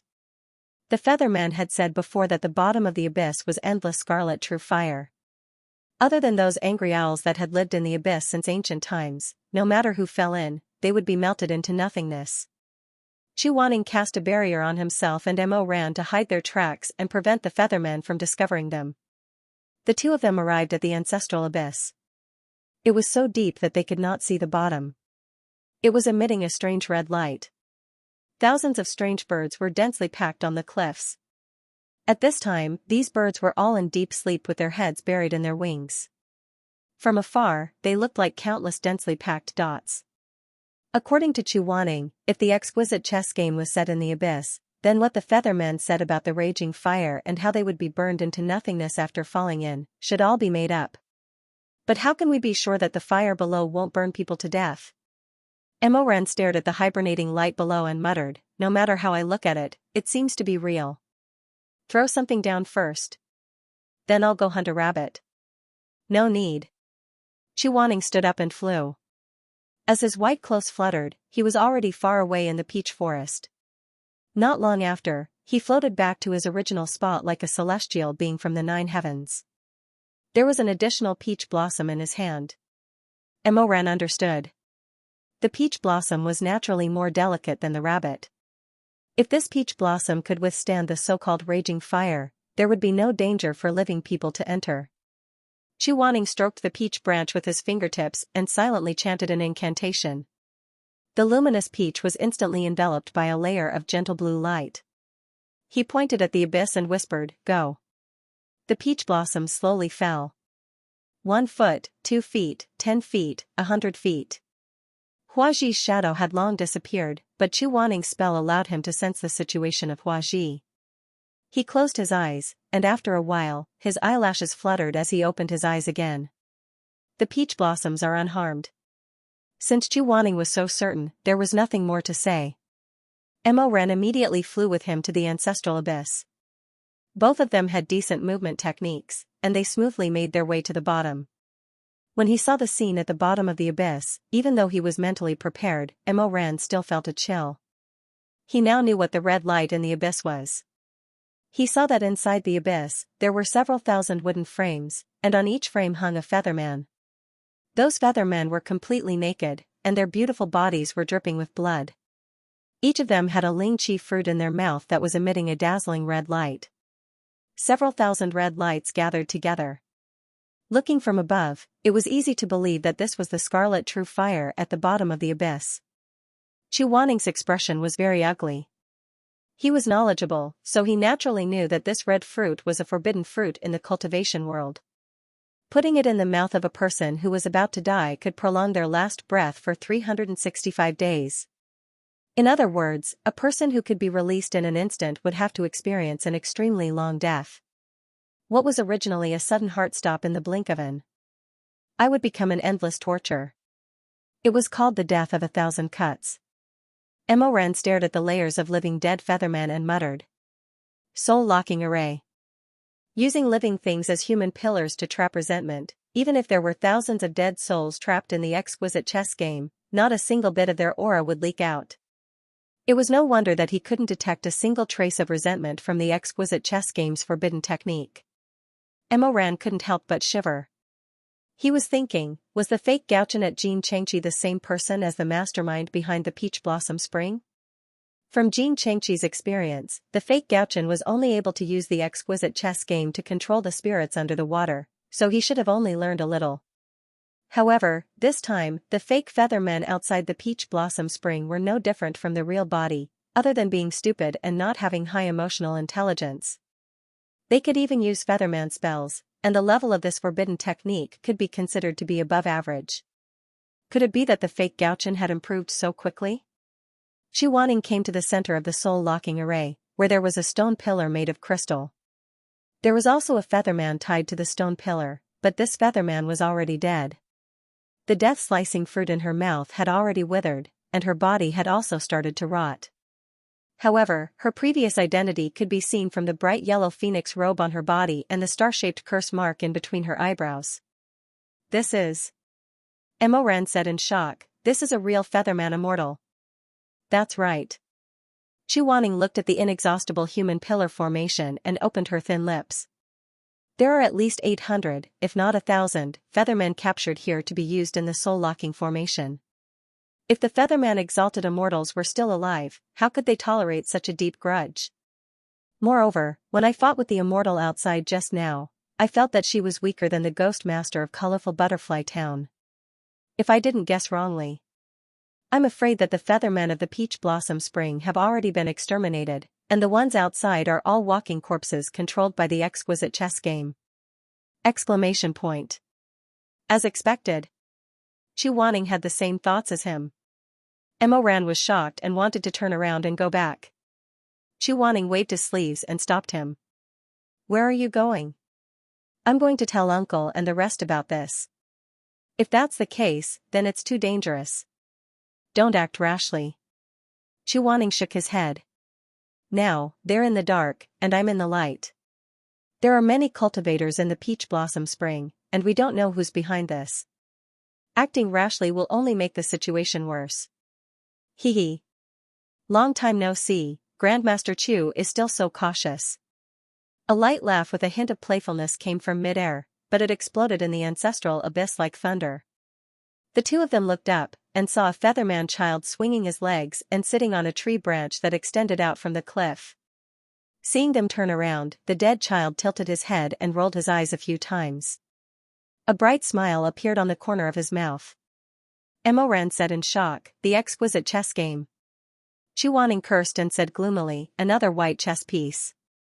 Hee hee hee, that's right, it's just a white chess piece. The featherman child rubbed his hands and said, otherwise, do you think I'll guard this place with my real body? I'm not stupid. Emoran said, you're that fake North Star Jin Qinghu. You lunatic, what are you trying to do? Hee hee, who do you think you are? You're just a small foundation-building cultivator, and you think you're qualified to question me? Get your master to ask him. You. Xu Wanning waved his sleeves and stretched out his slender fingers to press down on Emoran, who was so angry that smoke was coming out of his head. He raised his eyes and asked coldly, what exactly is your plan? The featherman swung his legs. He was clearly a dead person, but because he was controlled by a forbidden technique, he kept doing all kinds of tricks like a marionette. I'm the one who planned it.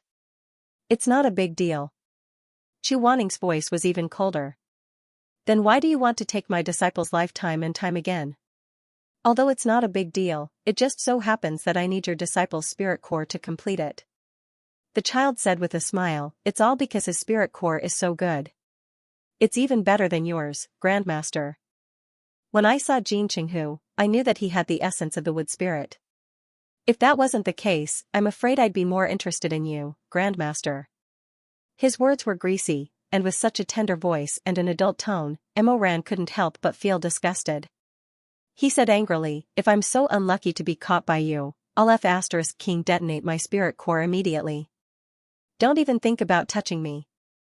I don't want to touch you. The child still had that infuriating sweet tone. I had no choice but to chase after you. All men in the world love beauties. Your master is better looking than you, so I'm more willing to touch him. You. Emoran was about to explode. You're so ugly that you don't even dare to show your face. You use white chess pieces as puppets all day long. You think you're worthy of touching my master? But the child rolled his eyes at him, as if he couldn't be bothered to pay attention to him. He turned his head and stared at Xu Wanning. Grandmaster Chu, when we were in Jin Qinghu, I advised you not to pursue this matter further. But you didn't listen, and it made my heart ache. Since I already know about this matter, even if you don't do anything to Emoran, I'll still investigate to the end. I won't let it go. Pfft, I knew you'd say that. The child was silent for a while, then laughed. Why are you Great Grandmaster so stubborn? Fine, since Grandmaster Chu doesn't listen to my advice, then we'll wait and see. I actually want to see if your Heaven's Inquisition is more powerful, or if my forbidden technique is more powerful. Chu Waning's sword-like eyebrows rose in anger. He said gloomily, do you really want to kill so many innocent people? Everyone in the world is like Huainan. What do you mean? Sour. The child giggled. It's so sour. These dead people are all so sour. I hate them. I want to crush them and trample them all. Emoran was speechless.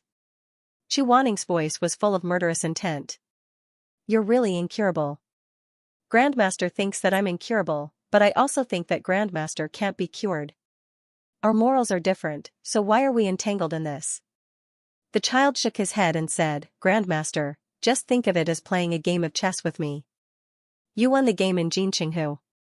In the game in Peach Blossom Spring, since Grandmaster has found the ancestral abyss and seen me, the white chess piece, I'm also at my wit's end.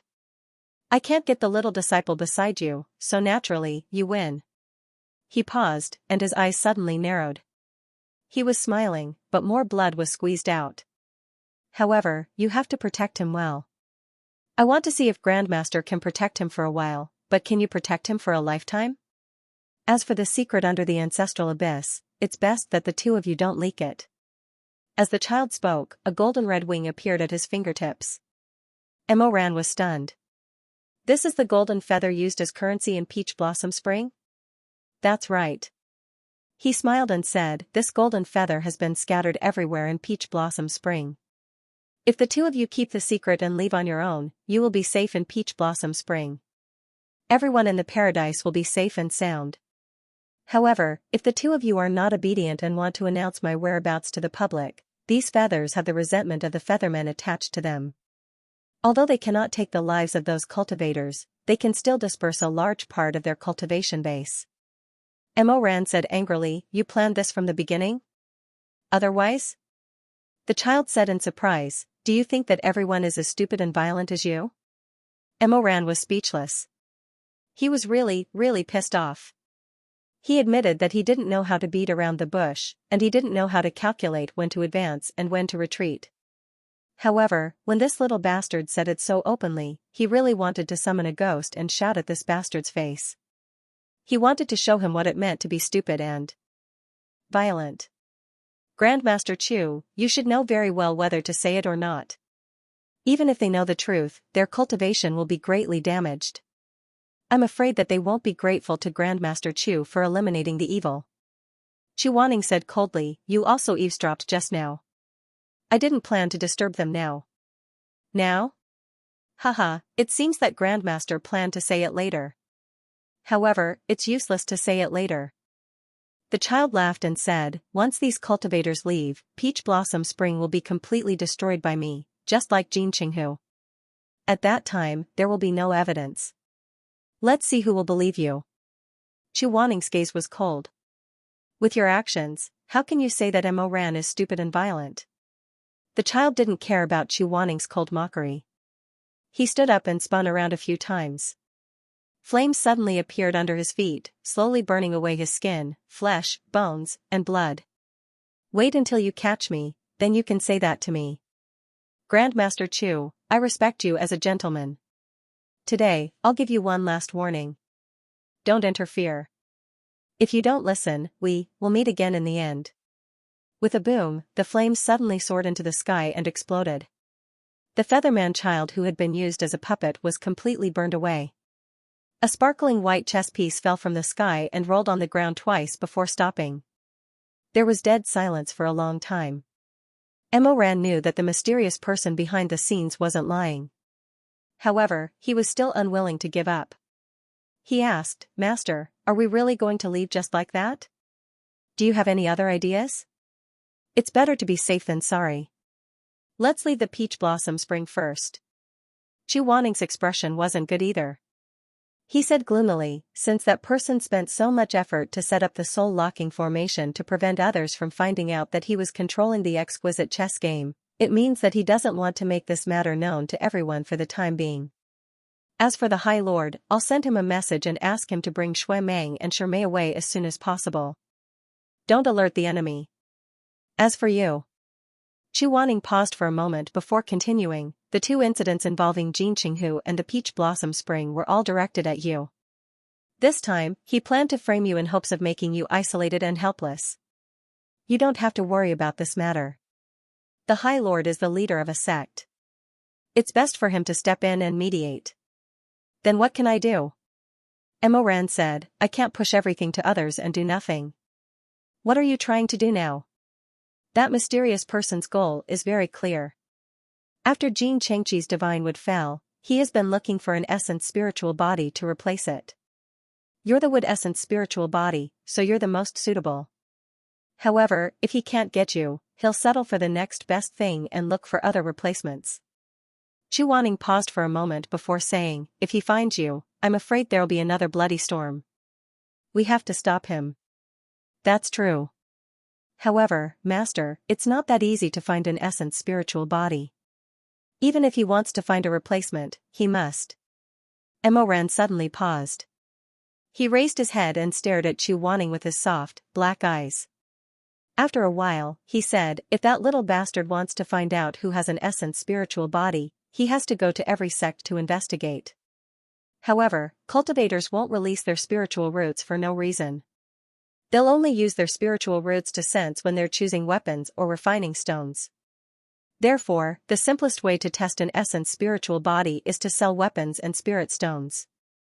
We only need to observe the weapon markets in front of the various mountains and we'll be able to find traces of that bastard. After saying this, he saw Chu Wanning staring at him thoughtfully. He couldn't help but feel guilty. I guessed. You guessed correctly. Chu Wanning said slowly. After a while, he suddenly felt that he knew more things. He narrowed his eyes and asked, Emoran. Are you hiding something from me? What could I hide from Master? Although he said this, Emoran felt the hair on his back stand up. He felt that Chu Wanning's glass-like eyes seemed to be locking the real soul inside his reborn body. Fortunately, Chu Wanning was silent for a moment and didn't say anything else. He faintly lowered his eyes and said in a low voice, from today onwards, you and I will secretly investigate each sect. We won't return to the peak of life and death for the time being. After Chu Wanning and Emoran left the Peach Blossom Spring, they went around to find out when the big and small sects markets would open. After traveling for a few days, they settled down in an inn in a small town that night. After leaving the Peach Blossom Spring, they finally had a chance to rest. Emoran had already returned to his room. Chu Wanning sat in front of the table and lit the candle. Under the warm yellow light, he carefully examined the porcelain bottle in his hand. Inside the white jade bottle, there were more than 30 dazzling golden pills. Fortunately, when Xuanji came, he gave this bottle of medicine to him.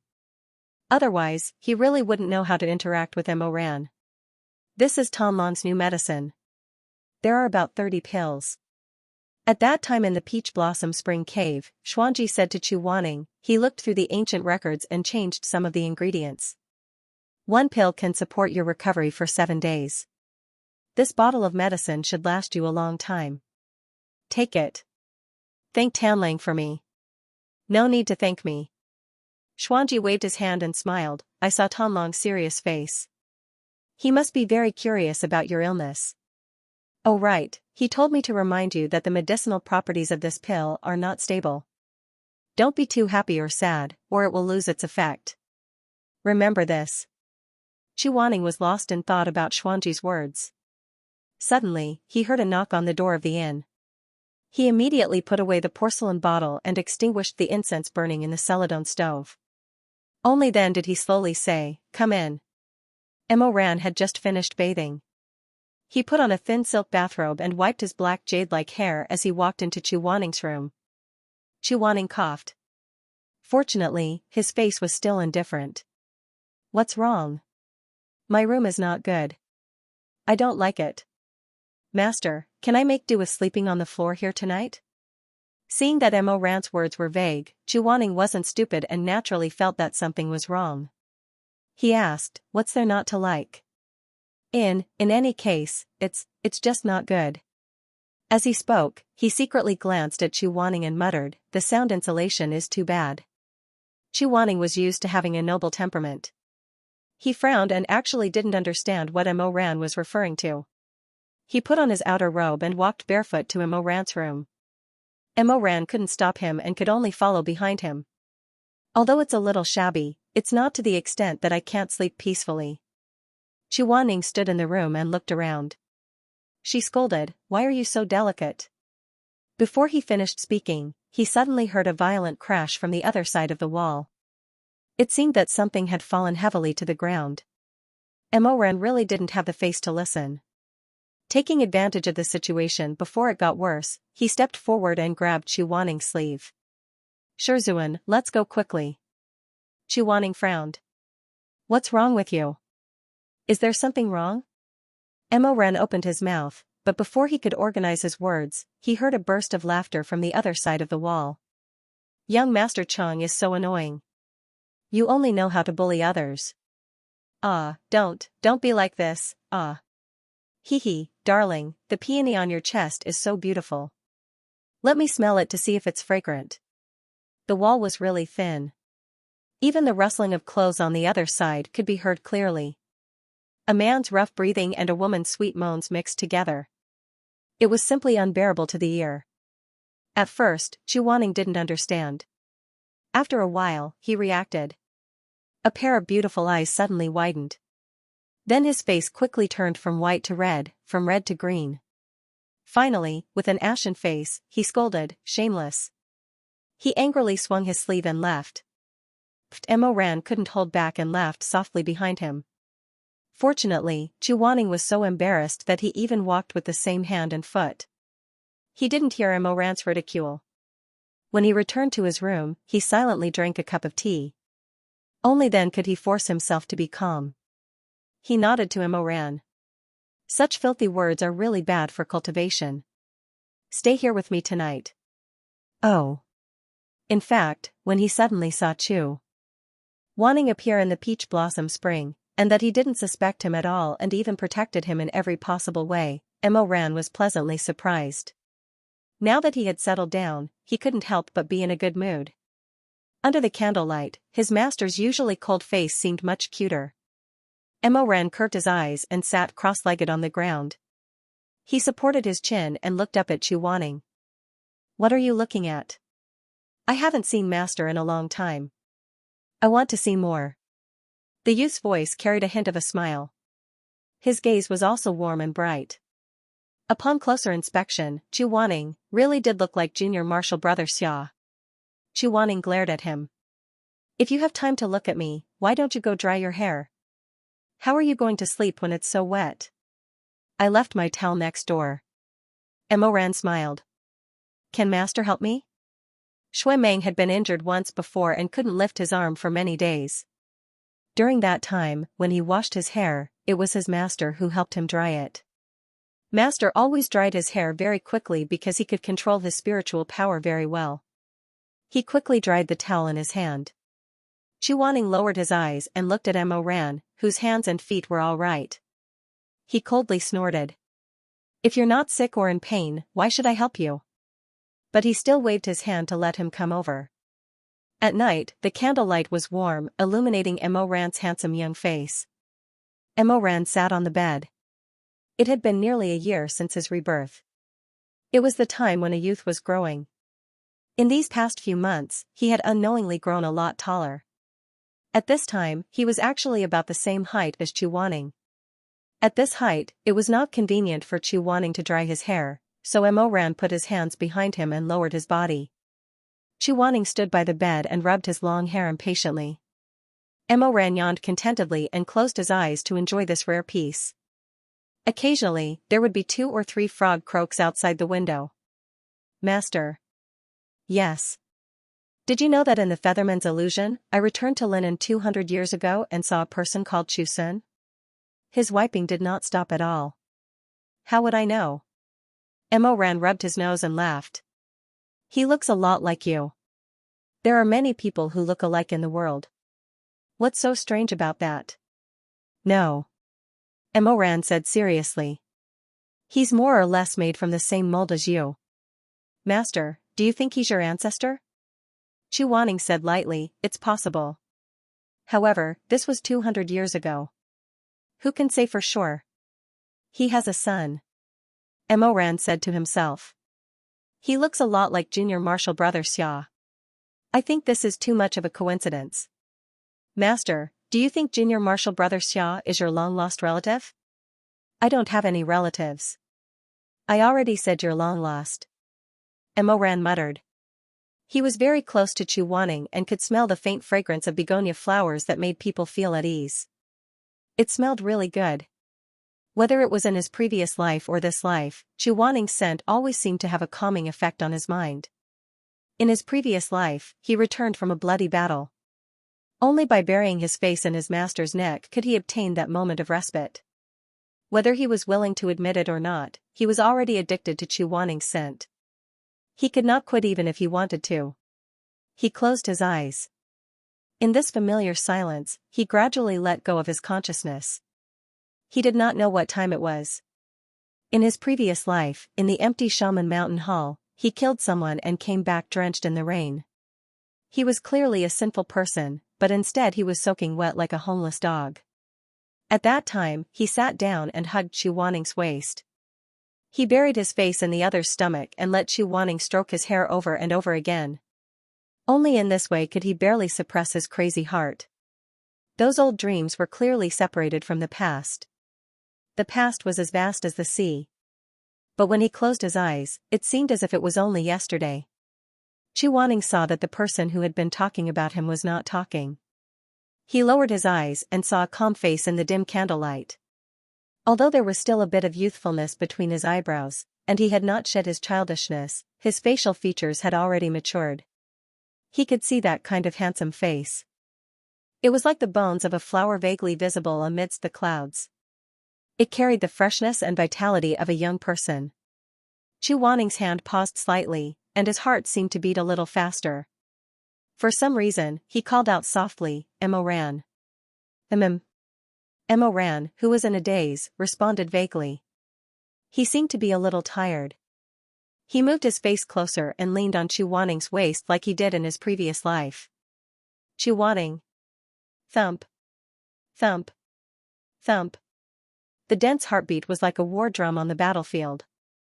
It shook him until he was a little dizzy. Chu Wanning pursed his lips. He did not know what to do. He could only continue to wipe Mo Ran's hair, evaporating the last bit of water. After a long time, he threw away the towel and smoothed the strands of hair in front of Mo Ran's forehead. He said in a low voice, "All right. Go to sleep." Mo Ran opened his eyes. His dark purple eyes were dazed for a moment, and then gradually became clear. He finally came back to his senses. He remembered that he had leaned against Chu Wanning's waist out of habit, and Chu Wanning hadn't pushed him away. He couldn't help but be shocked. He stared blankly with his eyes wide open like a silly dog. Chu Wanning was originally a little uncomfortable, but seeing him like this, he could not help but laugh. Mo Ran saw that he was actually laughing. Although it was a faint smile, it was definitely a smile. He could not help but open his eyes even wider. He sat up straight. With his slightly messy hair, he suddenly said very seriously, "Shizun, there's a fragrance on your body. It smells very good." After a pause, he suddenly frowned, as if he was trying hard to recall something. Then he remembered something. His expression was a little stunned. He muttered, "How strange. Xianxia, why does he also have this smell?"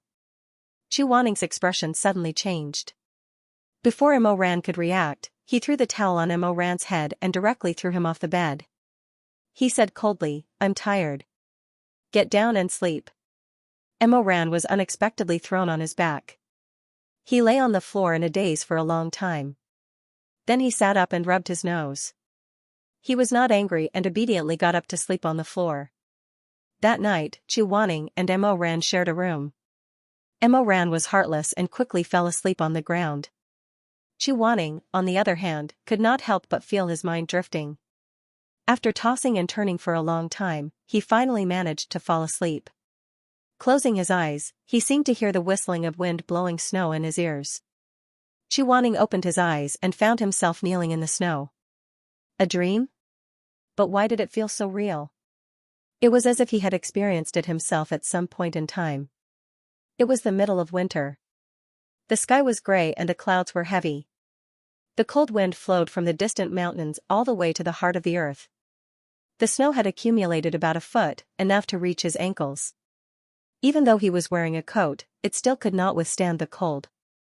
Wanning lowered his head to look at the sky-blue fur coat. It was embroidered with intricate curly grass patterns using silver silk thread. He felt that this coat was somewhat familiar, but this familiarity disappeared in an instant. Very soon, he could not capture it. He did not understand why he had such a torturous dream. Wanning prepared to stand up, but his body did not seem to belong to him. He continued to kneel on the ground without moving an inch. Even when the snow fell on his shoulders and ice beads condensed on his eyelashes, he still had no intention of getting up. Grandmaster Chu, the sun is dark. Her Majesty will not see you tonight. Let's go back. An old, trembling voice sounded from behind. In the dream, he did not turn around. Footsteps sounded behind him. Someone stepped on the snow with a crunching sound and held an umbrella on his left and right. Wanning heard himself say, "Thank you, Lu Gong. You are old. Go back to the waterside pavilion and rest. I can still hold on." Grandmaster. The old voice still wanted to say something, but Wanning said, "Let's go back." The weak voice sighed and dragged his heavy steps. He walked a few steps and turned back to hold the umbrella for Wanning. This old servant will accompany the Grandmaster. Wanning felt himself close his eyes in the dream. And did not speak. He couldn't help but find it increasingly strange. This was truly an extremely preposterous dream. Both he and the old man were having a conversation that no one could understand. Your Majesty and Mr. Liu were not the world of cultivators that he was familiar with. Instead, they seemed to be in a palace.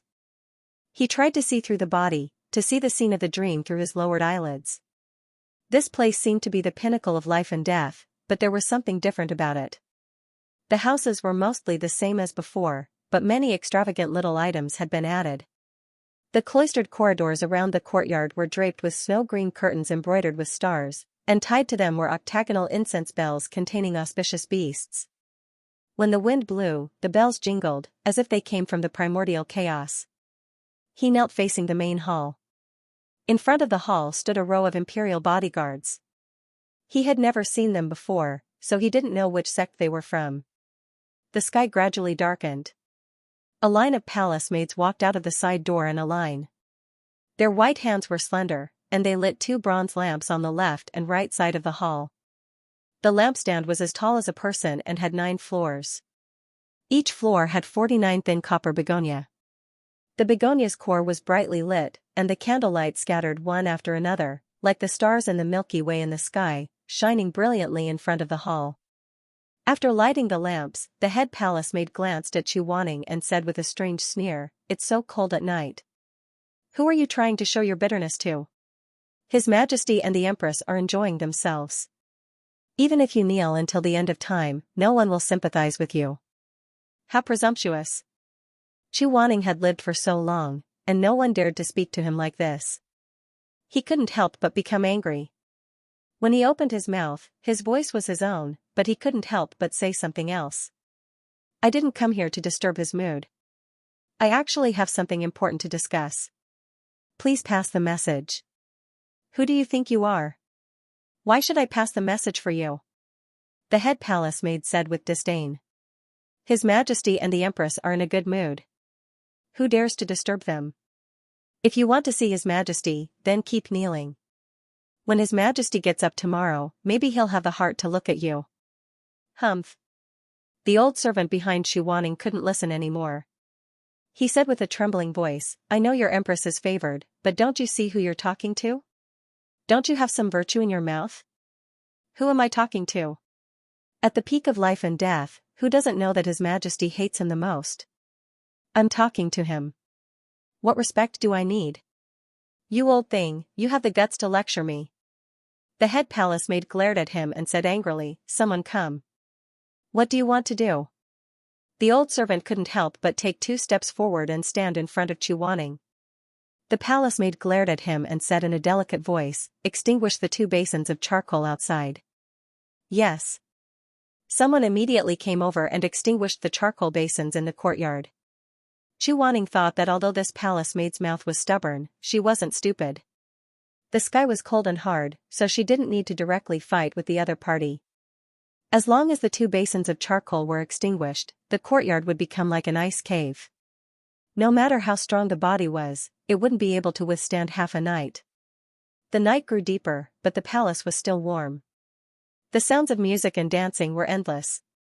Chuaning was still kneeling. His legs and feet were numb. "Grandmaster, go back." The old servant's voice sounded like he was about to cry. "Go back. Your health is important. You know His Majesty. If you freeze, he won't send a doctor to take a look.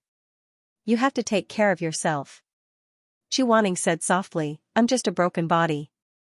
It's not worth mentioning. If I can stop him from attacking the Kunlun treading snow palace, I won't regret even if I die." "Grandmaster. Why do you have to?" Chuaning was extremely weak in the dream. He coughed a few times, but his eyes were still clear. "It's my fault that he ended up like this. I, cough. Before he could finish, he started coughing violently. Chuaning covered his mouth with his sleeve. There was a metallic taste in his throat. When he put down his sleeve, he saw that his hand was covered in blood. It was a glaring sight. "Grandmaster Chu." Chuaning still wanted to say something, but his vision turned black. He couldn't hold on anymore and fell into the snow. There was endless chaos in his ears. It was like the sudden turmoil of war, but it was also like the sea behind layers of curtains. He couldn't hear the noise around him. He could only vaguely hear the old servant shouting in panic. A few words drifted into his ears. "Your Majesty. Your Majesty. I beg you. Grandmaster Chu is dying. I beg you to see him. I'm willing to die." The surroundings gradually became chaotic. There were many footsteps, and the lights were brightly lit. The sound of drums and the woman's sweet singing suddenly stopped. It seemed that the door of the palace was wide open. A strong fragrance wrapped in the warmth of the room rushed out. Chuaning felt that someone had picked him up and brought him into the warm palace. A large hand touched his forehead, but it only probed for a moment before it was abruptly pulled back as if it had been stabbed. Then, a familiar low male voice was screaming dangerously. "Why didn't you report to me?" No one answered. The man suddenly flew into a rage. With a bang, he seemed to have thrown a pile of heavy objects. He roared angrily, accumulating the power of thunder. "Have you all rebelled? He is the master of the Red Lotus Pavilion, and he is my master. He is kneeling here, but none of you came to report to me? Why didn't you report to me?" With a thump, someone knelt down, trembling. It was the head palace maid who had been flaunting her power earlier. "This servant has committed a capital crime." This servant saw that His Majesty and the Empress were in a good mood, so this servant didn't dare to disturb. The man paced back and forth a few times, but his anger only increased. His black robe with golden edges fluttered on the ground like black clouds. Finally, he stopped, his voice twisted to the extreme. "His body is not good, and he is afraid of the cold. You didn't report to me, and made him wait in the snow. You also extinguished the charcoal fire in the courtyard."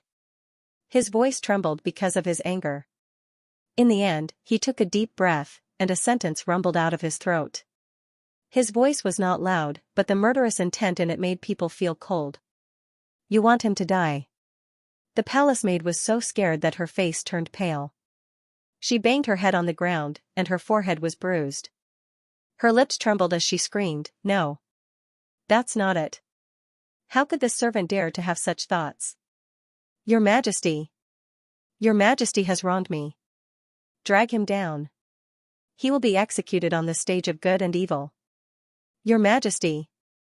Your Majesty." That sharp voice was like blood-red fingernails scratching the ear. The dream began to shake and disintegrate in the midst of her shrill screams. The surrounding scenes fell apart like snowflakes. I spent so much effort to bring him back from the gates of hell. Other than me, no one is allowed to hurt him, not even a finger. The hoarse voice was very cold, but because of this extreme coldness, it gave birth to a sinister madness. Chu Wanning felt that person come closer and stop in front of him. He pinched his chin with one hand. He opened his eyes vaguely, trying to see that person's appearance. In the dazzling light, he saw a blurry face. That person had dark and deep eyebrows, a straight nose, and eyes as black as ink. In the candlelight, there were faint traces of purple. Emoran? Master. The voice suddenly became clear. Chu Wanning suddenly opened his eyes and saw that he was still lying in the room of the inn.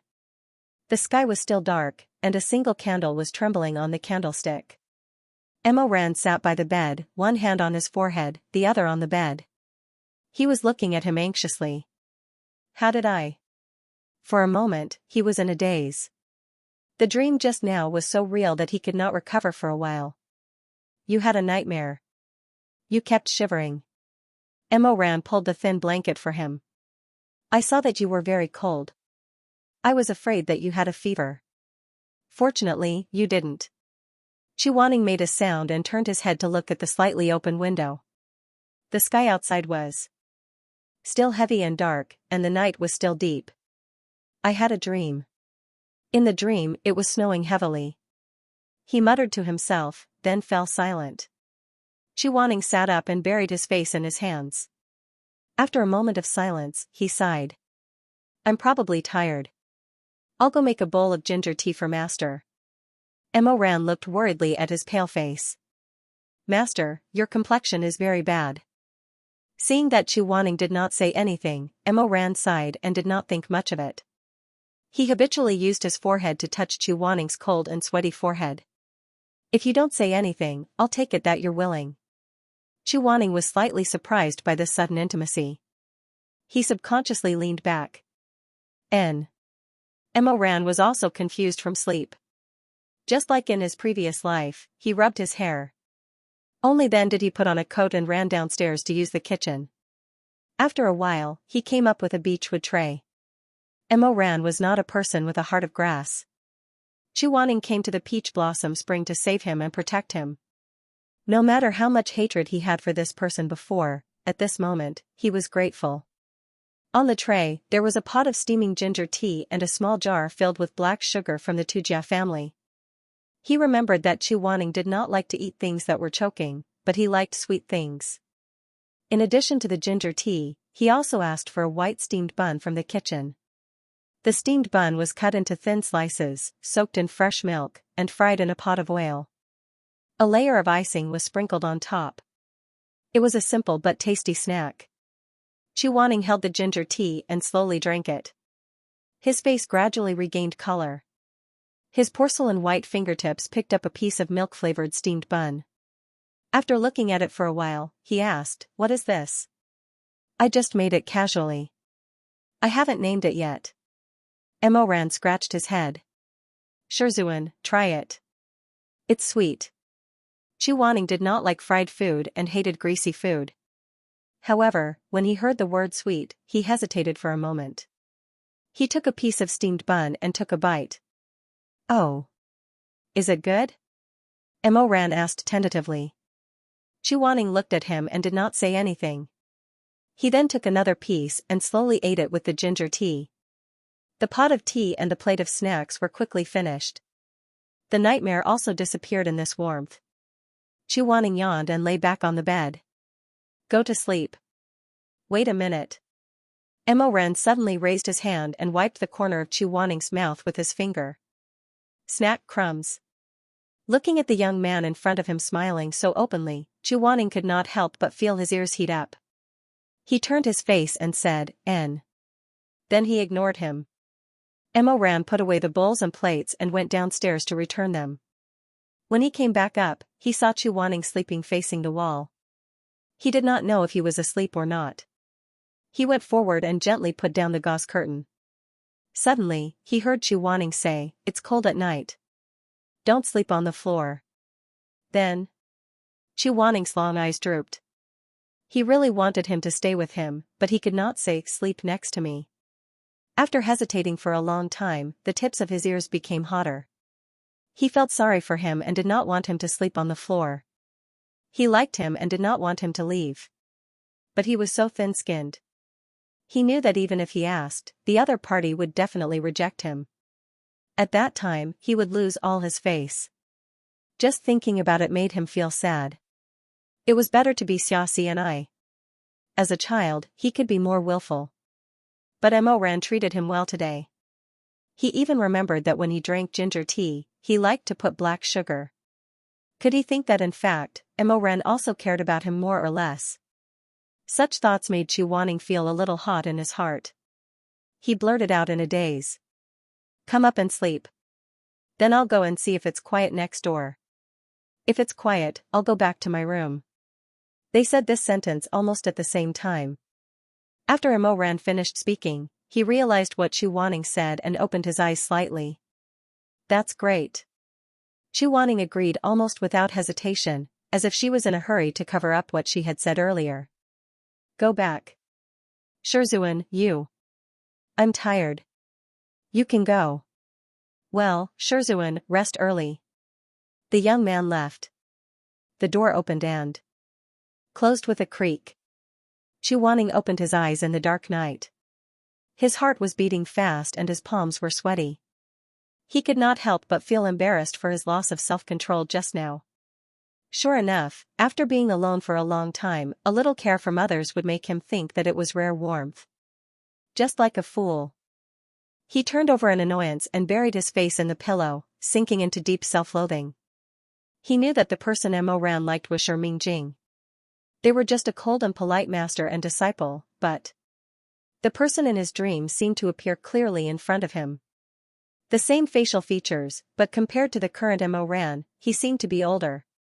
When he looked at him, his expression was perverse and paranoid. His eyes were so deep that he could not see clearly. With a creak, the door opened again. Xianxia froze in an instant. His back was tense, like a bow that had been pulled to the extreme. A person walked to the bed and remained silent for about a foot. He felt that person sit down on the side of the bed. When he came back, there was a unique smell of cloves. Shizun, are you asleep? No one responded to him. Ran continued to speak. His voice was very calm, as if he was talking about a family matter. There's still a ruckus next door.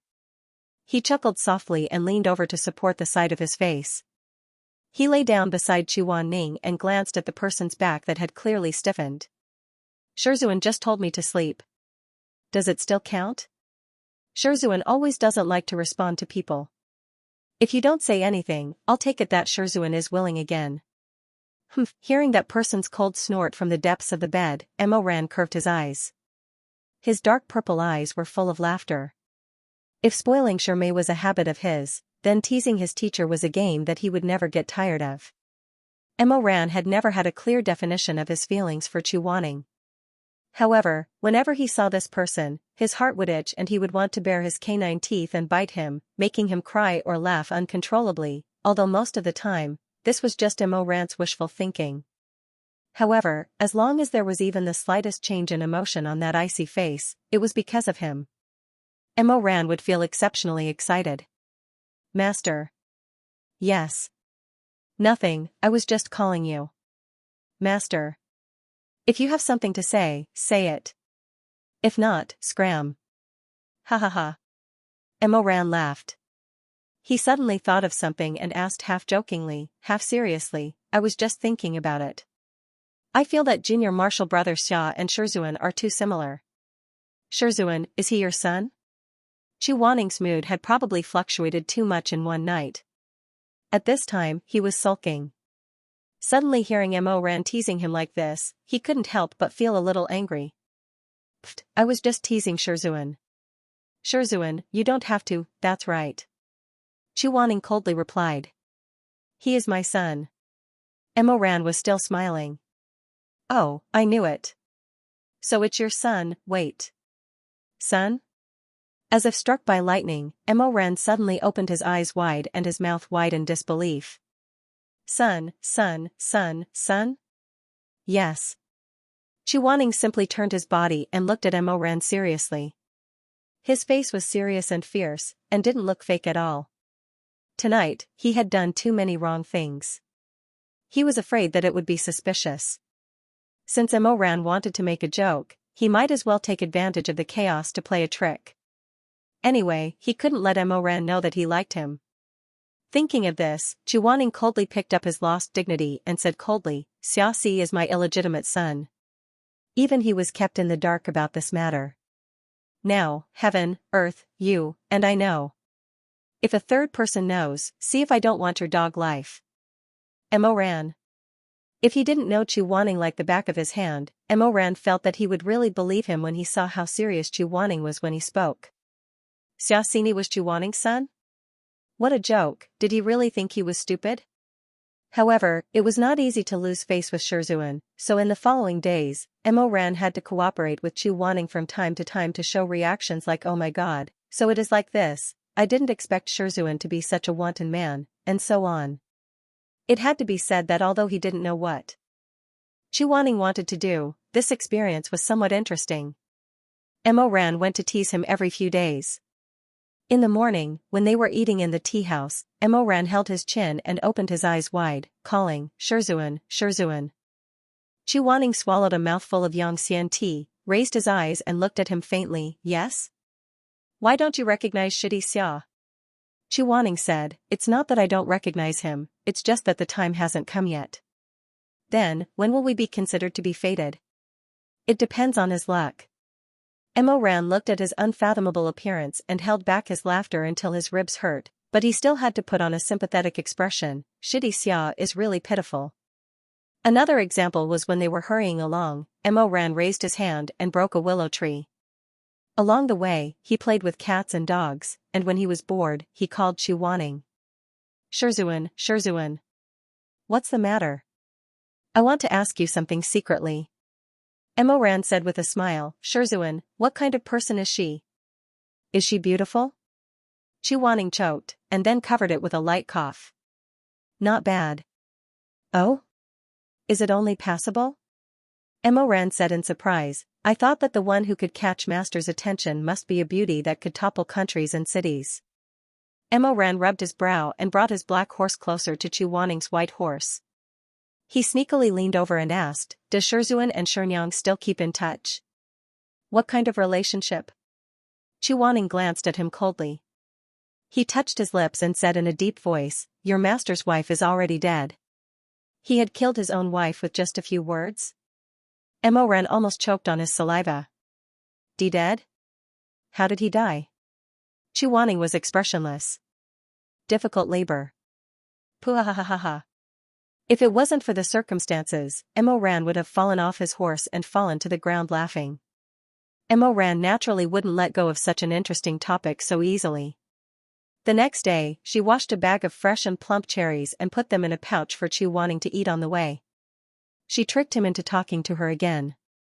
Shizun, may I know who Xianxia was? What was her name? Chu Wanning picked up a sweet cherry and ate it without batting an eyelid. He then said coldly, the dead are gone. What's the use of knowing her name? Mo Ran played along smoothly. Revered master follows the path of filial piety. Even if Xianxia was a beauty, as a disciple, I should still remember her name. When the winter solstice is bright and clear, I have to pay my respects. Chu Wanning continued to eat his cherries.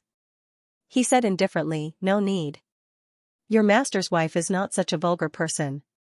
She doesn't like the smell of incense. Mo Ran curled his lips and secretly rolled his eyes. He thought to himself, it's obviously you who can't come up with Xianxia's background. You actually have the face to say that Xianxia is otherworldly and doesn't eat the food of the common populace. But his face was still smiling.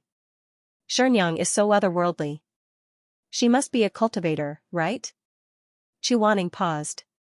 He picked up another cherry with his snow-white fingertips and slowly chewed it.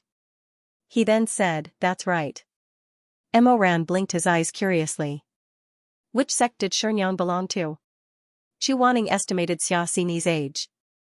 At that time, he was still in Lini.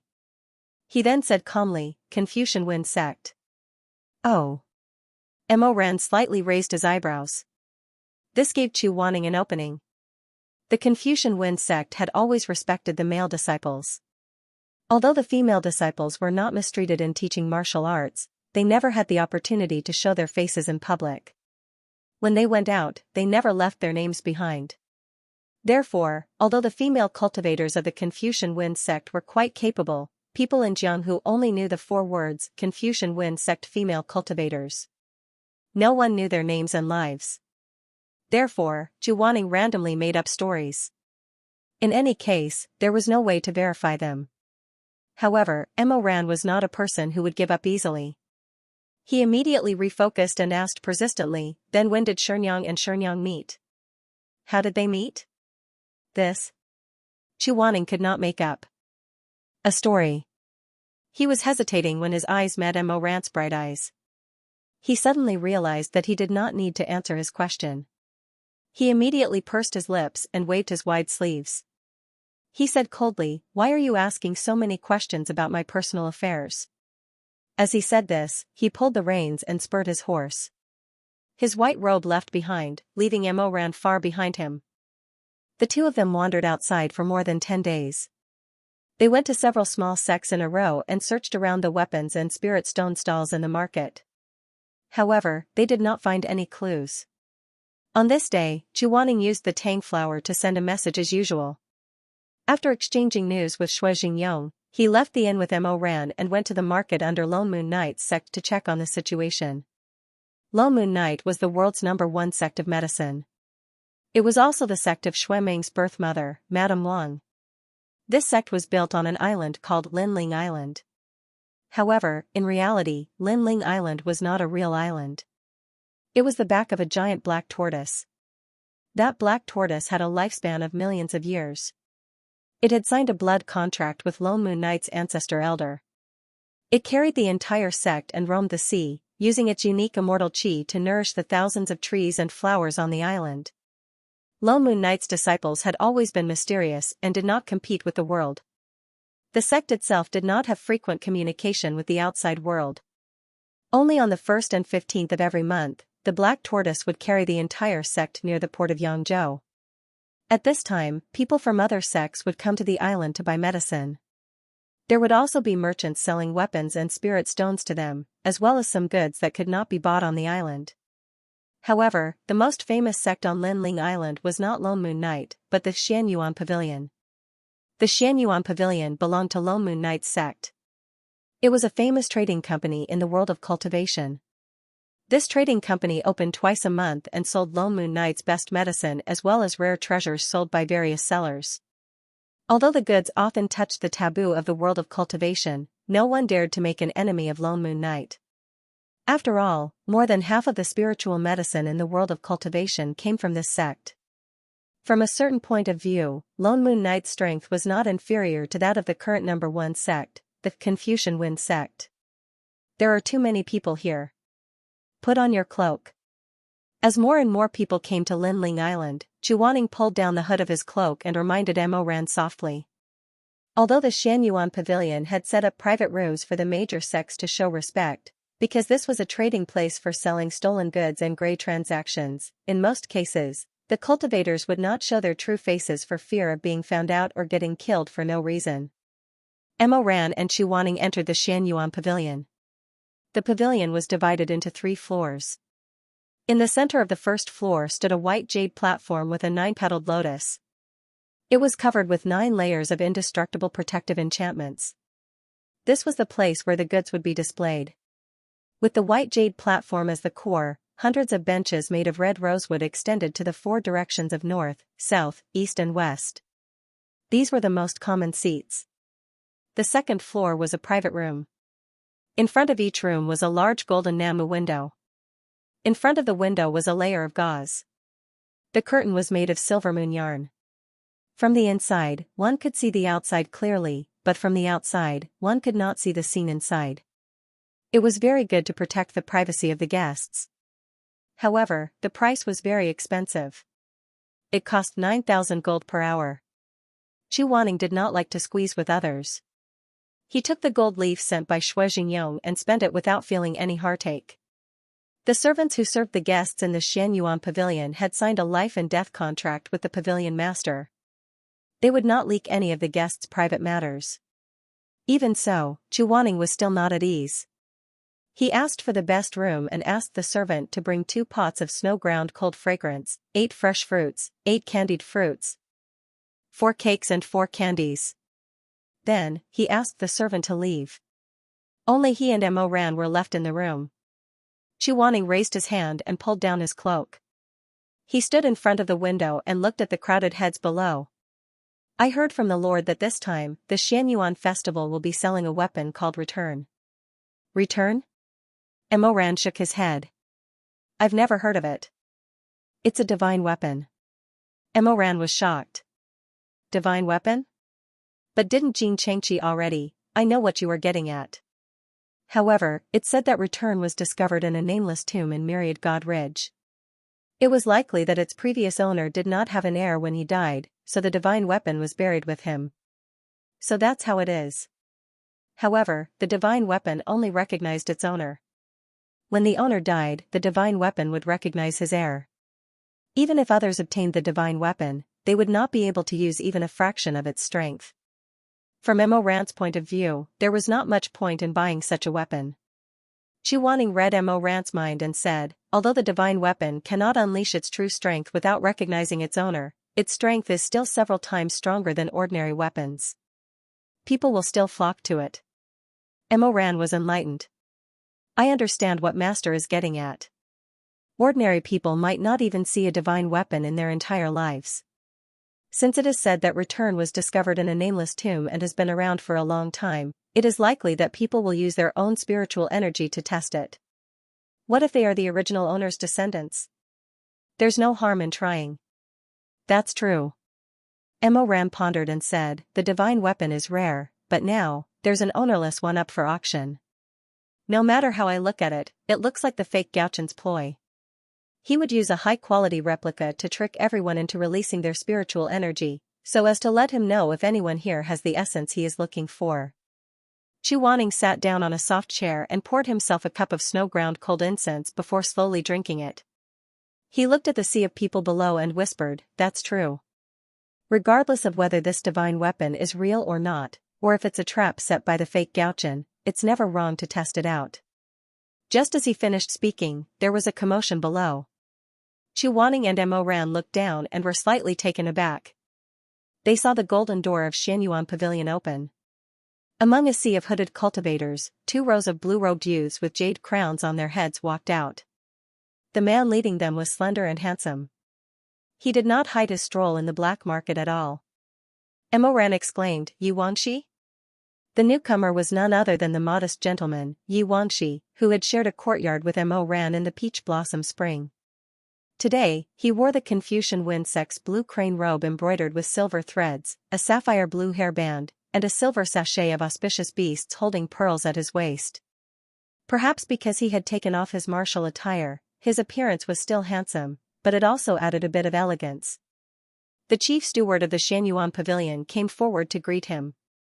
He lowered his head and said, Immortal Master Yi. Yi Wangxi nodded and said, I have come to bid on something on the orders of my adoptive father. I'll have to trouble the chief steward to lead me upstairs. The pavilion master already knows that Immortal Master has arrived. The Confucian wind sect's private room has already been prepared. I'll take you upstairs. Yi Wangxi led the dozen or so disciples of the Confucian wind sect upstairs, leaving behind a crowd of people in the hall who covered their faces and whispered to each other. The people of the Confucian wind sect also came today? Who is that Immortal Master? How come I've never seen him before? Mo Ran thought to himself, you haven't seen him before, so there's naturally a reason why you haven't seen him before. On the other hand, he couldn't help but be curious. He watched as Yi Wangxi's figure disappeared around the corner, then said to Chu Wanning, Shizun, you also stayed in the Confucian wind sect before. Do you know this Immortal Master Yi? I don't know him. Chu Wanning frowned slightly. But I keep feeling that he looks familiar. He paused, closed his eyes, and thought for a while. In the end, he still shook his head. I can't remember. Emoran scratched his head and said, "This immortal master ye stayed in the same courtyard as me in the peach blossom spring. His strength isn't bad. Now that he's here to bid on behalf of the Confucian Wind sect, his status in the sect shouldn't be low." Shizun actually doesn't know him? The Confucian Wind sect has a total of 72 cities, and its members are very scattered.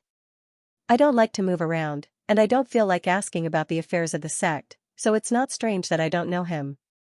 As the two of them were talking, the Confucian Wind sect box on the third floor lit up with bright yellow candlelight. Presumably, Xianxia and his group had already entered and taken their seats. The highest floor of the Xianyuan pavilion was specially reserved for the major sects, but it was rarely used, so everyone raised their heads to look at it and felt very strange. With the scholarly Wind sect's public participation, everyone's expectations for this auction immediately rose by several degrees. After about 10 minutes, the white jade lotus platform in the center suddenly glowed brightly.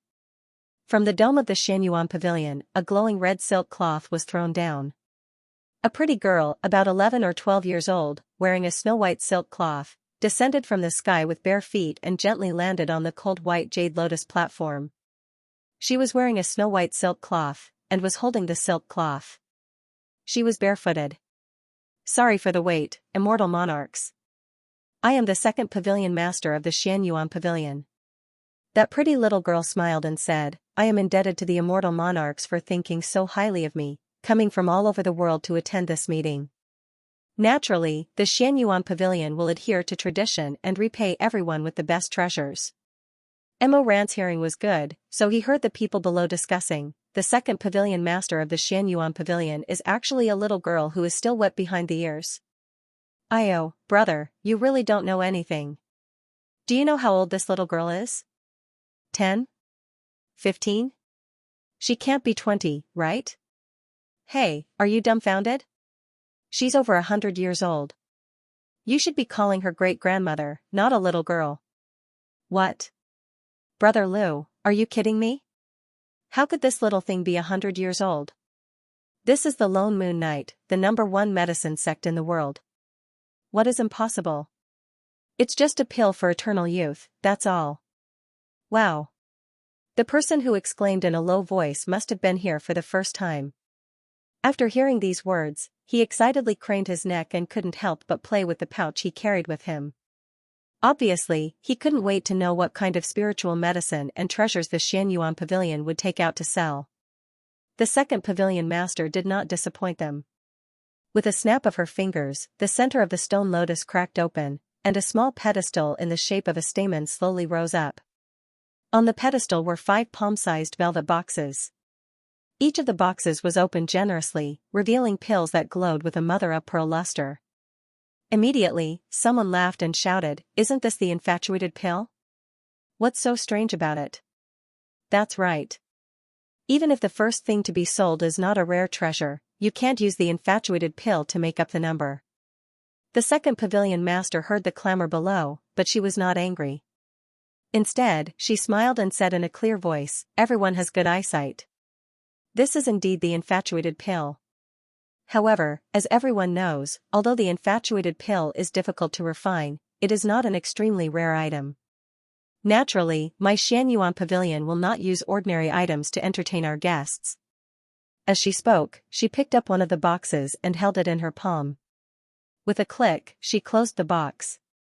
Although everyone was sitting far away from each other, there was a spirit mirror in front of them. They could clearly see the details of the treasures. At this time, everyone noticed the snake emblem on the lid of the box. "Hanlin Divine Hands?" Someone sucked in a breath of cold air. The second pavilion master smiled and said, "That's right. Each of these 5 boxes of infatuated pills came from the pill furnace of our sex elder, Hanlin Divine Hands. Although ordinary infatuated pills can bewitch people and make them infatuated with them, the effect can only last for half a year. Moreover, it is very easy to concoct the corresponding antidote. However, these 5." She lifted the box with her delicate fingertips and said seriously, "Can last for a full 10 years, and there is no antidote for it." "What? Heavens, how is this possible? Hanlin Divine Hands is really too scary." The second pavilion master waited for the noise below to die down before she smiled and said, in order to distinguish these from ordinary infatuated pills, Han Lin Divine Hands named these 5 pills infatuated pills. You only need to buy one and mix it in water to persuade someone to drink it.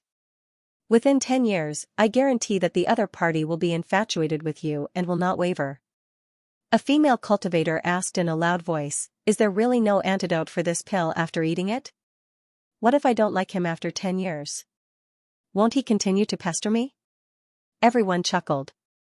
The second pavilion master also smiled politely and said, Miss is right.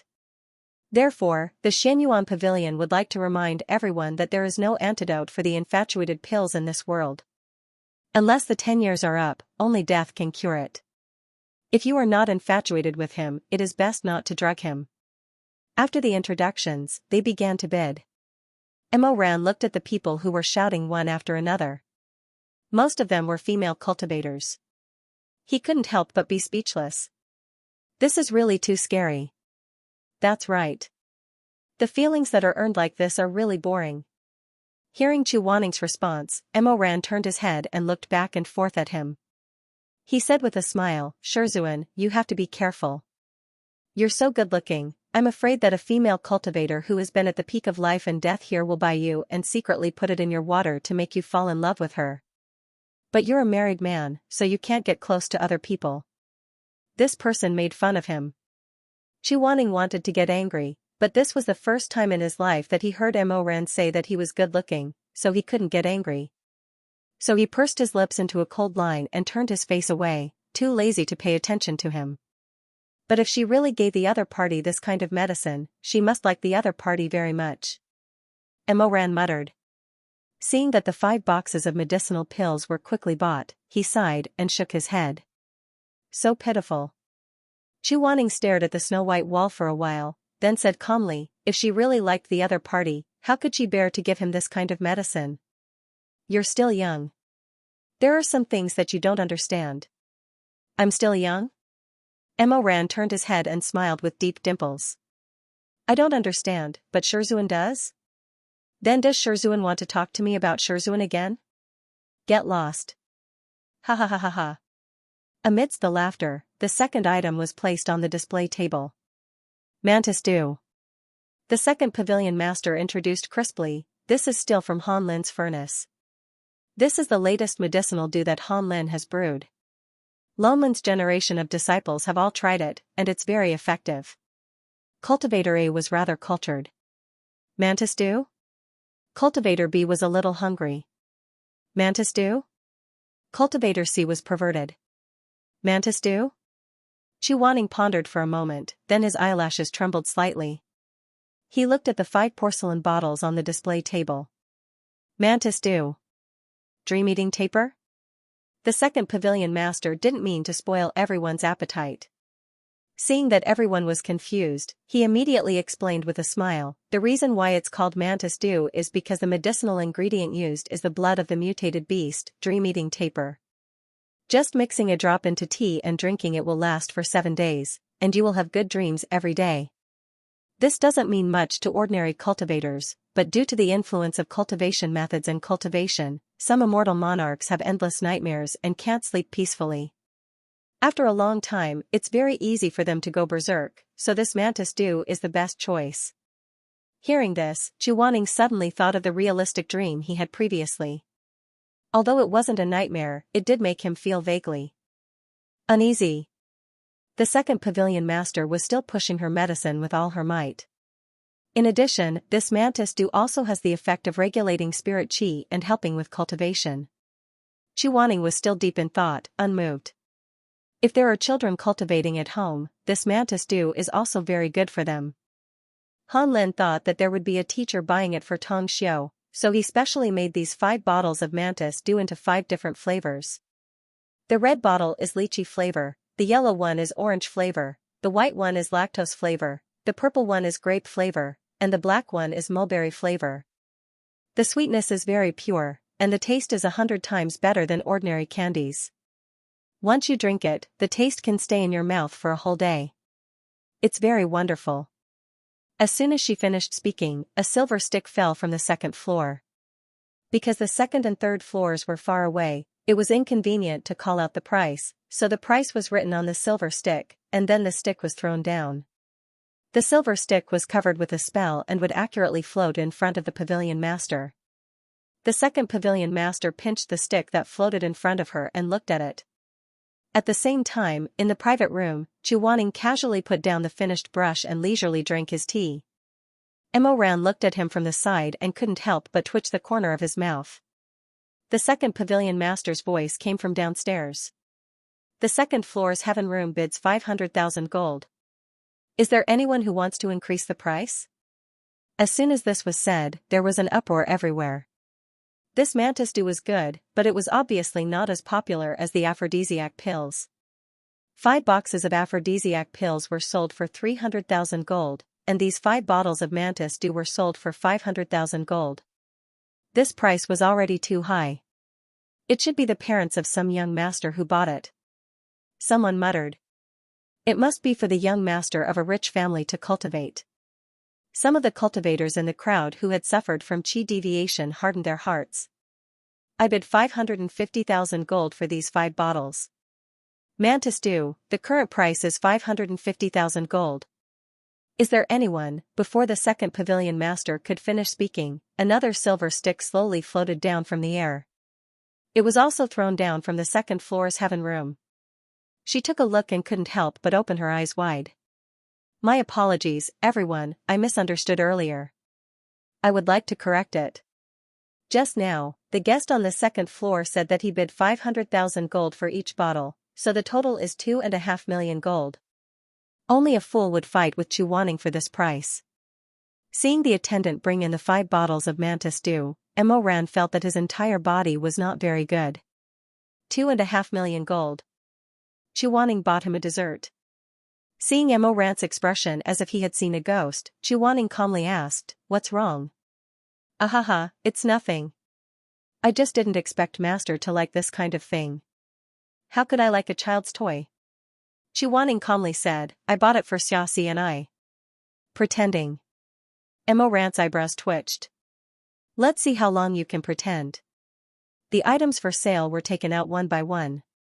Although the following items were also rare spiritual medicines and treasures, they were of no value to Emoran and Chuaning. The two of them drank tea while waiting for Shenwu's return. Emoran leaned against the window. His black clothes wrapped around his thin waist, making his shoulders and legs look even wider.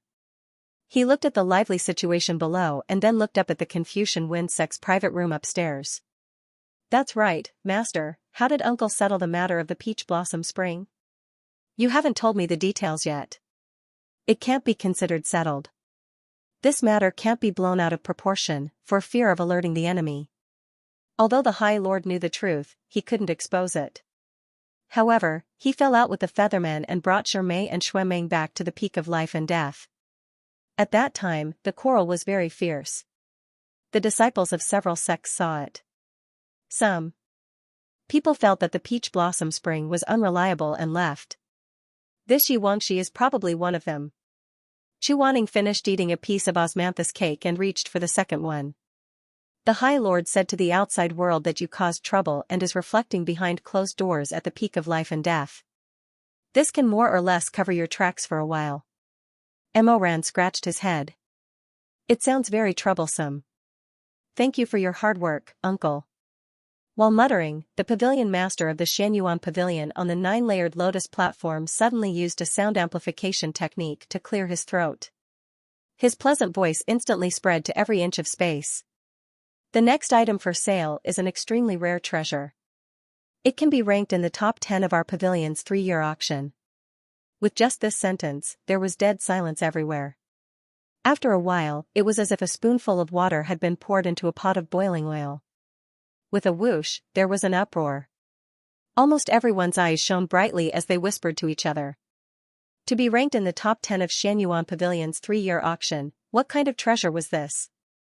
For many people, to be able to see this kind of thing with their own eyes was a great fortune, not to mention buying it. The buyers were getting more and more excited.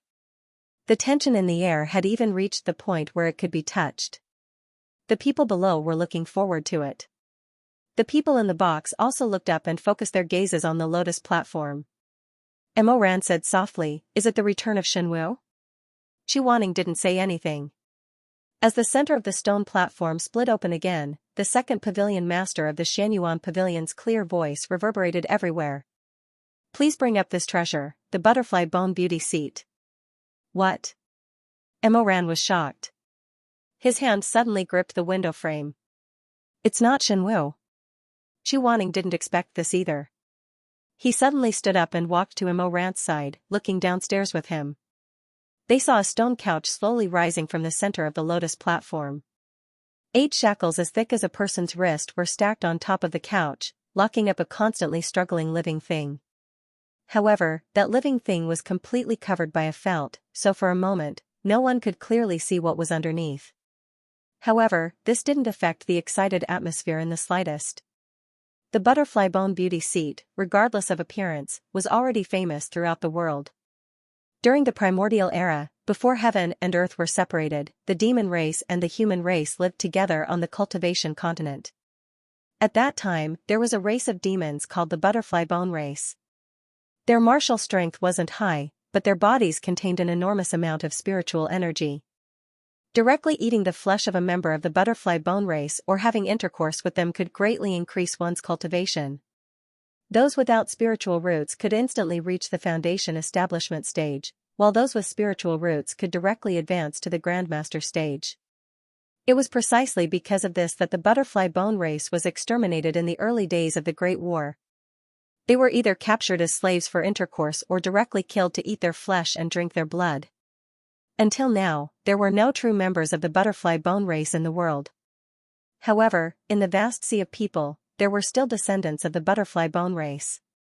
Most of their flesh and blood were useless, and they were no different from ordinary cultivators. However, there were still a very small number of people who showed signs of atavism. Although their flesh and blood weren't as effective as their ancestors in the primordial era, they could still greatly increase a cultivator's talent. These people were called the Butterfly Bone Beauty Banquet. This banquet had 2 meanings. A pillow seat. Or a banquet. It meant that they could be placed on the pillow seat to have intercourse, or eaten alive. The former and the latter depended on the preferences of the buyer. When a member of the butterfly bone race showed signs of atavism, the cultivation world would not treat them as humans. Although they were no different from ordinary people, the cultivation world defined them as goods due to their own selfish desires. Therefore, although the act of selling the butterfly bone beauty seat was terrifying, it didn't violate any taboos.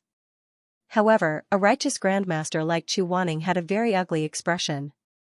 This butterfly bone beauty seat was not obtained by Lone Moon. It was sold on commission. Therefore, the Xianyuan Pavilion will take 30% of the price of the transaction as commission. Immortal lords, please calculate the amount clearly and act according to your ability. After the second pavilion master finished speaking, he snapped his fingers, and the felt cloth covering the bed slid down. Inside the pavilion, there was complete silence. Everyone stared intently at the chained body on the stone bed. In the huge Xianyuan pavilion, even the sound of breathing and heartbeat could be heard. It was a young woman with a slender body and snow-white skin. Her long silk-like hair was draped over her shoulders, and she was completely naked except for a layer of transparent gauze. Her full and lustrous body trembled slightly, like newly frozen snow or jade soaked in water, emitting a soft glow under the light.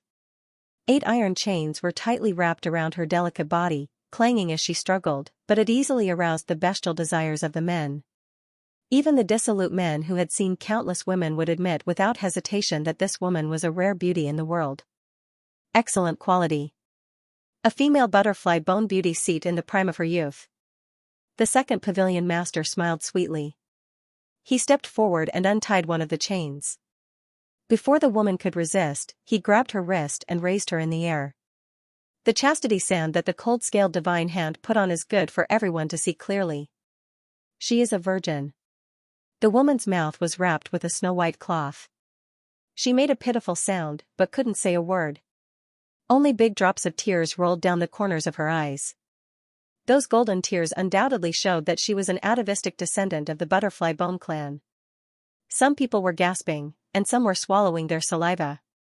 Such an atmosphere made the Xianyuan pavilion not seem to be full of cultivators for a moment, but more like a pack of hungry wolves, drooling at the corners of their mouths, greedily staring at their prey. Pa. Chu Wanning retracted his cold gaze and looked at Mo Ran. Mo Ran's face was pale, and his fingernails dug into the wooden lattice. He actually broke a corner of the windowsill. What's wrong? No. Nothing. Mo Ran took a deep breath and forced himself to calm down. He shook his head at Chu Wanning. I feel that buying and selling living people like this is disgusting. He wasn't telling the truth. His eyes quietly glanced back at the butterfly bone beauty seat. This woman was the #1 beauty in the cultivation world that he married after he became an emperor in his previous life, Song Chotong. At the same time, in the roughing sect's private room on the 3rd floor, Yu Wangxi's tall and slender figure stood beside the carved railing of the hollowed-out Tonghua flower pattern. His brows were tightly furrowed, and his lips were thinly pursed. Young Master Yi, Elder Su asked us to buy the divine martial sword. If you really want to bid for the butterfly bone beauty seat, I'm afraid you won't have enough money. It's fine. I'll pay for it myself. Seeing Yu Wangxi's insistence, they secretly looked at each other and didn't utter another word. The second pavilion master of the Xianyuan pavilion said crisply, the butterfly bone beauty seat starts at 10 million gold coins. Immortals can bid higher. 11 million. 12 million. The noise on the first floor grew louder and louder as the price soared rapidly. 19 million. I bid 25 million. The sudden increase of 6 million made many cultivators sigh and sit down while shaking their heads. At this time, the silver slips from the private rooms on the 2nd floor fell in front of the pavilion master of the Xianyuan pavilion. She quickly took them one by one and opened the slips between her fingers. Like opening a folding fan, she opened the slips with the price written on them. The highest bid. After the second pavilion master read it, she said clearly, the black room #1 offers 35 million. 35 million? Everyone gasped and looked back at the black room on the 2nd floor. However, the lights were dim and the silver gauze fluttered, but they couldn't see who was sitting there. 35 million is enough to buy a palace on the Immortal Island. Who offered such a high price? It's too outrageous. So rich, it must be someone from the 10 great sects. I wonder which one it is? Chu Wanning closed his eyes. When he heard the price, he asked Mo Ran, did you bring enough money? Not enough. Mo Ran was extremely shocked to see Song Chotong here. When he heard Chu Wanning calling him, he suddenly came back to his senses and asked cautiously, what do you want to do, master? Buy her. Mo Ran widened his eyes and waved his hands. No, this woman is a burden. Where are we going to put her after we buy her? In the future, we'll need to rent an extra horse and book an extra room to sleep in. No, I won't buy it. Who said I was going to travel with her? Just buy her and set her free. Chu Wanning opened his eyes and stretched out his hand indifferently. Give me the money. Mo Ran clutched his money pouch tightly. No. I'll return it to you when we get back. This is the money to buy Shenwu. Didn't you see a ghost? What did he want Shenwu for? Give me the money. Mo Ran felt like his head was about to explode. This Song Chotong, when he first met her in his previous life, she was already a disciple of the Confucian Wind sect. At that time, when Mo Ran massacred the city, he saw that she looked a bit like Shermei, so he spared her life. Later, he saw that she was well-behaved and obedient, and her temperament was very similar to Shermei's, so he finally made her his empress. However, this was one of the decisions that Mo Ran made that he regretted the most. Now, Chu Wanning, this cold-hearted guy, actually wanted to buy her. How could Mo Ran agree to this? Not to mention 40 million, even if this woman was worth 4 copper coins, Mo Ran wouldn't want it. No. Even if someone gave him 40 million, he wouldn't want it. The two were in a deadlock. Suddenly, they saw a golden stick floating down from the 3rd floor. It was the top stick. The most expensive stick in the Xianyuan pavilion was this kind of golden stick. There was no need to write anything on it. A stick was equivalent to 50 million gold. Once this kind of price was announced, almost no one would have the strength to compete, so it was also called the top stick. Everyone was stunned, and then there was an uproar. The Confucian Wind Sect. The Confucian Wind Sect has a top stick. Chu Wanning no longer paid attention to Mo Ran, who was tightly clutching his money pouch. Instead, he turned his head and looked outside. From his angle, he could see the first room on the third floor. Yuanxi was a person who was too lazy to hide. He had already tied up the snow moon gauze used by the Xianyuan pavilion to protect the privacy of the guests. He stood with his hands behind his back and stood by the railing. His expression was solemn, and there was no extra expression on his handsome face. He glanced at the noisy scene below and seemed to be somewhat speechless. He turned around and walked into the depths of the room. Mo Ran heaved a sigh of relief and said to Chu Wanning, "Master, you can rest assured. This young Master Yi lives with me in the Peach Blossom Spring. I have some understanding of him. He is kind and benevolent. He won the Butterfly Bone Beauty seat, so he won't do anything heartless."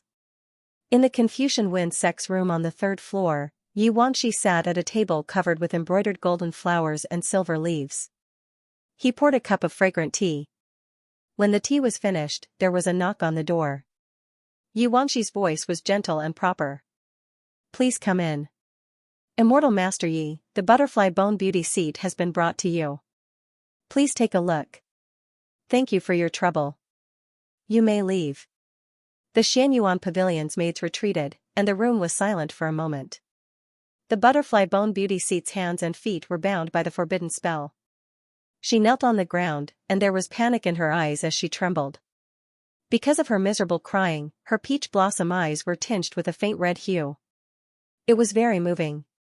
However, Yuanxi glanced at her. There was no distracting thought in his clear eyes. He raised his hand and removed the restriction. "The floor is cold. Miss, you are frightened. Sit down and have a cup of hot tea." The Butterfly Bone Beauty seat trembled. She opened her crystal-like eyes and continued to curl up. She didn't dare to speak or move. Yuanxi sighed. He asked the left and right attendants to bring a cloak and handed it to her. "Miss, don't worry. I didn't redeem you for cultivation. Put on this cloak first. If there's anything, we can talk about it later." Yuanxi saw that she still didn't move. She looked very pitiful as she raised her head timidly. He smiled bitterly and shook his head. He knelt down on one knee and was level with her. "My name is Yuanxi. May I ask for your name?" My surname is Song." She hesitantly glanced at Yuanxi. Her eyes were hazy and she looked very wronged. "My name is Song Chotong." "Thank you, young Master Yi." Downstairs, Mo Ran was secretly pondering. In his previous life, when he saw Song Chotong, she was already a disciple of the Confucian Wind Sect. Presumably, she was saved by Yuanxi during the auction at the Xianyuan pavilion. The Butterfly Bone Beauty seat wouldn't be treated like a normal person. However, once they entered the sect of a great immortal sect and became a disciple, it was a different story. Mo Ran sighed in his heart. He didn't have a deep understanding of Yuanxi. He only knew that this person was very upright and was the most powerful person in the world besides Chu Wanning. When Mo Ran slaughtered the 72 cities of the Confucian Wind Sect, he had fought with Yuanxi once. That surging momentum of his swordsmanship and his heroic figure were truly unforgettable. Among the majestic 72 cities, Mo Ran easily took down the rest of the immortal cities. Those long-winded and famous Confucian Wind Sect city masters were nothing in his eyes. Only this Yuanxi, Mo Ran couldn't take down the 7 cities he guarded for a long time. Even when the cities were finally broken, this person knelt among the jagged bones covered in blood. His eyes were clear and his heart didn't change. At that time, the Confucian Wind Sect's sect master Nangong had fled. Many people cowed out and begged for mercy, begging Mo Ran to let them live. However, Yuanxi's long eyebrows were knitted. He closed his eyes and his expression was cold. Mo Ran still remembered that before he killed him, he asked him, "Will you surrender?" "No, I won't." Mo Ran smiled. He sat on the golden dragon and phoenix chair of the Confucian Wind Sect's sect master. His eyelashes trembled as his gaze swept across the dense crowd. Not to mention the ordinary disciples, there were 6 or 7 city masters and more than 10 protectors. They were all prostrating themselves in the dust, trembling. Jackdaws circled in the lead gray sky and blood-red banners fluttered in the wind. Emoran raised his hand and said, "Kill them all." Before Yuanxi died, he said, "Among the 72 cities of the glorious Confucian Wind sect, not a single one is a man." Bloody light filled the sky. Emoran held the newly obtained beauty Song Chotong in his arms. That peerless beauty's face was like gold paper. Looking at the azure hell in front of her, her soft body couldn't help but shiver. "Good girl, don't be afraid. Don't be afraid. From now on, you'll follow me." Emoran stroked her hair and smiled. "Come, tell me again. What's your name? What did you do in the Confucian Wind sect? I just heard it once, but I didn't remember it well." "My name is Song Chotong," she said in panic. I was Yuanxi's maid. Yuanxi's maid. At that time, she had answered Emoran like this. However, as a butterfly bone beauty, Emoran didn't know what kind of opportunity did she have to enter the Confucian Wind sect, and how Yuanxi took her in as a maid. Until today, after his rebirth and coming to the Xianyuan pavilion, Emoran suddenly realized that it was actually Yuanxi who had scattered his daughter in order to save her from danger. However, it was clear that Yuanxi's eventual defeat under Emoran's blade was largely due to Chotong's informant. Thinking about this, Emoran couldn't help but frown.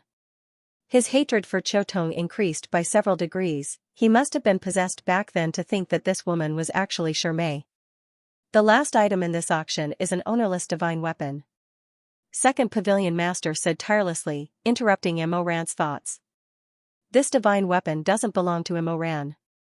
It's also being consigned on his behalf. The finale of every auction would be leaked before the start of the auction. Therefore, compared to the intense reaction when they heard the words "butterfly bone beauty" just now, although the cultivators below were eager to try, they were much calmer. The white jade lotus bloomed again, and a silver satin box with the pattern of sun, moon, mountains, and rivers on the stone platform slowly floated up. The box was long and narrow, and the embroidery on the surface was very delicate.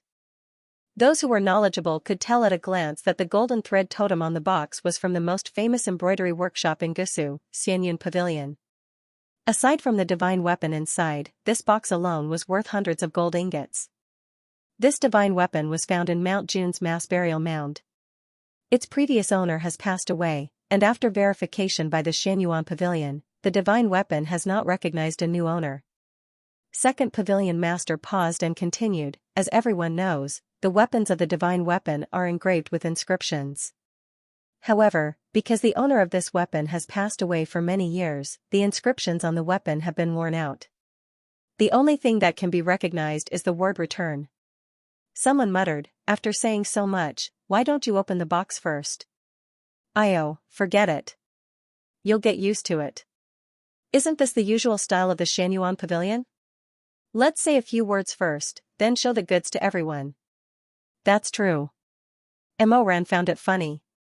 He turned his head and wanted to say a few words to Chu Wanning. However, when he turned around, he saw Chu Wanning's sword-like eyebrows furrowed. Chu Wanning's slender jade-like fingers were supporting his forehead.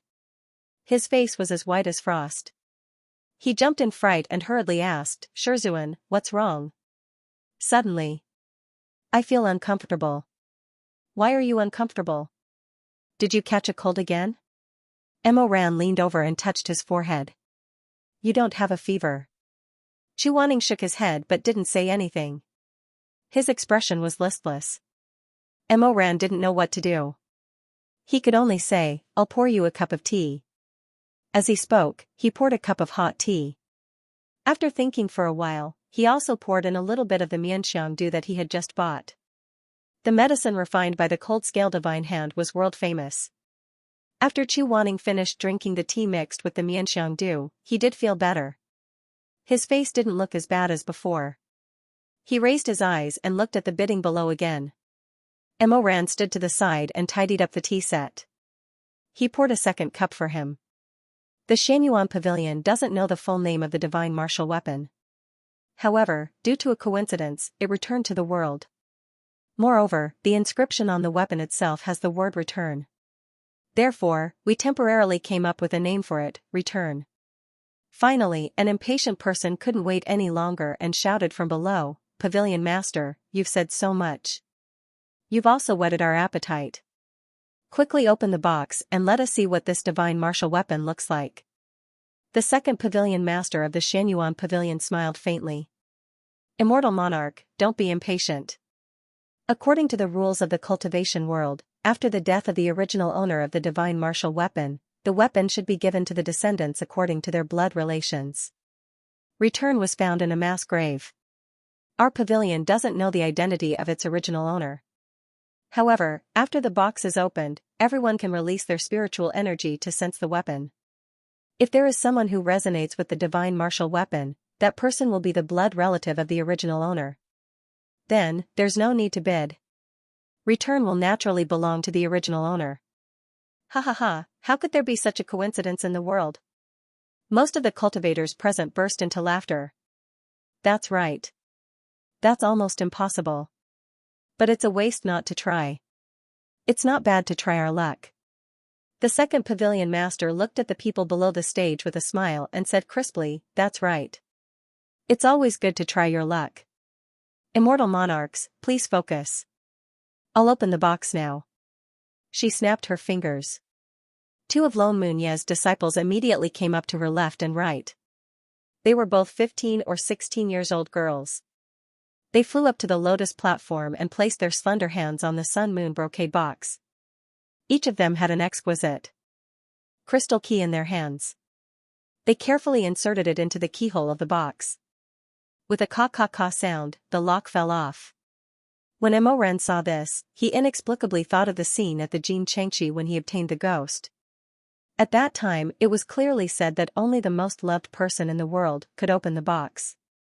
He didn't know why the brocade box ended up in Chu Wanning's hands. The surrounding people held their breaths. Countless pairs of eyes hidden under the hood stared at the narrow box. The lid of the golden thread brocade box slowly opened. The atmosphere in the air was extremely tense, like a drawn bowstring. Thousands of people gathered in the pavilion. It was so quiet that even the sound of a strand of hair falling to the ground could be heard. Everyone's eyes were fixed on the simple and unadorned blade that was exposed in the box. Some were greedy, some were curious, some were appreciative. Only Emoran's eyes widened the moment he saw the weapon in the box. The blood in his eyes faded completely. He had lived 2 lifetimes. In both his previous and current life, he owned 2 divine weapons. He had fought with more than 10 divine weapon owners. As for the item that the Xianyuan Pavilion put up for auction this time, he thought that he would be unmoved. But he was wrong. The divine weapon is back. The second Pavilion Master's crisp voice broke the silence. The shape of the Modeo, 4 feet long and 3 inches wide. It has no sheath and is completely black. It doesn't reflect light in the sun. Emoran's fingertips trembled slightly. He almost blurted out the 2 words between his lips. No return. No return. The matter of the Jade Field and Zhu Bridge years ago had repeated itself for another year. Emoran, you obtained the divine weapon. Why did you ask me to seal its consciousness and not give it a name? Reporting to Master, this disciple is not knowledgeable. This name can only be given once. I'm afraid that if it sounds bad, I won't be satisfied with it in the future. Emoran, why haven't you thought of a name for your Modeo yet? You can't keep calling it Saber and Saber. It's fine. Take your time to think about it. This is a divine weapon. I want to give it the most beautiful name in the world. Only then will it be worthy of it. Ha ha ha. Later, Shirmei died. Emoran once wanted Chu Wanning to release the seal. He wanted to name his divine weapon Bright and Clear. But at that time, Chu Wanning said that because he fought against the ghost realm, his spiritual power was damaged. He really didn't have the energy to release the seal on the blade. So this matter was left unsettled. Later on, Emoran and Chu Wanning broke off completely. Emoran was no longer willing to beg him to unseal the Emo sword.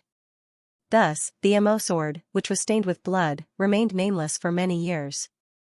But this was no longer important. At that time, there was no one in the world who didn't know about Imowayu. Everyone knew about the Azura blade in his hand. In the end, Chuaning also died. What disappeared with him was the seal on Imoran's blade that had been sealed for more than 10 years.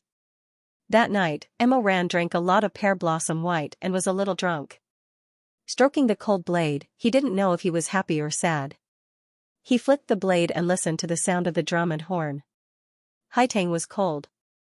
He was lying on the roof of the Magi Mountain Palace, laughing out loud. He was laughing so hard that he almost went crazy. He didn't remember if he cried that night, but when he woke up in the morning, 2 cold words were engraved on the modeo that had been nameless for more than 10 years. No return. Junbugue. Never to return. But why would this weapon, which had battled with him 100 times in his previous life, appear in the world after his rebirth? Why would it appear in the auction of the Xianyuan Pavilion? Before Imoran had time to think, the thousands of cultivators in the field released their own spirit flow, scrambling to sense each other with no return. Imoran. It was useless. Since it could not return, then since Imoran was here, besides him, there could not be a second person in the world who could use this Imo saber. But did its appearance have anything to do with the little bastard hiding behind the scenes? If it did, that person let no return out at this time clearly because he knew that Imoran and Chuaning were tracking his tracks. Then his purpose was definitely not to test who had the essence spiritual body. What did he want to do? Also, is this sort of no return for real? Or was it just a bait like those fakes of Jin Chengqi? With such doubts, Imoran slightly probed a little of his spirit flow. If no return was not fake, then there would definitely be some resonance with him. This resonance could not be too obvious, otherwise it would be detected. Just a little bit would be enough. However, just as he released a very weak trace of spirit power, he suddenly heard a slight groan behind him. Shizun? Imoran turned around and saw that Chuaning's brows were tightly knitted, his lips were blue, and he had already fallen to the side of the table. His snow-white clothes spread out like smoke, and his handsome face was paler than the snow. His eyelashes were down, and his eyes were tightly closed. It seemed that some chronic illness had flared up, and he had actually fainted at this moment. Imoran did not expect such a thing to happen, and could not help but turn pale with fright. He suddenly withdrew the spirit power that he had probed and ran back to Chuaning's side, hugging him. Shizun, what happened to you? Outside the Lingxiangyan on Linling Island, the lady boss was dressed in red and green.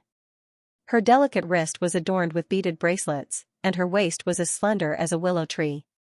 She was leaning against the entrance, eating snake gall and fried melon seeds. Every time there was an auction at the Xianyuan Pavilion, there would always be a large number of people who would come to stay at her place. That was because she was beautiful, intelligent, and knew how to get things done.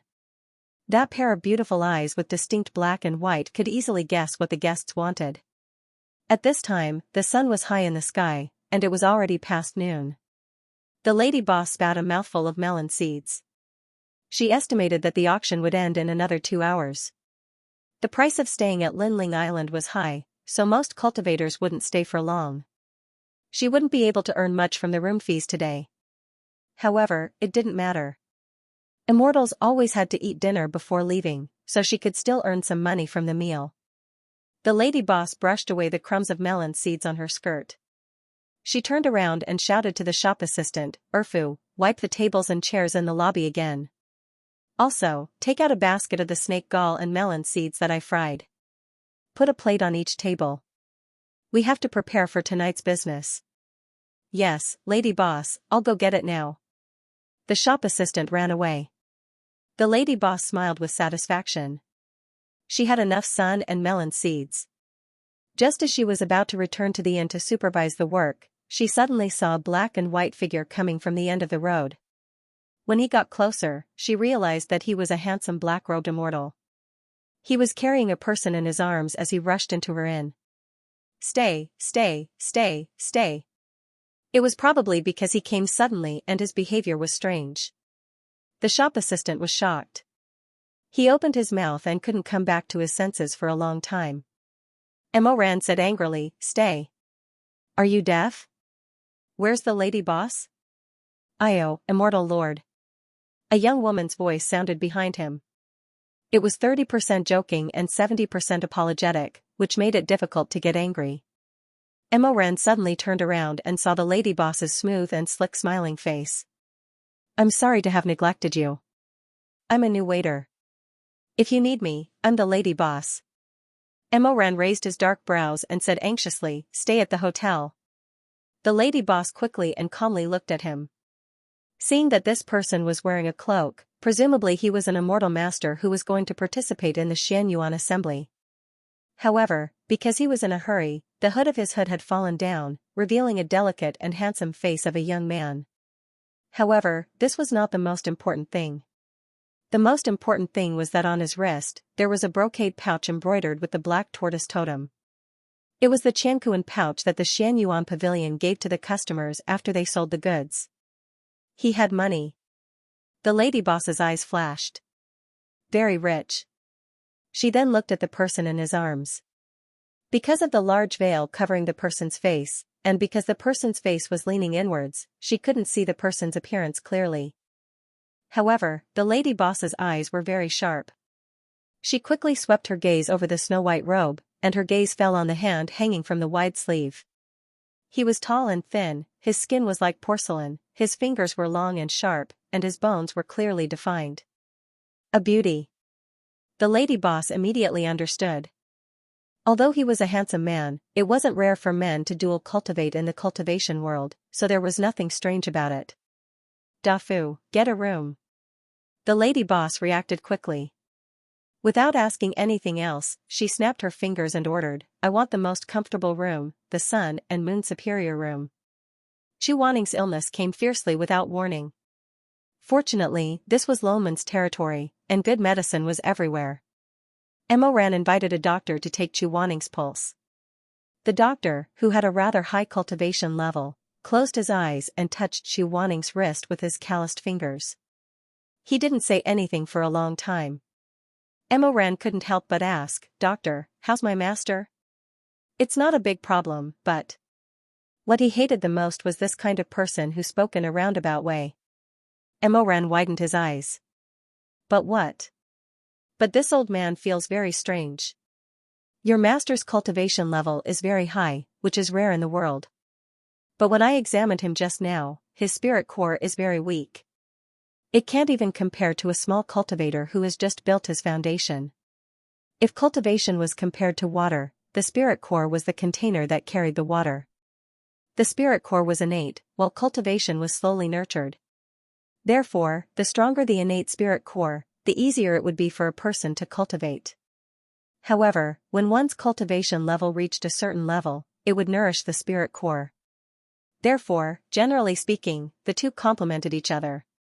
For a great master like Chu Wanning, his spirit core must be very strong.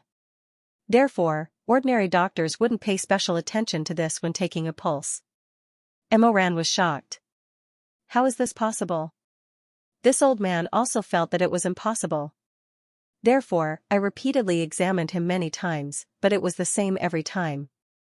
My master's spirit core can't even compare to a foundation-building cultivator? How is this possible? It's simply a joke. Doctor, please take a closer look. Could it be that you made a mistake somewhere? This old man has always been cautious in his medical practice.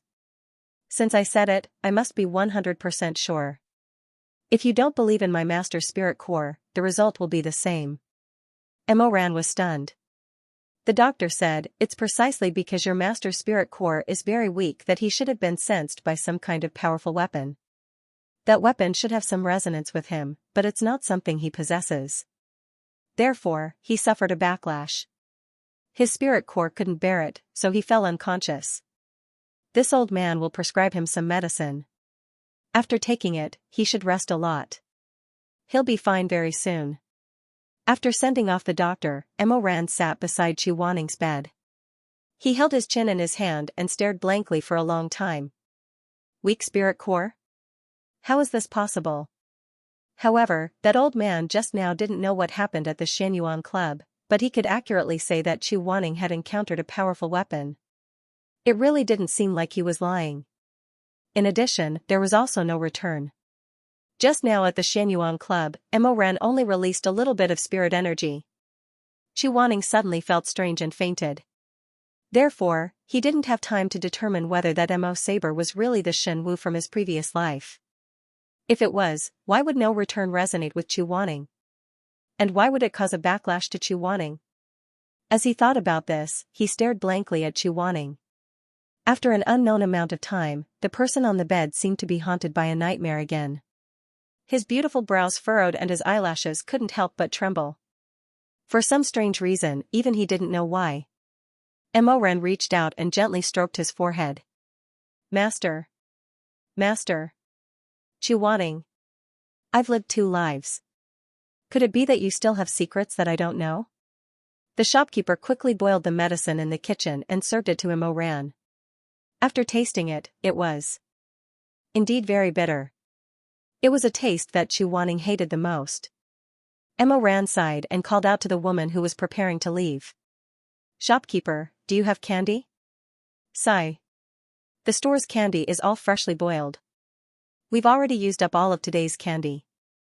But if a mortal sage wants some, I'll send someone to buy some on the street. Emoran looked at the steaming medicine and shook his head. Then forget it. The medicine will become cold after a while. It won't have any effect. Thank you very much. Ah, immortal sage, there's no need to be so polite. Just call me if you need anything. After the shopkeeper finished speaking, he tactfully left and closed the door behind him. After placing the medicine at the head of the bed, Emoran sat back on the edge of the bed. He put one hand on his knee and used the other to help Chuaning up. Master, it's time to take your medicine. Feeding him medicine was something that he was very familiar with in his previous life. Emoran picked him up and let Chuaning lean against his chest. He took a spoonful of the medicine and brought it to his lips to cool it down. Then, he slowly fed it to Chuaning. This was already the 2nd time he was taking care of Chuaning after his rebirth. He didn't know why, but even though he hated this person, he still felt nervous when he saw him sick. Bitter. Although the person in his arms wasn't awake, he was still aware. He frowned in a half-asleep state and turned his face away, refusing to drink any more. Emoran couldn't be more familiar with this action. He raised the spoon and turned him back. Patiently, he coaxed, there's still one more mouthful. You'll be fine after drinking it. Come. As he spoke, he passed him another spoonful. Chuaning drank half of it and coughed. However, his frown deepened. So bitter. It's sweet, it's sweet. The next spoonful is sweet. Come, come, come. The next spoonful. I promise. It's so sweet that you can't believe it. This is the world's sweetest syrup that I ordered people to find. As he coaxed him, he didn't even know who he was anymore. Emoran smoothly pulled out the words from his previous life. It's very delicious. You'll regret it if you don't open your mouth. Just like that, he coaxed and coaxed the entire bowl of syrup. When he finished the last spoonful, Emoran heaved a sigh of relief. Just as he was about to get up and tidy up, a white shadow suddenly flashed in front of him. Before he could react, his face was firmly slapped. Liar, get lost. After Chuaning said this harshly, he tilted his head and went back to sleep. Emoran, who was slapped for no reason at all, was left with his mouth half open. After a while, he covered his face with his hands, feeling wronged. Just as he was about to explode, the person in his arms let out a muffled groan. He must have dreamt of something extremely uncomfortable. His expression became increasingly ugly. Seeing him like this, Emoran really didn't have much of a temper. He didn't have any sweets left. Seeing that the Chankuan bag was still at the head of the bed, he had an idea and took out a bottle of sweet dew. He patted Chuaning's cheeks, neither too lightly nor too hard. This was his revenge. Lie down alone for a while. I'll go and mix some water for you to drink sweet dew. Seeing that Chuaning was quiet, Emoran supported him, intending to let him lie back on the pillow. Unexpectedly, when he got closer, he heard him mutter in a low and muffled voice. Then, he muttered, "It's Thinyu." Emoran was stunned. What? Chuaning's eyes were tightly shut. His fan-like eyelashes couldn't stop trembling, as if he was suppressing a great deal of pain. The color of blood faded away bit by bit. He had clearly fallen into another dreamscape, a dreamscape that was even more terrifying and ferocious. He shook his head slightly, and a rare trace of sorrow appeared on his usually cold and noble face. It's me. For a moment, Emoran suddenly felt his heart stop beating. A strange feeling welled up in his chest. It was as if a secret was right in front of him. He only needed one last layer of gauze to cover it and he would immediately understand it. He couldn't help but stare at Chuaning. He whispered, "It's you what?" "It's me, Thin, you." For a moment, his divine sense was in a trance. He didn't know if it was because the candlelight was too dim and made him see wrongly, but Emoran saw that too. Wanning's thick eyelashes seemed to flash with water. "It's me who thin you." These 4 words, when they came out of his mouth, were as light as mist, but when they entered his ears, it was like a clap of thunder. Emoran suddenly bounced up from the bed. His entire body froze in an instant. His pupils contracted. He stared at the handsome face of the person on the bed in disbelief. His expression changed in an instant. His heart was shocked as if thousands of horses and thousands of soldiers were galloping past. His hands clenched into fists. His blood seemed to boil into a raging fire overnight and then condensed into ice overnight. "What did you say?" "You." After being stunned for a long time, Emoran suddenly grabbed Chuaning's throat. His eyes were ruthless. The childish innocence he pretended to have after his rebirth was completely gone. "Chuaning, what did you just say?" "Say it again. Say it again." "It's me who thin you. I won't complain even if I die." This was a curse that he would never forget in his life. It was a nightmare that had tormented him for 2 lifetimes. Many times when he closed his eyes, his ears would be filled with these 4 words. The person who said it was no longer in this world. But these words were clearly spoken by Chuaning in his previous life. Why would he now? Why would he? Could it be that Chuaning was also reborn? This crazy thought caused Emoran's eyes to turn blood red. His entire body trembled as he lost all reason.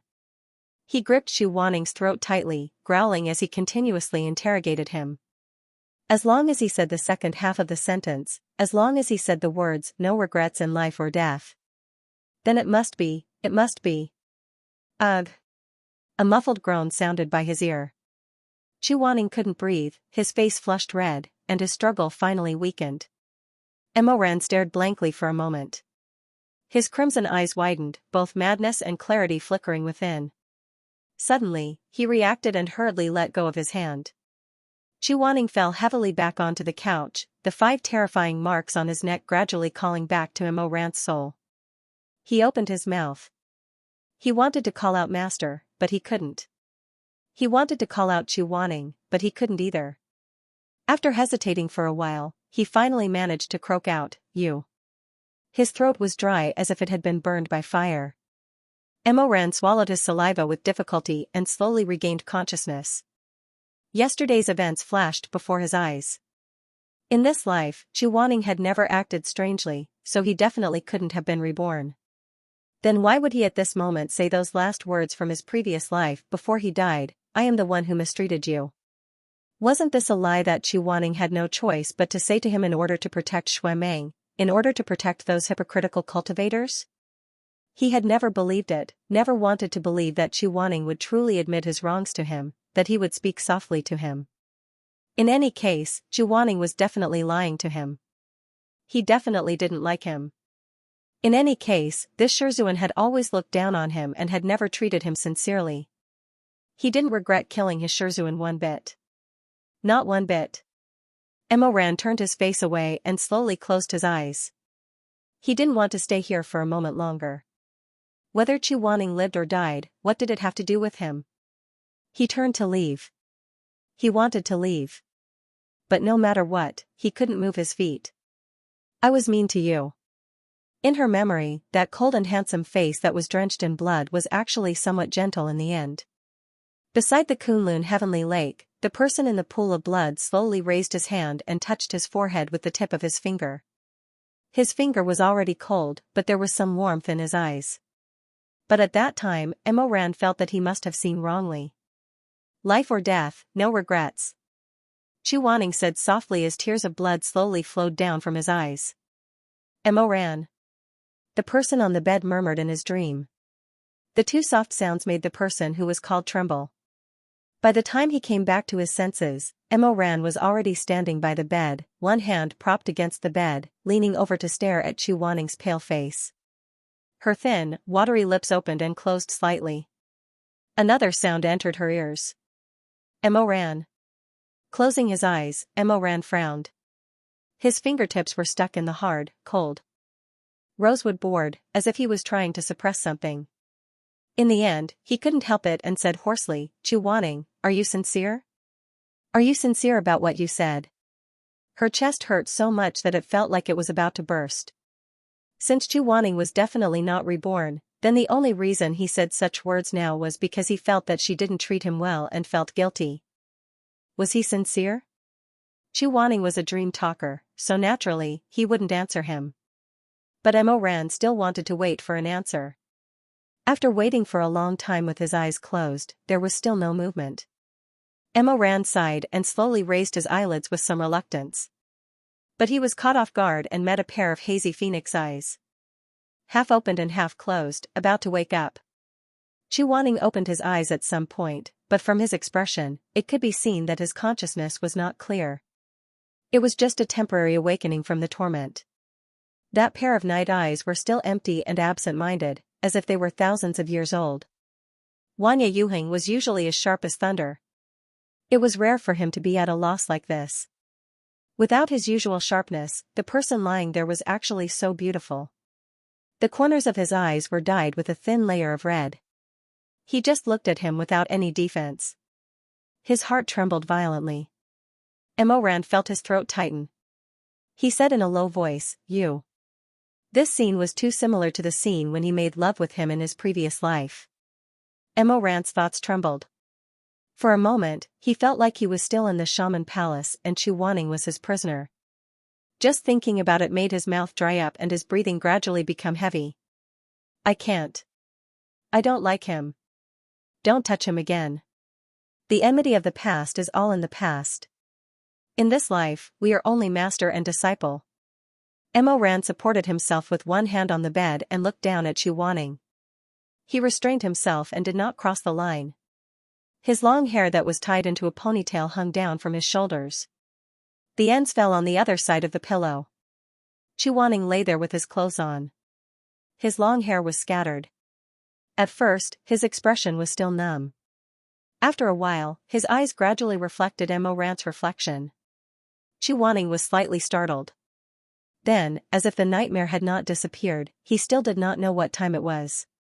He slowly reached out his hand and stopped in midair for a moment. Finally, he touched Emoran's forehead. I am the one who is mean to you. When he said this, it was like in his previous life. It was rare to see such gentleness. Emoran only felt a boom. Something in his mind suddenly collapsed. His heart was surging and his head was hot. The spirit that he had summoned with great difficulty collapsed. He did not have time to think about anything. The familiar desire made him bend over Chu Wanning's body and fiercely kiss his slightly opened lips. His trembling hands uncontrollably tore at his clothes. In an instant, the past was like the waves of the sea. Everything around him melted like frost and snow. It was as if he was in the Magi Mountain Palace again. The dragon, phoenix, and red candles were shining brightly. This person under him struggled and scolded, panting and humiliated. Ugh! Between the hot and wet kisses, Chu Wanning let out a muffled groan that made Emoran even more crazy. What dislike? What hatred? What not to touch him again? All of them were shattered into bubbles. Emoran only felt that he was not dead yet. The slightly trembling body under him was still his. He wanted to kiss him. He wanted to hug him. He wanted to fiercely tear him apart and penetrate him. He wanted to make this high and cold person beg for mercy under him. He wanted to fuck him until he climaxed. Chu Wanning. He murmured hoarsely. The exhilarating feeling washed over his soul. Even his fingertips were burning hot. He once again sucked on those slightly cold and soft lips. The bitterness of the medicine still lingered in his mouth, but it made his heart beat like a drum. He was in a daze. He was already too familiar with this person. After his rebirth, because of resentment, he was unwilling to be intimate with him. But when he kissed him, only Mo Ran himself knew that this was a kind of ecstasy. It was like a traveler on the verge of death in the desert tasting sweet dew. It was like an extremely cold night when he wrapped himself in a warm coat over a fire pit. He originally thought that after his rebirth, he would naturally sever ties with him. But unexpectedly, in the end, he was unable to control himself. He was teased by a few words and couldn't control himself. He kissed him without permission. If it weren't for the fact that Chu Wanning's clothes couldn't be torn open and that something had suddenly fallen out of his lapel and pierced Mo Ran, perhaps he would have lost his mind and directly asked for his master without thinking about the consequences. Clang clang. After piercing Mo Ran's finger and falling on the pillow, the metal rolled twice and stopped moving. Mo Ran was in high spirits. He didn't care about this small injury. He only angrily glared at that thing and then continued to wrestle with Chu Wanning's troublesome clothes. It would have been fine if they hadn't kissed or hugged each other, but once they were on top of each other, all the feelings from his previous life came back. Just the thought of Chu Wanning's slender and tight waist made him feel an irresistible excitement. But the white gauze on Chu Wanning's body seemed to be cursed. He couldn't tear it open even after pulling for a long time. Mo Ran cursed in his heart. He fiercely hit the bed board and got up to take his sword to cut open the waist belt. When he sat up, he glanced at the metal object that had fallen to the side. Mo Ran didn't care about it at first. But suddenly, a trace of clarity flashed through his chaotic mind. He was stunned and suddenly turned back to look at that thing again. It was a brilliant golden orchid butterfly hairpin. When he was in the peach blossom spring, he saved up feathers for several days to buy it for Xianxia. At that time, he personally put the hairpin on top of Xiaoxi's ponytail and coaxed that unhappy junior brother, saying, "Children should use gold and red hairpins. Look, it's so lively." Mo Ran picked up the hairpin. He felt as if a basin of cold water had been poured over his head. He was completely stunned. No. What's going on? Why did the thing he gave to Xiaoxi appear in Chu Wanning's arms? Could it be? A terrible idea gradually emerged in Mo Ran's mind. He slowly turned back and looked at Chu Wanning with moist and lustful eyes. Master had fainted. Mo Ran stared at his face. Looking at the red lips that were kissed by him, his heart suddenly skipped a few beats. Impossible, absolutely impossible. He felt that he must be crazy. Could it be that Chu Wanning didn't lie to him? Could it be that Xiaoxi was really Chu Wanning's son? This guess made Mo Ran shudder. He only felt that his scalp was about to explode. When Chu Wanning woke up, he saw Mo Ran sitting at the table in a daze with his hands on his cheeks. A bean lantern was reflected in his dark eyes, so bright that they seemed hollow. He wanted to sit up, but he didn't have the strength. Chu Wanning could only give up. The snow-green inscriptions fluttered gently. He turned his body and stared at Mo Ran silently. But that fool was still immersed in himself and didn't notice that his Shizun had woken up. He couldn't be blamed. Anyone who knew that their lover had a son with another woman would be greatly shocked. Was Xiaoxi really Chu Wanning's illegitimate child? How could this be? Chu Wanning was so picky, which woman in the world could enter his eyes? Moreover, if the matter of an illegitimate child was true, Chu Wanning definitely had this child in her past life. However, they had been together for so many years, and Chu Wanning's words and actions had nothing to do with the word's husband at all, regardless of whether it was her daily words and actions, or her affairs in bed. But what was going on with this golden butterfly hairpin? Mo Ran was so distressed that he knocked his forehead on the table. He was about to go crazy. He wasn't smart to begin with, and he wasn't good at thinking about such complicated things. The more he thought about it, the more his head hurt. In the end, he hugged his head and completely collapsed on the table. Mo Ran, what are you doing? A deep and pleasant voice rang out in the room. It sounded a little hoarse. Suddenly, Mo Ran jumped up and said in surprise, "Shizun, you're awake?" Yes, Chu Wanning coughed a few times and raised his eyes to look at him. This is, the inn at Lin Lingyu? Yes, yes. Emo Ran stood up and walked to the bedside. He suddenly saw that Chu Wanning's lower lip seemed to have some scratches. He thought about how he was in a daze and didn't control himself, almost causing a big mistake. His face flushed red. Seeing that he was in a daze, Chu Wanning said, "What's wrong?" "Nothing, nothing." Emo Ran waved his hand and changed the topic. "It's like this. Master suddenly fainted in the Xianyuan pavilion, so I brought you here to rest. I found a doctor to prescribe some medicine, and then, when I heard you talking in your sleep, I thought of the past and couldn't help but kiss you."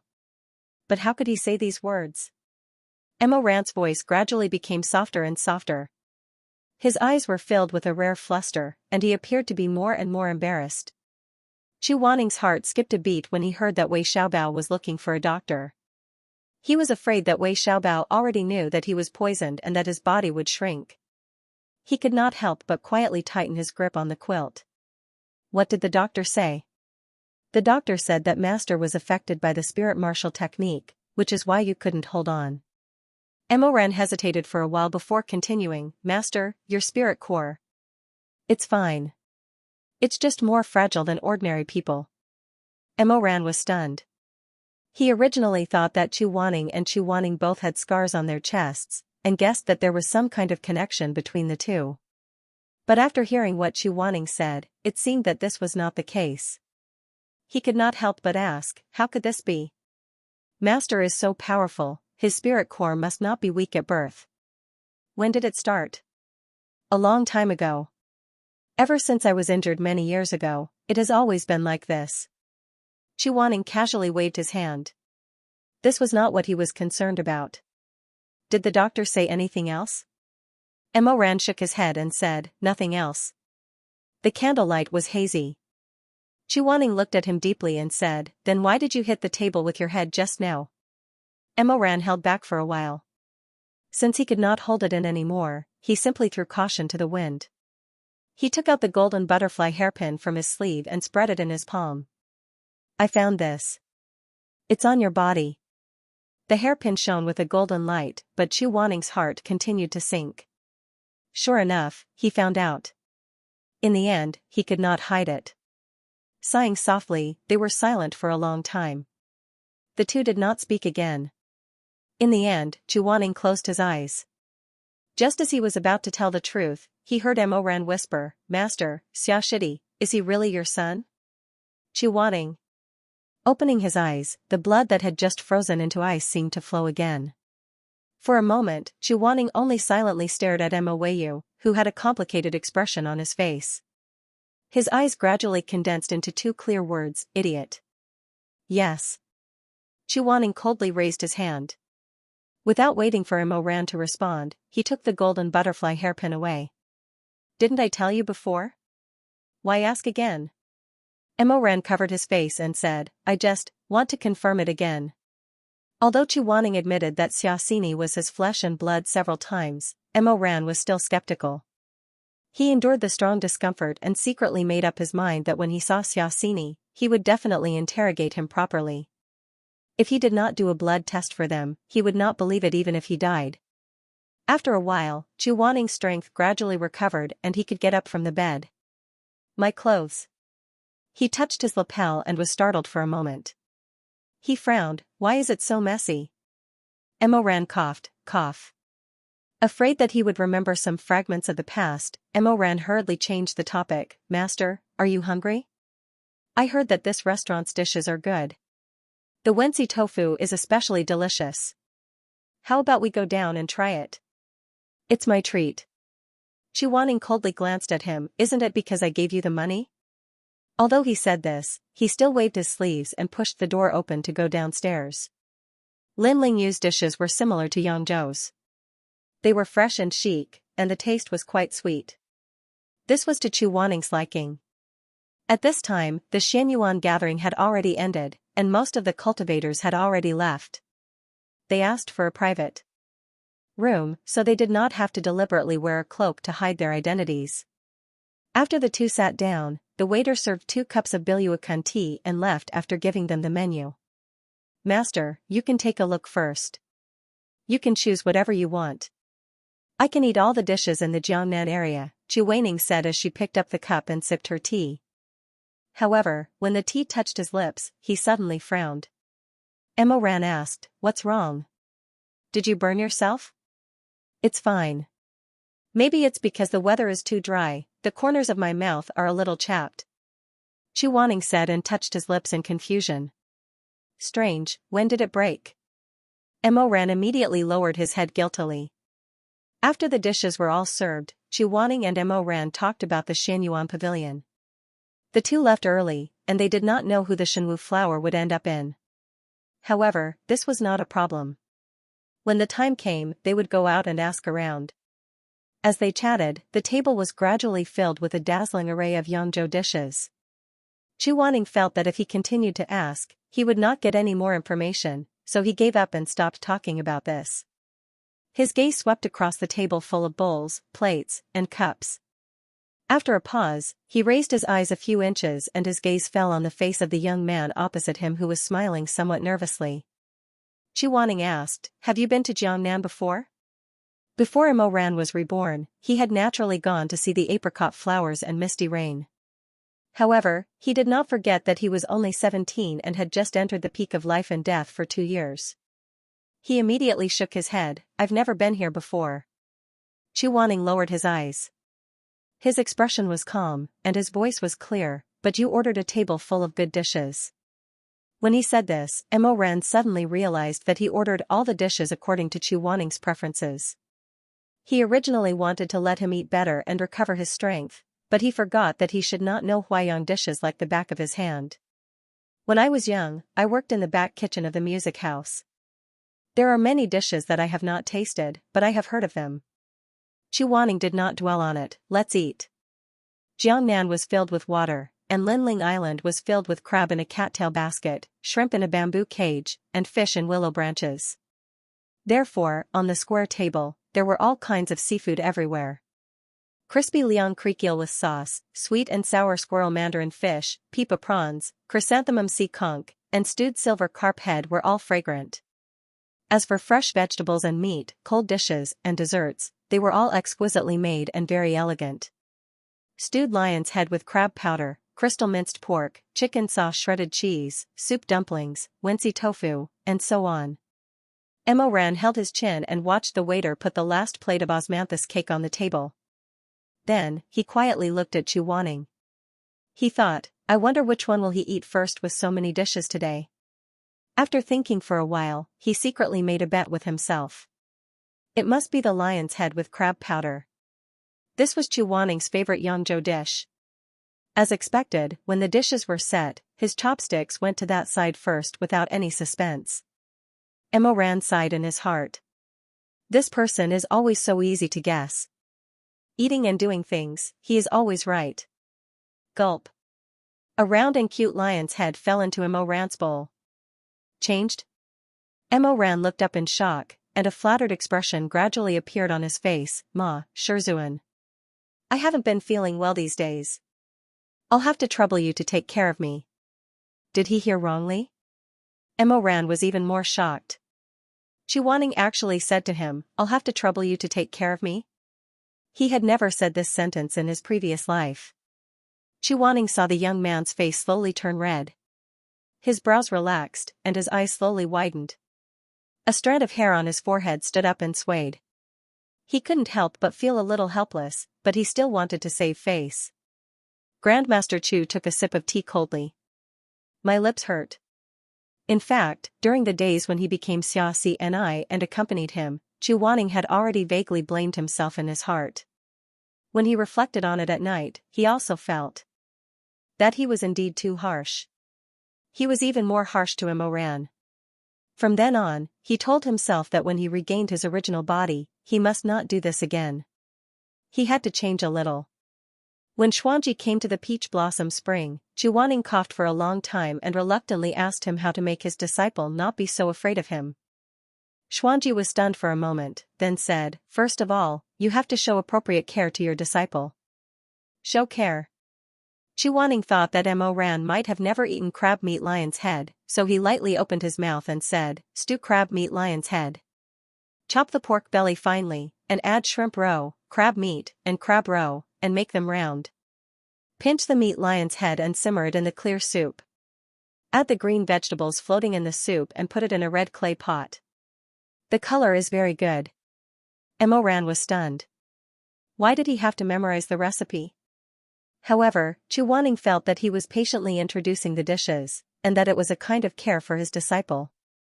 Thus, during the meal, Mo Ran tasted all the dishes one by one, and even listened to a bunch of dishes that sounded like they were memorized from Jianghui Food Chronicles. If it wasn't for Chuaning's cold and pleasant voice, Mo Ran would have flipped the table and left. "Hey, did you hear? Xianyuan Pavilion's last auction item was bought by someone from Lini Confucian Wen sect." The private rooms were separated by bamboo curtains, so the voice of the person next to them was slightly louder. Without any hindrance, Mo Ran and the others heard it clearly. Chuaning suddenly stopped his introduction of the crystal pork dish and looked at Mo Ran, listening attentively. A boorish man spoke, "Why haven't I heard? Is it the divine weapon?" The price of 300 million gold was paid on the spot. It's really a sky-high price. I've never seen so much money in my life. Look at you, don't you know that other than the divine weapon, the Confucian Wen sect also spent 50 million to buy the butterfly bone beauty seat? Heavens, isn't the butterfly bone beauty seat used to eat raw or dual cultivate? The #1 sect in the world is actually doing such a despicable act of cultivation.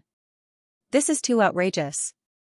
Brother Su is wrong. The butterfly bone beauty seat is a reasonable cultivation method, it's not a forbidden technique. Although the beauty seat looks similar to us, it's not immortal in the end. It's like eating an immortal fruit to help one's cultivation, there's nothing to criticize. Humph, forgive me for not agreeing. Another person chuckled, the one who bought the beauty seat seems to be a reclusive young disciple of the Confucian Wen sect, called Ji something Shi.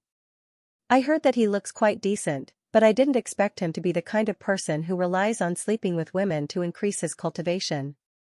I think the Confucian Wen sect is also a dusk.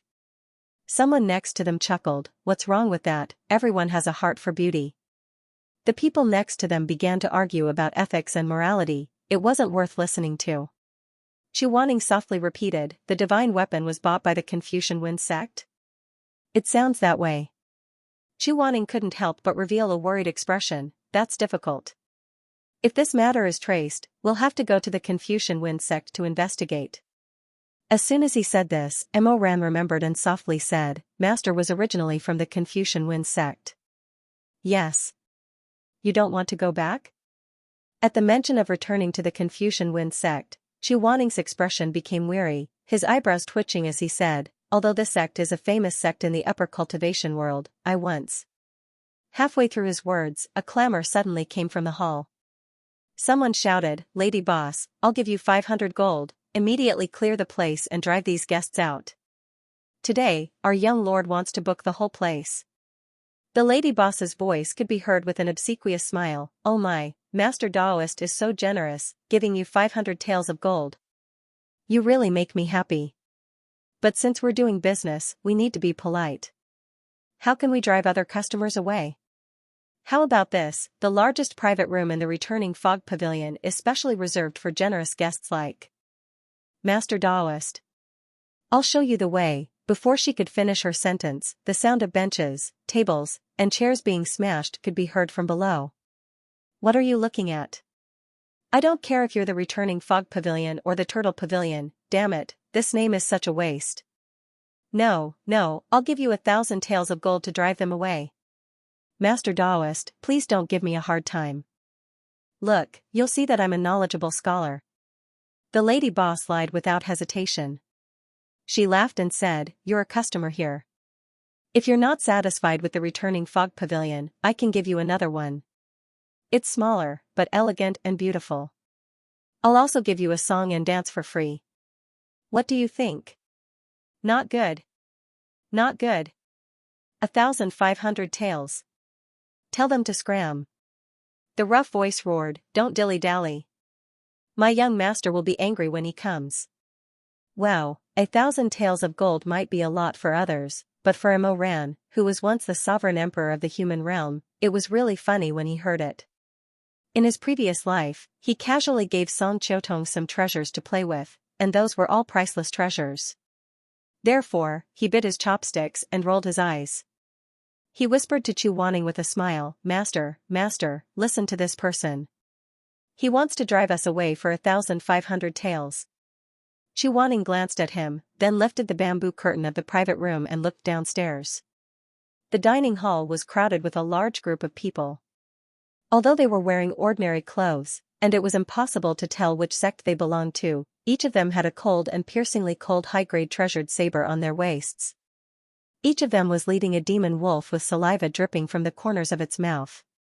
It might not be easy to judge the value of the treasured saber, but this demon wolf was priceless.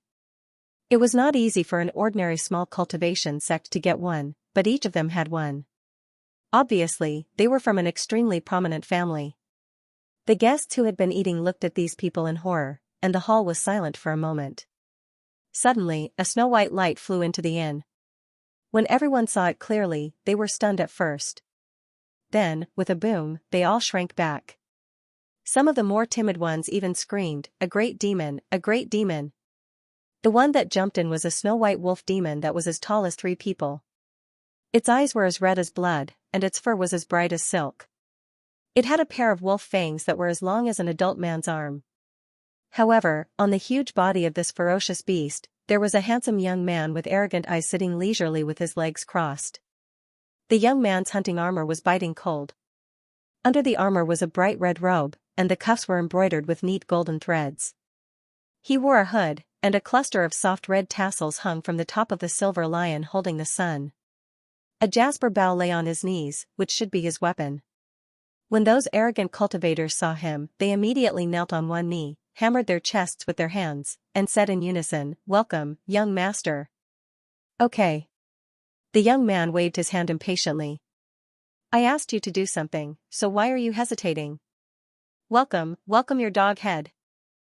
Mo Ran laughed and whispered to Chu Wanning, "He said they welcomed the dog head, so doesn't that make him a dog head himself?" The young man sat on the soft neck of the demon wolf with a sullen expression. "Where is the shopkeeper of this shabby inn? Who is he?" Although the lady boss was scared, she still forced herself to calm down and walked forward. She smiled apologetically and said, "I'm an insult to a mortal monarch. The shopkeeper of this small inn is me." "Oh." The young man glanced at her. "I want to stay in an inn, but I'm not used to too many people talking. You tell them that I'll pay for the loss." "But a mortal monarch. I know you're in a difficult position. This is for you. Apologize for me. If you really don't want to, then forget it." The young man threw a brocade pouch to the lady boss. When she opened it, there was a pile of golden 9 turns origin pills. These pills could greatly increase one's cultivation within 10 days. One pill on the market cost more than 2,000 gold coins. The lady boss took it. At first, her expression changed because of the other party's generosity, but then she quietly sighed in relief. No cultivator would refuse such a good thing. It was reasonable to ask him to leave like this. The lady boss apologized one by one and gave the gifts. The young man yawned and looked down at the group of followers with disdain. He said, "You're all trash. You still need me to do it personally." They looked at each other and said, "Young master is wise. Young master is mighty." The crowd quickly dispersed. Except for Chu Wanning and Mo Ran, who didn't care about money and pills, the others took their things and left the inn without any complaints. They went to other inns to stay. The lady boss said, "Young master, they've all left. But 2 guests said that it's late. One of them is unwell and doesn't want to go elsewhere. You see. Forget it. I won't argue with a sickly person." The young man waved his hand happily. "Just don't disturb me." The sickly person Chu Wanning was speechless. The lady boss immediately smiled and said warmly, "Young master is really a kind person. It's late now. Do you want to rest or eat something first?" The young man said, "I'm hungry. I don't want to rest. I want to eat." If young master wants to eat, then this inn will definitely serve the best dishes. Our chef is best at making crab meats, lion's head, crystal meat. Lion's head to vent your anger? The young man was obviously not a southerner and didn't like southern food. Hearing the name of the dish, he was stunned for a moment. Then he frowned and waved his hand. No, I don't understand. What's all this nonsense? He originally thought that he was a son of an aristocratic family, but now it seemed that he might be a rich merchant. The lady boss said. Then what do you want to eat? As long as this inn knows how, we can make it. Well said. The young man pointed at his followers. Cut 5 jin of beef for each of them. Also, give me 10 jin of beef, 1 jin of wine, and 2 lamb legs. That's about it. It's too late to eat too much. Just a little to fill your stomach. Mo ran, wow. He wanted to turn around and laugh at this young man's bucket-like appetite with his master, but he saw that Chu Wanning was staring at the young man. There seemed to be some unfathomable mist in his eyes. Mo Ran subconsciously asked, Master seems to know him? Yes. He originally just asked casually, but he didn't expect that Chu Wanning really did know him. He couldn't help but ask in surprise, what? Then who is he? The only son of the Confucian Wen sect master. Chu Wanning softly said, Nangong Si. Mo Ran thought to himself. No wonder Chu Wanning knew him. After all, Chu Wanning was a guest elder of the Confucian Wen sect in Lini. He must have seen the sect master's son before. It was also no wonder that he didn't know him. In his previous life, when he massacred the Confucian Wen sect, this Nangong Si had already died of an illness. At that time, he thought that the sect master's son was a half-cripple. He didn't expect that when he saw him today, he would actually be such a lively, healthy, and arrogant young man. How did he die of an illness? Was it a sudden illness? Nangong Si ate happily downstairs. In a short while, he devoured 2 lamb legs and 10 kilograms of beef like a whirlwind sweeping away clouds. He also drank several bowls of wine. Mo Ran was speechless as he watched from upstairs. Master, isn't the Confucian Wen sect the most cultured? What's wrong with this young master? He looks even worse than our Shui Meng Meng. Chu Wanning pushed his head back as he leaned over. His face was still tilted as he looked at the scene below. Don't randomly give your fellow disciples nicknames. Mo Ran chuckled twice. Just as he was about to say something, Chu Wanning tapped his head with the tip of his finger, and a fluttering sleeve fell on his face. The cloth was light, like silk but not silk, like satin but not satin. It was cool to the touch like water. He couldn't help but think of something and stare blankly for a moment. Just now in the room, he pulled on Chu Wanning's clothes in a daze. After tugging for a long time, he couldn't tear them off. He thought that Chu Wanning was wearing tight clothes. But now that he looked carefully at the material of the clothes, Mo Ran suddenly recognized that it was the icy mist silk produced by the Kunlun Treading Snow Palace. The Kunlun Treading Snow Palace was the most aloof and reclusive sect among the immortals in the upper cultivation world. All its disciples entered the sect at the age of 5. After a year, they had to enter the Kunlun Holy Land to cultivate in seclusion. They could only come out when they formed their own spiritual nucleus. Although the spiritual nucleus came with them, the cultivation was just to summon it out. But this time was very long, usually 10 to 15 years. During this time, unrelated people were not allowed to enter. Therefore, the disciples' food and clothing became troublesome. The food was still okay because the Kunlun Holy Land was adjacent to the Wangmu Lake. The disciples of the Treading Snow Palace could go into the lake to catch food every day, but they couldn't weave their own clothes, right? Therefore, the icy mist silk was born. The clothes made from this silk were not only as soft as smoke, but also had a dust-repelling spell attached to them. They would not be contaminated by dust. Unless they were splashed with stains like blood, they did not need to be washed. But the most amazing thing was that the icy mist silk would change according to the body shape of its owner. This was indispensable for the disciples of the Treading Snow Palace. They entered the Forbidden Land at the age of 5 and could only come out at the age of 15 or 20. During this long time, from a child to a tall and handsome young man, the clothes made of the icy mist silk could grow with them, avoiding the embarrassment of not fitting the clothes. But why would Chu Wanning wear clothes made of this material? Emoran narrowed his eyes. Suddenly, a spark lit up in his mind. He suddenly felt that something was wrong. It seemed that he had thought of something wrong from the beginning. What was it? Sorry to disturb you. May I ask where the shopkeeper is? A youthful voice full of energy, but it was very kind and polite, suddenly interrupted Emoran's thoughts. Looking down, it was the group of disciples of the Confucian Wind sect who had appeared at the Xianyuan pavilion earlier in the day.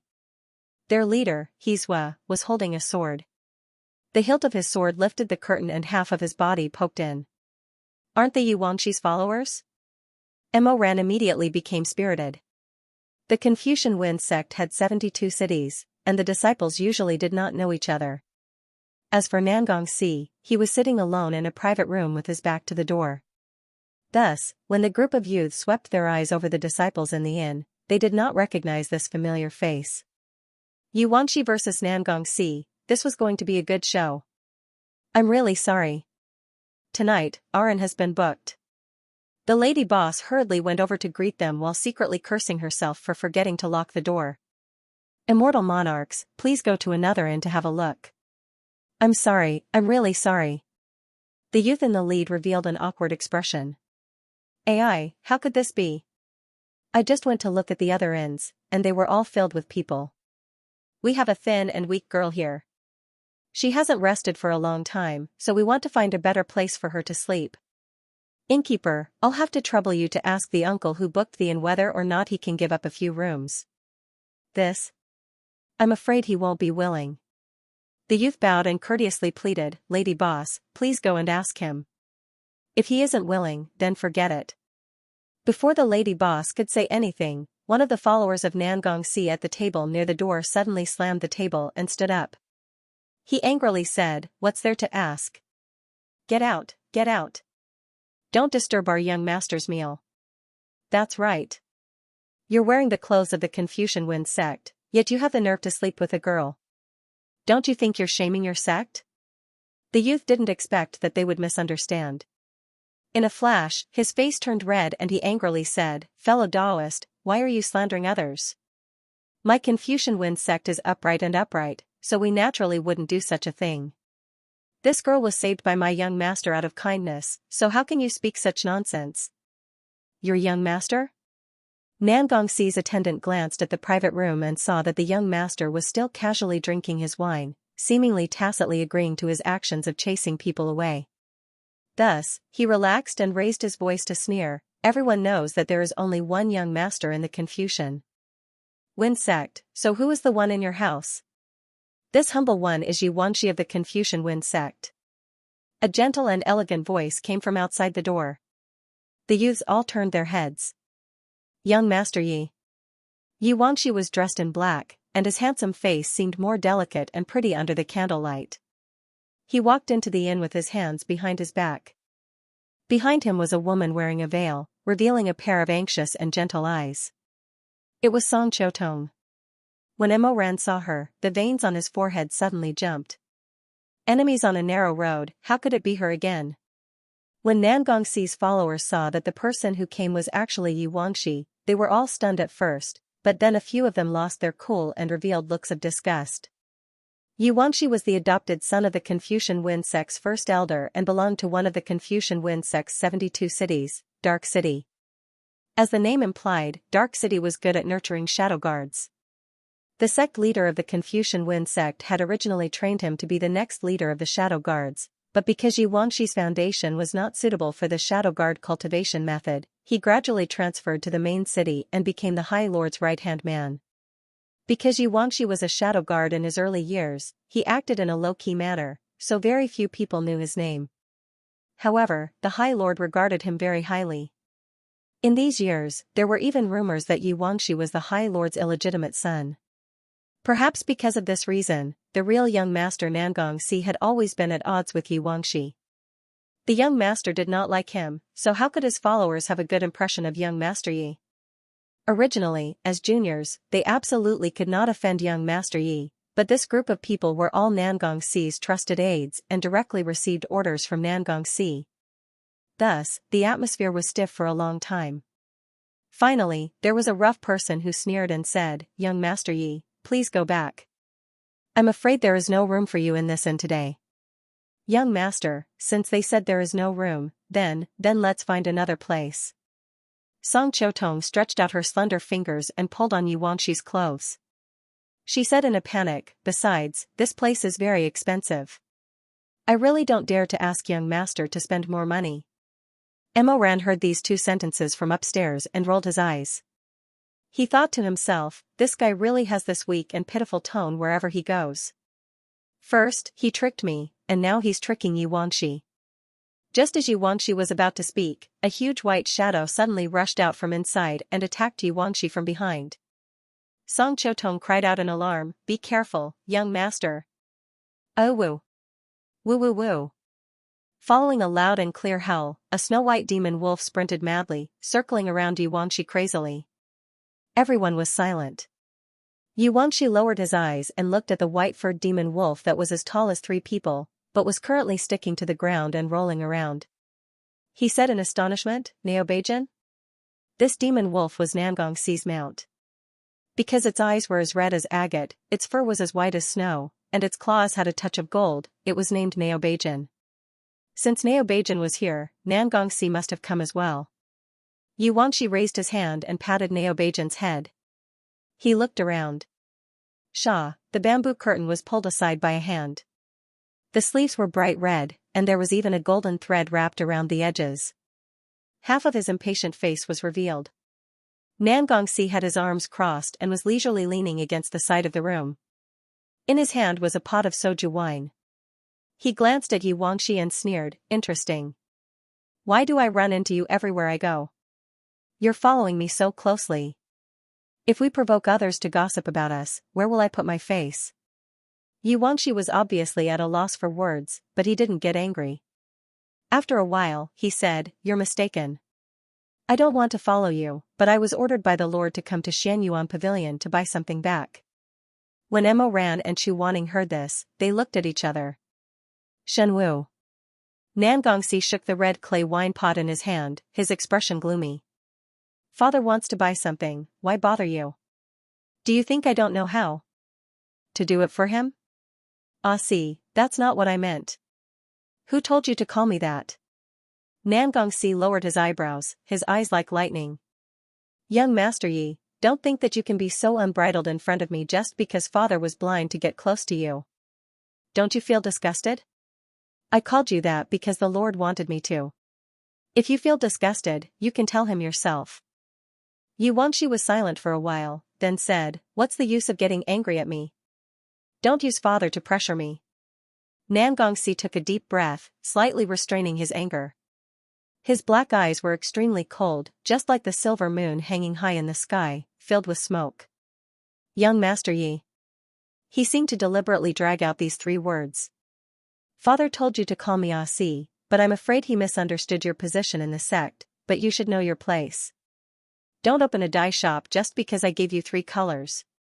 You have to know, even if you dye yourself red and purple, born here, you can't stand shoulder to shoulder with me." Yuanxi's gentlemanly face seemed to flash with a trace of dullness. His thick eyelashes drooped down, and he quietly said, "Young master is right, but this Yi has never thought of standing shoulder to shoulder with young master." The change in title made Nangongxi feel slightly more comfortable. He raised his hand and gulped down a few mouthfuls of spicy soju, but he didn't get drunk. He then stared at Yuanxi for a while, snorted through his nose, and waved his hand, "Even if I did, you wouldn't dare. Look at you right now, how can you be?" He suddenly realized that there were too many people here, and he almost said something he shouldn't have said. He suddenly pursed his lips, no longer speaking. On the other hand, Yuanxi, even if he suffered such humiliation, he still lowered his eyes, so no one could see whether it was anger or humiliation. He only gave everyone a calm and gentle face, 30% heroic spirit, 70% reserved. The atmosphere was awkward to the extreme. Nangongxi awkwardly looked left and right for a while before his gaze landed on the woman behind Yuanxi. As if to cover up the mistake he almost made, he coughed and raised his chin at the woman, asking Yuanxi, you saved her? Yes. Where is she from? Don't randomly save someone whose origin is unknown. It's okay, Xianyuan Pavilion bought it. Nangongxi didn't care about the Xianyuan Pavilion's bidding, so he didn't bother to inquire. But when he heard that Song Qiutong was bought, he couldn't help but be surprised. His originally lazy and perfunctory eyes suddenly sharpened, and he stared at Song Qiutong's face. After a while, he said, is this an enslavement bone, or a butterfly bone beauty seat? In the Shizun continent, there were only two kinds of people who could be sold openly. In addition to the butterfly bone beauty seat, the other was the enslavement bone. The enslavement bone was the child of a human and a demon. Because people were afraid of the demon nature of this race, once it was detected, their Jinchi would be destroyed, and their shoulder blades would be marked with a slave curse, making them servants. However, the price of enslavement bone wasn't high, and there was nothing rare about it. Generally, it was used to serve tea to the big sects, or bought by rich merchants to play with. Since it was sold by the Xianyuan Pavilion, it shouldn't be this kind of thing. Sure enough, Yuanxi said, it's a butterfly bone beauty seat. Nangongxi became interested. He bypassed Yuanxi, walked in front of Song Qiutong, and looked at her in a circle. Then, he frowned and said, why is this thing lame? Is it defective? She was injured when she was caught. She applied medicine, but it hasn't fully healed yet. Yuanxi paused. So we can't go far. We want to stay here for the night. Nangongxi didn't comment. He narrowed his eyes and suddenly moved close to Song Qiutong's neck and sniffed. His action was very similar to that of an untamed wolf. Song Qiutong was frightened by his lecherous action, and her face turned pale. She clutched her lapel and swayed. It doesn't smell any different from an ordinary person. He rubbed his nose and sneezed. There's also the fragrance of rouge. Nangongxi waved his hand and casually asked, how much? 50 million. Silver? Gold? Nangongxi suddenly opened his eyes wide. Yuanxi, are you crazy? Do you know how many top-grade whetstones you can refine with 50 million gold? You fucking bought a woman for me? Do you think my Confucian wine sex money isn't money? I didn't spend the sex money. Yuanxi paused for a moment and then said, I didn't buy it for you. You. Nangongxi's anger that had just subsided rose again. His expression changed. You're very good. He turned his head and glared at Song Qiutong. The more he stared, the more he found her to be pleasing to the eye. Especially the veil that covered her face. No matter how he looked at it, he was annoyed. He immediately ordered, you, take off that rag on your face. Song Qiutong was frightened. She tightly grabbed Yuanxi's sleeve and shrunk behind him. Her voice was extremely pitiful. Young Master Yi, I don't want to. Yuanxi's slender figure was not as sturdy and tall as Nangongxi, but when he slightly raised his head and looked at Nangongxi, he was fearless. Since she doesn't want to, young master shouldn't force her. Stop nagging. She was saved by you, so she owes my Confucian wind sect a life. She must listen to me.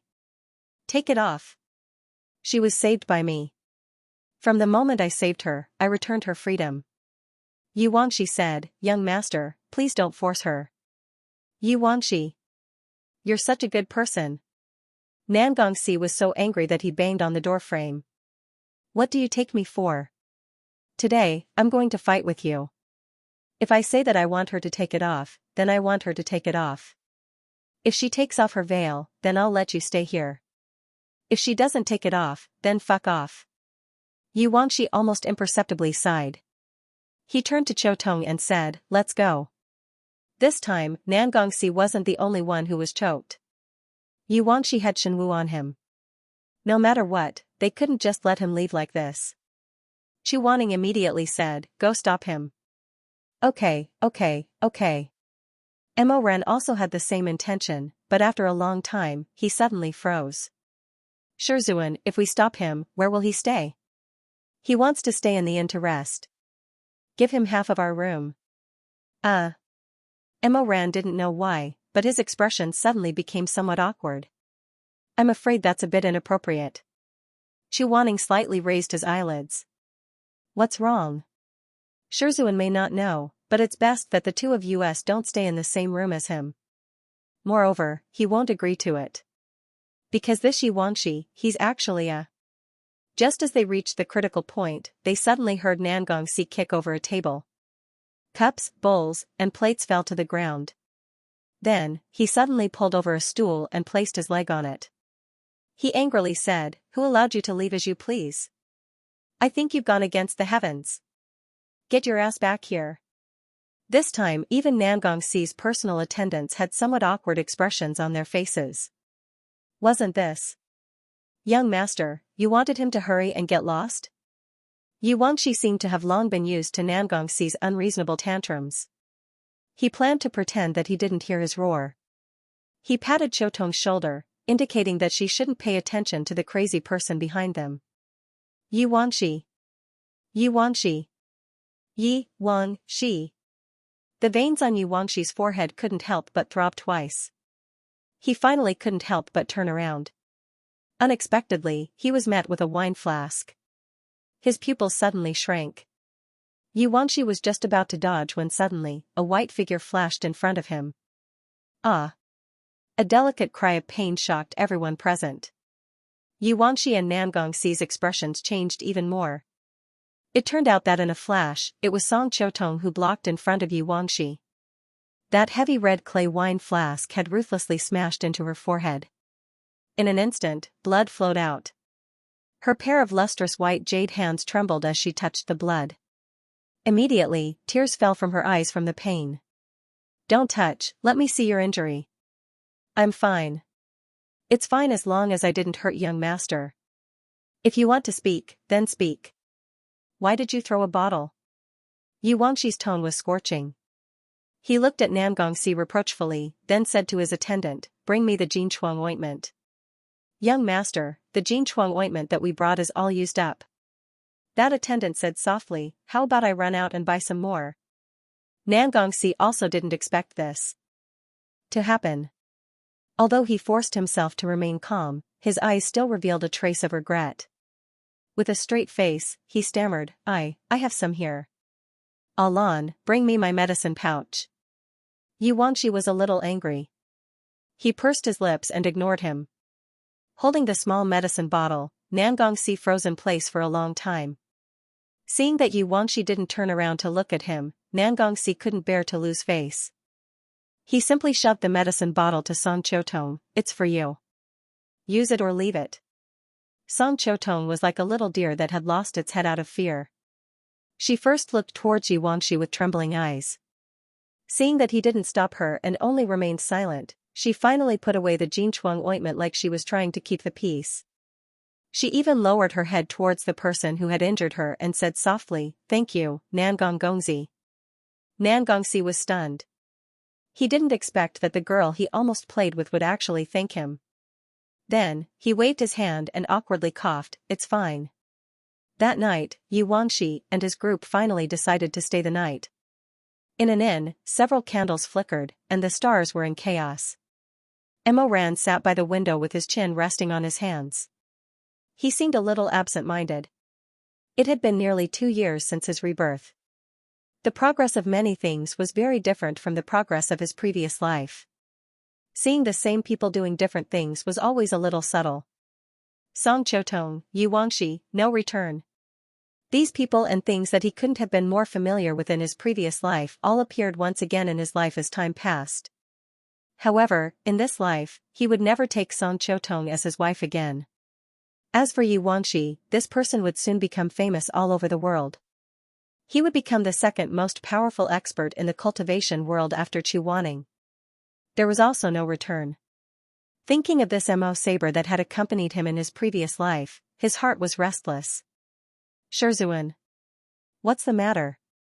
You've already been drawing this talisman for an hour. Why haven't you finished yet? It's done. As Chu Wanning spoke, he carefully dipped the tip of his brush in cinnabar and made the last few strokes with the help of a lantern. An extremely complicated dragon appeared on the paper. Emoran leaned over to take a look. What is this? Rising dragon barrier, Chu Wanning said. What does it do? It can see all the traces of spells in the surroundings, big or small. If that mysterious person wants to test the essence of the spirit root with the divine martial skill, he must leave a mark on the weapon. Whether the appearance of this weapon is a coincidence or his careful design, we'll know immediately. Wow, why didn't Shizun use such a good thing in the Xianyuan pavilion? I'll awaken the rising dragon barrier. You'll understand when you see it. Xianxia pierced his fingertip and wiped one of the dragon scales. The little yellow dragon on the paper instantly overflowed with golden light, and its eyes and tail began to move flexibly. Xianxia said, "Are you a true dragon?" A shrill voice rang out from the paper, "That's right, that's right. I'm the true dragon." "Why do you say that? Stupid mortal. Why don't you believe me? If you can jump out of the paper, I'll recognize you as a true dragon. What's so difficult about that? Just you wait for this seat." Heh. A golden light flashed, and a mighty little dragon the size of a palm suddenly jumped out of the paper. It shook its head and wagged its tail, bared its fangs and brandished its claws, and proudly flew around Xianxia. It made a ruckus and said, "Ha ha ha, ha ha ha, I'm a big true dragon, a big true dragon, I have many little secrets, little secrets. I have many secrets, but I won't tell you, won't tell, won't tell, won't tell, won't tell you." Xianxia used his clear eyes to coldly glance at the little loach. He covered it with his hand and expressionlessly said to Imoran, "Do you understand?" "I understand." "Let go of me. You stupid mortal. You're messing with my whiskers." Xianxia raised his hand and rudely tapped its reverse scale, the one that was stained with blood. "Shut up and get to work." The little dragon came and went like the wind. In just a few minutes, it came back from the window and shouted, "I found it, I found it. There are many traces of magic in this inn, wahahaha." "Little loach, why are you shouting so loudly? Are you afraid that the people next door can't hear what you're saying?" Imoran leaned on the table and touched the little dragon's body with his fingers. The dragon swung its tail and hit the back of his hand. However, it was made of paper after all. Not only did it not hurt, it even tickled. "You annoying gigolo, don't touch me. I'm not married yet. If I let you touch me for no reason, how can I be a dragon in the future?" Imoran laughed and said, "What? What? You're a dragon made of paper and you want to get married? Wah dash. Poo poo poo. You're the one made of paper. You dog. Why are you calling me a dog too? Don't tell me your surname is Shui? My surname is Shui? Humph, you're stupid. I'm the famous Orgon who created the world. When I open my eyes, it's the sun. When I close my eyes, it's the night. When I exhale, it's summer. When I inhale, it's winter. I don't change my surname, I'm the candle dragon. I don't understand. Wahahaha." The little dragon was so angry that it kept spinning around. It used its 2-finger-wide head to hit the candlestick. It hit the candlestick and red tears swayed. Imoran quickly went to help it. However, when he reached out his hand, it was bitten by the little dragon. Unfortunately, the paper teeth didn't hurt or itch. Imoran pulled the candle dragon's tail and threw it aside. It was in the air and stuck to Xianxia's collar. It was listless. "Xianxia." The little dragon raised a whisker and weakly poked Xianxia's clothes. "That bastard hit me." Xianxia was too lazy to talk nonsense with it. He pulled it down and casually slapped it on the table. "What kind of enchantments are there outside? Humph, do you dare to call me Dragon Prince 3 times? If you call me that, I'll..." Xianxia stared at it coldly, "Speak." After being insulted, the little dragon was so angry that its body swelled and its dragon whiskers soared into the sky. Its pair of mung-bean-like eyes glared at Xianxia in anger. Its noble dragon mouth was also half open as it panted heavily. After a while, it actually spat out a large mouthful of ink. Xianxia narrowed his eyes. "If you waste any more ink, I'll burn you." As he spoke, he grabbed its tail and pretended to drag it into the fire. "I'll make you a real torch dragon." "Good, good, good. You're amazing. You're amazing. I'll talk. I'll say it, okay? Really? Xiaolong spat a few times and spat out a few ink droplets. He muttered in a loud voice, "You're so fierce. No wonder every time I see you, you don't have a wife." Huh? Emoran blinked and stole a glance at Chu Wanning. He smiled evilly and said, "Didn't Master say that you have a wife?" Chu Wanning ignored him. He frowned and shouted at the little dragon, "You talk too much. Hurry up and write." "Humph. Stinky man." With a plop, Xiaolong laid down on the rice paper that had already been spread out. It used its transcendence energy to condense the ink in its claws and hummed as it drew crooked dog-crawling talismans on the paper. It was no wonder that he couldn't directly dictate what spells he saw. Because the intelligence of a paperhead was limited, it couldn't distinguish what the original spell was just by looking at the remaining traces. It could only follow the gourd and draw a ladle to erase what it saw. Fortunately, Chu Wanning could distinguish. As he lowered his eyes, he slowly said the name of each spell. Xiaolong drew a waning moon. Chu Wanning, calming spell. There's someone here who can't sleep. Xiaolong drew a 7 stars array. Star manipulation spell. Someone has set up a guard here. Xiaolong drew a rouge box. Face-changing spell. Emoran burst out laughing. He raised his hand and said, "I know this. The little spell that little girls use to beautify their skin at night. It's that butterfly bone beauty seat, right?" Chu Wanning didn't comment. It seemed that he was a little anxious because he had drawn so many insignificant spell marks. His slender fingers tapped twice on the wooden table. He frowned and said, "Draw the next one." Xiaolong drew a heart again. Emoran asked curiously, "What is this?" "Mind-calming spell." Chu Wanning said irritably, "It's useless. Someone is meditating." "Next." Xiaolong mumbled and drew a dog head again. Beast-taming spell. Chu Wanning held his forehead. "You, pick the important ones to draw. Don't draw those that are applied to the face, to the dog, to coax people to sleep." "Next." Xiaolong raised its head and glared, "You're really picky." Draw. Fearing that it would be thrown onto the candlestick and become the real torch dragon, the paper dragon could only angrily use its 2 soft claws to draw a very complicated formation on the paper. At first glance, it looked very mysterious and profound. It looks like there are 2 circles, and then there's a cross, and then there's a vertical bar that goes straight down. It looks like the yin and yang 8 trigrams. Emoran opened his eyes wide. "Master, is this what the mysterious person left on the weapon?" "No." Chu Wanning glanced at it and felt a little pain in his forehead. "It's the voice-changing spell." "Oh? What does it do?" "Some people are born dissatisfied with their voice, or want to change their voice for other reasons. The voice-changing spell can do it. It's not a difficult spell." Chu Wanning paused and said, "But the voice-changing spell will damage the throat if used for a long time. It's often difficult to restore the original voice. This spell is a little strange. I don't know who is using it." Emoran listened and smiled. "Well, it's not strange." Chu Wanning sighed and was about to say the next one. Suddenly, he seemed to think of something. His eyes became misty and he suddenly turned to look at Emoran. "Why not? Do you know something?" "What do I know?" "I just think that it's normal for someone to be dissatisfied with their own voice. Maybe it's that Miss Song. Maybe she originally had a rough and unpleasant voice and wanted to make it more pleasing to the ear." Chu Wanning flicked his sleeves and said, "You're always thinking about nonsense." He turned to Xiaolong and said, "Look at the next one." Xiaolong drew another heart. Emoran said, "Oh, Master, didn't you say that the Qingxin spell doesn't need to be drawn?" "Bah, you're just a kid. What do you know?"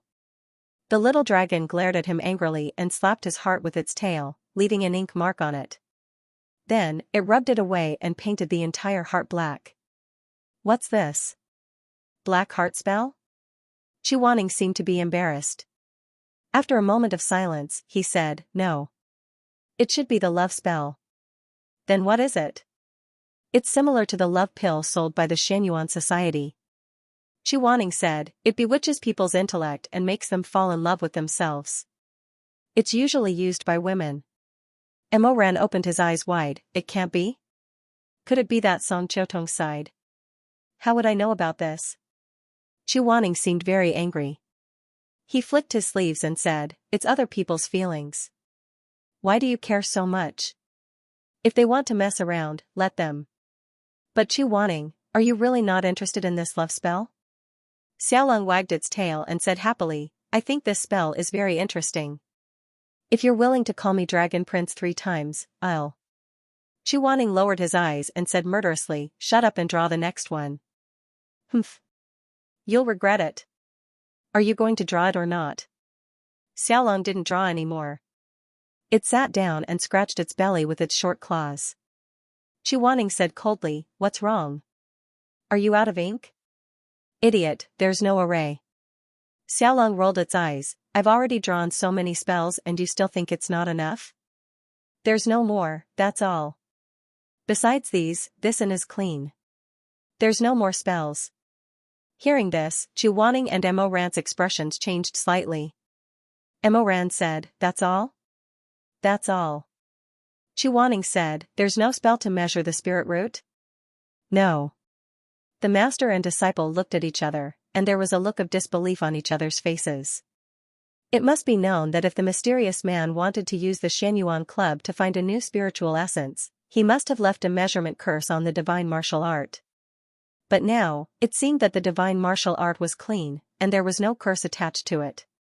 Could it be that they had misunderstood from the beginning that the appearance of this Modeo had nothing to do with the mysterious man? Xiaolong saw that the two of them were silent, so it suddenly jumped into the air, circled left and right, and hummed, "Hey, you guys should pay attention to me. I'm very tired from drawing things. Is there anyone who wants to give me a round of applause?" Perhaps because Chu Wanning was irritated, seeing that it was still so noisy, he waved his sleeve and raised his hand, summoning a yellow talisman in the air. Xiaolong saw this and screamed again and again, "I don't want it, I don't want it, I don't want it, I don't want it." But in the blink of an eye, it was sucked in by the talisman and became a picture on the paper. Chu Wanning pointed with his fingertips again, and the dragon on the picture slowly disappeared. Before it disappeared, it blinked at Chu Wanning in humiliation. Chu Wanning said, "I'll call you if there's anything." Xiaolong cried bitterly and said, "If there's something, Zhong Wuyan, if there's nothing, Xia Yingchen, Chu Wanning, you're so fickle. Go back to where you came from." Chu Wanning, who had been talking to it nicely, heard this and became angry. He folded the talisman in half, flattened it with his palm, and put it into his sleeve. At night, Chu Wanning slept on the bed, and Mo Ran slept on the ground. Both of them were a little worried. They didn't expect that there was no talisman on the Shenwu sword. Did the mysterious man master a method to measure spiritual roots that they didn't know, or was that man not in a hurry at all and didn't intend to find all the people with the strongest spiritual power now? Mo Ran. He called him in the dark night. Mo Ran naturally responded, "Yes? Let's go back to the peak of life and death tomorrow." He suddenly opened his eyes. What? That man can even miss the Xianyuan society, so he should have another way to find it. I'm afraid there won't be any results if we continue to investigate like this. Let's go back to the peak of life and death first.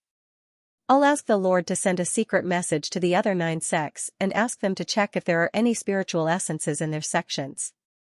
If there are, we'll protect them first. It's better than waiting for them. How can that be? What if that mysterious man is one of the leaders of the 10 sects? The possibility is very small. Even if he is, it doesn't matter. He already knows that we're tracking him, so this matter won't make a difference. Then how can Master teach those leaders to listen to Uncle? Mo Ran said blankly, "Is Master going to tell them everything?" "That's not necessary, and they may not believe it." Chu Wanning said lightly, "I have my own way." Mo Ran asked curiously, "What way?" "Recruiting disciples. I'll tell the Lord and let him tell the other 9 sects that the Ghost Realm's barrier is often flawed, harming all sides. At the peak of life and death, Yu Heng will take at most 5 disciples as disciples and teach them the high purity barrier, slaughter barrier, and other spells." Chu Wanning said calmly, "Those sects have invited me many times to be an advisor, for the sake of these barrier techniques. If I spread the word that I'm willing to teach them, I'm not afraid that they won't come. I'll only take in high-grade spiritual bodies as disciples." In order to select talents, those leaders will have to obediently test the foundation of all their disciples, and our goal will be achieved. Emoran did not agree. In the darkness, his face turned green. You want to take in more disciples? Let's leave it to fate. Chuaning turned over, seeming to finally be a little sleepy, and his voice softened. I'll let them report their names when they find them, and then let them learn the normal barrier techniques by themselves. After 3 years, if there's really someone among them who can persevere, then I'll take them in. In the darkness, hearing the gradually drowsy words of the person on the bed, Emoran felt as if he had kicked over a jar of vinegar in his chest, so sour that even his heart ached. Taking in more disciples? In the past life, you only took in 3 and were very picky. Why aren't you picky in this life? How can you just take them in like that? There were a few times when he wanted to talk to him, but when the words reached his lips, he became silent. Chuaning was completely unaware of Emoran's sea of jealousy, and finally fell asleep. The night was very cold. Emoran got up, put on a coat, and softly called him a few times. Seeing that he did not respond, he quietly pushed open the door and left the bedroom. The walkway of the inn was quiet, with only a few red silk lanterns shining with a faint light. The light was reflected on the wooden floor, creating ripples of orange reflections. Chuaning had already finished testing his spirit martial skill. But Emoran had not yet tested his no return. It should be known that if the spirit martial skill was within 100 feet of its owner, it could be summoned back to its owner's side with a spell. At that time in the Xianyuan pavilion, Emoran did not have time to perceive whether this was the weapon from his previous life, so how could he miss this opportunity now? A layer of blood-red light floated on the tip of his finger. Slowly lowering his eyelashes, Emoran whispered, "No return, summon." After a few moments of hesitation, a muffled sound of a blade suddenly rang out in the distance. The sound was very soft, but it shook his eardrums, like a heavy hammer hitting his heart. Emoran suddenly opened his eyes. No return. It was no return. The Emo blade was struggling, crying blood.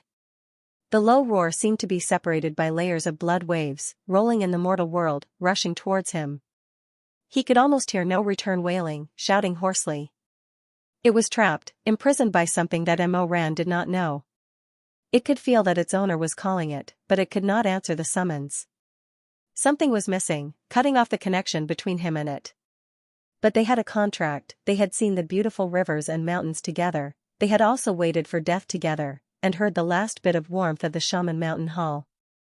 Man and spirit martial skill were still connected, their flesh was torn apart by some kind of force, but their veins were still connected. Emoran's eyes were wet and red, and he muttered, "No return. It's you. Why can't you come back? Who is stopping you?" It's... Creak. There was a light pushing sound. But in this breathless darkness, it was like a clap of thunder. End of chapter 87.